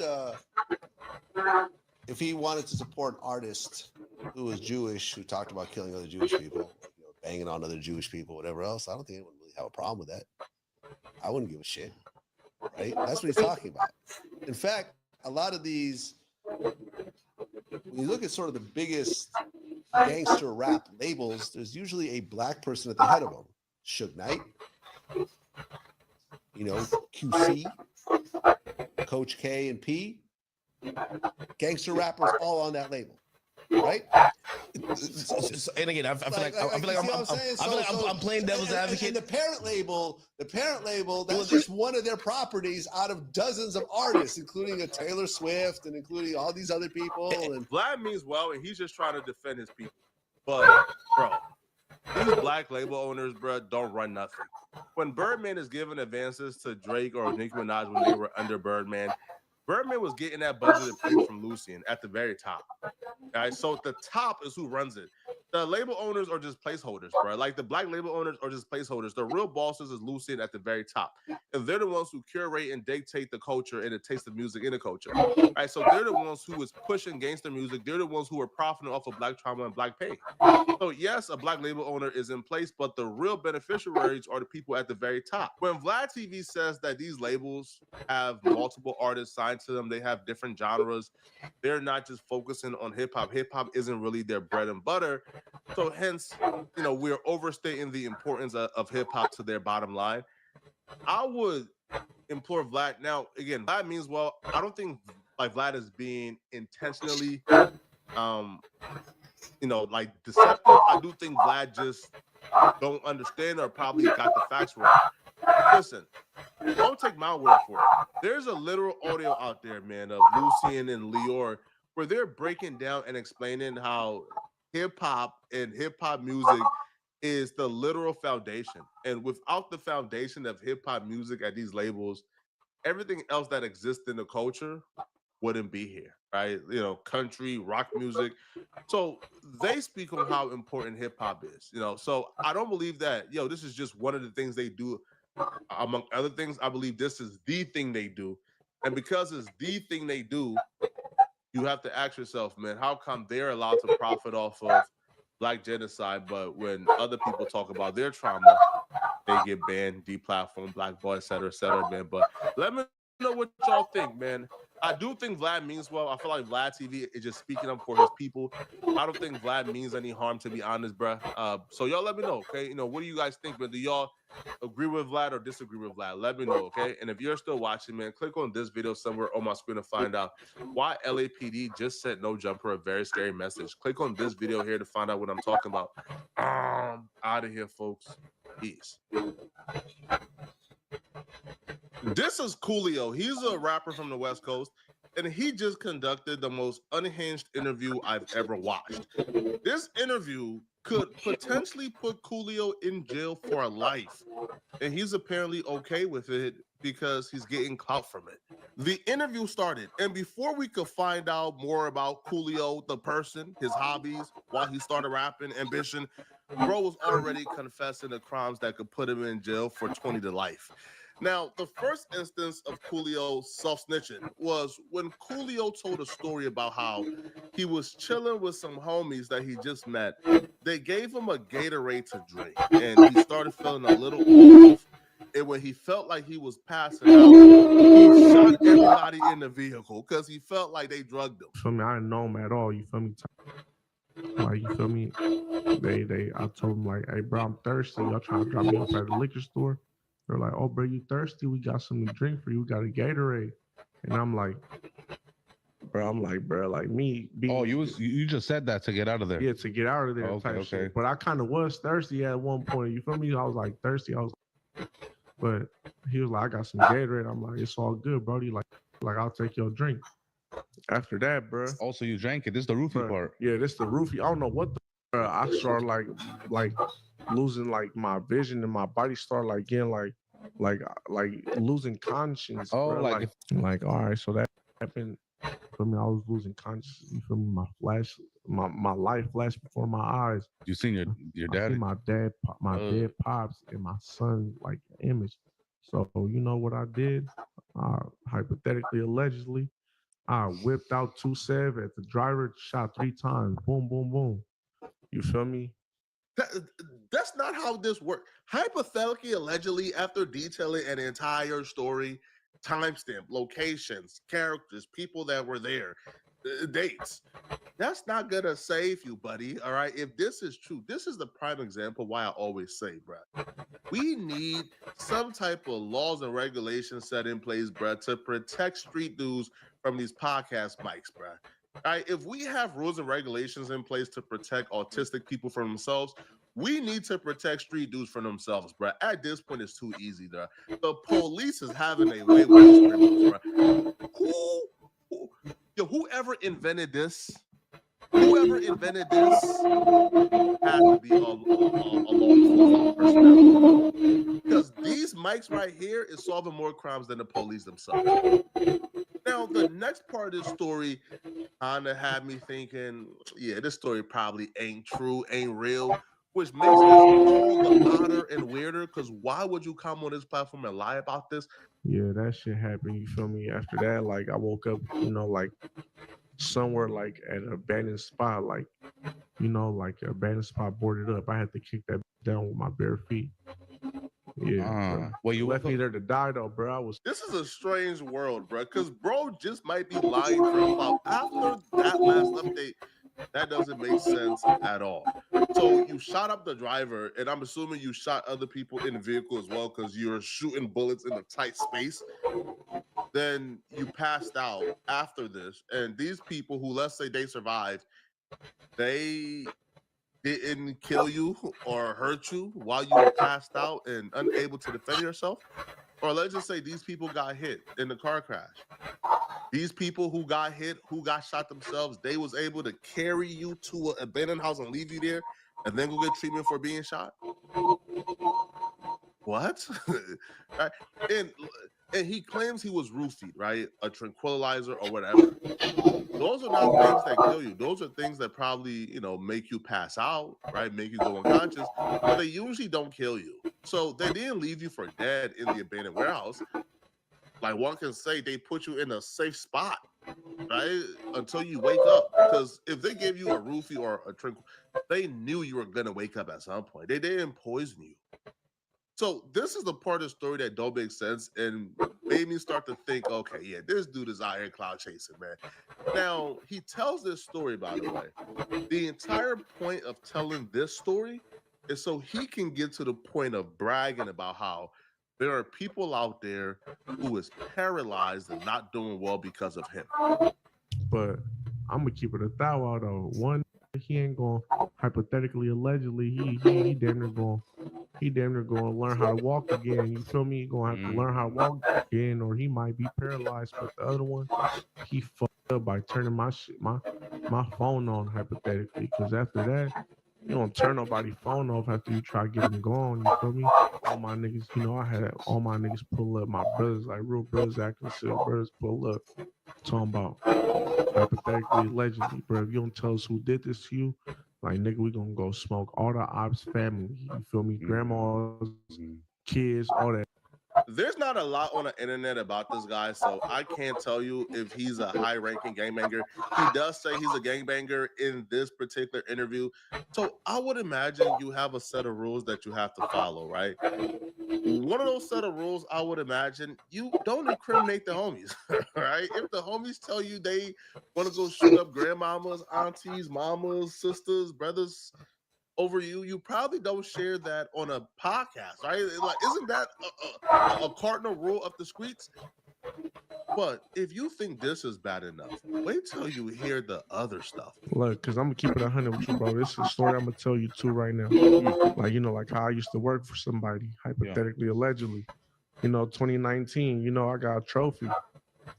We had a little fight. What do you mean trophy? Like, I had what's that lingo mean? What do you mean? Oh no, hold on, look, let me.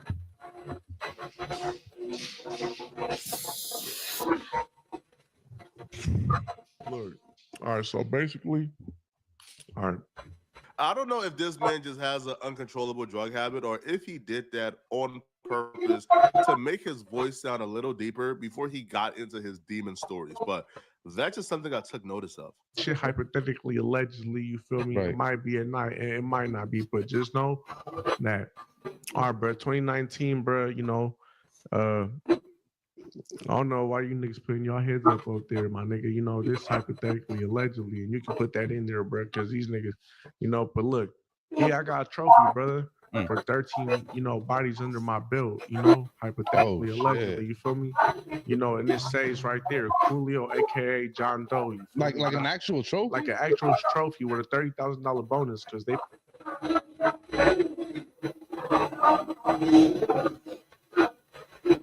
Five of us. RP my nigga James. He almost beat me to it because he had 12. And then they, I can't say my friend passed away. The other 3 people I can't say. Wait, hold on. What do you mean? My bad. I don't mean to cut you off. What do you mean, like, trying to get it? Like, y'all were in an alleged competition, or what are you talking about? Just like most of y'all, this is where in the interview I began to realize, okay, yeah, like he's clearly full of ish. He's either full of ish or he's the dumbest criminal to ever live. I'm gonna go with full of ish, bro. This man claims he got a trophy for bodies. Nobody knows him. I don't know him. Now, hey, listen, bro. If you're a real killer, bro, I apologize. Take my apologies, homie. I don't mean to disrespect you. I'm just saying, nobody I know knows who you are. I don't know what block or gang you are, bro. Right? Now, he claims that he got the 13 bodies in under a year and ain't never went to jail. So on top of being a local gangbanging rapper, this man is apparently like a world-class hitman, that he can kill 13 people in 1 year and not get caught. Now, he claims that he was a hired hitman, that this organization hired him as a hitman, and this organization, who is in the business of paying people to murder people, apparently got a trophy made at a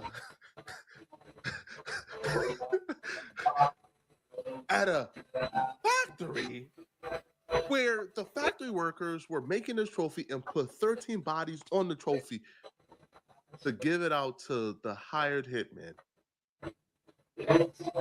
Like, come on, bro. Like, son, you couldn't make it at least a little bit believable, bro. What type of criminal organization is creating trophies and documents and documenting their criminal activity, especially murder? Now, if you want to give you an award for being a pimp of the year, that's a little different.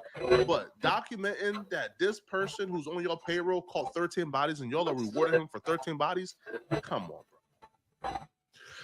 So basically, dude, we used to work for that. I bet you, I promise you, nobody ever gonna find out about, bro, because like, bro, the way we moved was so smart. And mind you, bro, I'm gonna keep it 100. Murder, you can get caught with you can get away with murder, and sometimes you can't. It's 50-50 chance, but There needs to be an IQ requirement to be a criminal, man.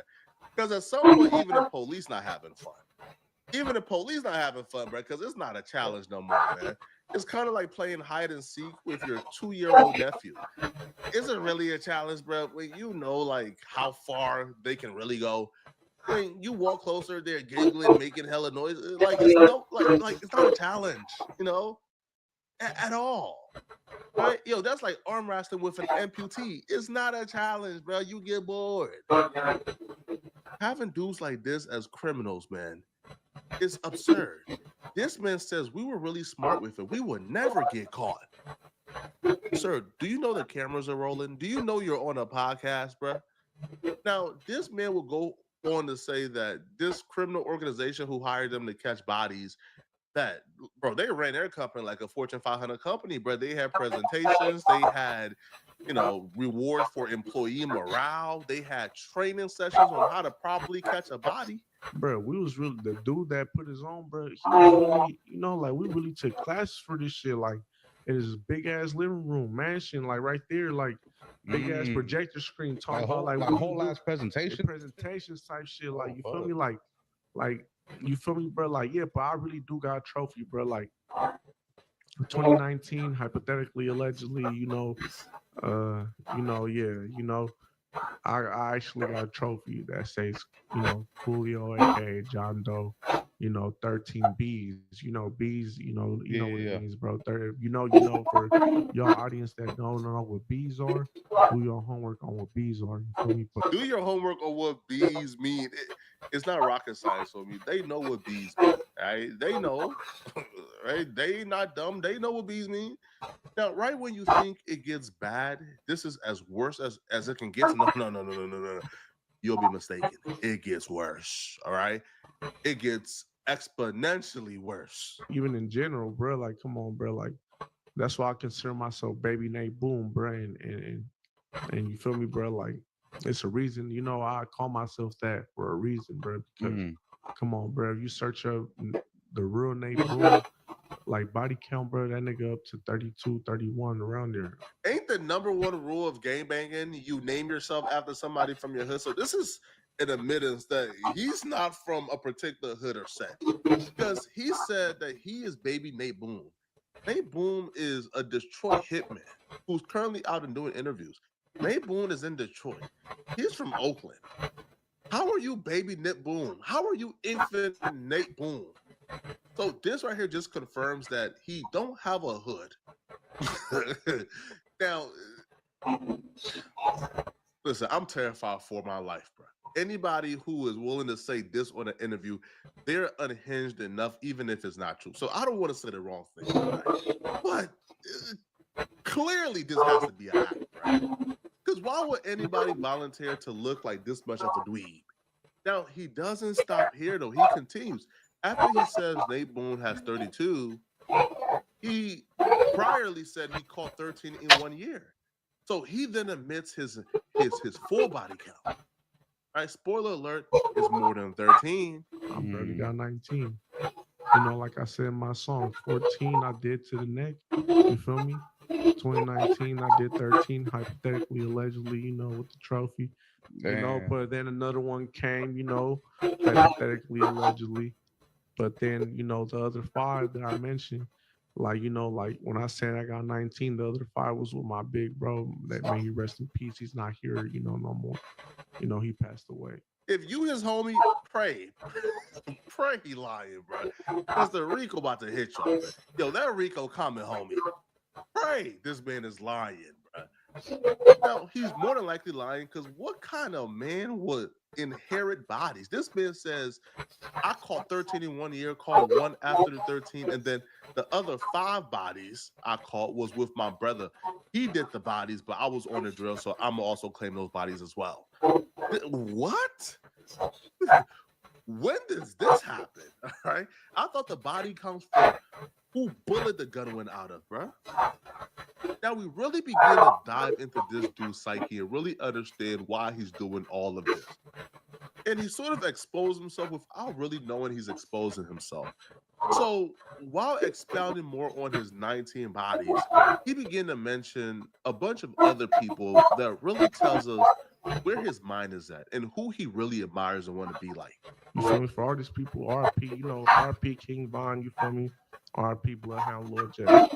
And YBDC dude, the dude from Philly that, got killed by that 16-year-old.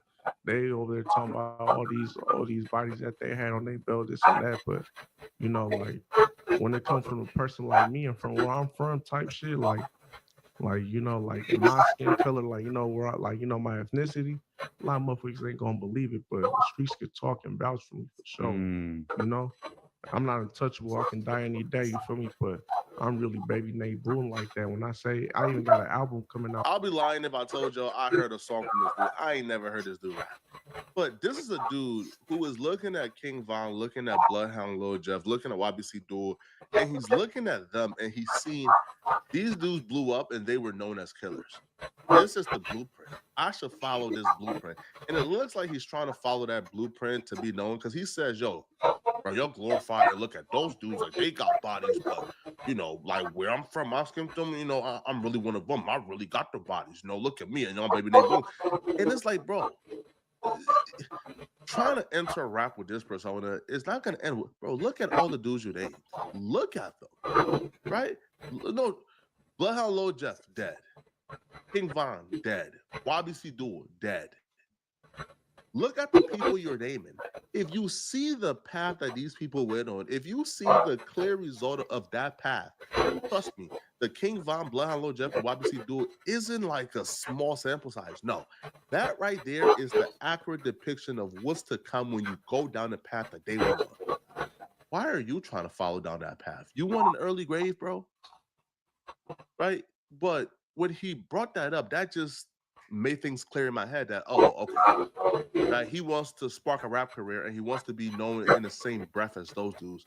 So he's trying to take that particular path of probably manufacturing a bunch of fraudulent stories to come across as that. But he's not believable, right? Like you don't look at this dude and see, right? He's not a believable character. I think if he really wants to take this shtick a little bit too far, he needs to work on his character. You feel me? Right? Probably get more face tattoos. Probably bulk up a little bit more. Feel me? Probably dress a little different. Or probably be more sly. If it comes across as if you are bragging about bodies, he probably won't think you got the bodies. All right. Let me know in the comment section, what do you guys think about this? All right. And if you're still watching, man, click on this video right here on my screen, all right, to find out why Nipsey Hussle brother Black Sam crashed out on this trip yesterday. And also find out why he sent LA a very threatening message. I'm gonna see you guys in this video. I'm out of here, folks. Peace. Good morning, everybody. It's great to be back in Tampa again. I'm joined here this morning with Commissioner Mark Glass, Florida Department of Law Enforcement, Special Agent in Charge from the Tampa office, Mark Brutinel, and Special Counsel from our Office of Statewide Prosecution, Rita Peters.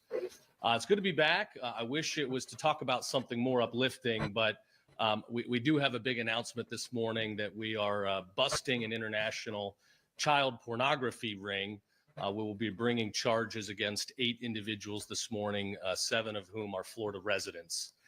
As a dad of 3 little ones, it's tough to talk about some of this stuff, but what these guys were doing was truly heinous. There's not a word in the English dictionary that can describe the gross content that was on the videos. Our investigators have been able to get their hands on over 1 million videos showing sexual abuse on minors. Many of these individuals were babies. that are being sold around the world. The 2023 National Center for Missing and Exploited Children reports over 36 million instances of suspected child sexual exploitation and over 100 million files related to child sex abuse material. And that's only what's getting reported. This continues to be a problem in our country, in our state. Protecting our kids is not an easy task to begin with. And today, with the access to the internet and social media, it allows these sick predators to more easily get access to our kids. And as I've said, my first 5-6 weeks on the job here, that's going to be a major priority for my office. The individuals that are being busted today that purchase this harmful. If you want uncut and extended versions of my videos, go to patreon.com/traplawross. Also, you can now watch my new drops on Spotify, so go search me there. Here's the video. For decades, Los Angeles has been notorious for its gangs, the original home to the Crips and Bloods that spread all over them. No Jumper, coolest podcast in the world, and today we're having a very important, iconic conversation. We got the one and only. I'm gonna put this on for y'all on the podcast, and then we're gonna do another one more, and then we should be out of here. Probably be doing 10-hour stream, and then we're gonna be done. Okay, so I apologize if I said anything that was not educated about who you were and everything. That was just me getting familiar right there. Yeah, but how are you doing today? I'm good. I'm doing better. Yeah. So, yeah. What, you feel like you got a little bit of relief since these charges came out, or what? Absolutely. Yeah, I feel that because it's been a fight. Like I've been fighting and talking about this on a solo journey, going against everyone because Big U is powerful. So when you're going up against somebody that's that powerful and everyone is flocking to him and you're trying to tell your story and you keep going, yeah, it is a relief. Yeah, so it's kind of like an awakening once this stuff hits the news, and all of a sudden it's like a bunch of stuff that was being said in the shadows just kind of comes to light. Yeah, and then it's sad, when you really look at it, it's a sad story. It's just a sad story because everybody lose. I lost a lot of stuff that he took from me. Ray Sean lost. He lost his life. His family lost him. Nipsey lost. He lost his life. Big U lost because of the greed. His family lost because he was the head of the table. So when you really look at it, and then the community lost because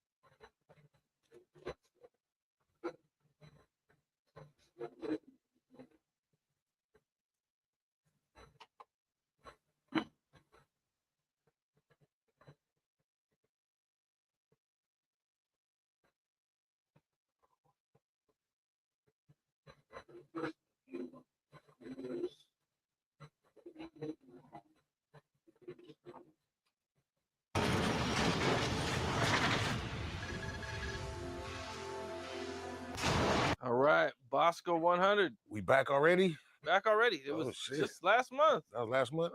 Yeah. Yeah. Let me know we doing good. Lots going on.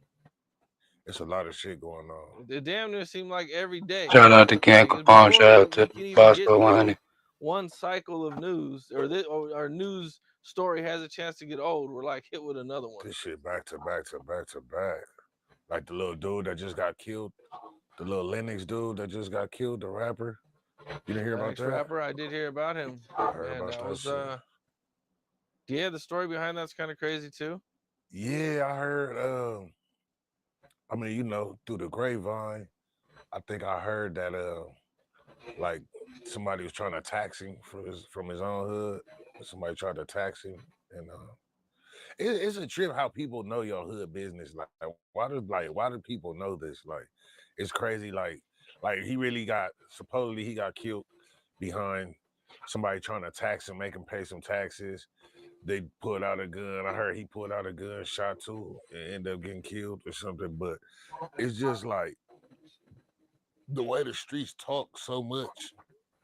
It's like it's like I don't see how dudes think they go. You can't get away with shit. You can't get away with nothing. Like it's like you ain't getting away with nothing no more. I know I hear a lot of shit.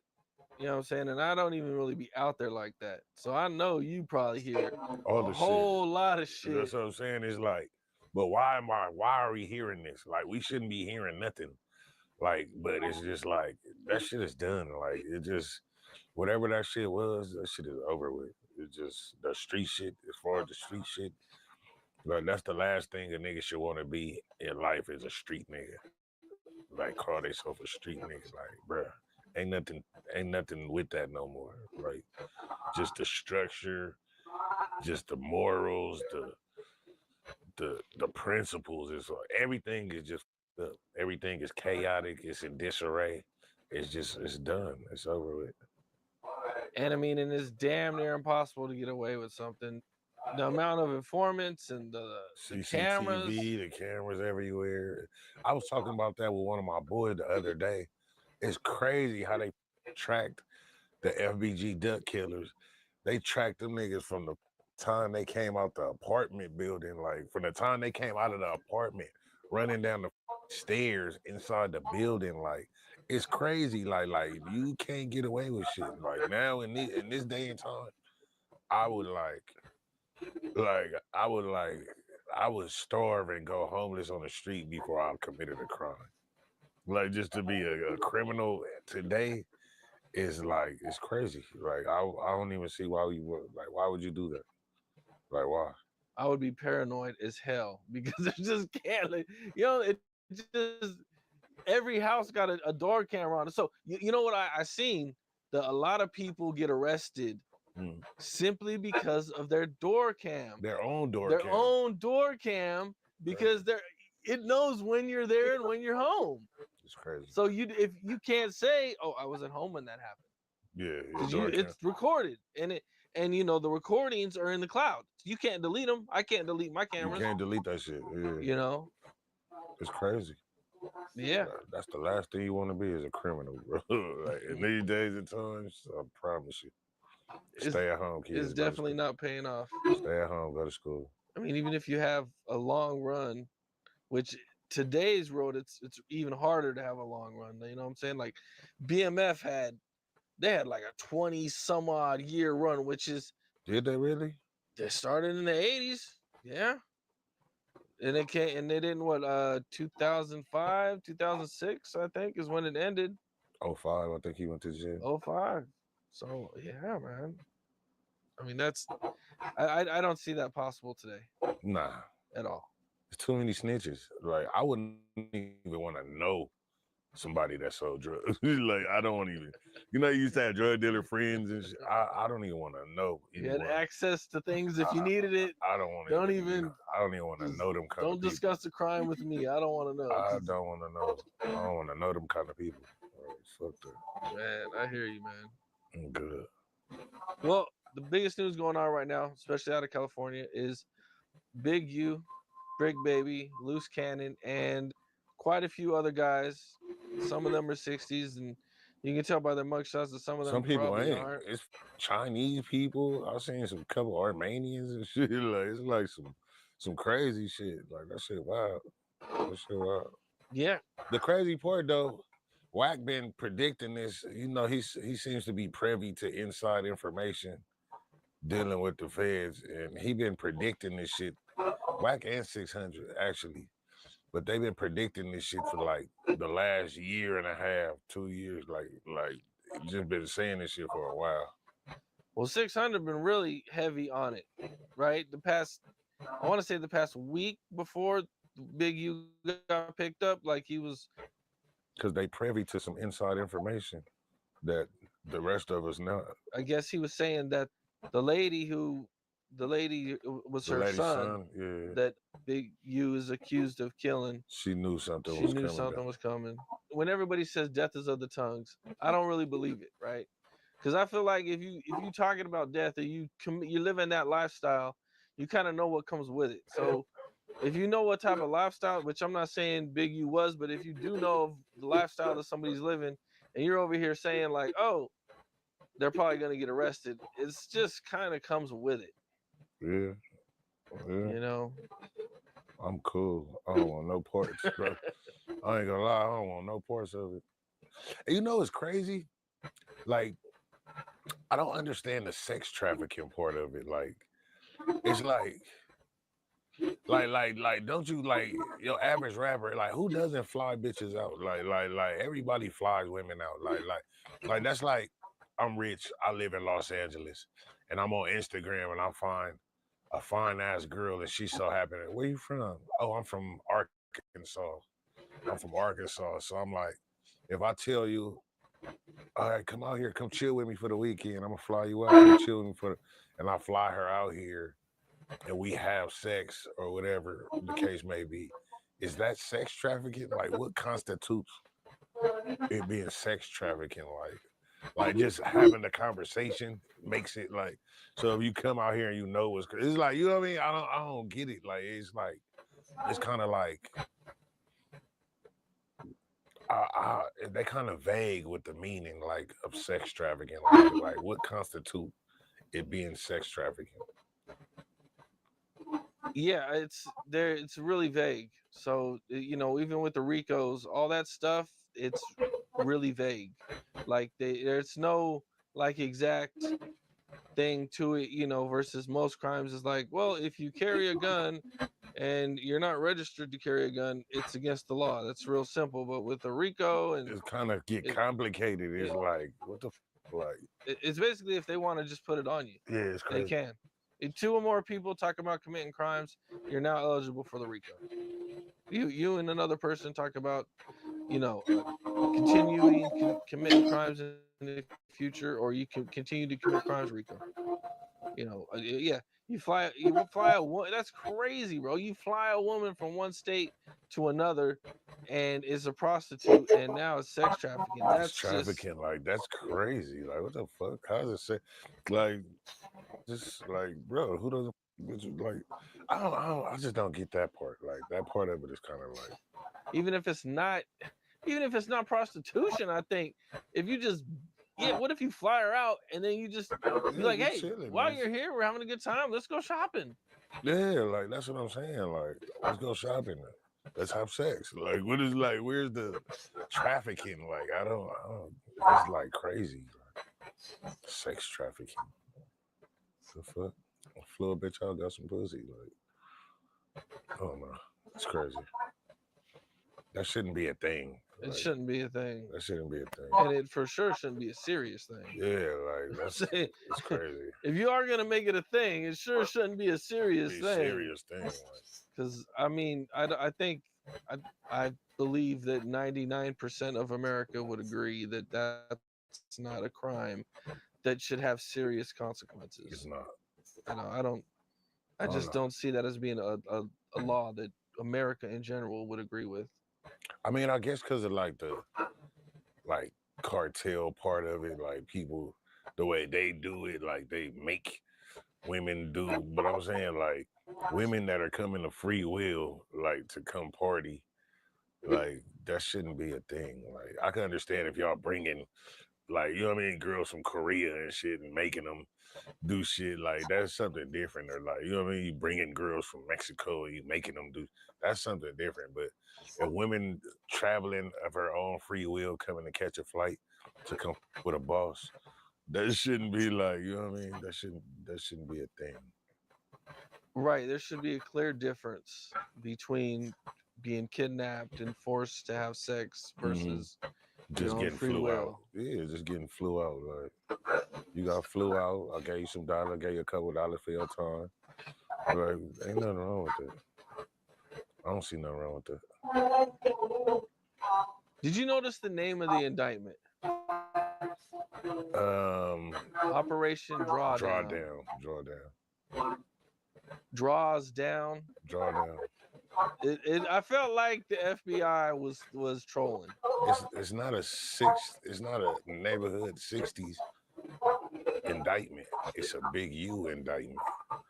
Operation Drawdown. Like they trying to take draws down. Right. Yeah. And you know, when Eric Holder got convicted, he got 60 years. I'm like, they clout chasers too. Yeah. Like the DAs and the prosecutors and they clout chasers, the police, they all clout chasers too. You know what I mean? I mean, you know, Big U getting indicted at this age. I mean, it's basically a death sentence. Like 10 years right now at this age could be a death sentence. Like, I'm saying 10 years. You gotta think he 58 years old, almost 60. Like 10 years. A lot of dudes ain't living to 70. Like they ain't making it to 70. You know what I mean? Like you lucky if you make it to 70 in these days and times. Like you know, like it's dude. Like I got a partner of mine that died he was like 44 years old. He died of fucking heart attack and shit. Like it's crazy. Like it's like you're not guaranteed, especially if we wasn't living right. You know, we smoke weed, we drink liquor, we party, all this shit. Like, you know what I mean? We don't work out like we should. So a lot of us ain't gonna make it to 70. Like a lot of us might not make it to 67 to draw Social Security. Like, you know what I mean? So it's like at 58 and they give you anything over 10 years, like your future looking real grim, like, you know what I mean? Everything you got to deal with in there, you're surely not going to get good health benefits or, you know what I'm saying, good health care, I mean, in there. Hopefully he in good shape, like, you know what I mean? He looked like he was in good shape. Like, yeah, I don't think he really big on smoking and drinking and nothing like that, so. But I mean, still, man. Still, though, anything over 10 years at almost 60 years old is like, this the rest of your life. I know, man. Who wants to spend their 60s, 70s, 80s in prison? Those are supposed to be the time you're just chilling, grandkids, you know, enjoying family, not really working too much. Yeah, that shit, man. Yeah. It's Freedom Peoples, man. Freedom Peoples. What did you think about them accusing Adrian Broner of stealing with dice games of like 1.5 million? That's crazy that he's 5 mentioned million. it. Yeah, but that's crazy that he's even mentioned in the indictment. Like that's crazy in itself. Like Adrian Broner, like what the? That's So, crazy. according to the paperwork, you know, Adrian Broner was running these dice games, and they had tricked dice, and he got one all-star NBA player. These are not even normal NBA players. These are like, you know, dudes who were like, Really you got know, some money. really got real money. Yeah. You know, got one guy for 1.5, another guy for 5, man. With fake dice, bro. That's crazy. At one point, don't you notice the dice are rigged? I never ever shot dice in my life. Like me, I'm not a gambler. Like I ain't gonna say like I've shot dice like at the Hollywood. I mean in Vegas, like you know what I mean, just bullshitting. But like I'm talking about like serious dice games in the hood and all that shit. I've never fucked with that shit. Like never. How come? I just was never into gambling. Like and then one of my boys, a friend of mine, he got killed over a dice game years ago, like back in 2002. So I vowed from then, like never to ever. I never wanted to, but after that happened, I really vowed to never ever like gamble, like not seriously, like you know, I made a female like, oh, play the slot machine with me, like some bullshit, like, but like really gambling, like I don't gamble. Like, oh, I got 100 on this game, or I don't gamble. I just don't. I'm a sore loser for one. I'm the type of double back and ride the dice game. So shit like, you know what I mean? I'm a sore loser. So I just don't even, you know what I mean? I don't even indulge.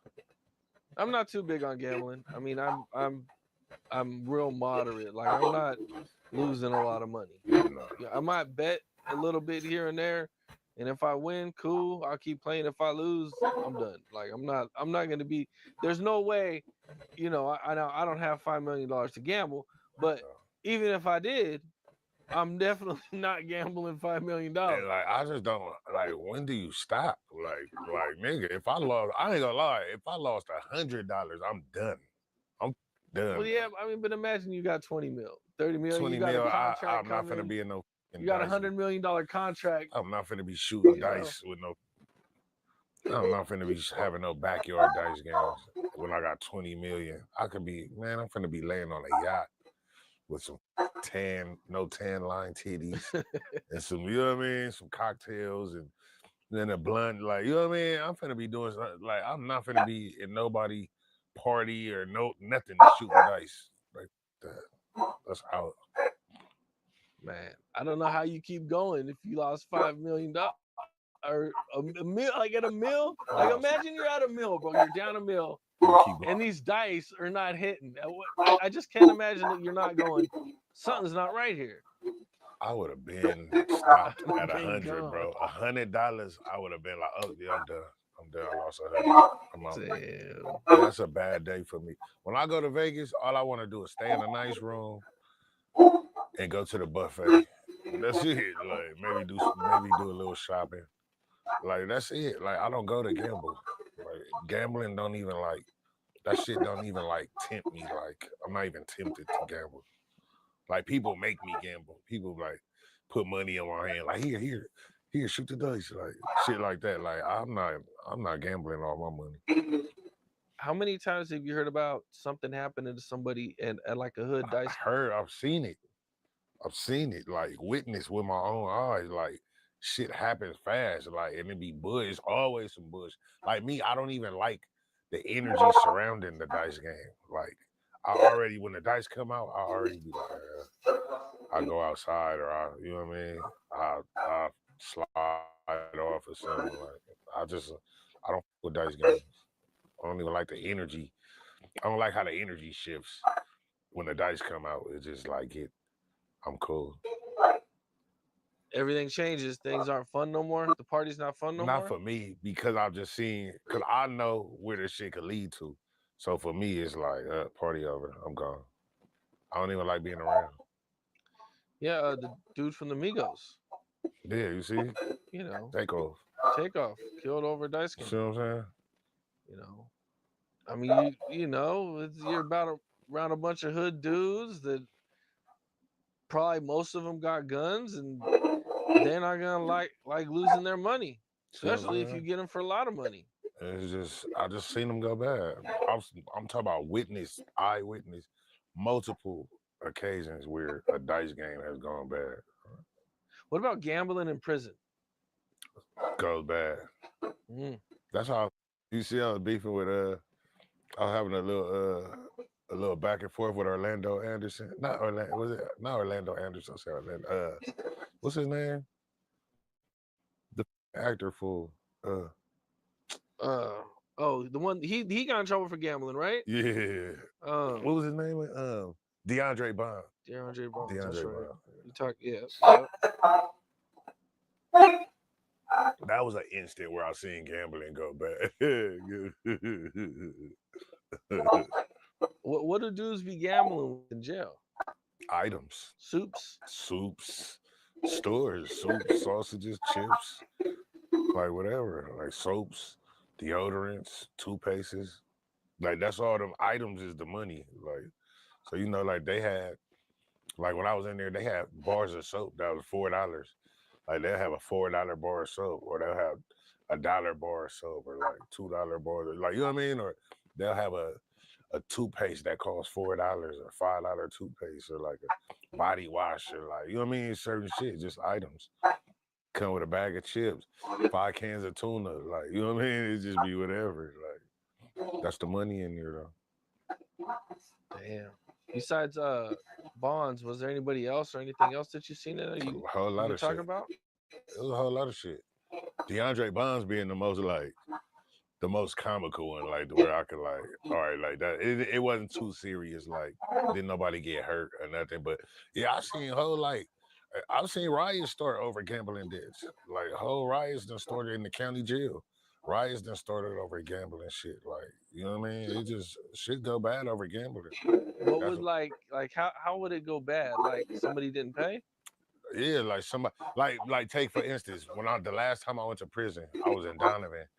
Like I guess somebody brought in some crack or something, and I guess one of the dudes got some of the crack on consignment or whatever, and he didn't want to pay. Like I guess he said it wasn't no good or some shit, and he didn't want to pay, and the whole riot kicked off between it was the San Diego Crips versus the Hub and the Dub LA court, like the Compton and Watts court versus the San Diego Crips. A whole riot kicked off on New York.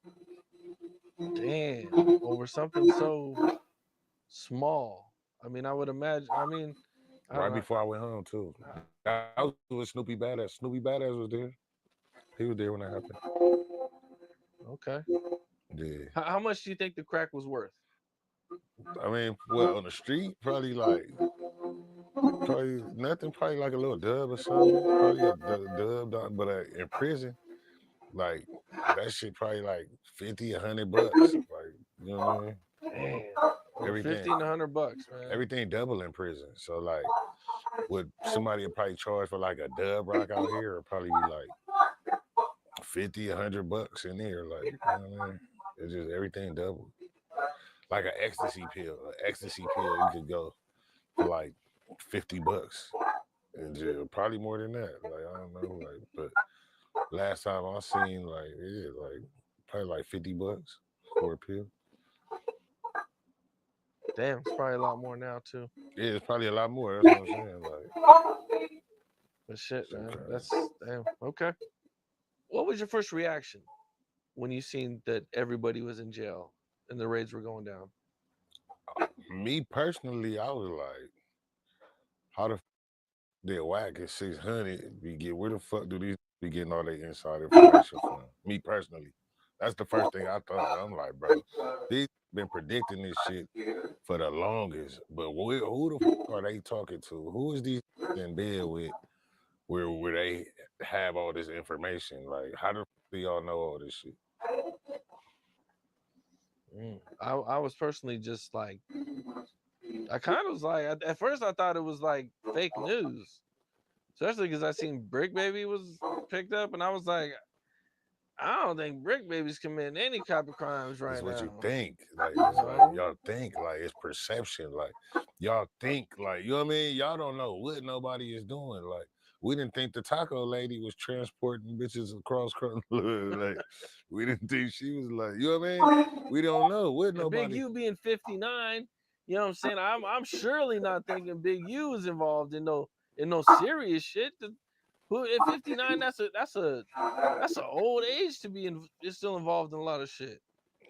You know, I mean, they, of course. I mean, I don't know, but you know what I'm saying. I mean, I don't know a whole lot of 50-year-olds that are still But that's going what I'm that saying. hard. He really not though. He like, that's why they charging him with like being a crime boss per se, because you know they basically saying, you know what I mean, he was calling shots on shit. Not that he was really doing shit, but that he was calling shots. Basically, he's the ringleader. He's the, you know what I mean?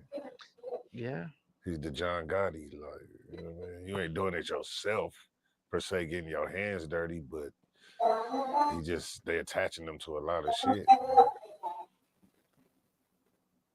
Well, you know, I hope everything works out for everybody, man. I hope so, man. I hate to see anybody in jail. It's you know, so and you know, I worked with Brick so many times, Loose. You know, these were cool dudes, man. You know, I definitely don't think they deserve to be wrapped up in it. I ain't gonna say that them like brought that shit on themselves though. I ain't gonna lie, like them that loose cannon for sure, like talked himself into a good case. Like he just said that was like he just ran this my way too much for me. Like that's how he started getting into it. I said he was dry snitching in the beginning, and then he just did a whole lot more dry snitching. Like and just furthermore, you yourself though. Like you done talked yourself into a whole indictment. Idiot. Well, we gotta see how everything works out for him. I Man. mean, yeah, Hopefully it works out for him. Yeah. But you can't feel sorry for him though. I can't you can't feel sorry for that, bro. You talked yourself in like all the talking he was doing, just admitting to extorting people and just like all kind of goofy ass shit he was like, bro. I can't feel sorry for Loose at all. Really not Brick either though. Like Brick kind of like you brought that shit on yourself, bro. I don't think any of Brick's words are used in the indictment that I read. It's just the whole just the way you talk too much, bro. You talk too much, and I fucks with Brick, like, bro. He talk too much, bro. Talk too much. Well, on some other news, some sad news, which was kind of surprising too. Say So P. Yeah, I seen that. He got killed, and Sauce Walka got shot in Memphis, and Say So P was just on the internet. I think that day, one of his last posts, he's kind of like bragging about being in Memphis, and we gonna stay as long as we want, and nobody's gonna do nothing. And bro, when you know you got shit going on, you can't do that. Like I don't know. I'm hearing like a little backstory to it. He owed somebody 200,000, and they was on him about it. And then you back in the city and you making videos and shit. Like when you know you got shit like that going on, you can't do that, bro. Like you can't make videos. You can't do boomerangs and shit. Like you can't do that, bro, when you got active shit going on and is on your head about that money, nigga. You can't do that shit. Like I don't know. People never learn, bro. Like they just never learn. Like it's like it's so many people that it done happened to over the years, and everybody just think they gonna be the untouchable nigga. Like, oh no, it ain't gonna happen to me. Like, bro, you can't do that. You can't. you're absolutely right, man. You can't do that. One thing in life that I've learned, if something's gonna get you killed, it's probably gonna be stealing from somebody, man. Or unless it's like some beef shit. But on just some normal, if you owe somebody money, they might actually come kill you. If you talk shit about somebody, they might try to do something to you. Yeah, but man. if you steal their money, a lot of money, $200,000, 7 times out of 10, something gonna happen to you. yeah, especially and somebody in the streets who's got $200,000, they're probably a pretty serious person. Yeah. They're probably not the type of person you want to play with. So Yeah. you're stealing from somebody who probably has a record of being violent. So you're just really gambling with your life. Yeah, that shit crazy. Rest in peace to that boy though. They say that after they killed dude, that they stood over Sauce Walka and let him go. And when they realized who it was, they was like, "Oh, we ain't on you. We ain't on you." Yeah. That's crazy. I think I'd be in church. Yeah. I mean, you know the job dangerous when you took it though. Like, you know what I mean? It's back to that. We know the job was dangerous when you took it. You go to the gangster street, like, you know what I mean? You coming back home, you in Memphis. Come on, bro. You seen what happened to Dolph. Like, you know how Memphis is. Like, y'all moving sloppy. You know what's crazy is they were at the club the night before. They had security with them. So they had security the whole night. Well, I think before they went to the club, when they were at the club, when they left the club, that was it. The security guard that was his assignment. They went back to the hotel. You know what I'm saying? No security now. And then I don't think Sauce Walka did, but I think Say So P took a video, and in the back, if you look real careful on some of the stuff in the hotel, you can see what hotel they were at. You could? Yes, bro. Oh yeah, see, I didn't look at all the videos and shit. So I'm pretty sure that they either followed him there from the night before, or they were just watching the video and they looked in the bag, and I think it said Weston Hotel. Memphis ain't a big city, so then you got to drop on them fast. Like, nigga could get the drop. It ain't nothing for it to make a phone call. Like, you know what I mean? Ain't nothing for it to follow y'all, see where y'all going to. Like, you know what I mean? It's like it's so many ways, bro. Especially dealing with that got 200,000 to put out into the streets. Like, when you dealing with them type of, bro, you gotta know like they reach is long. Like, you can't. You know what I mean? Out here, people they know people who work at the clubs. You walk into a club.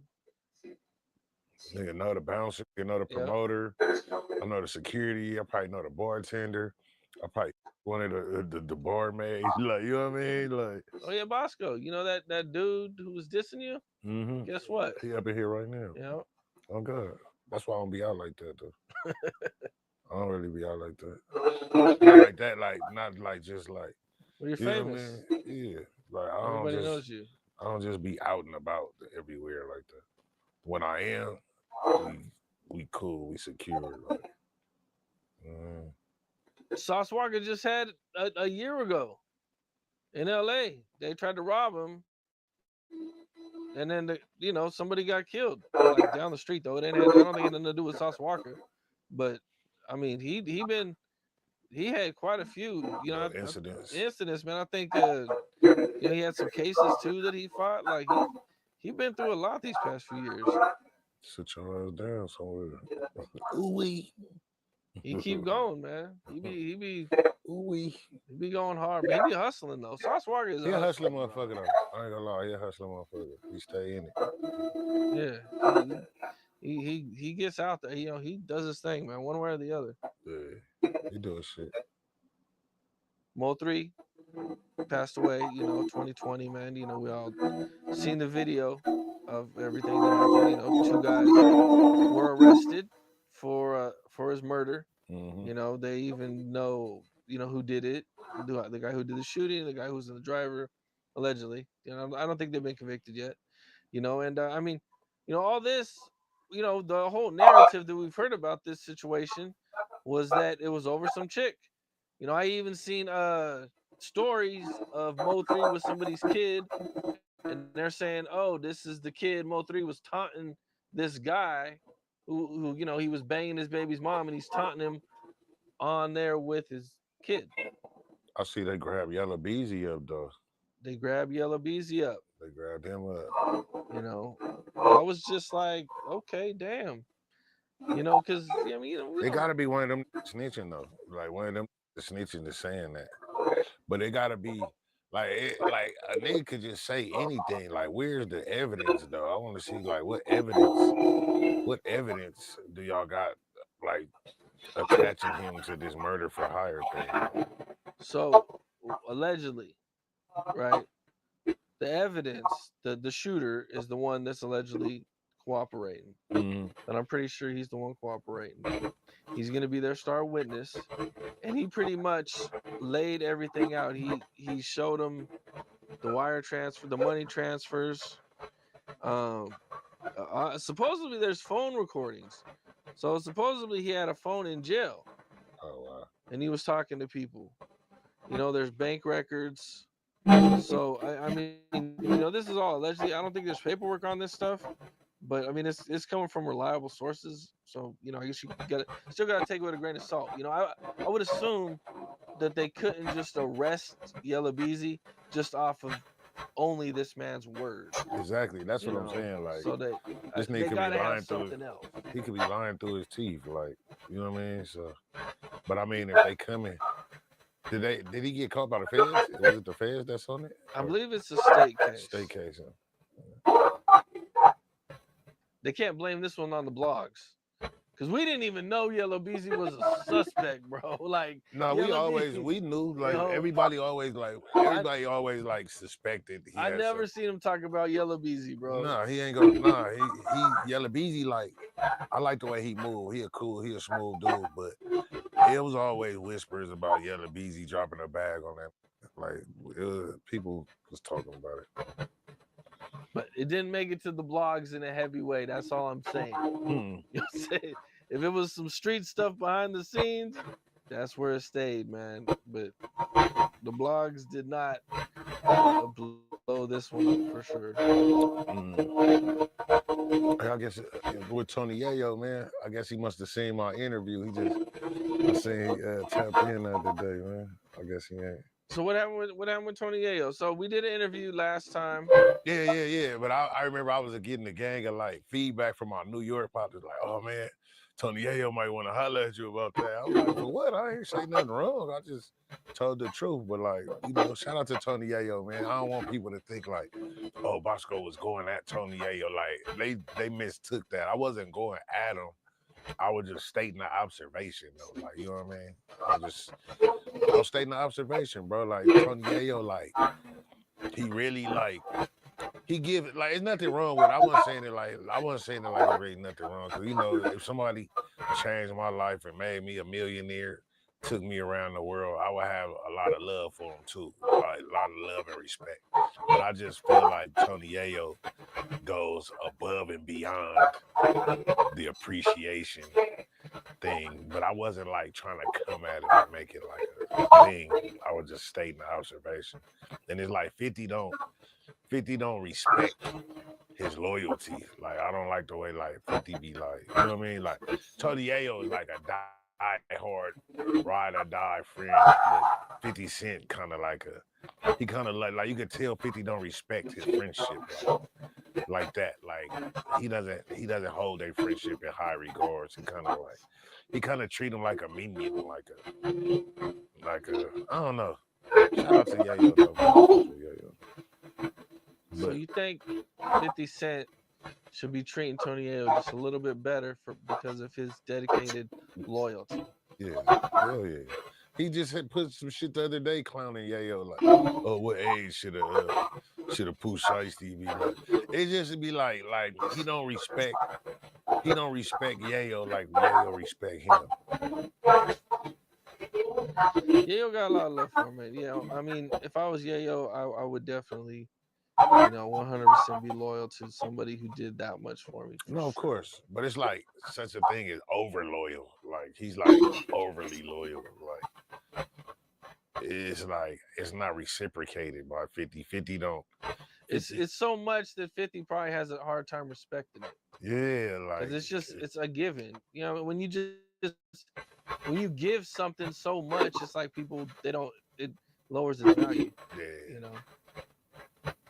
But that, I mean, to each their yeah, I own. mean, we've all seen 50, man, go crazy on people. Obviously, most recently Big Meech, but he done, if you show one little inkling of non being loyal, like he's ready to just get away from you, so I'm sure Yayo is probably like, okay, I'm gonna go overboard with my loyalty. That way there's never a doubt that 50 Cent can ever say that I'm showing any type of disloyalty. I ain't kissing no ass though. I ain't kissing no man ass. I don't give a fuck what you did. Like I ain't kissing no man ass. Like Yayo will kiss that man ass. Like for real, like Yayo will kiss that man. Like that nigga said, I'm gonna pull my pants down, kiss my ass, Yayo will kiss it. Like, damn. I'm just saying, like Yayo is that loyal though. But I fuss with Yayo though. I fuss with Yayo. Yeah, man. I like his interviews, man. The Yayo's dope, man. I would definitely like to work with him someday. Hopefully, at some point we can do something. Me too. Yeah. I fuss with Yayo. What do you think about speaking of 50, man? 50 getting mad at 42 Doug for giving Big Meech 100K. 50 need to mind his business. Why the fuck are you worried about this man's pockets? Like, why are you worried about him looking out? Like, 50 don't want nobody to look out for them. Oh, why are you looking out? Why the fuck are you worried about what this man looking out for, bro? Like, he a Detroit, he from Detroit. This is a Detroit legend coming home. He don't give a fuck about your rap shit and all that. Like, bro, 50 a petty ass dude. Like, you trying to just stop him from getting money? Oh, what? Like, bro, you worried about what this man doing with his money? Like, that shit is weird, bro. 50 be acting weird. Take a fade. Take a fade. Well, I think since our last interview, 1090 Jake came out and he did a video on it. Did you check the video out by any chance? No, I hate 1090 Jake. Okay. So in this video, he lays out the paperwork. Oh my God. It's paperwork. Hey, bro, you ain't no blood from Boston. Like, bro, in the car. 1090 Jake. So why do you say 1090 Jake's not a real blood? Blood from Boston? Like, bro, get out of here, bro. There's no bloods in Boston? I mean, I thought he was from Florida. You claim Boston in the car. He's supposed to be a blood from Boston, but he was a rat too. Like, I just don't like. He's just a corny nigga to me, bro. Corny nigga. Okay. Why do you say that? Just because of the way he moves or what he says? Just a blood from Boston for one. Like, you're blood from Boston. Like, a white blood from Boston. Like, it just don't sit well with me off top like that. That right there don't even sit well. I'm a white blood from Boston. Well, he broke down the paperwork, and in the paperwork, there's really no solid evidence against Meech. There's a lot of suspect activity that I'm sure no street dude would be like okay with, but it's not clear. Like it doesn't say Big Meech told her to snitch. It's not in the black and white like that, But meanwhile, 50 running around rubbing elbows with the snitch. Oh, you talking about Tammy? Like, bro, you rubbing elbows with the snitch. So what the f you worried about? It's just, I don't know. I don't want to go. I feel like we revisited the last interview. Like, we already talked about that shit in the car. Well, a guy that's been blowing up on my show lately, man, and that is 607 Uck, man. Been doing crazy numbers. That weird as shit, bro. Like, what the f? That weirdo. That nigga said girl booty, boy booty. It's both booty. It's all booty. That nigga, like, the fuck? He sacrificed his son. Yeah, I sacrificed my son. He just say a lot of J-Cat ass shit, bro. I think he really gay. I think he gay as shit. Remember that shit with the baby oil with Brick Baby?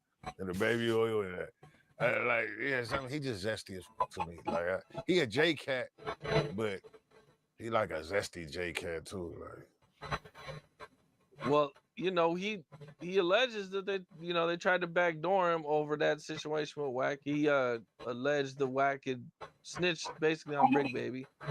Yeah, I mean, we've been working together, man. He does good numbers. People seem to like him. I've been doing some stuff with him and BH.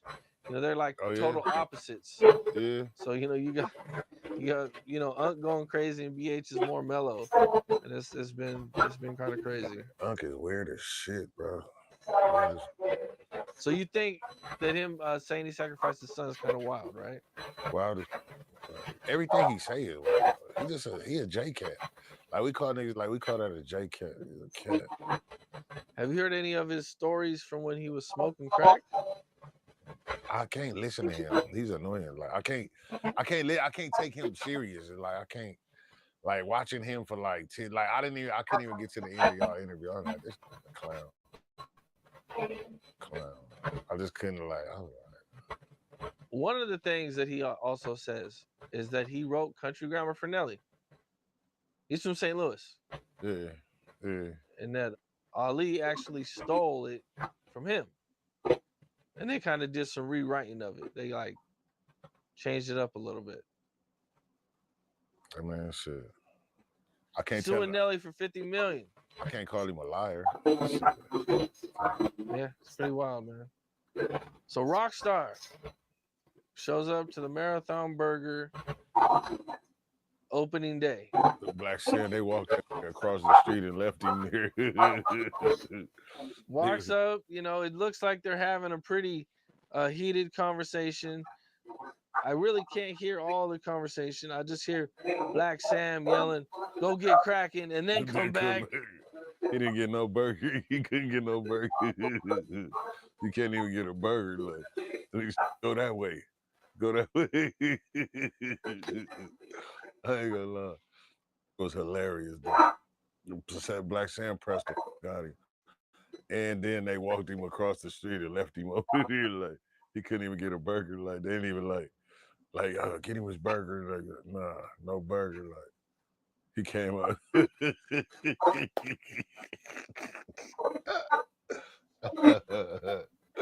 nigga said, I just wanted a burger. That's funny. Do you think he handled it the right way, though? No. No. Okay. You should have slapped her. Hell yeah. Then he would have got jumped. Yeah, there was a whole bunch of dudes there, so he would have took the ass whooping.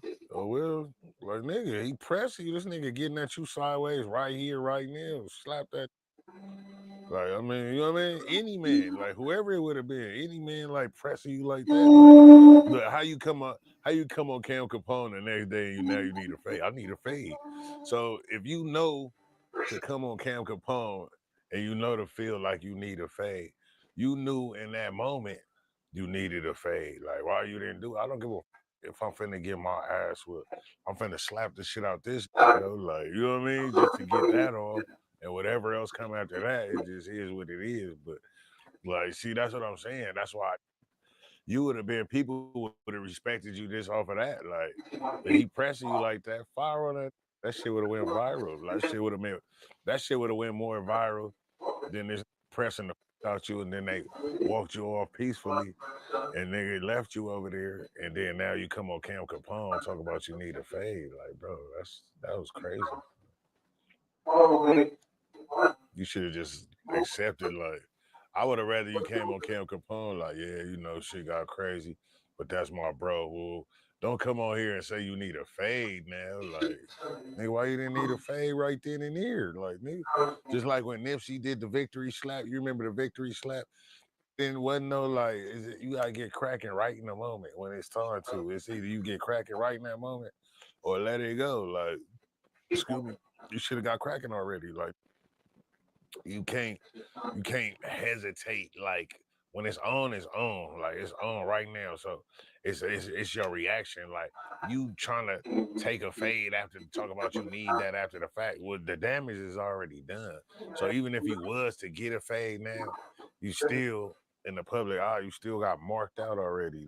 Like, you still need you know what I mean? You supposed to need a fade right then and there when that nigga was getting at you like that.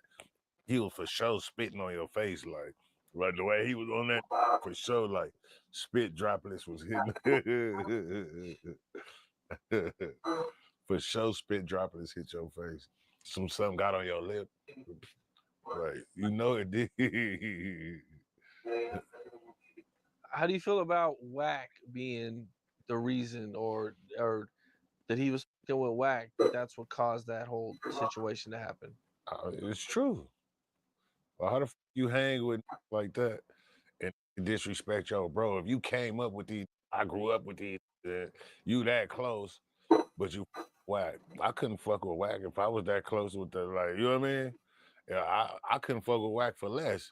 So if I was that close to it, I wouldn't have, like, bro, it's a loyalty thing. Like, bro, he just, Rockstar cool dude, but just in that situation, he just got marked out all the way around. Like, just, you know what I mean? It just is what it is. Then he apologizes. See what I'm saying? It just, So he apologized to Sam for calling him out for the fade and a couple other things. He got marked out all the way around. You just gotta take that. You did that. You know what I mean? Gotta take that. It just is what it is. I'm not trying to, like, it just is what it is, bro. You did. You got marked out, bro. And then it just all the way around. Then to come ask for the fade, that was like some more Buster shit. And then to apologize after all that, there's some more. It was just like, you got marked out, bro. Just take that, like, you know what I mean? It just is what it is. Well, sometimes you get marked out and, like, man, everybody get their little, the tables turn, bro. Sometimes you just, in life, You get marked out a little bit, like, you know what I mean? Well, he put the video out, so he must have not been too worried about what people were gonna say. Yeah, I think he sold the video to somebody, like I think $750, and then the person didn't watermark it, so everybody took the shit and put it everywhere, and he didn't get no credit. He gotta take that one on the chin. You all right though, Rock? Just NBA YoungBoy back in the headlines, man, getting in a fight. I guess some dude allegedly was yelling out OTF at him or something, or I don't know if they were claiming OTF. And you know, YB runs up on him like, "Oh, you OTF, we gotta handle that." You know, allegedly they went in a cell and got down. You went and took a fade. Went and took the fade. That's cool. You know, he gets in a lot of fights though, even when he was outside. He get busy. You know, I fuck with young boy. He cool. He get busy.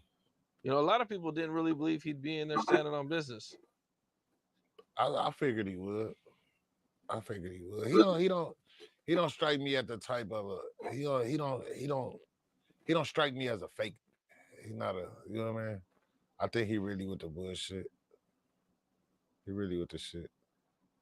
You know, being in jail for him, man, you know, he's been in and out so much.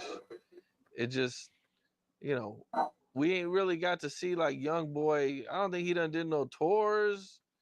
I can't even remember like the last show he did. It's been so long. I'm not a big young boy fan like that though. Like I ain't like really big on young boy, but he cool though. Like he a cool young. I think I don't think he no bitch ass. I think he like. I think he a real one. He a real one. Why do you think, you know, he can't stay out of trouble? Cause he a kid. Nigga still he a young ignorant dude. Like, you know, when I was how old is he? 23, 24? Like he ain't that, like, bro. I was in and out of prison when I was 23, 24. I was in and out of prison. Like, you know what I mean? It's just hard headed, young and wild. You know how that shit go. Young, wild, and reckless.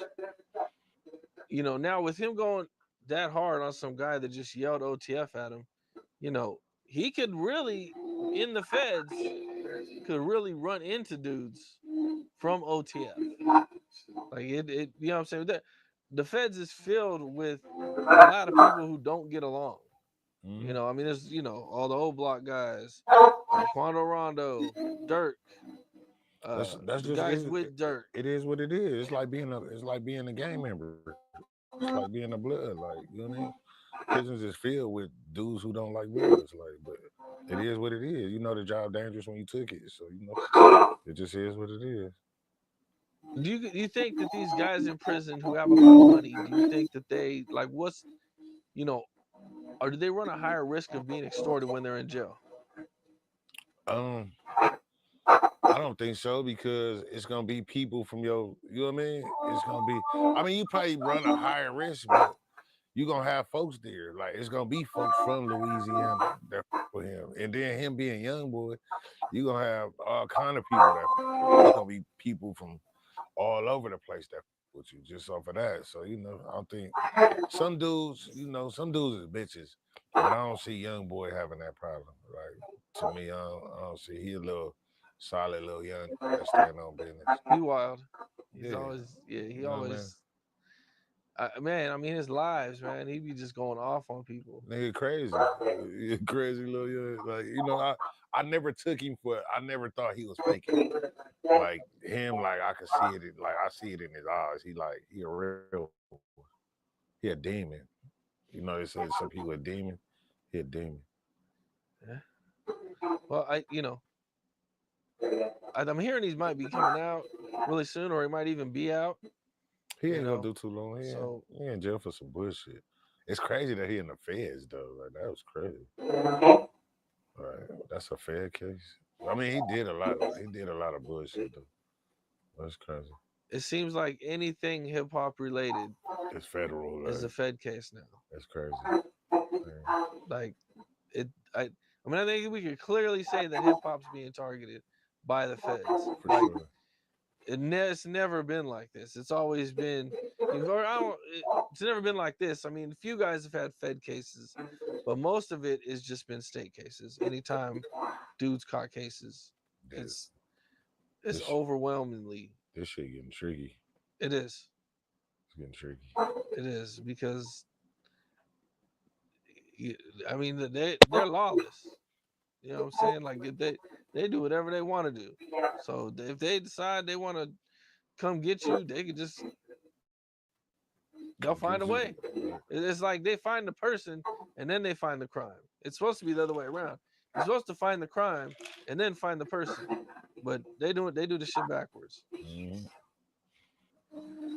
Well, Charleston White had a video that leaked from the 90s where you can see him cooperating in this case. So we already knew. This Like little I snitch ass. put the paperwork out a couple years He ago. been a snitch though. Like we been knew he was a snitch. He himself admitted snitch. He don't have no problem being a snitch. You knew any nigga got that little afro like that in the suit. Little JJ Evans looked like Michael from Good Times. Little Michael from Good Times suit. The little like you already know. Like hell yeah, you know that snitch. Hell yeah. What do you think about people saying that he's not snitching because he was only 14 years old? I mean, he is snitching. When you involved in snitching is when you're involved in a crime. You're involved in the crime.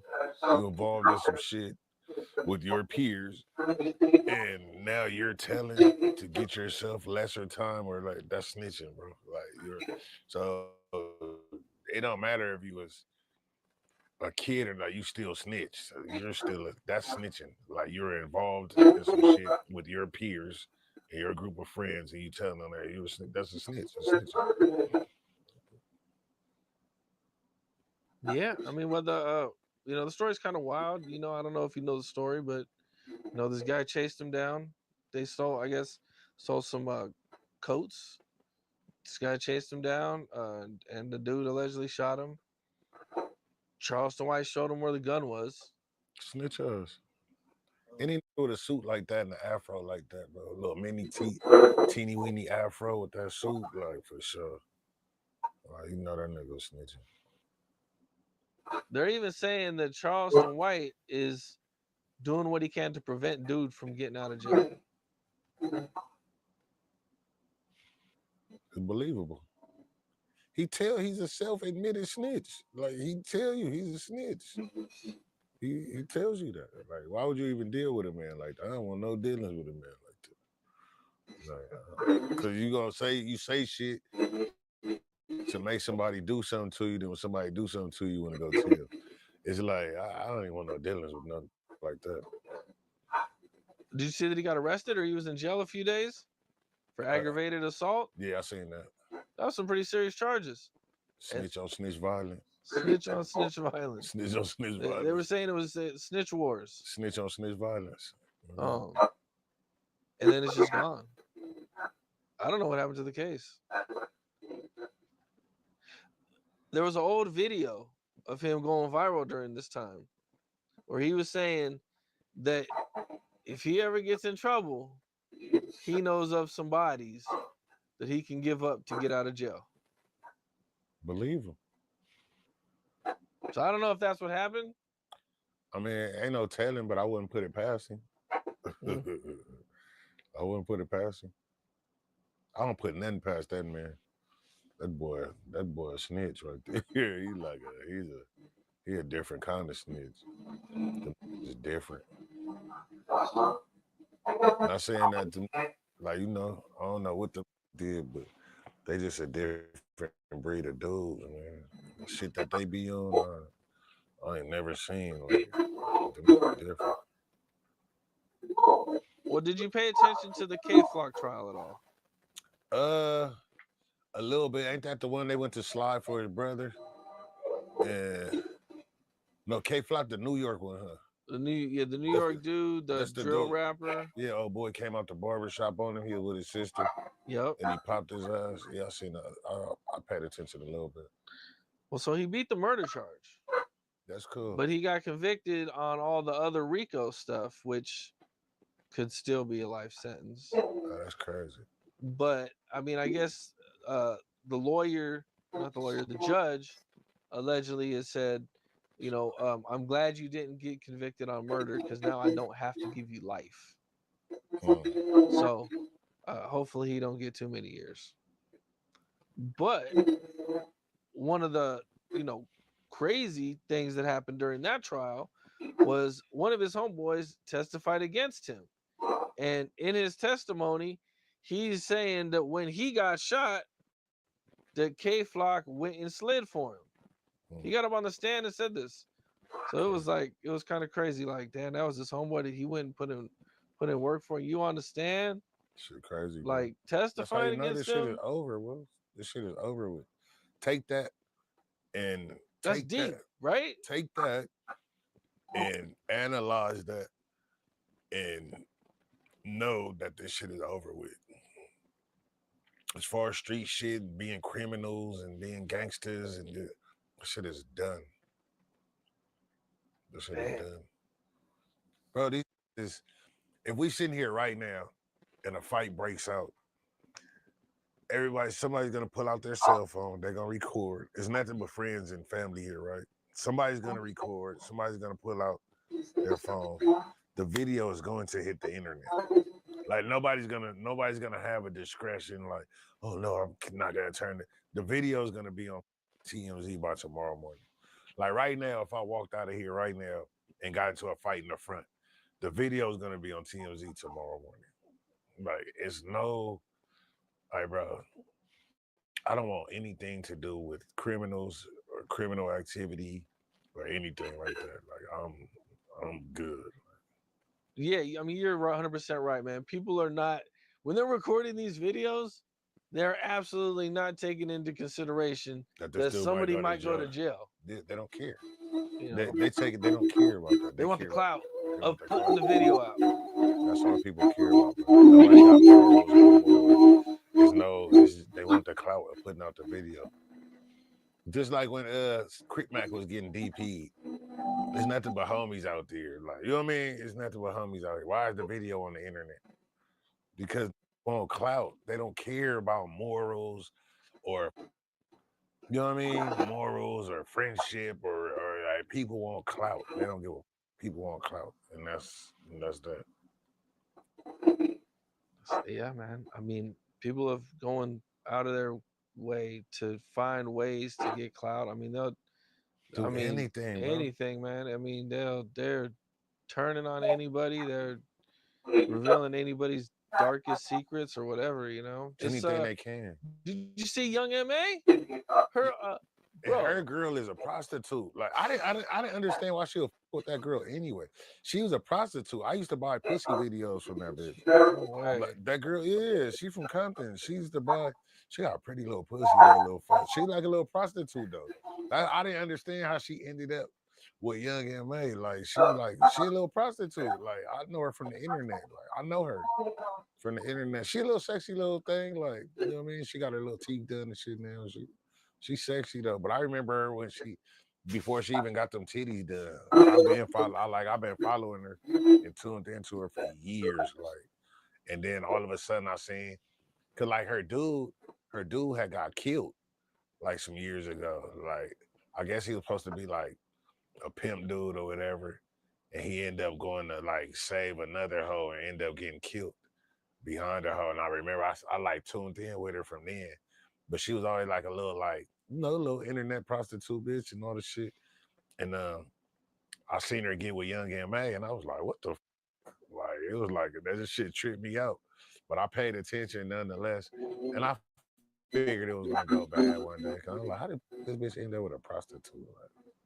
Like, I figured it was going to go bad. Man, I don't know how, like what guy, I can't imagine being so mad at somebody who I was in a relationship with that I would release a video of them in the hospital in horrible condition. Like I'm just like, what? I feel like it would make me look bad for releasing the video. Like you know what I'm saying? Like I'm not gonna get no clout. I don't think you know what I'm saying? Like you ain't getting no.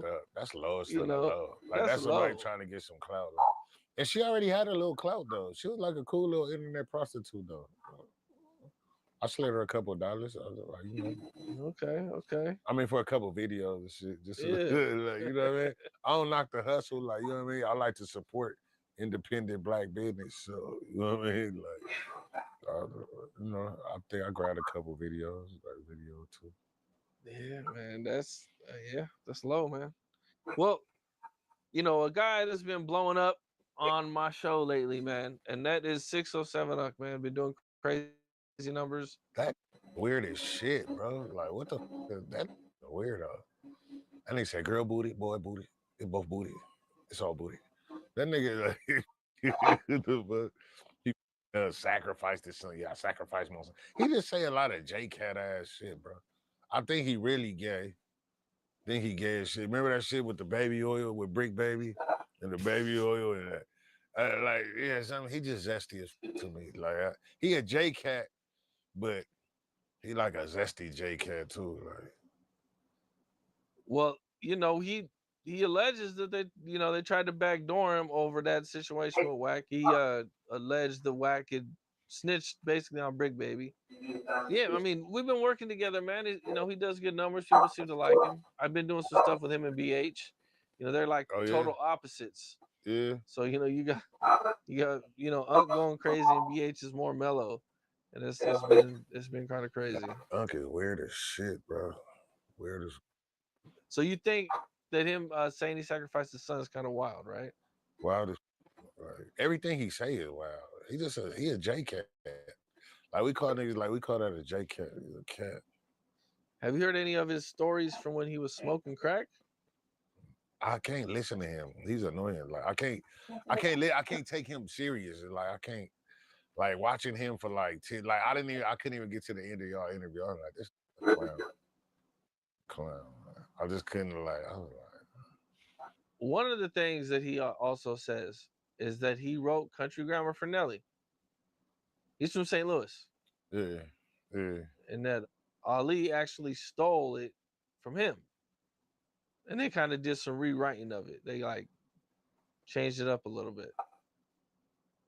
I mean, shit. I can't suing Nelly for $50 million. I can't call him a liar. Shit. Yeah, it's pretty wild, man. Well, all right, Bosco. Man, always a pleasure, Cam. You already know. Yeah, man. You're going viral every time, man. I definitely appreciate you, man. Yeah. A lot going on in hip hop, man. Yeah. Shit, I don't even know. I hope that work out for Big U. I hope, you know what I mean? I hope all that works out for them, man. I hope, you know, anything over 10 years is a death sentence at this point. So, I mean, I hope whatever needs to get worked out for y'all, man, and y'all get up out of there and get back to y'all families, man. Yes, I agree with that, man. For sure. You gotta think about the kids and the families. Yes, for sure. All right. What's up? This is Cam Capone. We got more content like this coming soon. So hit that like button, subscribe, and stay locked in to Cam Capone News. Death Row's in the motherfucking house. Death Row can be bigger than Motown or Sony or Warner Brothers. Death Row is going to be the biggest record company there is. The master plan was to take over the world. All of the greatest artists came together at one time, and it was like a comet streaking across the sky. Sex, drugs, violence. For better or for worse, gangbanging went pop. Like everything we touched turned to gold. Next year, Death Row will start printing our own money. You wanted a car, 2 cars, 5 cars, you could have it. The very first year, I generated $150 million. Death Row parties were super bananas. Like, this shit can't be real. The more money we made, and the bigger that we got, it became more dangerous. It was just a blood nation. Shaq spooked me. I'm telling you, I didn't want to be around him. They want drama. We're going to definitely bring it like only Death Row could bring it. That's when I knew this is more than just music. This is dangerous.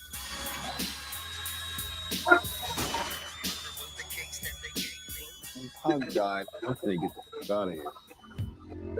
I know who killed Tupac Shakur. The last living eyewitness to Tupac's murder is telling his story. Legacy of Death Row could have been bigger than Jesus, but they crucified themselves. Suge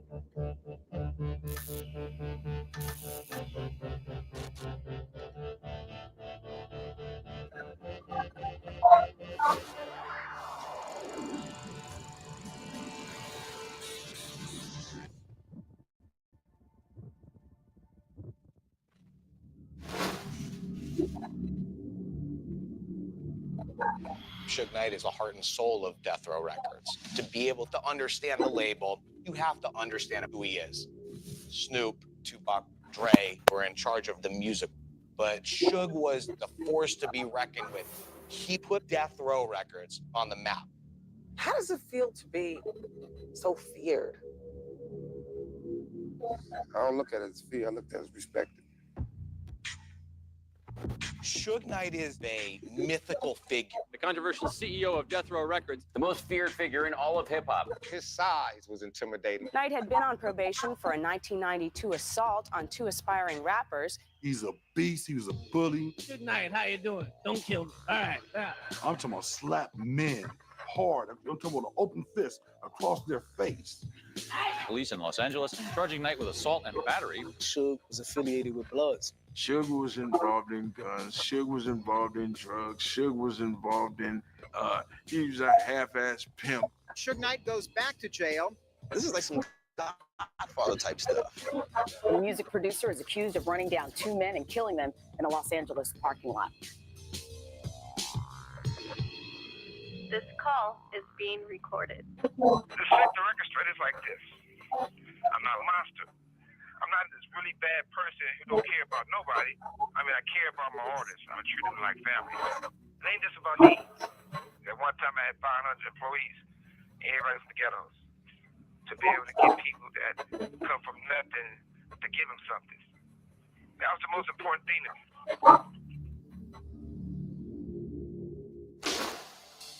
The perception that people have of Suge, today's Suge, is a lot different than the Suge I met years ago.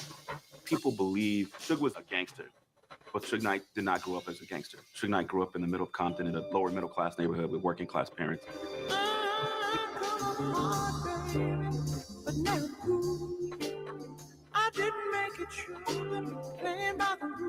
I met Suge at a party. I was probably about 14. We were about 3 years apart. He kind of followed me the whole time. He wouldn't let me dance with anybody else. I didn't know was going to date him or date nobody. That's how he felt. His parents, they were very family oriented. And in that neighborhood, most Black families didn't have a mother and father in the same house.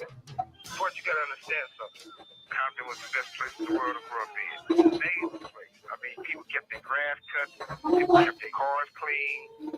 And next thing you know, you're seeing people with no rights, no food, and people walking around 1, 2 o'clock in the morning, you know, on crack.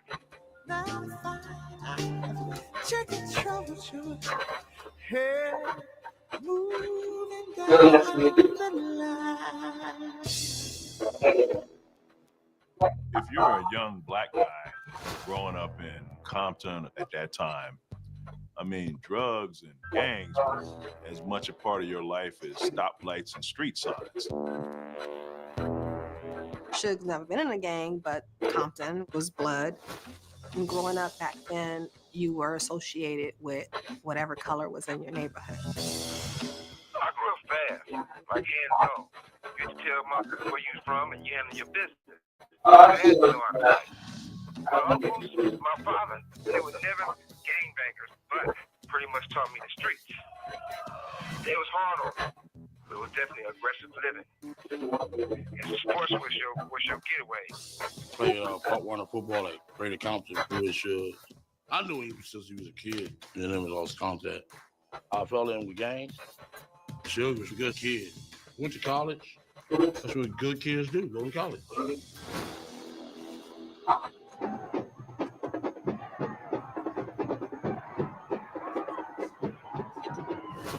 Well, we're ready to get it underway. We couldn't have asked for a more perfect afternoon for a college football game, could we? He was a good football player. Sure got his sacks in there. Sets up. Now he's going to run it up the middle. 45 and dives near the 48-yard line. I love to play the game. I had to get myself bent. How many dudes I was all hurt? I I did enjoy the contact. I did enjoy hitting. Here's the snap. He drops back on the draw, but he runs into a lineman right at the 40-yard line and falls forward to the 41. The tackle made by Marion Knight, a 6'2", 260-pound senior. He was a leader on the team, and guys respected him. Last year we was that close to winning. We just dedicated to ourselves and to our fans, and went out and worked as hard as we could to win it. We knew we could beat them all the time. He was one of those defensive linemen he was pretty aggressive.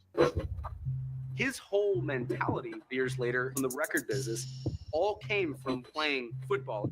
You know, I'm going to go out and get this one way or the other. Sports was a major part of my life was discipline. And sports teach you how to respect people, and they get respect. Sports also taught you that when somebody's trying to knock you down, you knock them down. There was a time where I was having an issue with a guy at the school. I casually mentioned it, Shug, and he asked me, did I need any help? So I was thinking about it. I said, yeah, I probably could use some help. And then, he raised his shirt and, I actually saw a butt of a gun. And so I said, oh, no, not that, no, I'm good. In Vegas, Shug started showing a behavior that was violent. He thought that I was with some man. One day, my car stopped on me, and Shug put sugar down my gas tank. He denies it, but he did it. I come to get my car back. All the windows busted out. One time, he pulled my ponytail down to his lap and reached behind the seat. And all I could hear is this crunch, crunch, crunch. I'm like, did you just really cut my hair? He didn't want nobody else to like me. And he thought that since he liked my hair, that if it was gone, nobody else would like me either. Why I got married to this man, I don't know. But why not? I loved him. He loved me. Why not be with this man? He didn't come up being a gangbanger, but he glorified it. And I think if you talk to most people who really had a street life, they spend most of their time trying to get out of the street. Shug spent a lot of his time trying to get into the streets. Gang life leaked into his pro sports aspirations, and it wound up killing it. He was a senior. Football season was coming to an end. He had an offer with the 49ers, and he ran into a problem.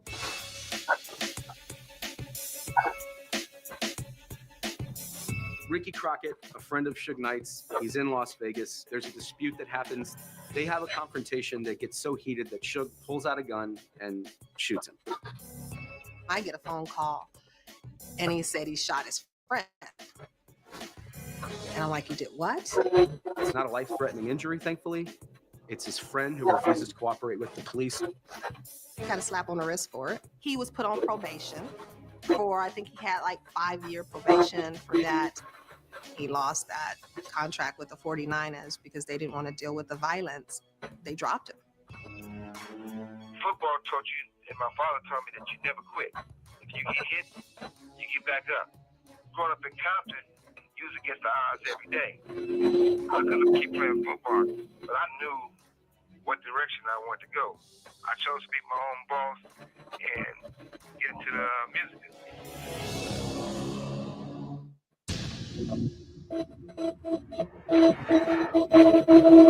After the incident in Vegas, the 49ers took back their offer. So Suge and I moved back to California. And at that time, Compton was crazy. The police arrested these people, ages 15 through 30, for selling rock cocaine. In the 80s, Los Angeles was weird in that it was very segregated. You had a group of white cops who patrolling black neighborhoods, and there was a lot of distrust because of crack. You have police brutality on Monday, police brutality on Tuesday, police brutality on Thursday, police brutality on Saturday. It was an ongoing condition. You had a generation, man, that they were fed up. Cops piss in your face and tell you it's raining. And it's like, that ain't rain. Hip hop really is almost like a response to the failures of police in LA. You know what I mean? It's our soundtrack. You know, it's what Chuck D called Black America's CNN. These guys who have gone through this every day didn't have a voice. But now you have somebody that can speak for you. And that was NWA. coming straight from the